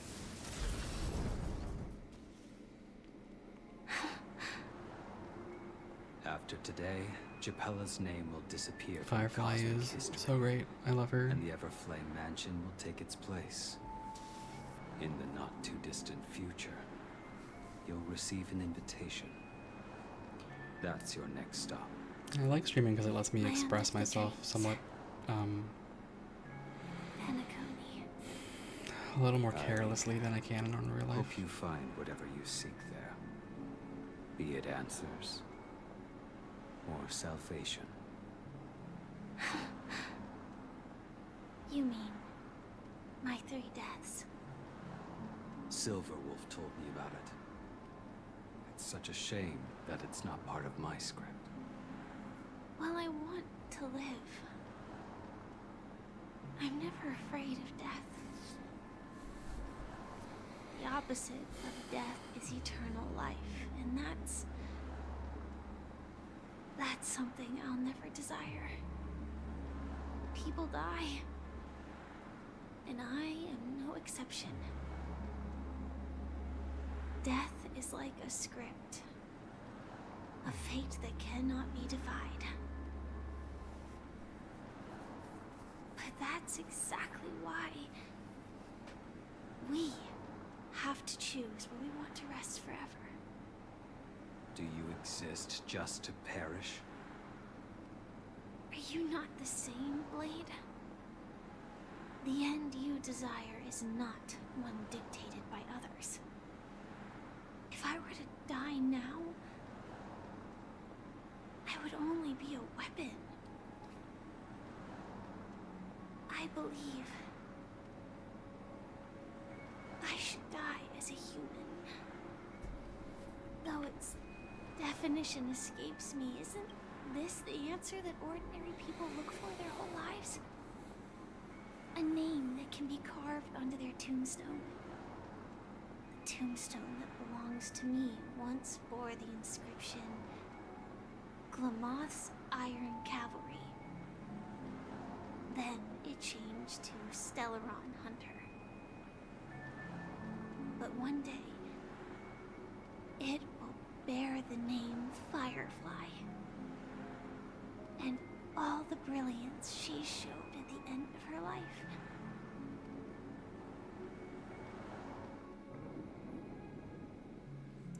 Yeah, I was saying just streaming is somewhat for me about freedom of expression, right? There's a lot that I want to express. That's quite unexpected, old man.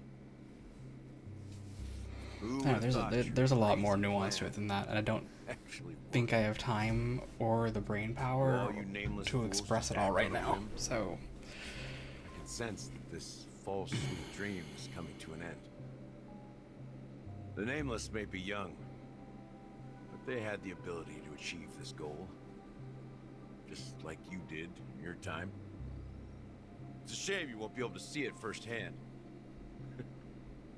Maybe I won't either. Once something fictional is seen through, it ceases to exist. I'll just say, I guess, to conclude my thought, I have the right to exist.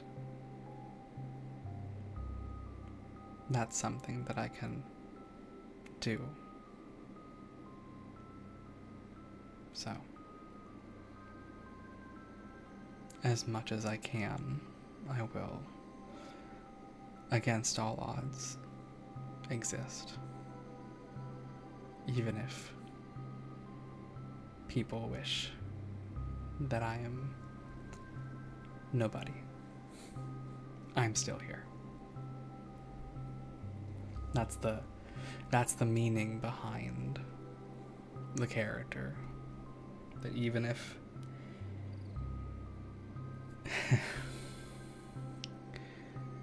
even if someone wishes you're gone, you're still here.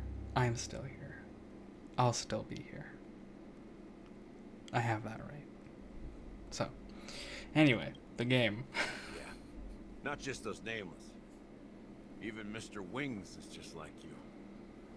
Stubborn, won't listen or give up. There's a lot of nuance. Well, fate is unpredictable, I guess. If we weren't bound by those cursed paths, maybe we could have had some good talks. But in the end, we managed to do it. Now we can find solace. Remember how those idiots cursed us? They said, "Go to hell, you worthless traitors." Well, I got so many drops for Game of Rich Blades. So true. Longing for So freedom is accurate, going I'm to hell. sure. Then I'll be joining you soon, you fool. Let's get together and have supper again in hell. I actually have a whole bunch of drops too. Oh, almost forgot. There's one more thing. I have a whole bunch of drops. Here's to you. A glass of hello and goodbye, Trailblazer. To the imperfect tomorrow.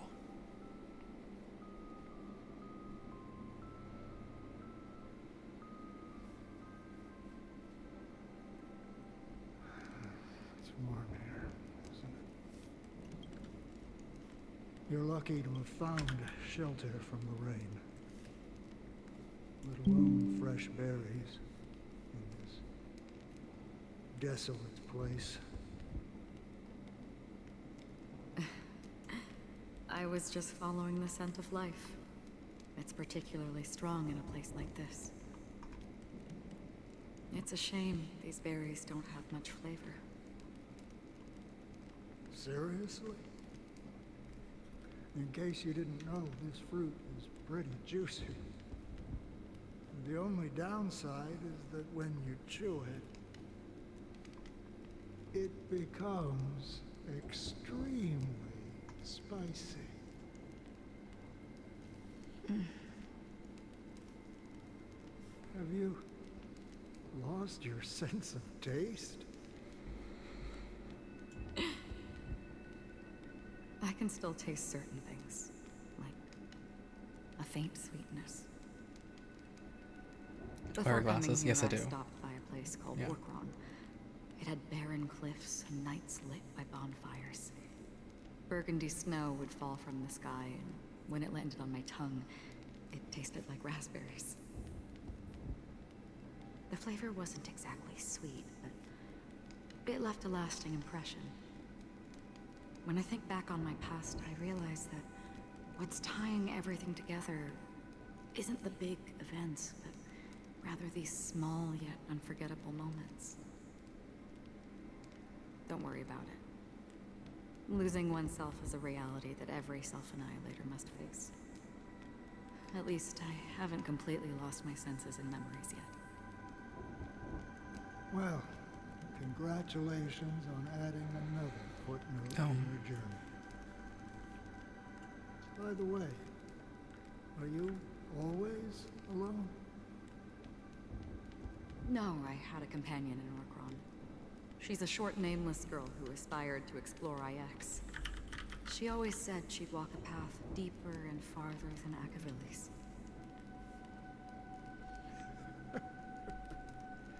Quite an ambition for such a small girl. So, what happened? She became stagnant water. Well, my condolences. Condolences. I don't need them. The girl left with a smile. She never regretted her choice and most definitely wanted me to say goodbye with a smile. So, that's what I did. That's proof that you're grieving for her. Or perhaps I'm just afraid. Afraid? I rarely sense that emotion from you. What do you fear? I'm afraid I'll forget the 30 days I spent with her, just like all the other days in my life. Most of them have already washed away with the rain, disappearing into an unseen realm. I fear that those vivid red memories will fade away too. There isn't much color left. I think it may also be faint, warm that my head is tilted a certain way, and so the camera just can't see my eye. Like, here, I'll show you. Bloodshed, destruction, and chaos finding warmth in the red color. When I turn this much, my eye just closes naturally because my head is turned so far away from the camera that it doesn't know. It can't see enough of my eye to determine one way or another. So that may be part of it. Right? There's a certain point at which it will like automatically just close, and then I go this way, and then that might close. Right? It may also have to do with glasses, but I think there's a lot going on. And I have just a camera from 2012 in front of me, so. Because I have experienced this warmth many times. Long ago, I promised someone that I'd bring it to more people. And that for every remaining moment of my life, I'd strive for a better ending for all. As long as this red color still lingers, I have a chance to fulfill that promise. It represents a burning fire, blooming flower, the berries in this cave, and life itself, fleeting yet still dazzling. In the end, it will lead me beyond the horizon of existence. And on the other side, I will cut off nihility.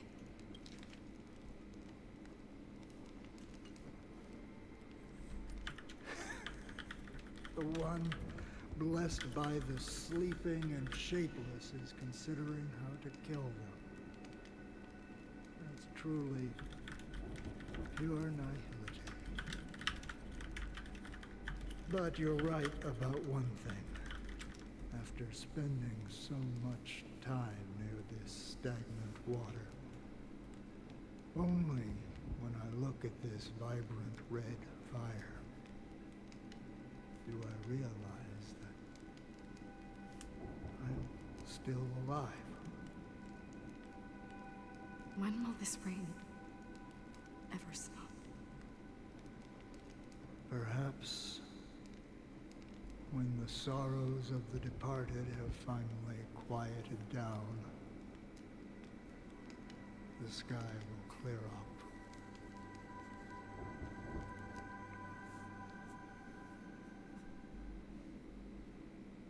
Have you heard of a planet named Biari Scamandros, Don Hung? It's one of the Paradise Kingdoms under the influence of the Harmony. A sought-after wonderland for the inhabitants of the Dardanu major and minor systems. Half an Amber era ago, the family held an unprecedented festival there. And after that, everyone on the planet became part of the family. Do you think the same thing will happen on Penacony? Yes. Or how else can we explain it? The family deliberately used the Watchmaker's invitation to keep all the Pathstriders here, but banished the Emanator of the Nihility. Because of the Nihility, I'm rarely affected by the power of other paths, but somehow I can unconsciously infiltrate them. Maybe that's the risk they're trying to avoid. I would disagree. Biaris Commandros is not part of the credit system or connected to the Silver Rail. It's nothing more than a remote civilization sheltered by the Harmony. But Penacony is different. If the family messes with Penacony, that would be like declaring war on almost half of the factions in the cosmos. They have no reason to do that. No, they don't. If they truly serve the Harmony, that is. What do you mean? The path in Penacony is impure. The Harmony here has impurities. Do you remember the ancient swarm disaster? Tazerond, the propagation, brought endless havoc to the universe, and it eventually evolved into a fierce battle among all eons. 2 paths lost their eons in that war, the propagation and the order. Coincidentally, their downfall is related to a certain eon. Shepe, the Harmony. Legend has it that they participated in the crusade against the Imperator Insectorum, and devoured Anna the Order for unknown reasons. Holy forgaroni. So you're saying that the 2 leaderless paths are working behind the scenes? But I don't see any descendants of the propagation in Penacony. Could it be that the remnants of Beyond the Sky Choir are hiding within the family, trying to resurrect a fallen eon? I can't say for sure, but they're definitely planning something for the Charmony Festival. This is getting way too complicated. Is this why you want us to leave Astana right away? Are you giving up? The Charmony Festival will start soon. There's one thing that I need to confirm no matter what. A warp jump is the best way to do so. Time is running out. I have another plan.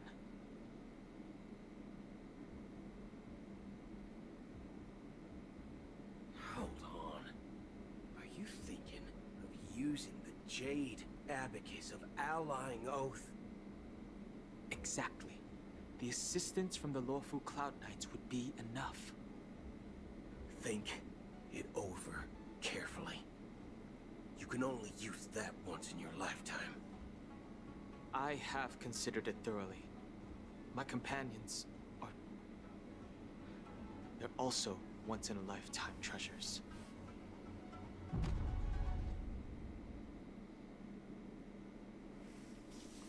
By the way, we got that Jade Abacus for saving a militaristic Sky Legion from being overtaken by endless growth, basically.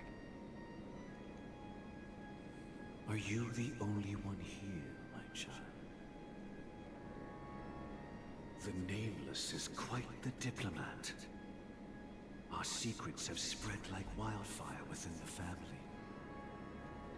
And IPC starships are gathering towards Astana. This is a crucial moment for us. So, where is the chosen one who harmonizes the varied sounds?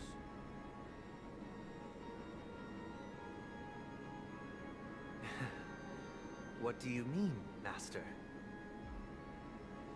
I'm right here in front of you, aren't I? You know, she was supposed to be the star of the Charmony Festival in our plan. But the plan has changed. As her brother, I know she doesn't want to sing for the Order, so I'll take her place.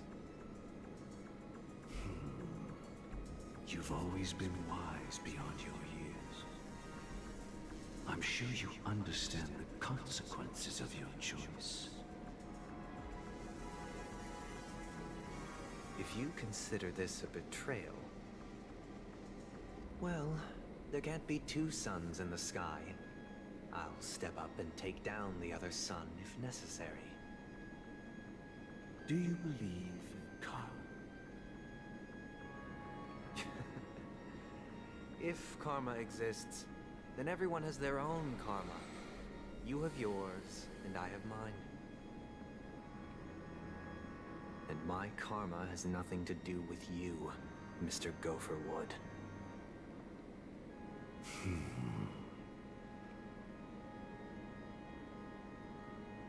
All right.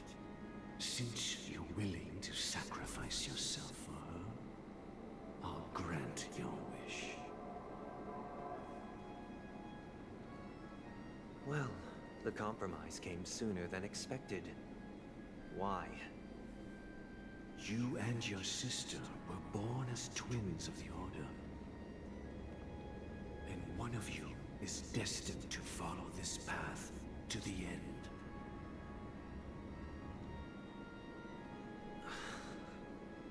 Is this part of your plan? Of course. You're still as clever as you were when you were a child. The opening is near. Go, my child. Seize the power of the harmony and reveal your karma. I have one final question, Master. Why did you choose to bring the Order to Penacony? Wouldn't it have been better to choose a desperate world instead of a city I love filled this background with thing, hope by the way. and dreams? Why? It's for I've used this effect justice, before my for 3D child. stuff. It's pretty great. If we lose justice in our hearts, we'll make the same mistake as the Harmony did. So, it's not you who manipulates the dreamscape with the Stellaron, but... Well, that's where our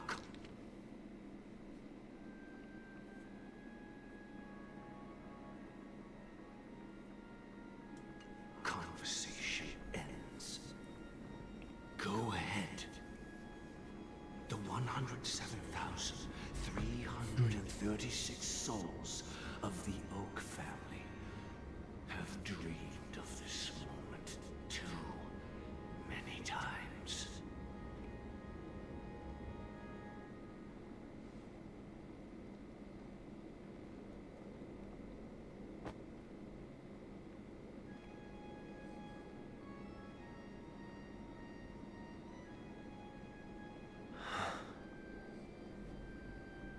I shall ascend to the heavens, becoming the scorching sun. Bathed in my light, my people shall flourish, while all evil shall be eradicated.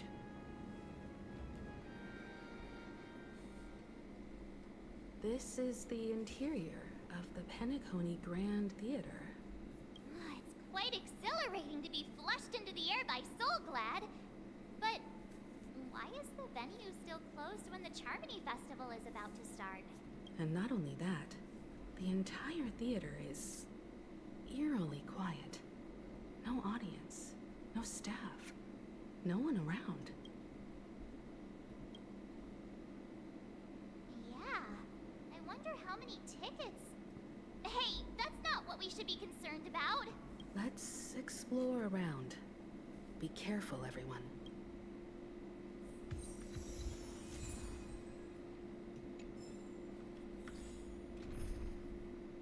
Hat plus pose, incredible. Give me my achievements.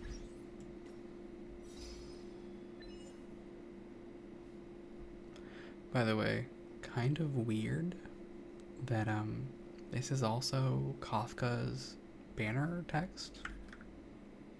I'm confused by that. Like, did they just mess that up?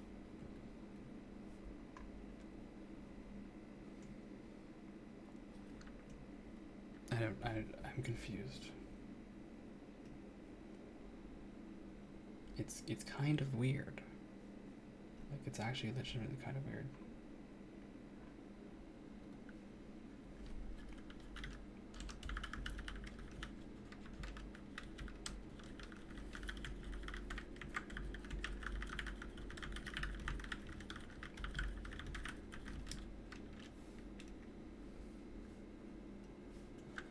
All right.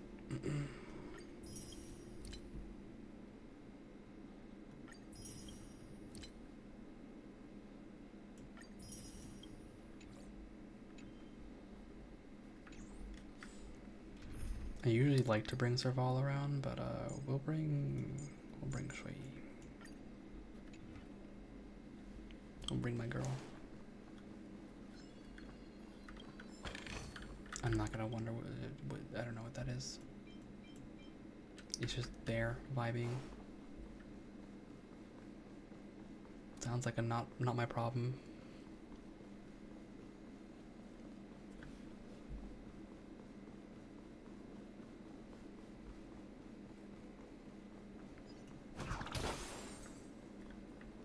You bird. Reveal yourself.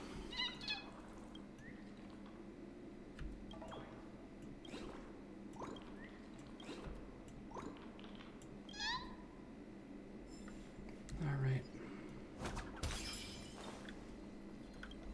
Gosh, the atmosphere here is so creepy and unsettling. Yeah, no music, right?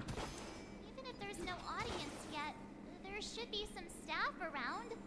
Why is it so silent?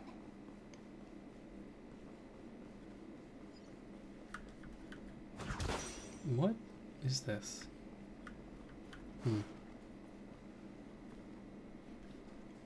The puppets of Enna the Order. Got it. Such a shame. I'm such a big fan of Enna, her design, but at the end of the day, she's still Enna the Order, so it's kind of hard to get past that. Much in the same way that it's kind of hard to get past, like, oh yeah, the one that I like is the Enigmata, and that also gets a little weird. So I'll solve this puzzle as a palate cleanser.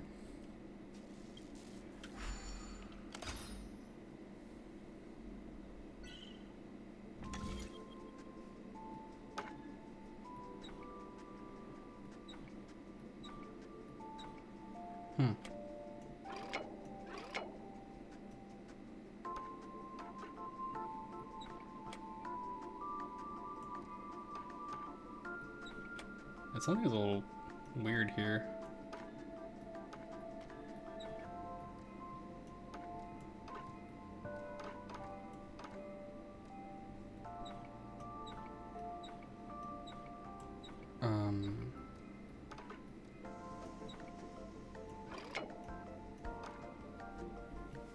Hold on.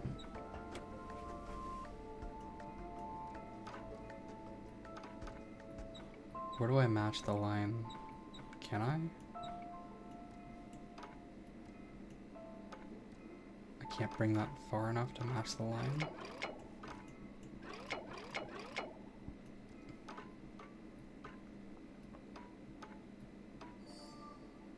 There we go.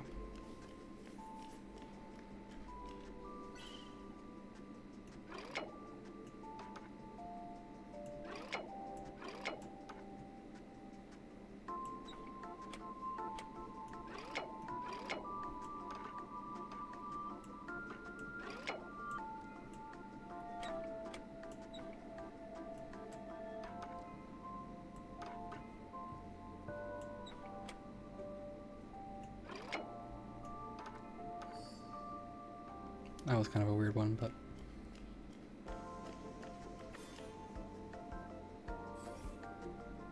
I want my reward. My palate cleanser.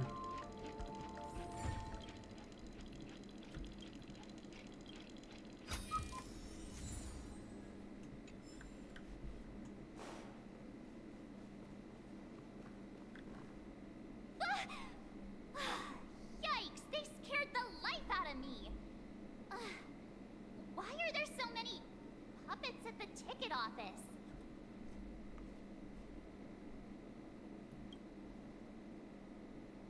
What? You're so annoying. Stop scaring me. Never. Are these puppets part of the stage setup? Even so, it's so eerie that the entire front hall is empty.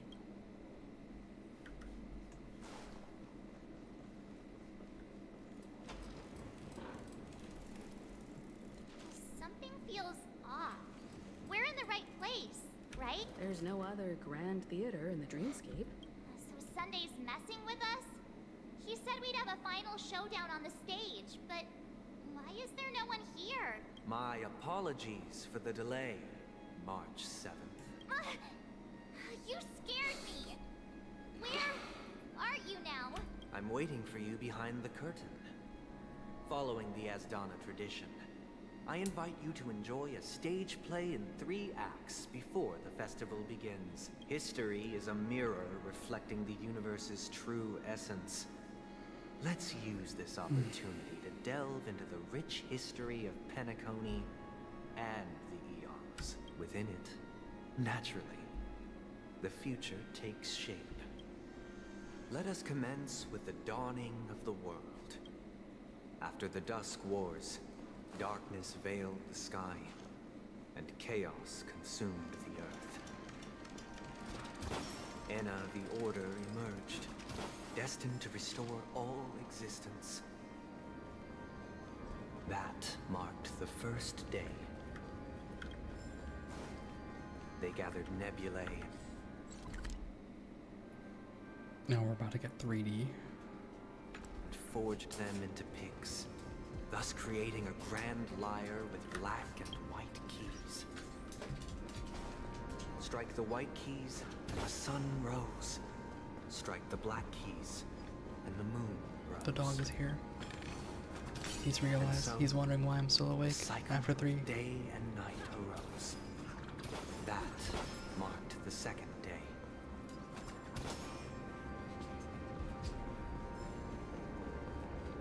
The puppets are gathering around the frame.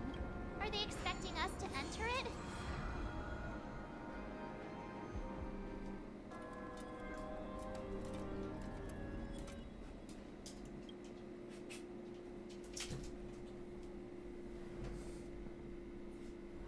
Where are we now? Very well, Simba. I will allow you to sleep on bed this one time.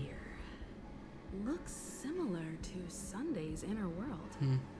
Perhaps this so-called stage play is created with his abilities. This act is named Ode to Prisoner. Given the atmosphere here, I believe it's about Penacony's past. I thought things were finally looking up as I managed to dodge prison during my recent trailblazing expeditions. But now it looks like I'll be back behind bars again. I genuinely wish to avoid a violent clash with my esteemed guests from afar. Therefore, I've arranged 3 acts before the situation becomes irreparable. Where shall we start our narrative? Well, let's Hey, start what the with fuck?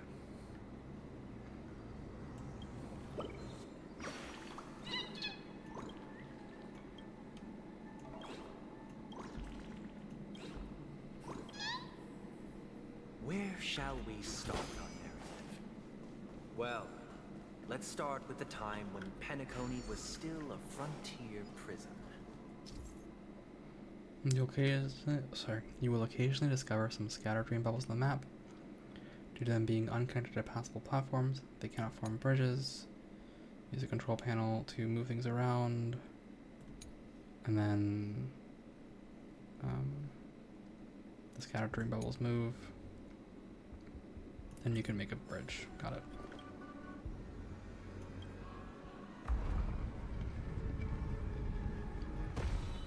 where shall we start our narrative? Well, in 2147 AE, a prisoner named Hanunu ignited a struggle for liberty and emerged triumphant. IPC referred to it as the War of the Frontier, while the Asdanians dubbed it the War of Independence.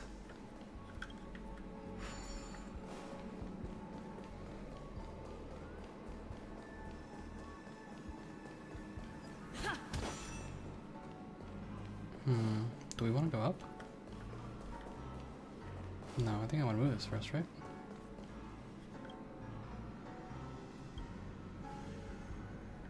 I don't see why I would want to move up there when there doesn't connect anything. It doesn't seem to connect anything. Right? There's nothing there, so...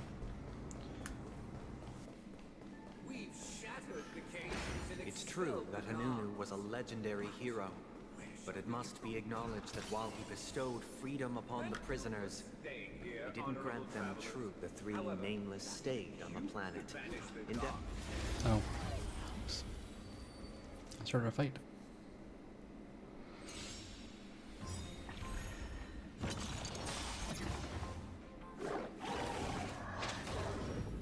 Let's improvise.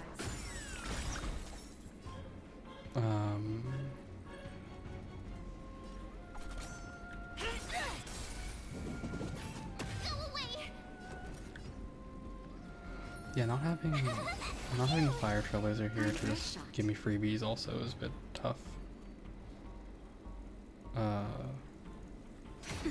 Take your positions. Dreams do come true. You can't run!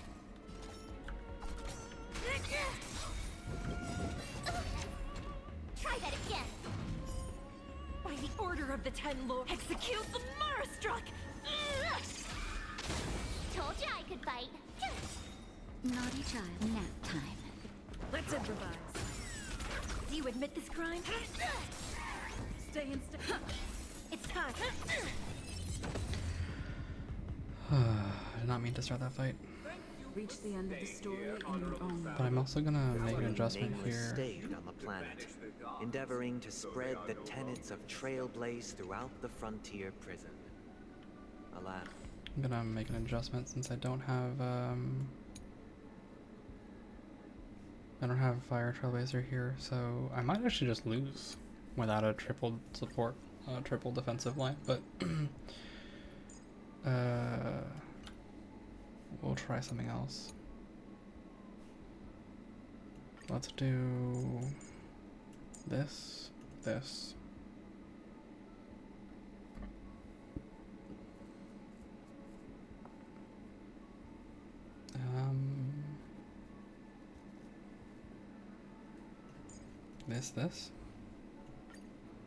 Yep.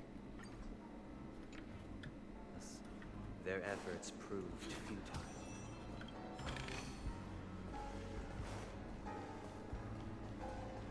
Powerful music here.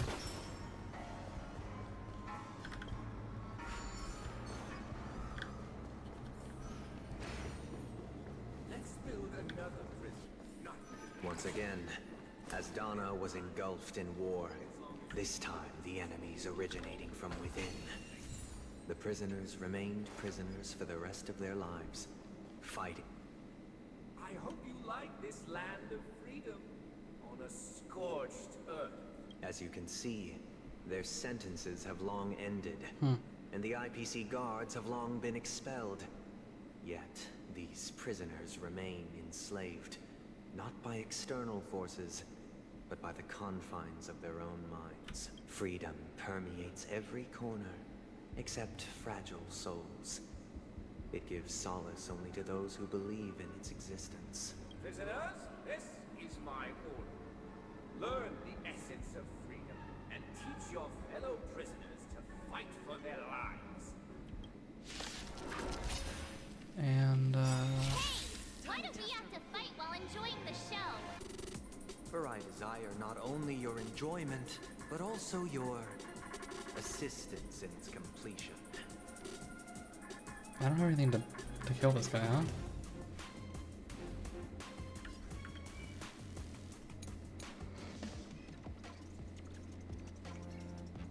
Yeah, also this is, I read this story for Memory of Chaos, and then I realized that End of the Order was going to show up from the start of this, so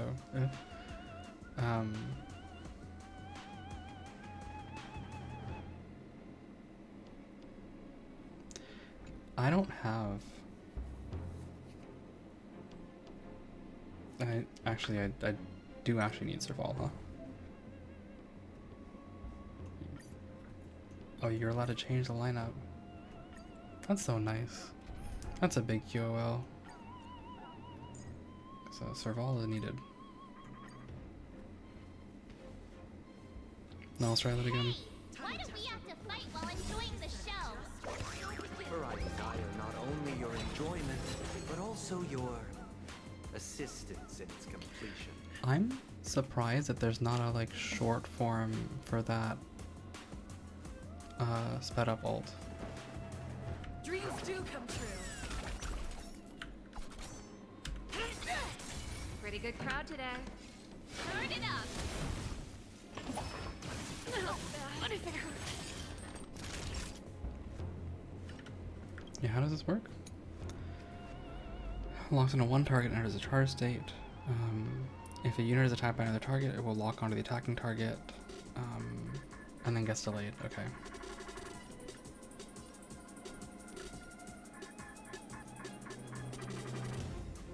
Nap time. Let's improvise. Do you admit this crime? Oh, I do not admit this crime. By the order of the Ten, execute the Marastruck! Let's rock. That'll stay in step. Dreams do come true. It's time. This song's for you. Take your positions. Let's improvise. The mood is set. Let the show begin. Catch up. That hurts. Nap time. Ready to lose yourself? You can fight it or rock with it.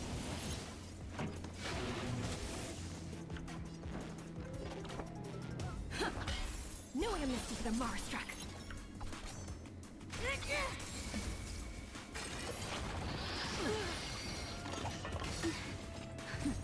Just a little something.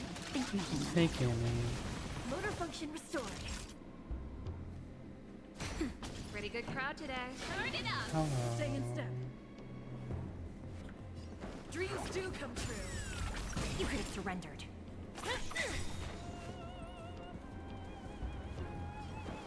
Let's improvise. This song's for you. Let's rock. Time for a shot. Nap time.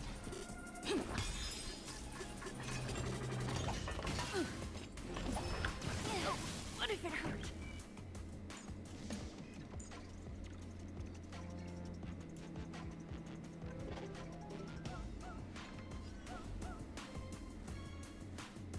Ready to lose your... You can fight it or rock with it. Execute the Marastruck! Keep up. No amnesty for the Marastruck. I really don't have enough damage for this. Dreams do come true. You could have surrendered. No one can restrain you anymore. You are free. Thus concludes the first act. Amidst a raging war, the frontier prison headed toward becoming Land of the Exiles. This must be how Penacony was constructed. And to sleep. Alright. With the aid of outsiders. Thank you. the prisoners Take care. were Get some good finally sleep. liberated and Good night, established Slav. the Land of the Thanks so much for hanging out. However, it appears that Sunday aims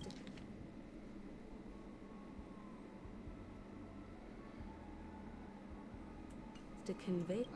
This show is a bit too literary for my taste. But the battle part is quite easy to understand. Anyway, we've arrived at the exit. Let's go! These puppets... Where are they guiding us this time?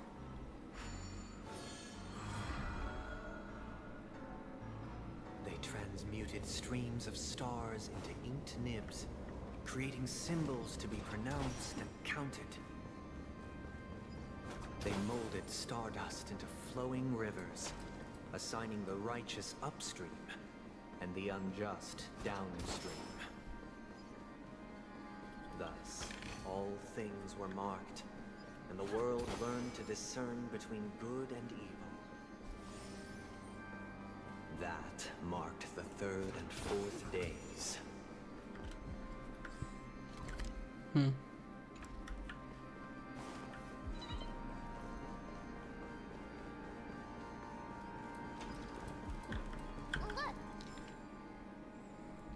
Planet festivities glow. Another trading card. Oh. Another frame. And also a trading card.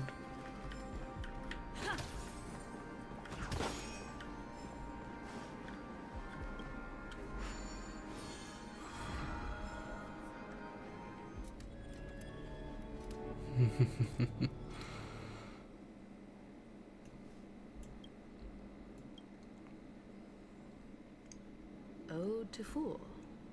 This must be the second act. The surroundings are different from before. The stage decorations look a bit tidier now.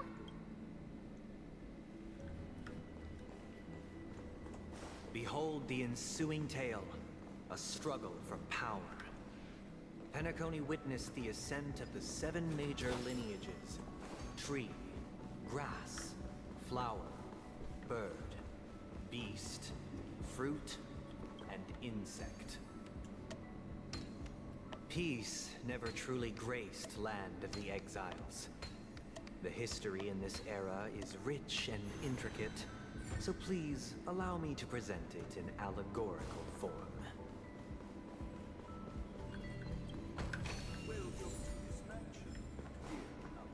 Land of the Exiles was in disarray, besieged by both internal and external perils. Though the 7 major lineages appeared united on the surface, each harbored their own ambitions, leading to ceaseless conflict. The Black Plum family was the first to fall. They withered away in the White Desert event, orchestrated by the Alfalfa family. The leader of the Alfalfa family sought to defect to the IPC, trading freedom for survival.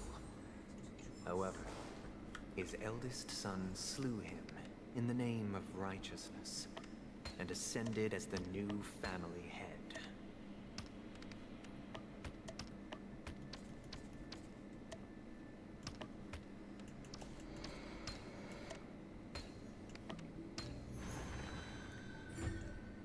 Alright, carry on. I really could use Yukong here. In fact,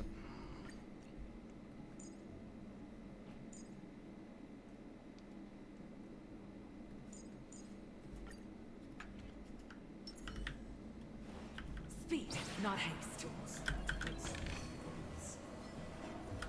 The Lamp Moth family endeavored to extend the silver rail left by the Express, only to be eradicated by the remnants of the swarm. let's go back the way we came. Nothing in the unforgiving cosmos.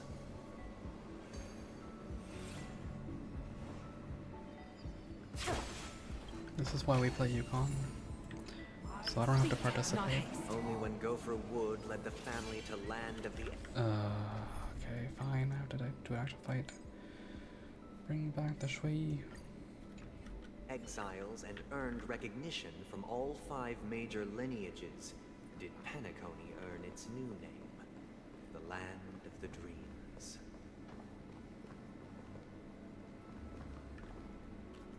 Please stay. Dear outsider, I beseech your aid in purging this mansion of the poison spread by the lurking instigators. You want us to help you? What do you need? I wish they could regain their reason and cast away the shackles of hypocrisy. This is the second act. Looks like it's about Penacony's journey to becoming the land of the dreams, during which the family plays a crucial role. But this new master seems like a bad guy to me, don't you think? Perhaps this is the truth Sunday is trying to express, if you read between the lines. The Harmony changed Penacony just as the guards once did. Looks like we've gotta help those guys kneeling down over there calm down a bit, right? Either I shall be my own master, or I shall return to my former master. I shall not submit to a new master under any circumstances.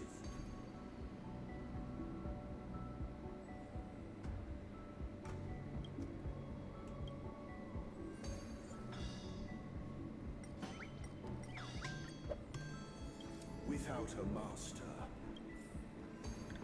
Master is no longer here. I thought I'd be free. We just have to calm everyone down. Master is no longer here. Once, This is creepy. I stood as the most loyal guard among all the servants. This is quite creepy. My former master has long departed.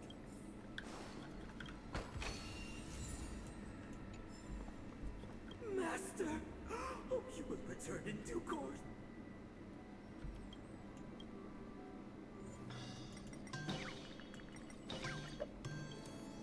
Master. Now.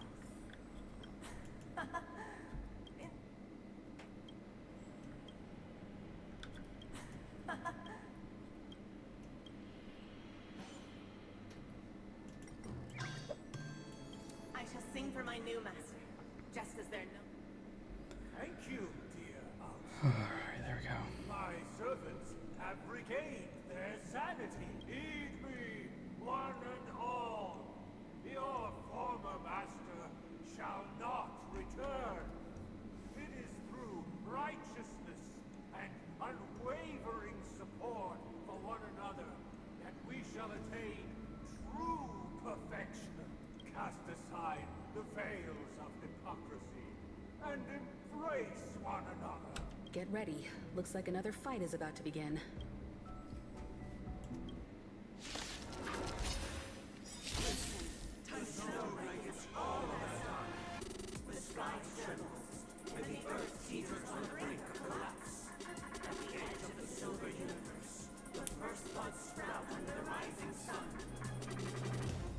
So, Don't miss the best timing for an attack. I guess Sushong would have been nice here, but we'll make do. We have Shui Yi for the memes. The mood is set just right. Let the show begin! Dreams do come true.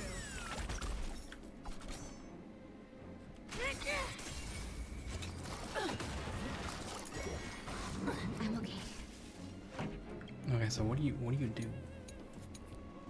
I should have read that.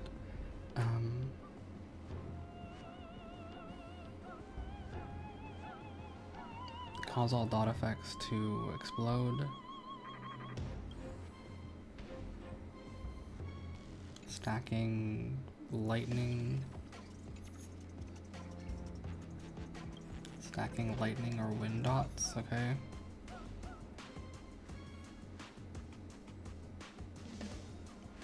So you need to cleanse? Of course you do. Of course you need to cleanse. Keep up! Naughty child. Ready to jam. Stay in step.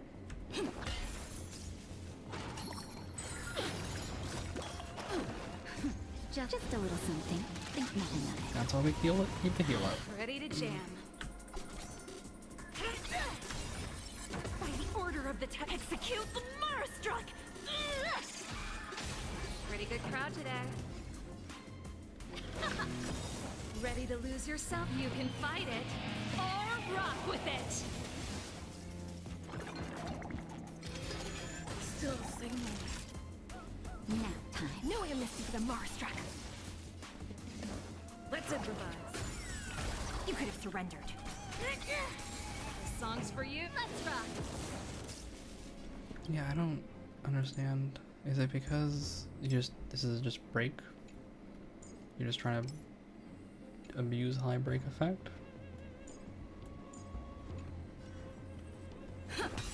The mood is set. Let the show begin.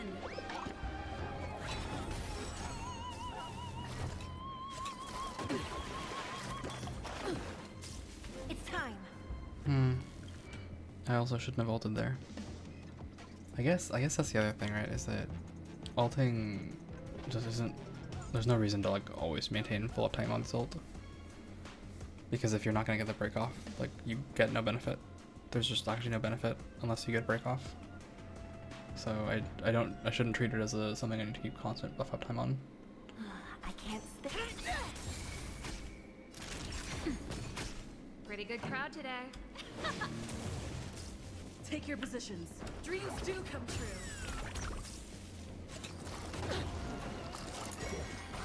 That's it.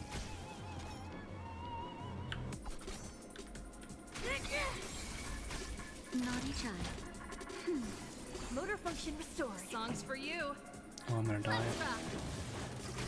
Stay in step. Let's improvise.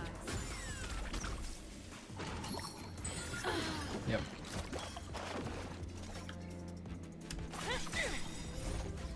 Execute the Marstruck. Rhythm get messed up. Dreams do come true. Time for a shot. Nap time. Do you admit this crime? Just a little something. Think nothing of it. Great teamwork.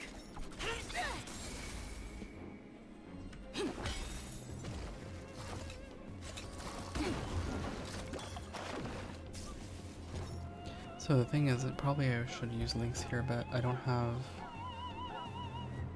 Like, Lynx is the wrong damage type, so. Not. Let's improvise.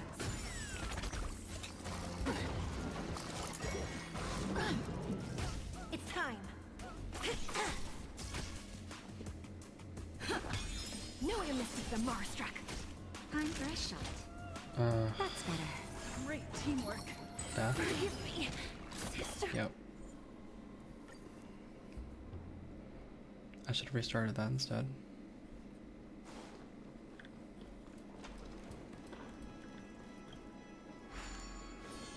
Should have restarted that instead.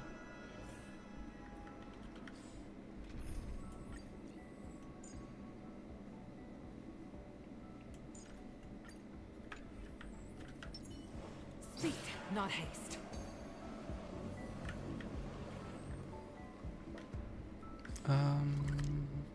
This way.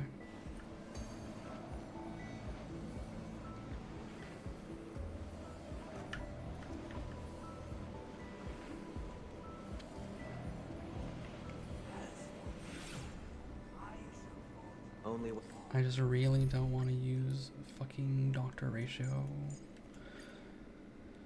This troll when ass Gopher man, Wood but led the family to Land of the Exiles and earned recognition from all 5 major lineages, did Pen. I don't have any other buff clones. So what is it gonna be? I guess it's gonna be this to just keep the enemy down. Thank you.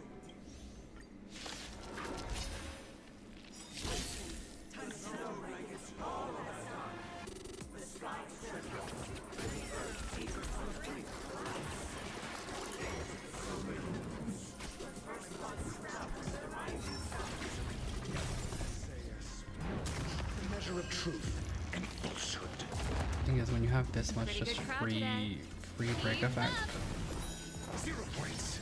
The mood is set. Let the show begin. you have enough time to clear debuffs.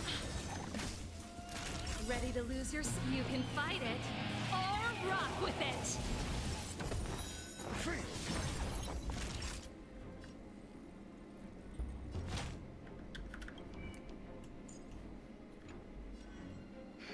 I'm gonna have to heal a lot, Ready but to jam. Rhythm get messed up. it won't matter, right? Your answers? Test. 0 points.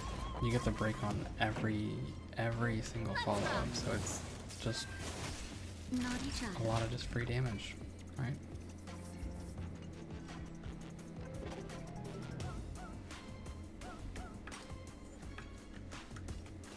I think I just attack here. Take your position. Let's improvise.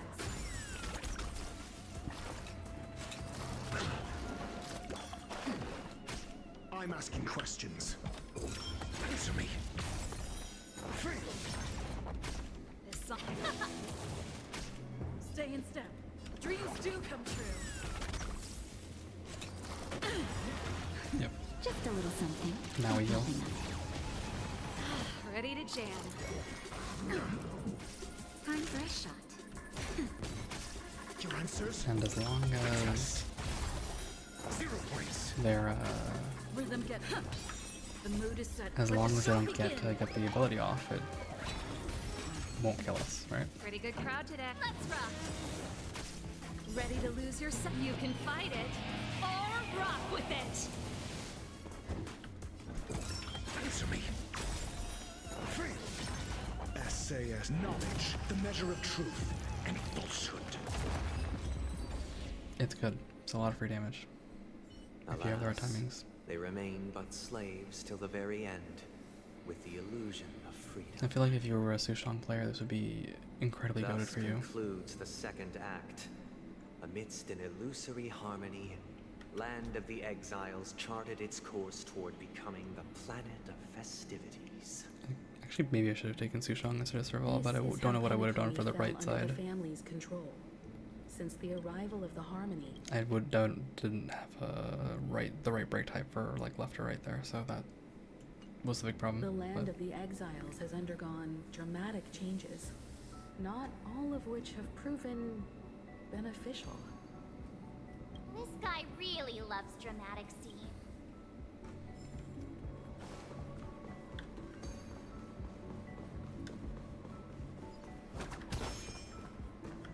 Huh?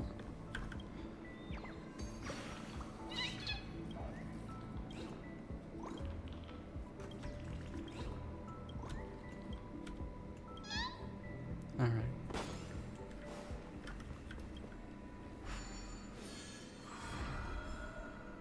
I'm really not sure how I'm gonna make it through the boss. If this is how it's gonna be.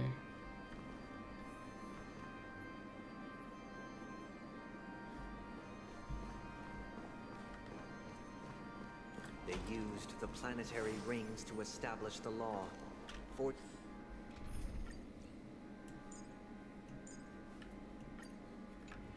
a code of conduct among the masses. Where am I going? There. A grand lyre with black and white keys served as an instrument, while symbols of articulation and numerical notation took the form of musical notes. The downward flowing river became a melody, and the canon of law dictated the form. Thus, all mortals found their unique... This guy is really into these puppets.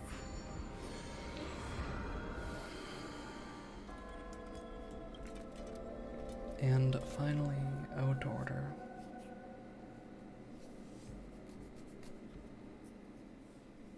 Oh, I get it now.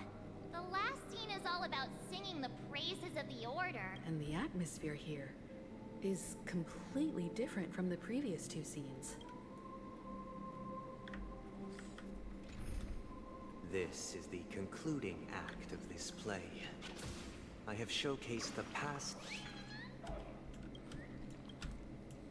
Yeah, I've showcased the past, but have you showcased this bird? This is the concluding act of this play. I have showcased the past and present of Penacony, hoping that my desire for change resonates within you. And now, I shall reveal its future to you.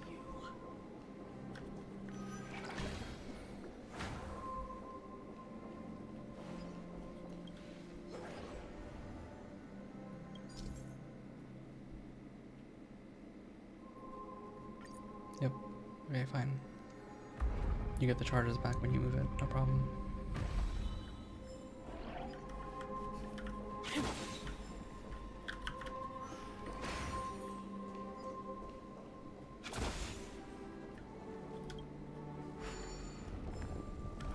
I'm gonna solve these other puzzles later.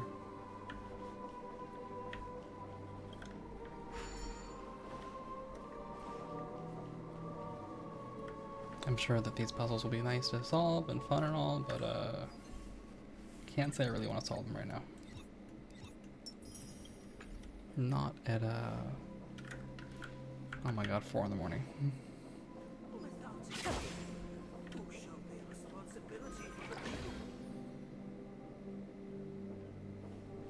The people lack. We will make choices on their behalf and bear the responsibility. Without a king, who shall protect the weak and stand against the mighty? Support protecting and standing against the mighty.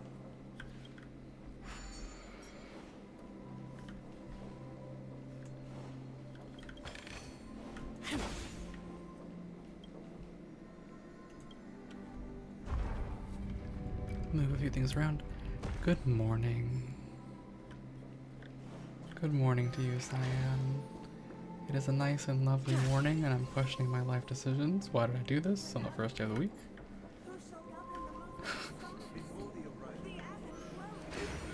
I think I might be able to accidentally compete with your Voice of the Void timing.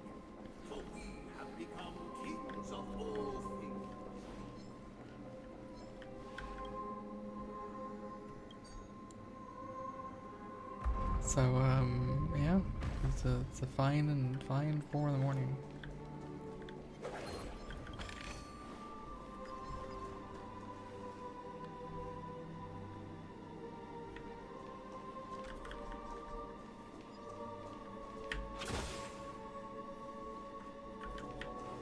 Speed, not haste. If it doesn't see me, it can't hurt me. Easy.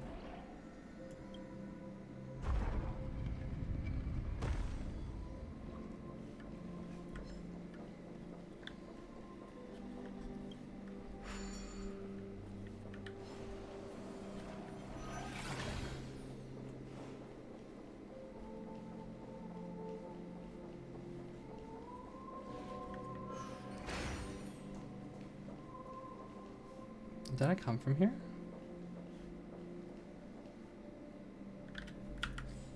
Am I going backwards?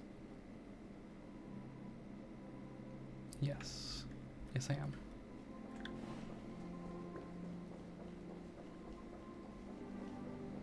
I am going backwards.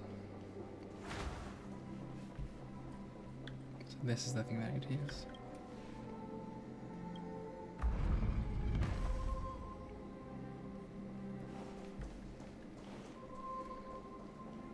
Speed, not haste. And this is why I play this character. So that I can get through all of these puzzles that much faster. Okay.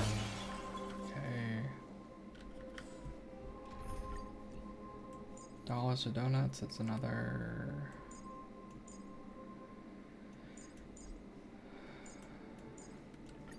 Should I hope and pray that there's no lightning weakness here? Yeah, dollars to donuts, and it's another Please stay tuned. imaginary weak enemy, so I guess we'll find out. Hey, aren't we supposed to kick off a short story and have a fight here just like we did in the previous acts? Why aren't any of these puppets saying anything? Perhaps we'll need to complete the story ourselves, just like we did before. So, do you think their mind needs tinkering or something? No, I bet it wants us to bow, right?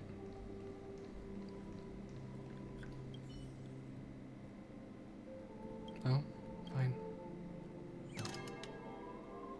Farewell, former king. Yep. We no longer have need for a king, for we have become kings of all things. Yep. Farewell, former king. F to Mikhail, I guess. How did it go? can't change them? What does that mean? My apologies for my negligence. I forgot to inform you that the final part was scripted long ago. Let our previous king recount it to you.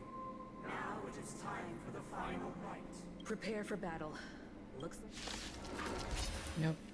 Descending from the infinite spiral staircase, I traverse towards the future with measured steps. No need to remember me or seek my existence. For the contours of my mind shall intersect with other experiences. There's no... Okay, first of all, what do you do?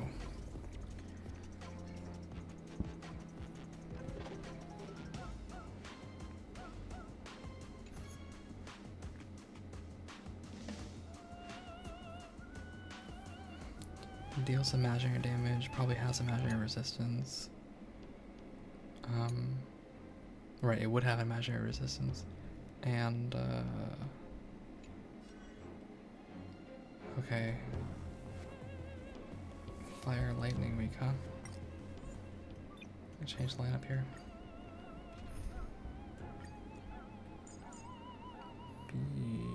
Sushong, Serval. What is my Sushong setup? Can I check?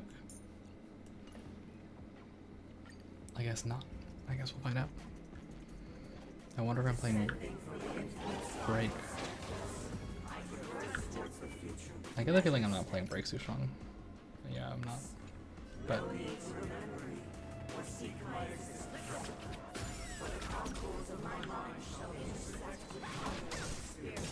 good crowd today.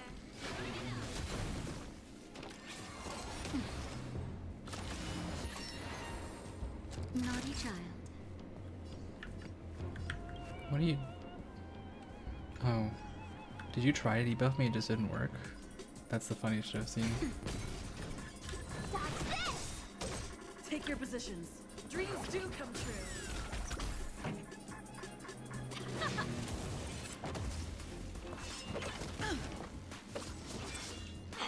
Let me through.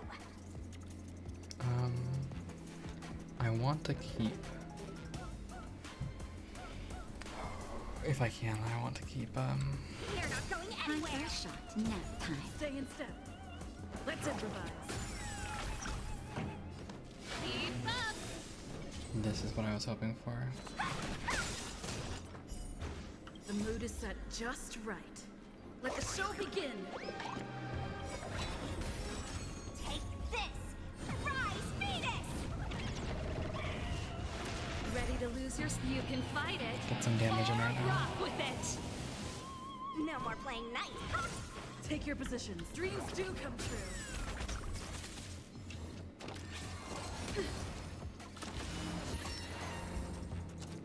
Yeah. I'm just resisting it. What I can do? Dodge this. Let's rock. Stay in step. Yeah, you have to Let's scale every turn. That's rough. Let me through. You're not going anywhere. Nap time. This song's for you. Turn it up. Take your position. But bringing Sushong is absolutely the right Rhythm get choice, messed up. given how ridiculous this enemy is. I'm okay. Pretty good crowd today. Yeah, here we go.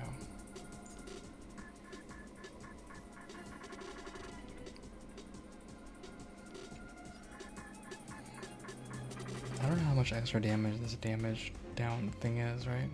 Greatly increase the damage it takes. Don't know. Keep up. Want to see what I can do? Dodge this. That wasn't nearly as bad as I thought it would be. Ready to lose your... You can That's fight within it. reason. Or rock with it. Turn it up. The mood is set. Let the show begin. Just a little something. Think nothing of it. Great teamwork. Take this.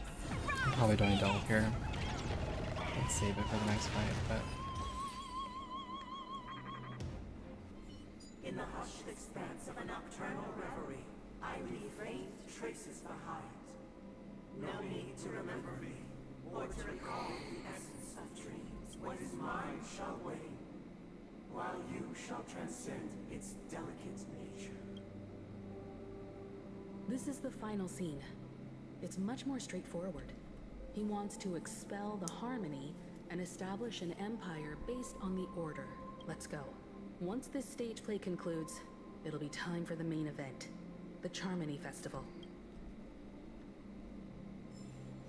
Alright. I'm gonna bring a lineup that I would like. This one. Actually, it's probably this one, right? Usually I try to bring a varied lineup with plenty of sustain, so I can just, you know, win. But not having Fire Trailblazer here means I can't just win.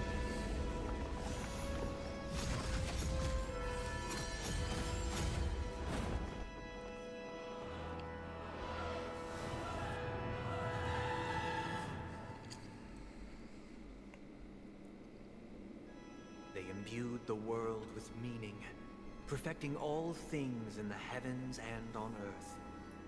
Then, they rested from the labors of creation. Yet, all beings cried out to Enna. Under the banner of the Order, you have defined all things in the cosmos.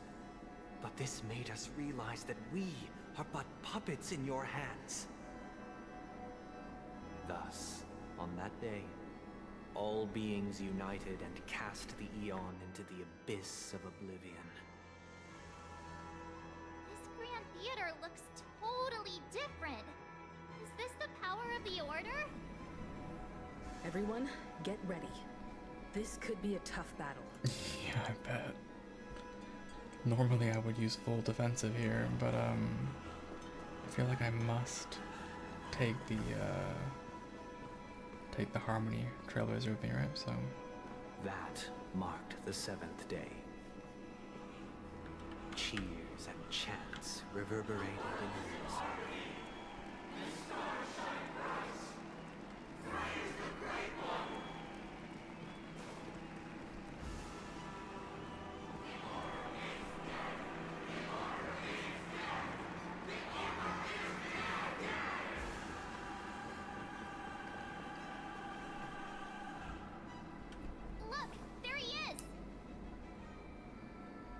That concludes everything related to the Order. What are your reflections on this, my dear guests? Nevertheless, this is but a trivial blip in the annals of galactic history. What truly matters is the course this river shall take in the days to come. You've arrived at the perfect moment. The Charmony Festival is about to commence, and it would be a shame if you were absent for the Harmony's prologue. Allow me to extend my warmest welcome once more.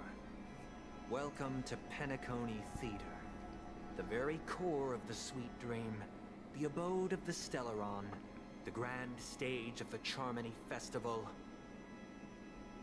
and the very place where the future of Penacony shall be determined through conflict.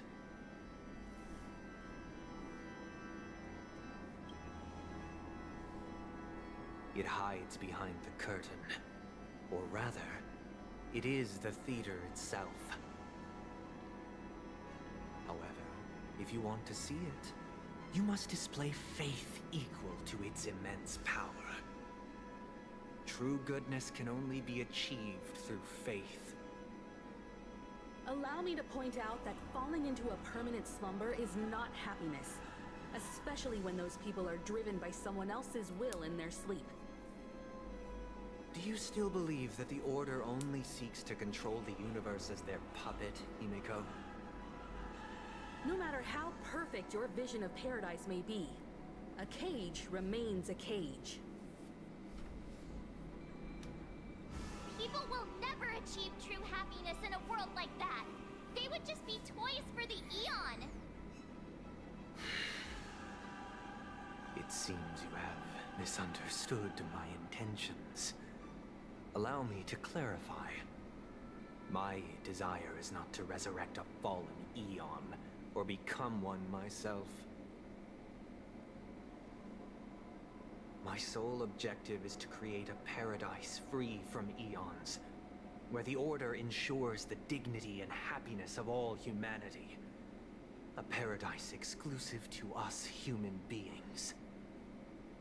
That's not the case. If people are to live with dignity, there must be nothing and no one above them. In your so-called paradise, you would be the one reigning supreme. Looks like we won't be able to convince each other. Now that our conflict has been destined, let's unveil our paths and reveal to the universe the true path. Also, this guy is not a human being. However, he's a Holovian. It's before different. the prelude to the future begins, please take a moment to ponder the questions I've posed. Is darkness equal to daylight? Are sinners equal to the righteous?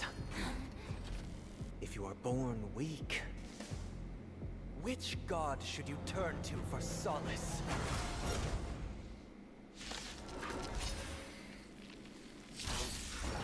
Time to test the Eon with great might.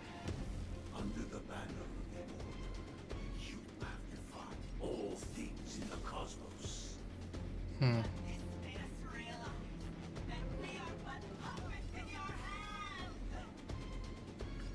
Interesting. Can become impresario. I don't know what that means.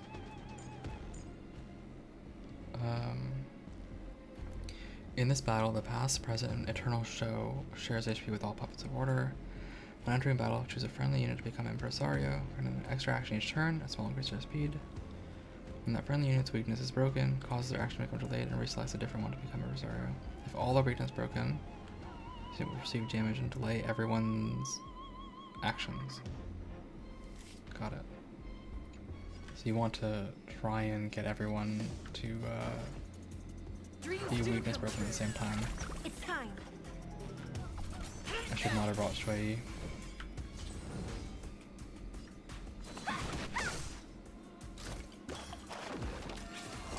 You can't hurt me.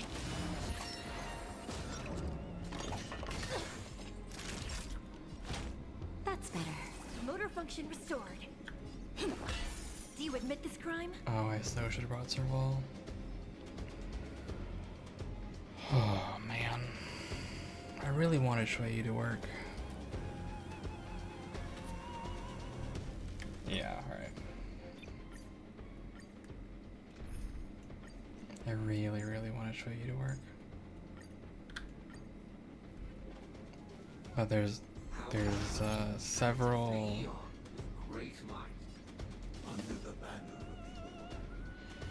lightning week and no quantum week, so.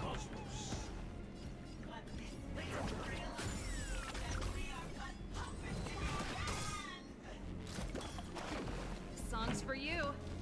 Keep up. That's it. Serval, do you not have energy regen? You do. Why did you not get your ult off? Huh.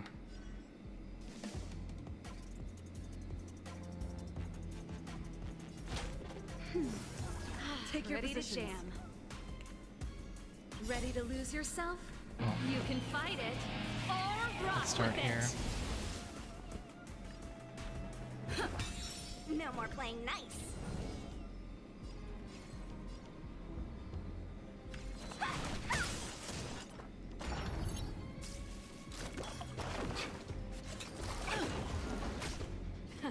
Time for the main event. Dodge this!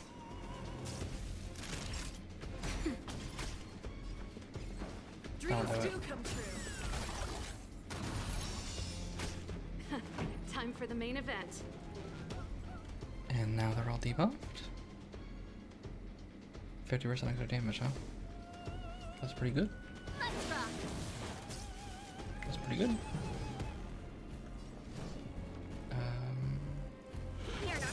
attack once. Dragon sleep time? Yeah, it is super duper late. Good night, Cyan. Thank you so much for hanging out. Take care. Bye bye. Let's improvise. The mood is set. Let the show begin. Good night, my friend. Death. Yeah, okay. Nap time.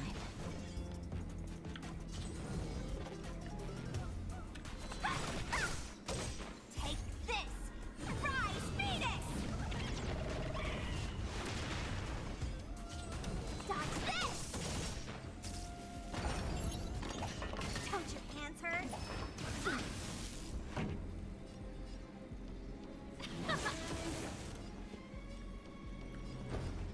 Dreams do come true.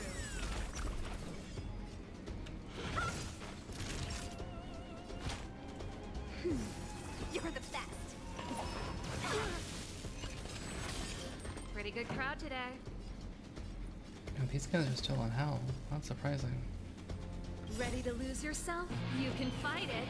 Or Do I rock get to with break it. on all of them? What do I do? That's nuts. Let's rock. Rhythm get messed up. Let's improvise. Want to see what I can do?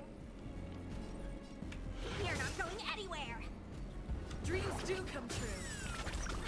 Let me... This song's for you. I'll just try about bolts. You're not going anywhere! Stay in step. Let's improvise. I'm okay. Pretty good crowd today. Turn it up. And we can just attack. Alt. Rise, Venus!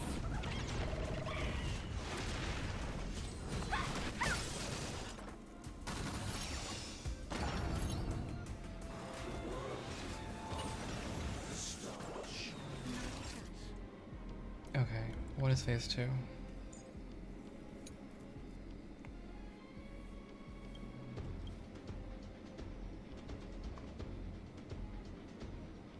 Makes them all powered up.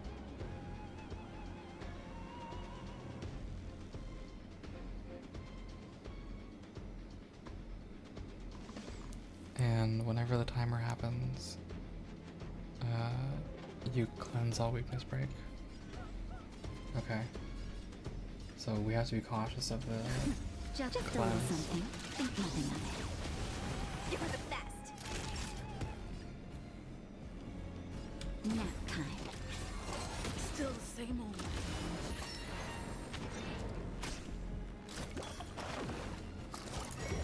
Don't your hands hurt?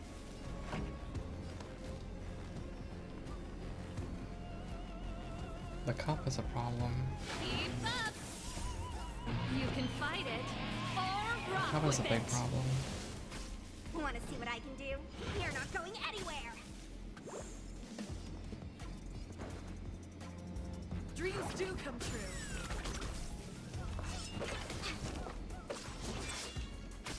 Time for a shot.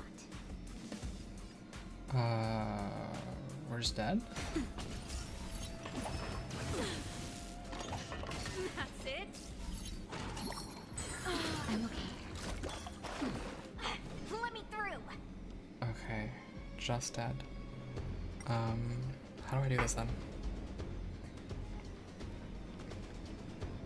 Rely on... Okay, let me change this up. It can't be Serval, so it will be Asta instead, and we'll do break Asta.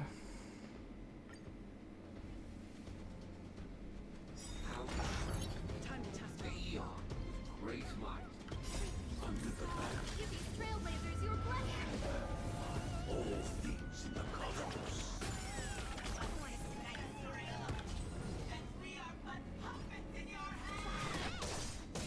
No manners, huh?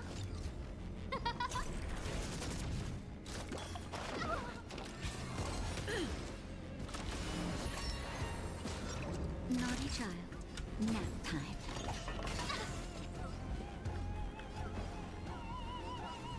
Dreams do come true. No more playing nice.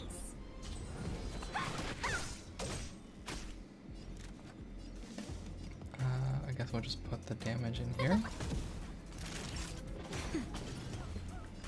Let's improvise.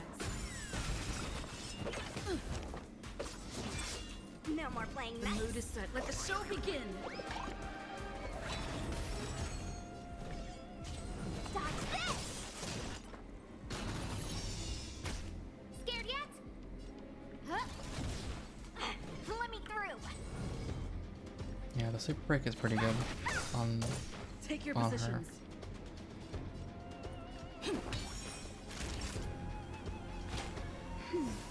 Saving me won't earn you any favor.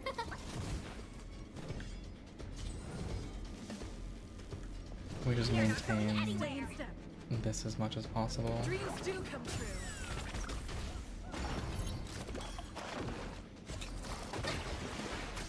Want to see what I can do?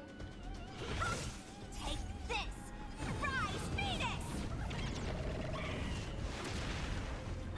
Let me dodge this! Scared yet? Who will it be? Get the break damage off on everyone. Take your positions. Let's improvise. You're not going Go anywhere. bolts again. Manners, huh? Huh? Stay in step. Dreams do come true.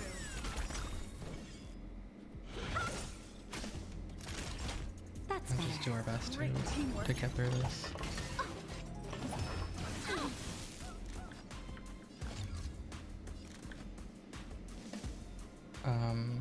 We should hold here. Stars, give these trailblazers your blessing.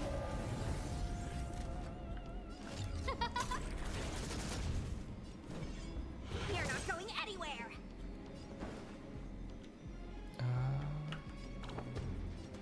Pretty fast, huh?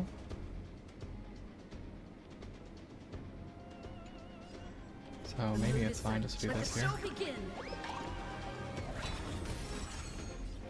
Let's improvise. Naughty child.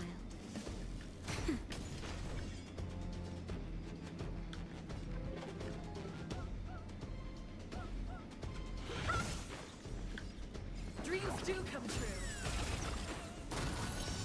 Scared yet? And then we can try to build ults again.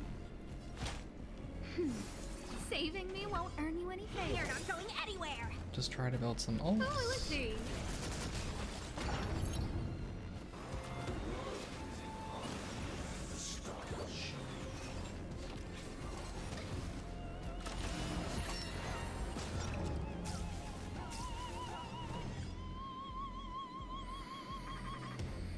Okay.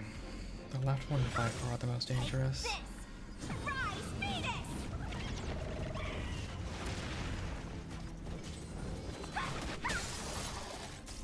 Scared yet?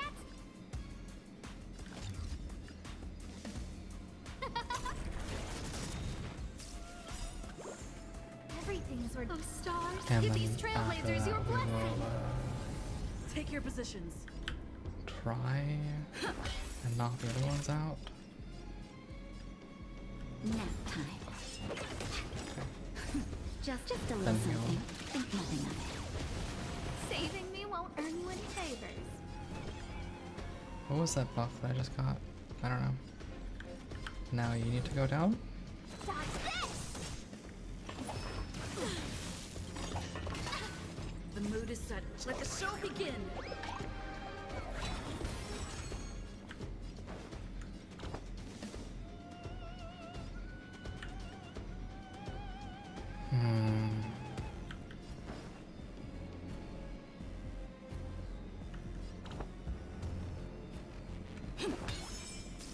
Who invited you? Who will it be? Okay, that's perfect. That'll take more than... Let's improvise. No manners, huh? That gives me No time. more playing nice. Dodge this!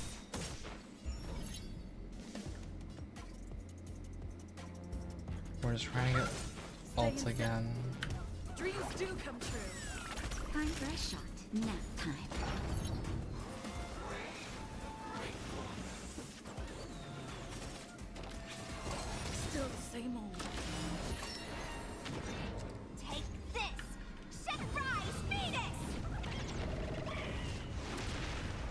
Want to see what I can do?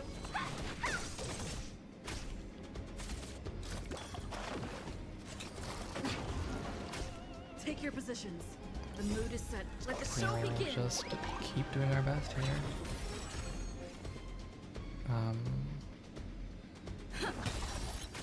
No more playing nice.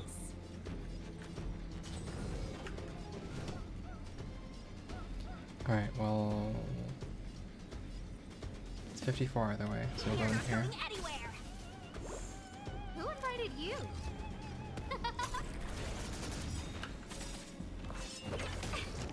Everything is ridiculous. I hope I'm not dead. Give these trailblazers your blessing. Okay, I'm not. Naughty child. Am I at 70 out of 90? So I can auto in the heal? Just a little something. Think nothing of it. Saving me won't earn you any favors. Let's improvise. And then with this...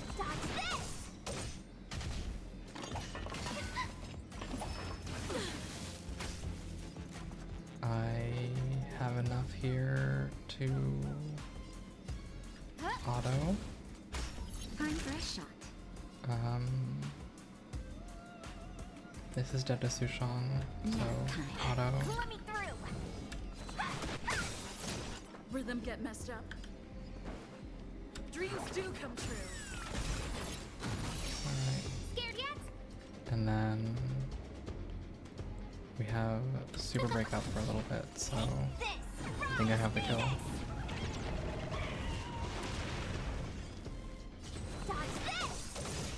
Stay in step. Want to see what I can The do? mood is set. Let the show begin.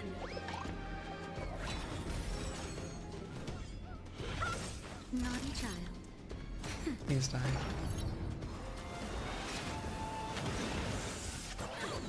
Oh my gosh. There we go. I already know your decision. I now permit you to gaze into the sun.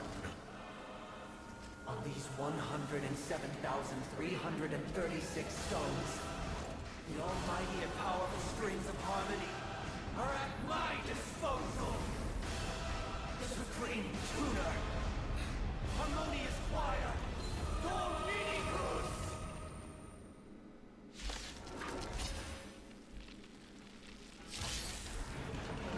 Lost souls, come and meet your master.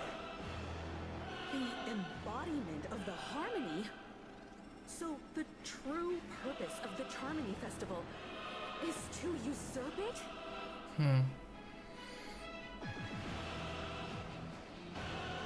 Every time you break a layer of enemy toughness, you gain a certain collective shield.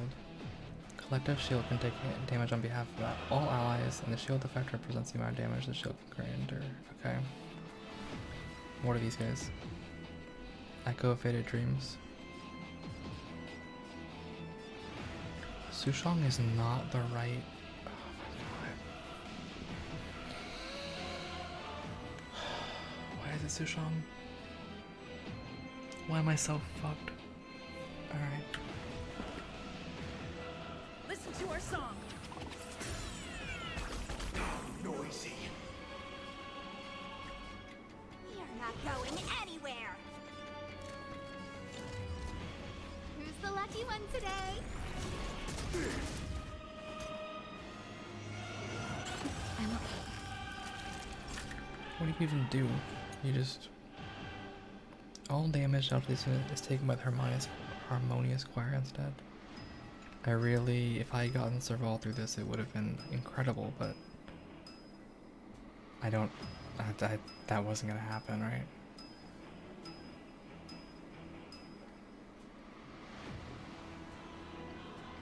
I should have just said fuck it and played my super defensive comp, but Savor the vigor of it.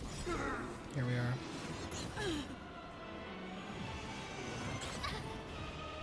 Maybe we can change team in this fight. Wise and perceptive as you are, answer me this. Why could the harmony and the order merge into one?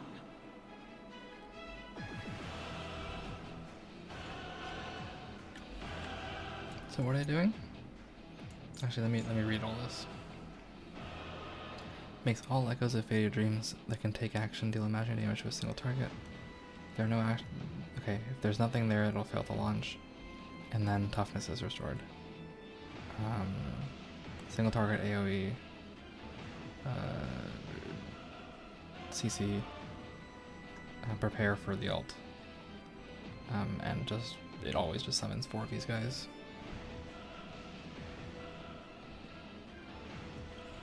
Walk in the light gives you shield. Got it, fine.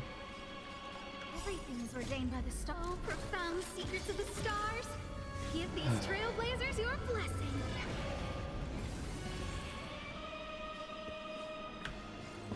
Awaken from your dream.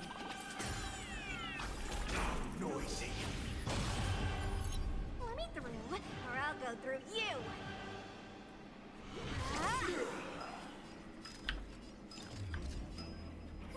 A gift from the stars.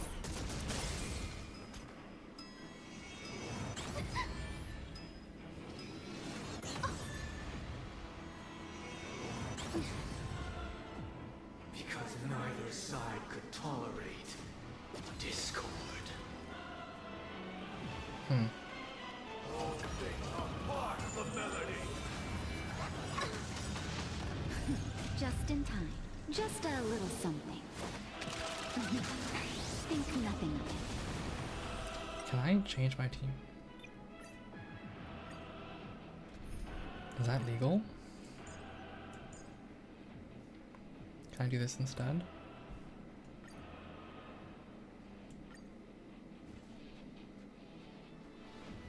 Yes. Oh, thank God. Lost souls, come and meet your master. The embodiment of the harmony? So the true purpose of the Charmony Festival is to usurp it?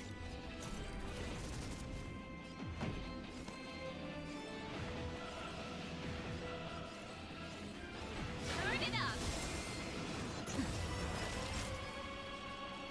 This I can work with. Wise and receptive as you are, answer me this. Why could the harmony and the order merge into one?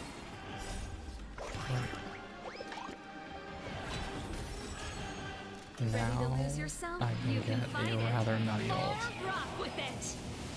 Yep, that's a good one.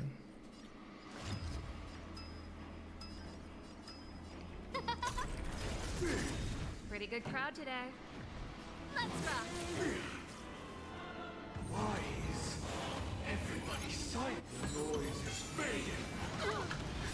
Just a little something. Think nothing of it. It's going to be tough keeping Serval alive, but it's just so much better for this fight.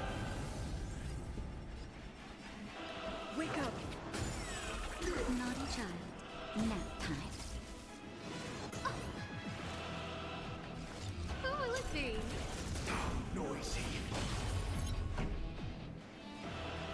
I need enhancement from Walk in the Light.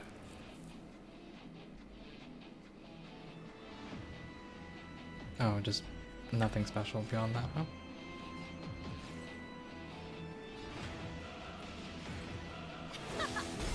Noisy. Sink into a dream.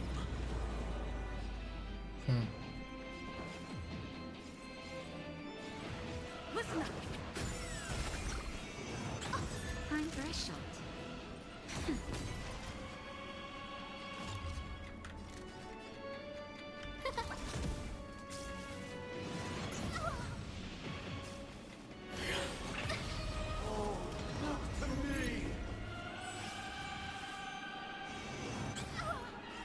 Serval is on the wrong side of this, huh? Wake up!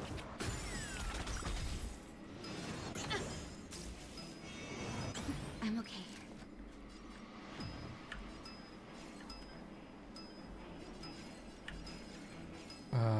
Jeez. Let's play our... let the show begin!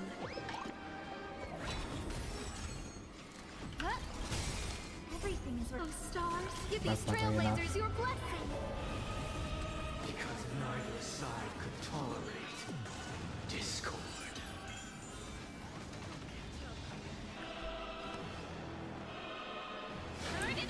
Apparently I lived through that. That's better. Ready to lose yourself? You can fight it or rock with it.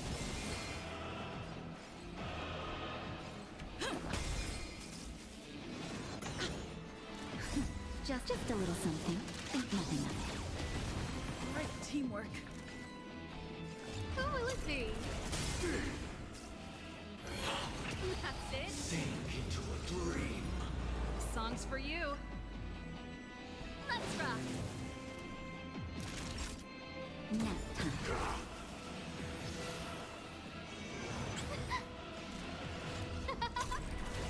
Get the shield in as much as you can.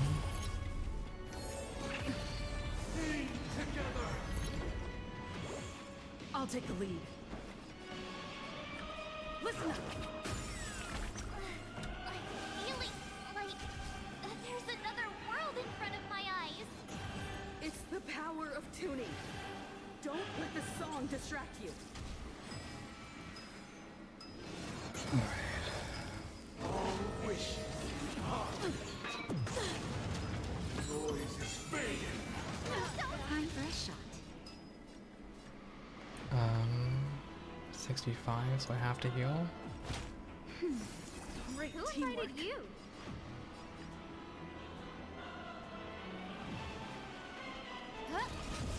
Keep up with me. Let the show begin.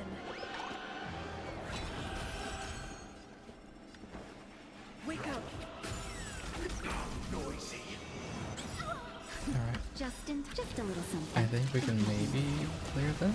Saving me won't. Everything is ordained. Oh, stars, give these trailblazers your blessing. Pretty good crowd today. Let's rock. Ready to lose yourself? I You have can it. fight it or rock with it.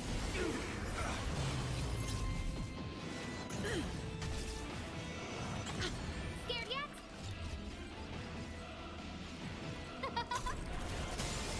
Naughty child. Yeah, it's a lot of really nice sleeper break. Nap time. Listen up. This song's for you. I can imagine Jing Yuan players must be really enjoying this fight. Into a dream.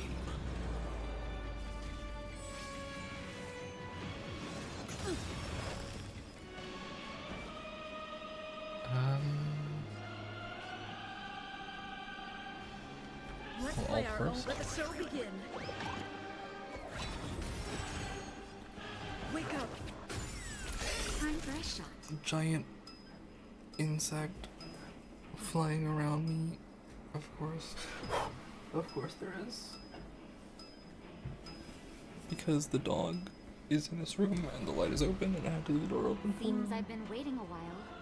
There's a giant insect. Oh my god. Please don't bother me, giant insect. Oh god.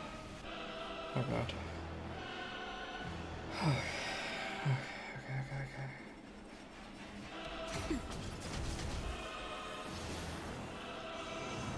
Okay. Oh Jesus. That's it.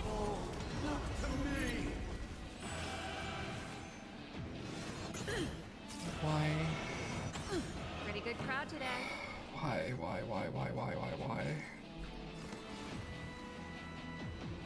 I hate big insects so much. Keep up. Ready to lose yourself? You can fight it or rock with it. Listen up. I'll take the shield. No, no, no.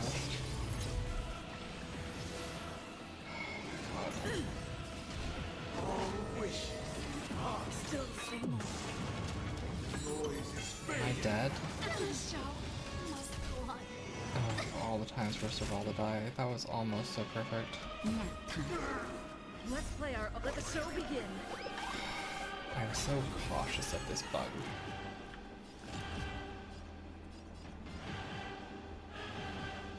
Who will it be? Everything is ordained. Oh, stars, give these trailblazers your blessing. Okay, I think it's over. The time has come. Creation will be reborn from the remains of the the gods! Dunhung?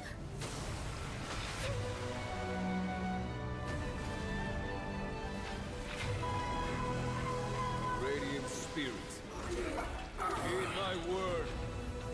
Show no mercy!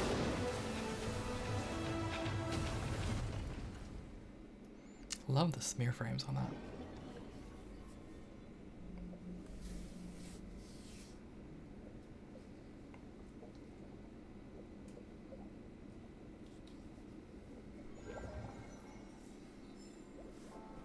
Wake up!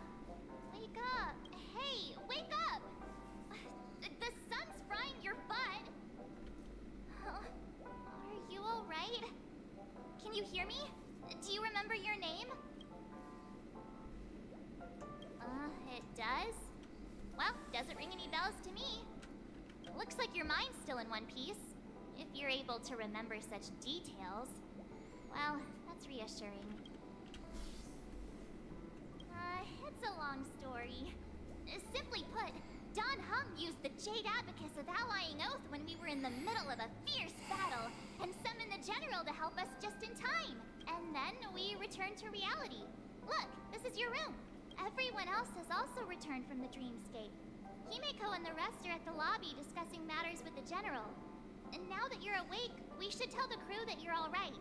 Come with me.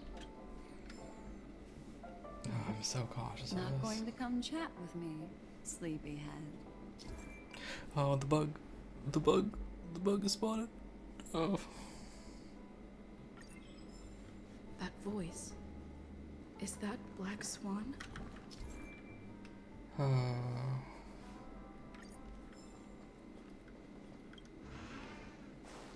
Hey, where are you going? Going to talk with my. Hey, This we filming. meet again, sleepyhead. What's Miss Black Swan doing here? Nothing, Miss March. I noticed she was awake and wanted to check to see how she was doing. This bug is scaring me. Though the strike from the General was timely, its destruction was also immense. When emanators collide, ordinary people inevitably suffer. But, luckily for them, the dreamscape is my home turf. Thankfully, I managed to get everyone out before the harmonious choir collapsed. Oh, so that's what happened. Thank you, Miss Black Swan. Don't mention it. After all, I wouldn't want to see such precious memories vanish. You're heading to see your friends, aren't you? Would it bother you if I walked with you for a short while? Of course not. But you're not planning on doing something like last time, are you? Why would you think that? I've never harbored any ill in. Okay. Himeko and Mr. Yang are probably I'm still quitting busy. because the bug Let's go look for is too much for me. Done.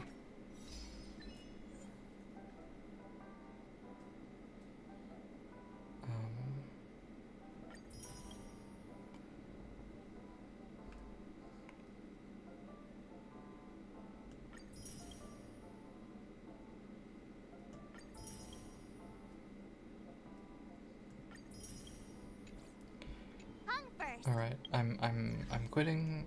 This is gonna be it because the bug is carrying me. I cannot focus. I am just freaking out.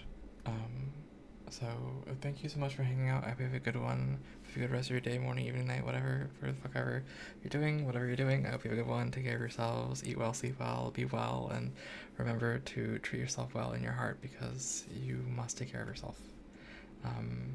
I will hopefully see you next time. If you liked what you saw, drop me a follow, etc., etc., etc., you know, all that good jazz.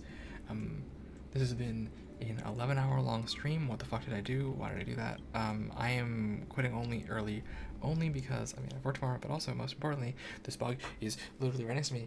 I'm leaving right now.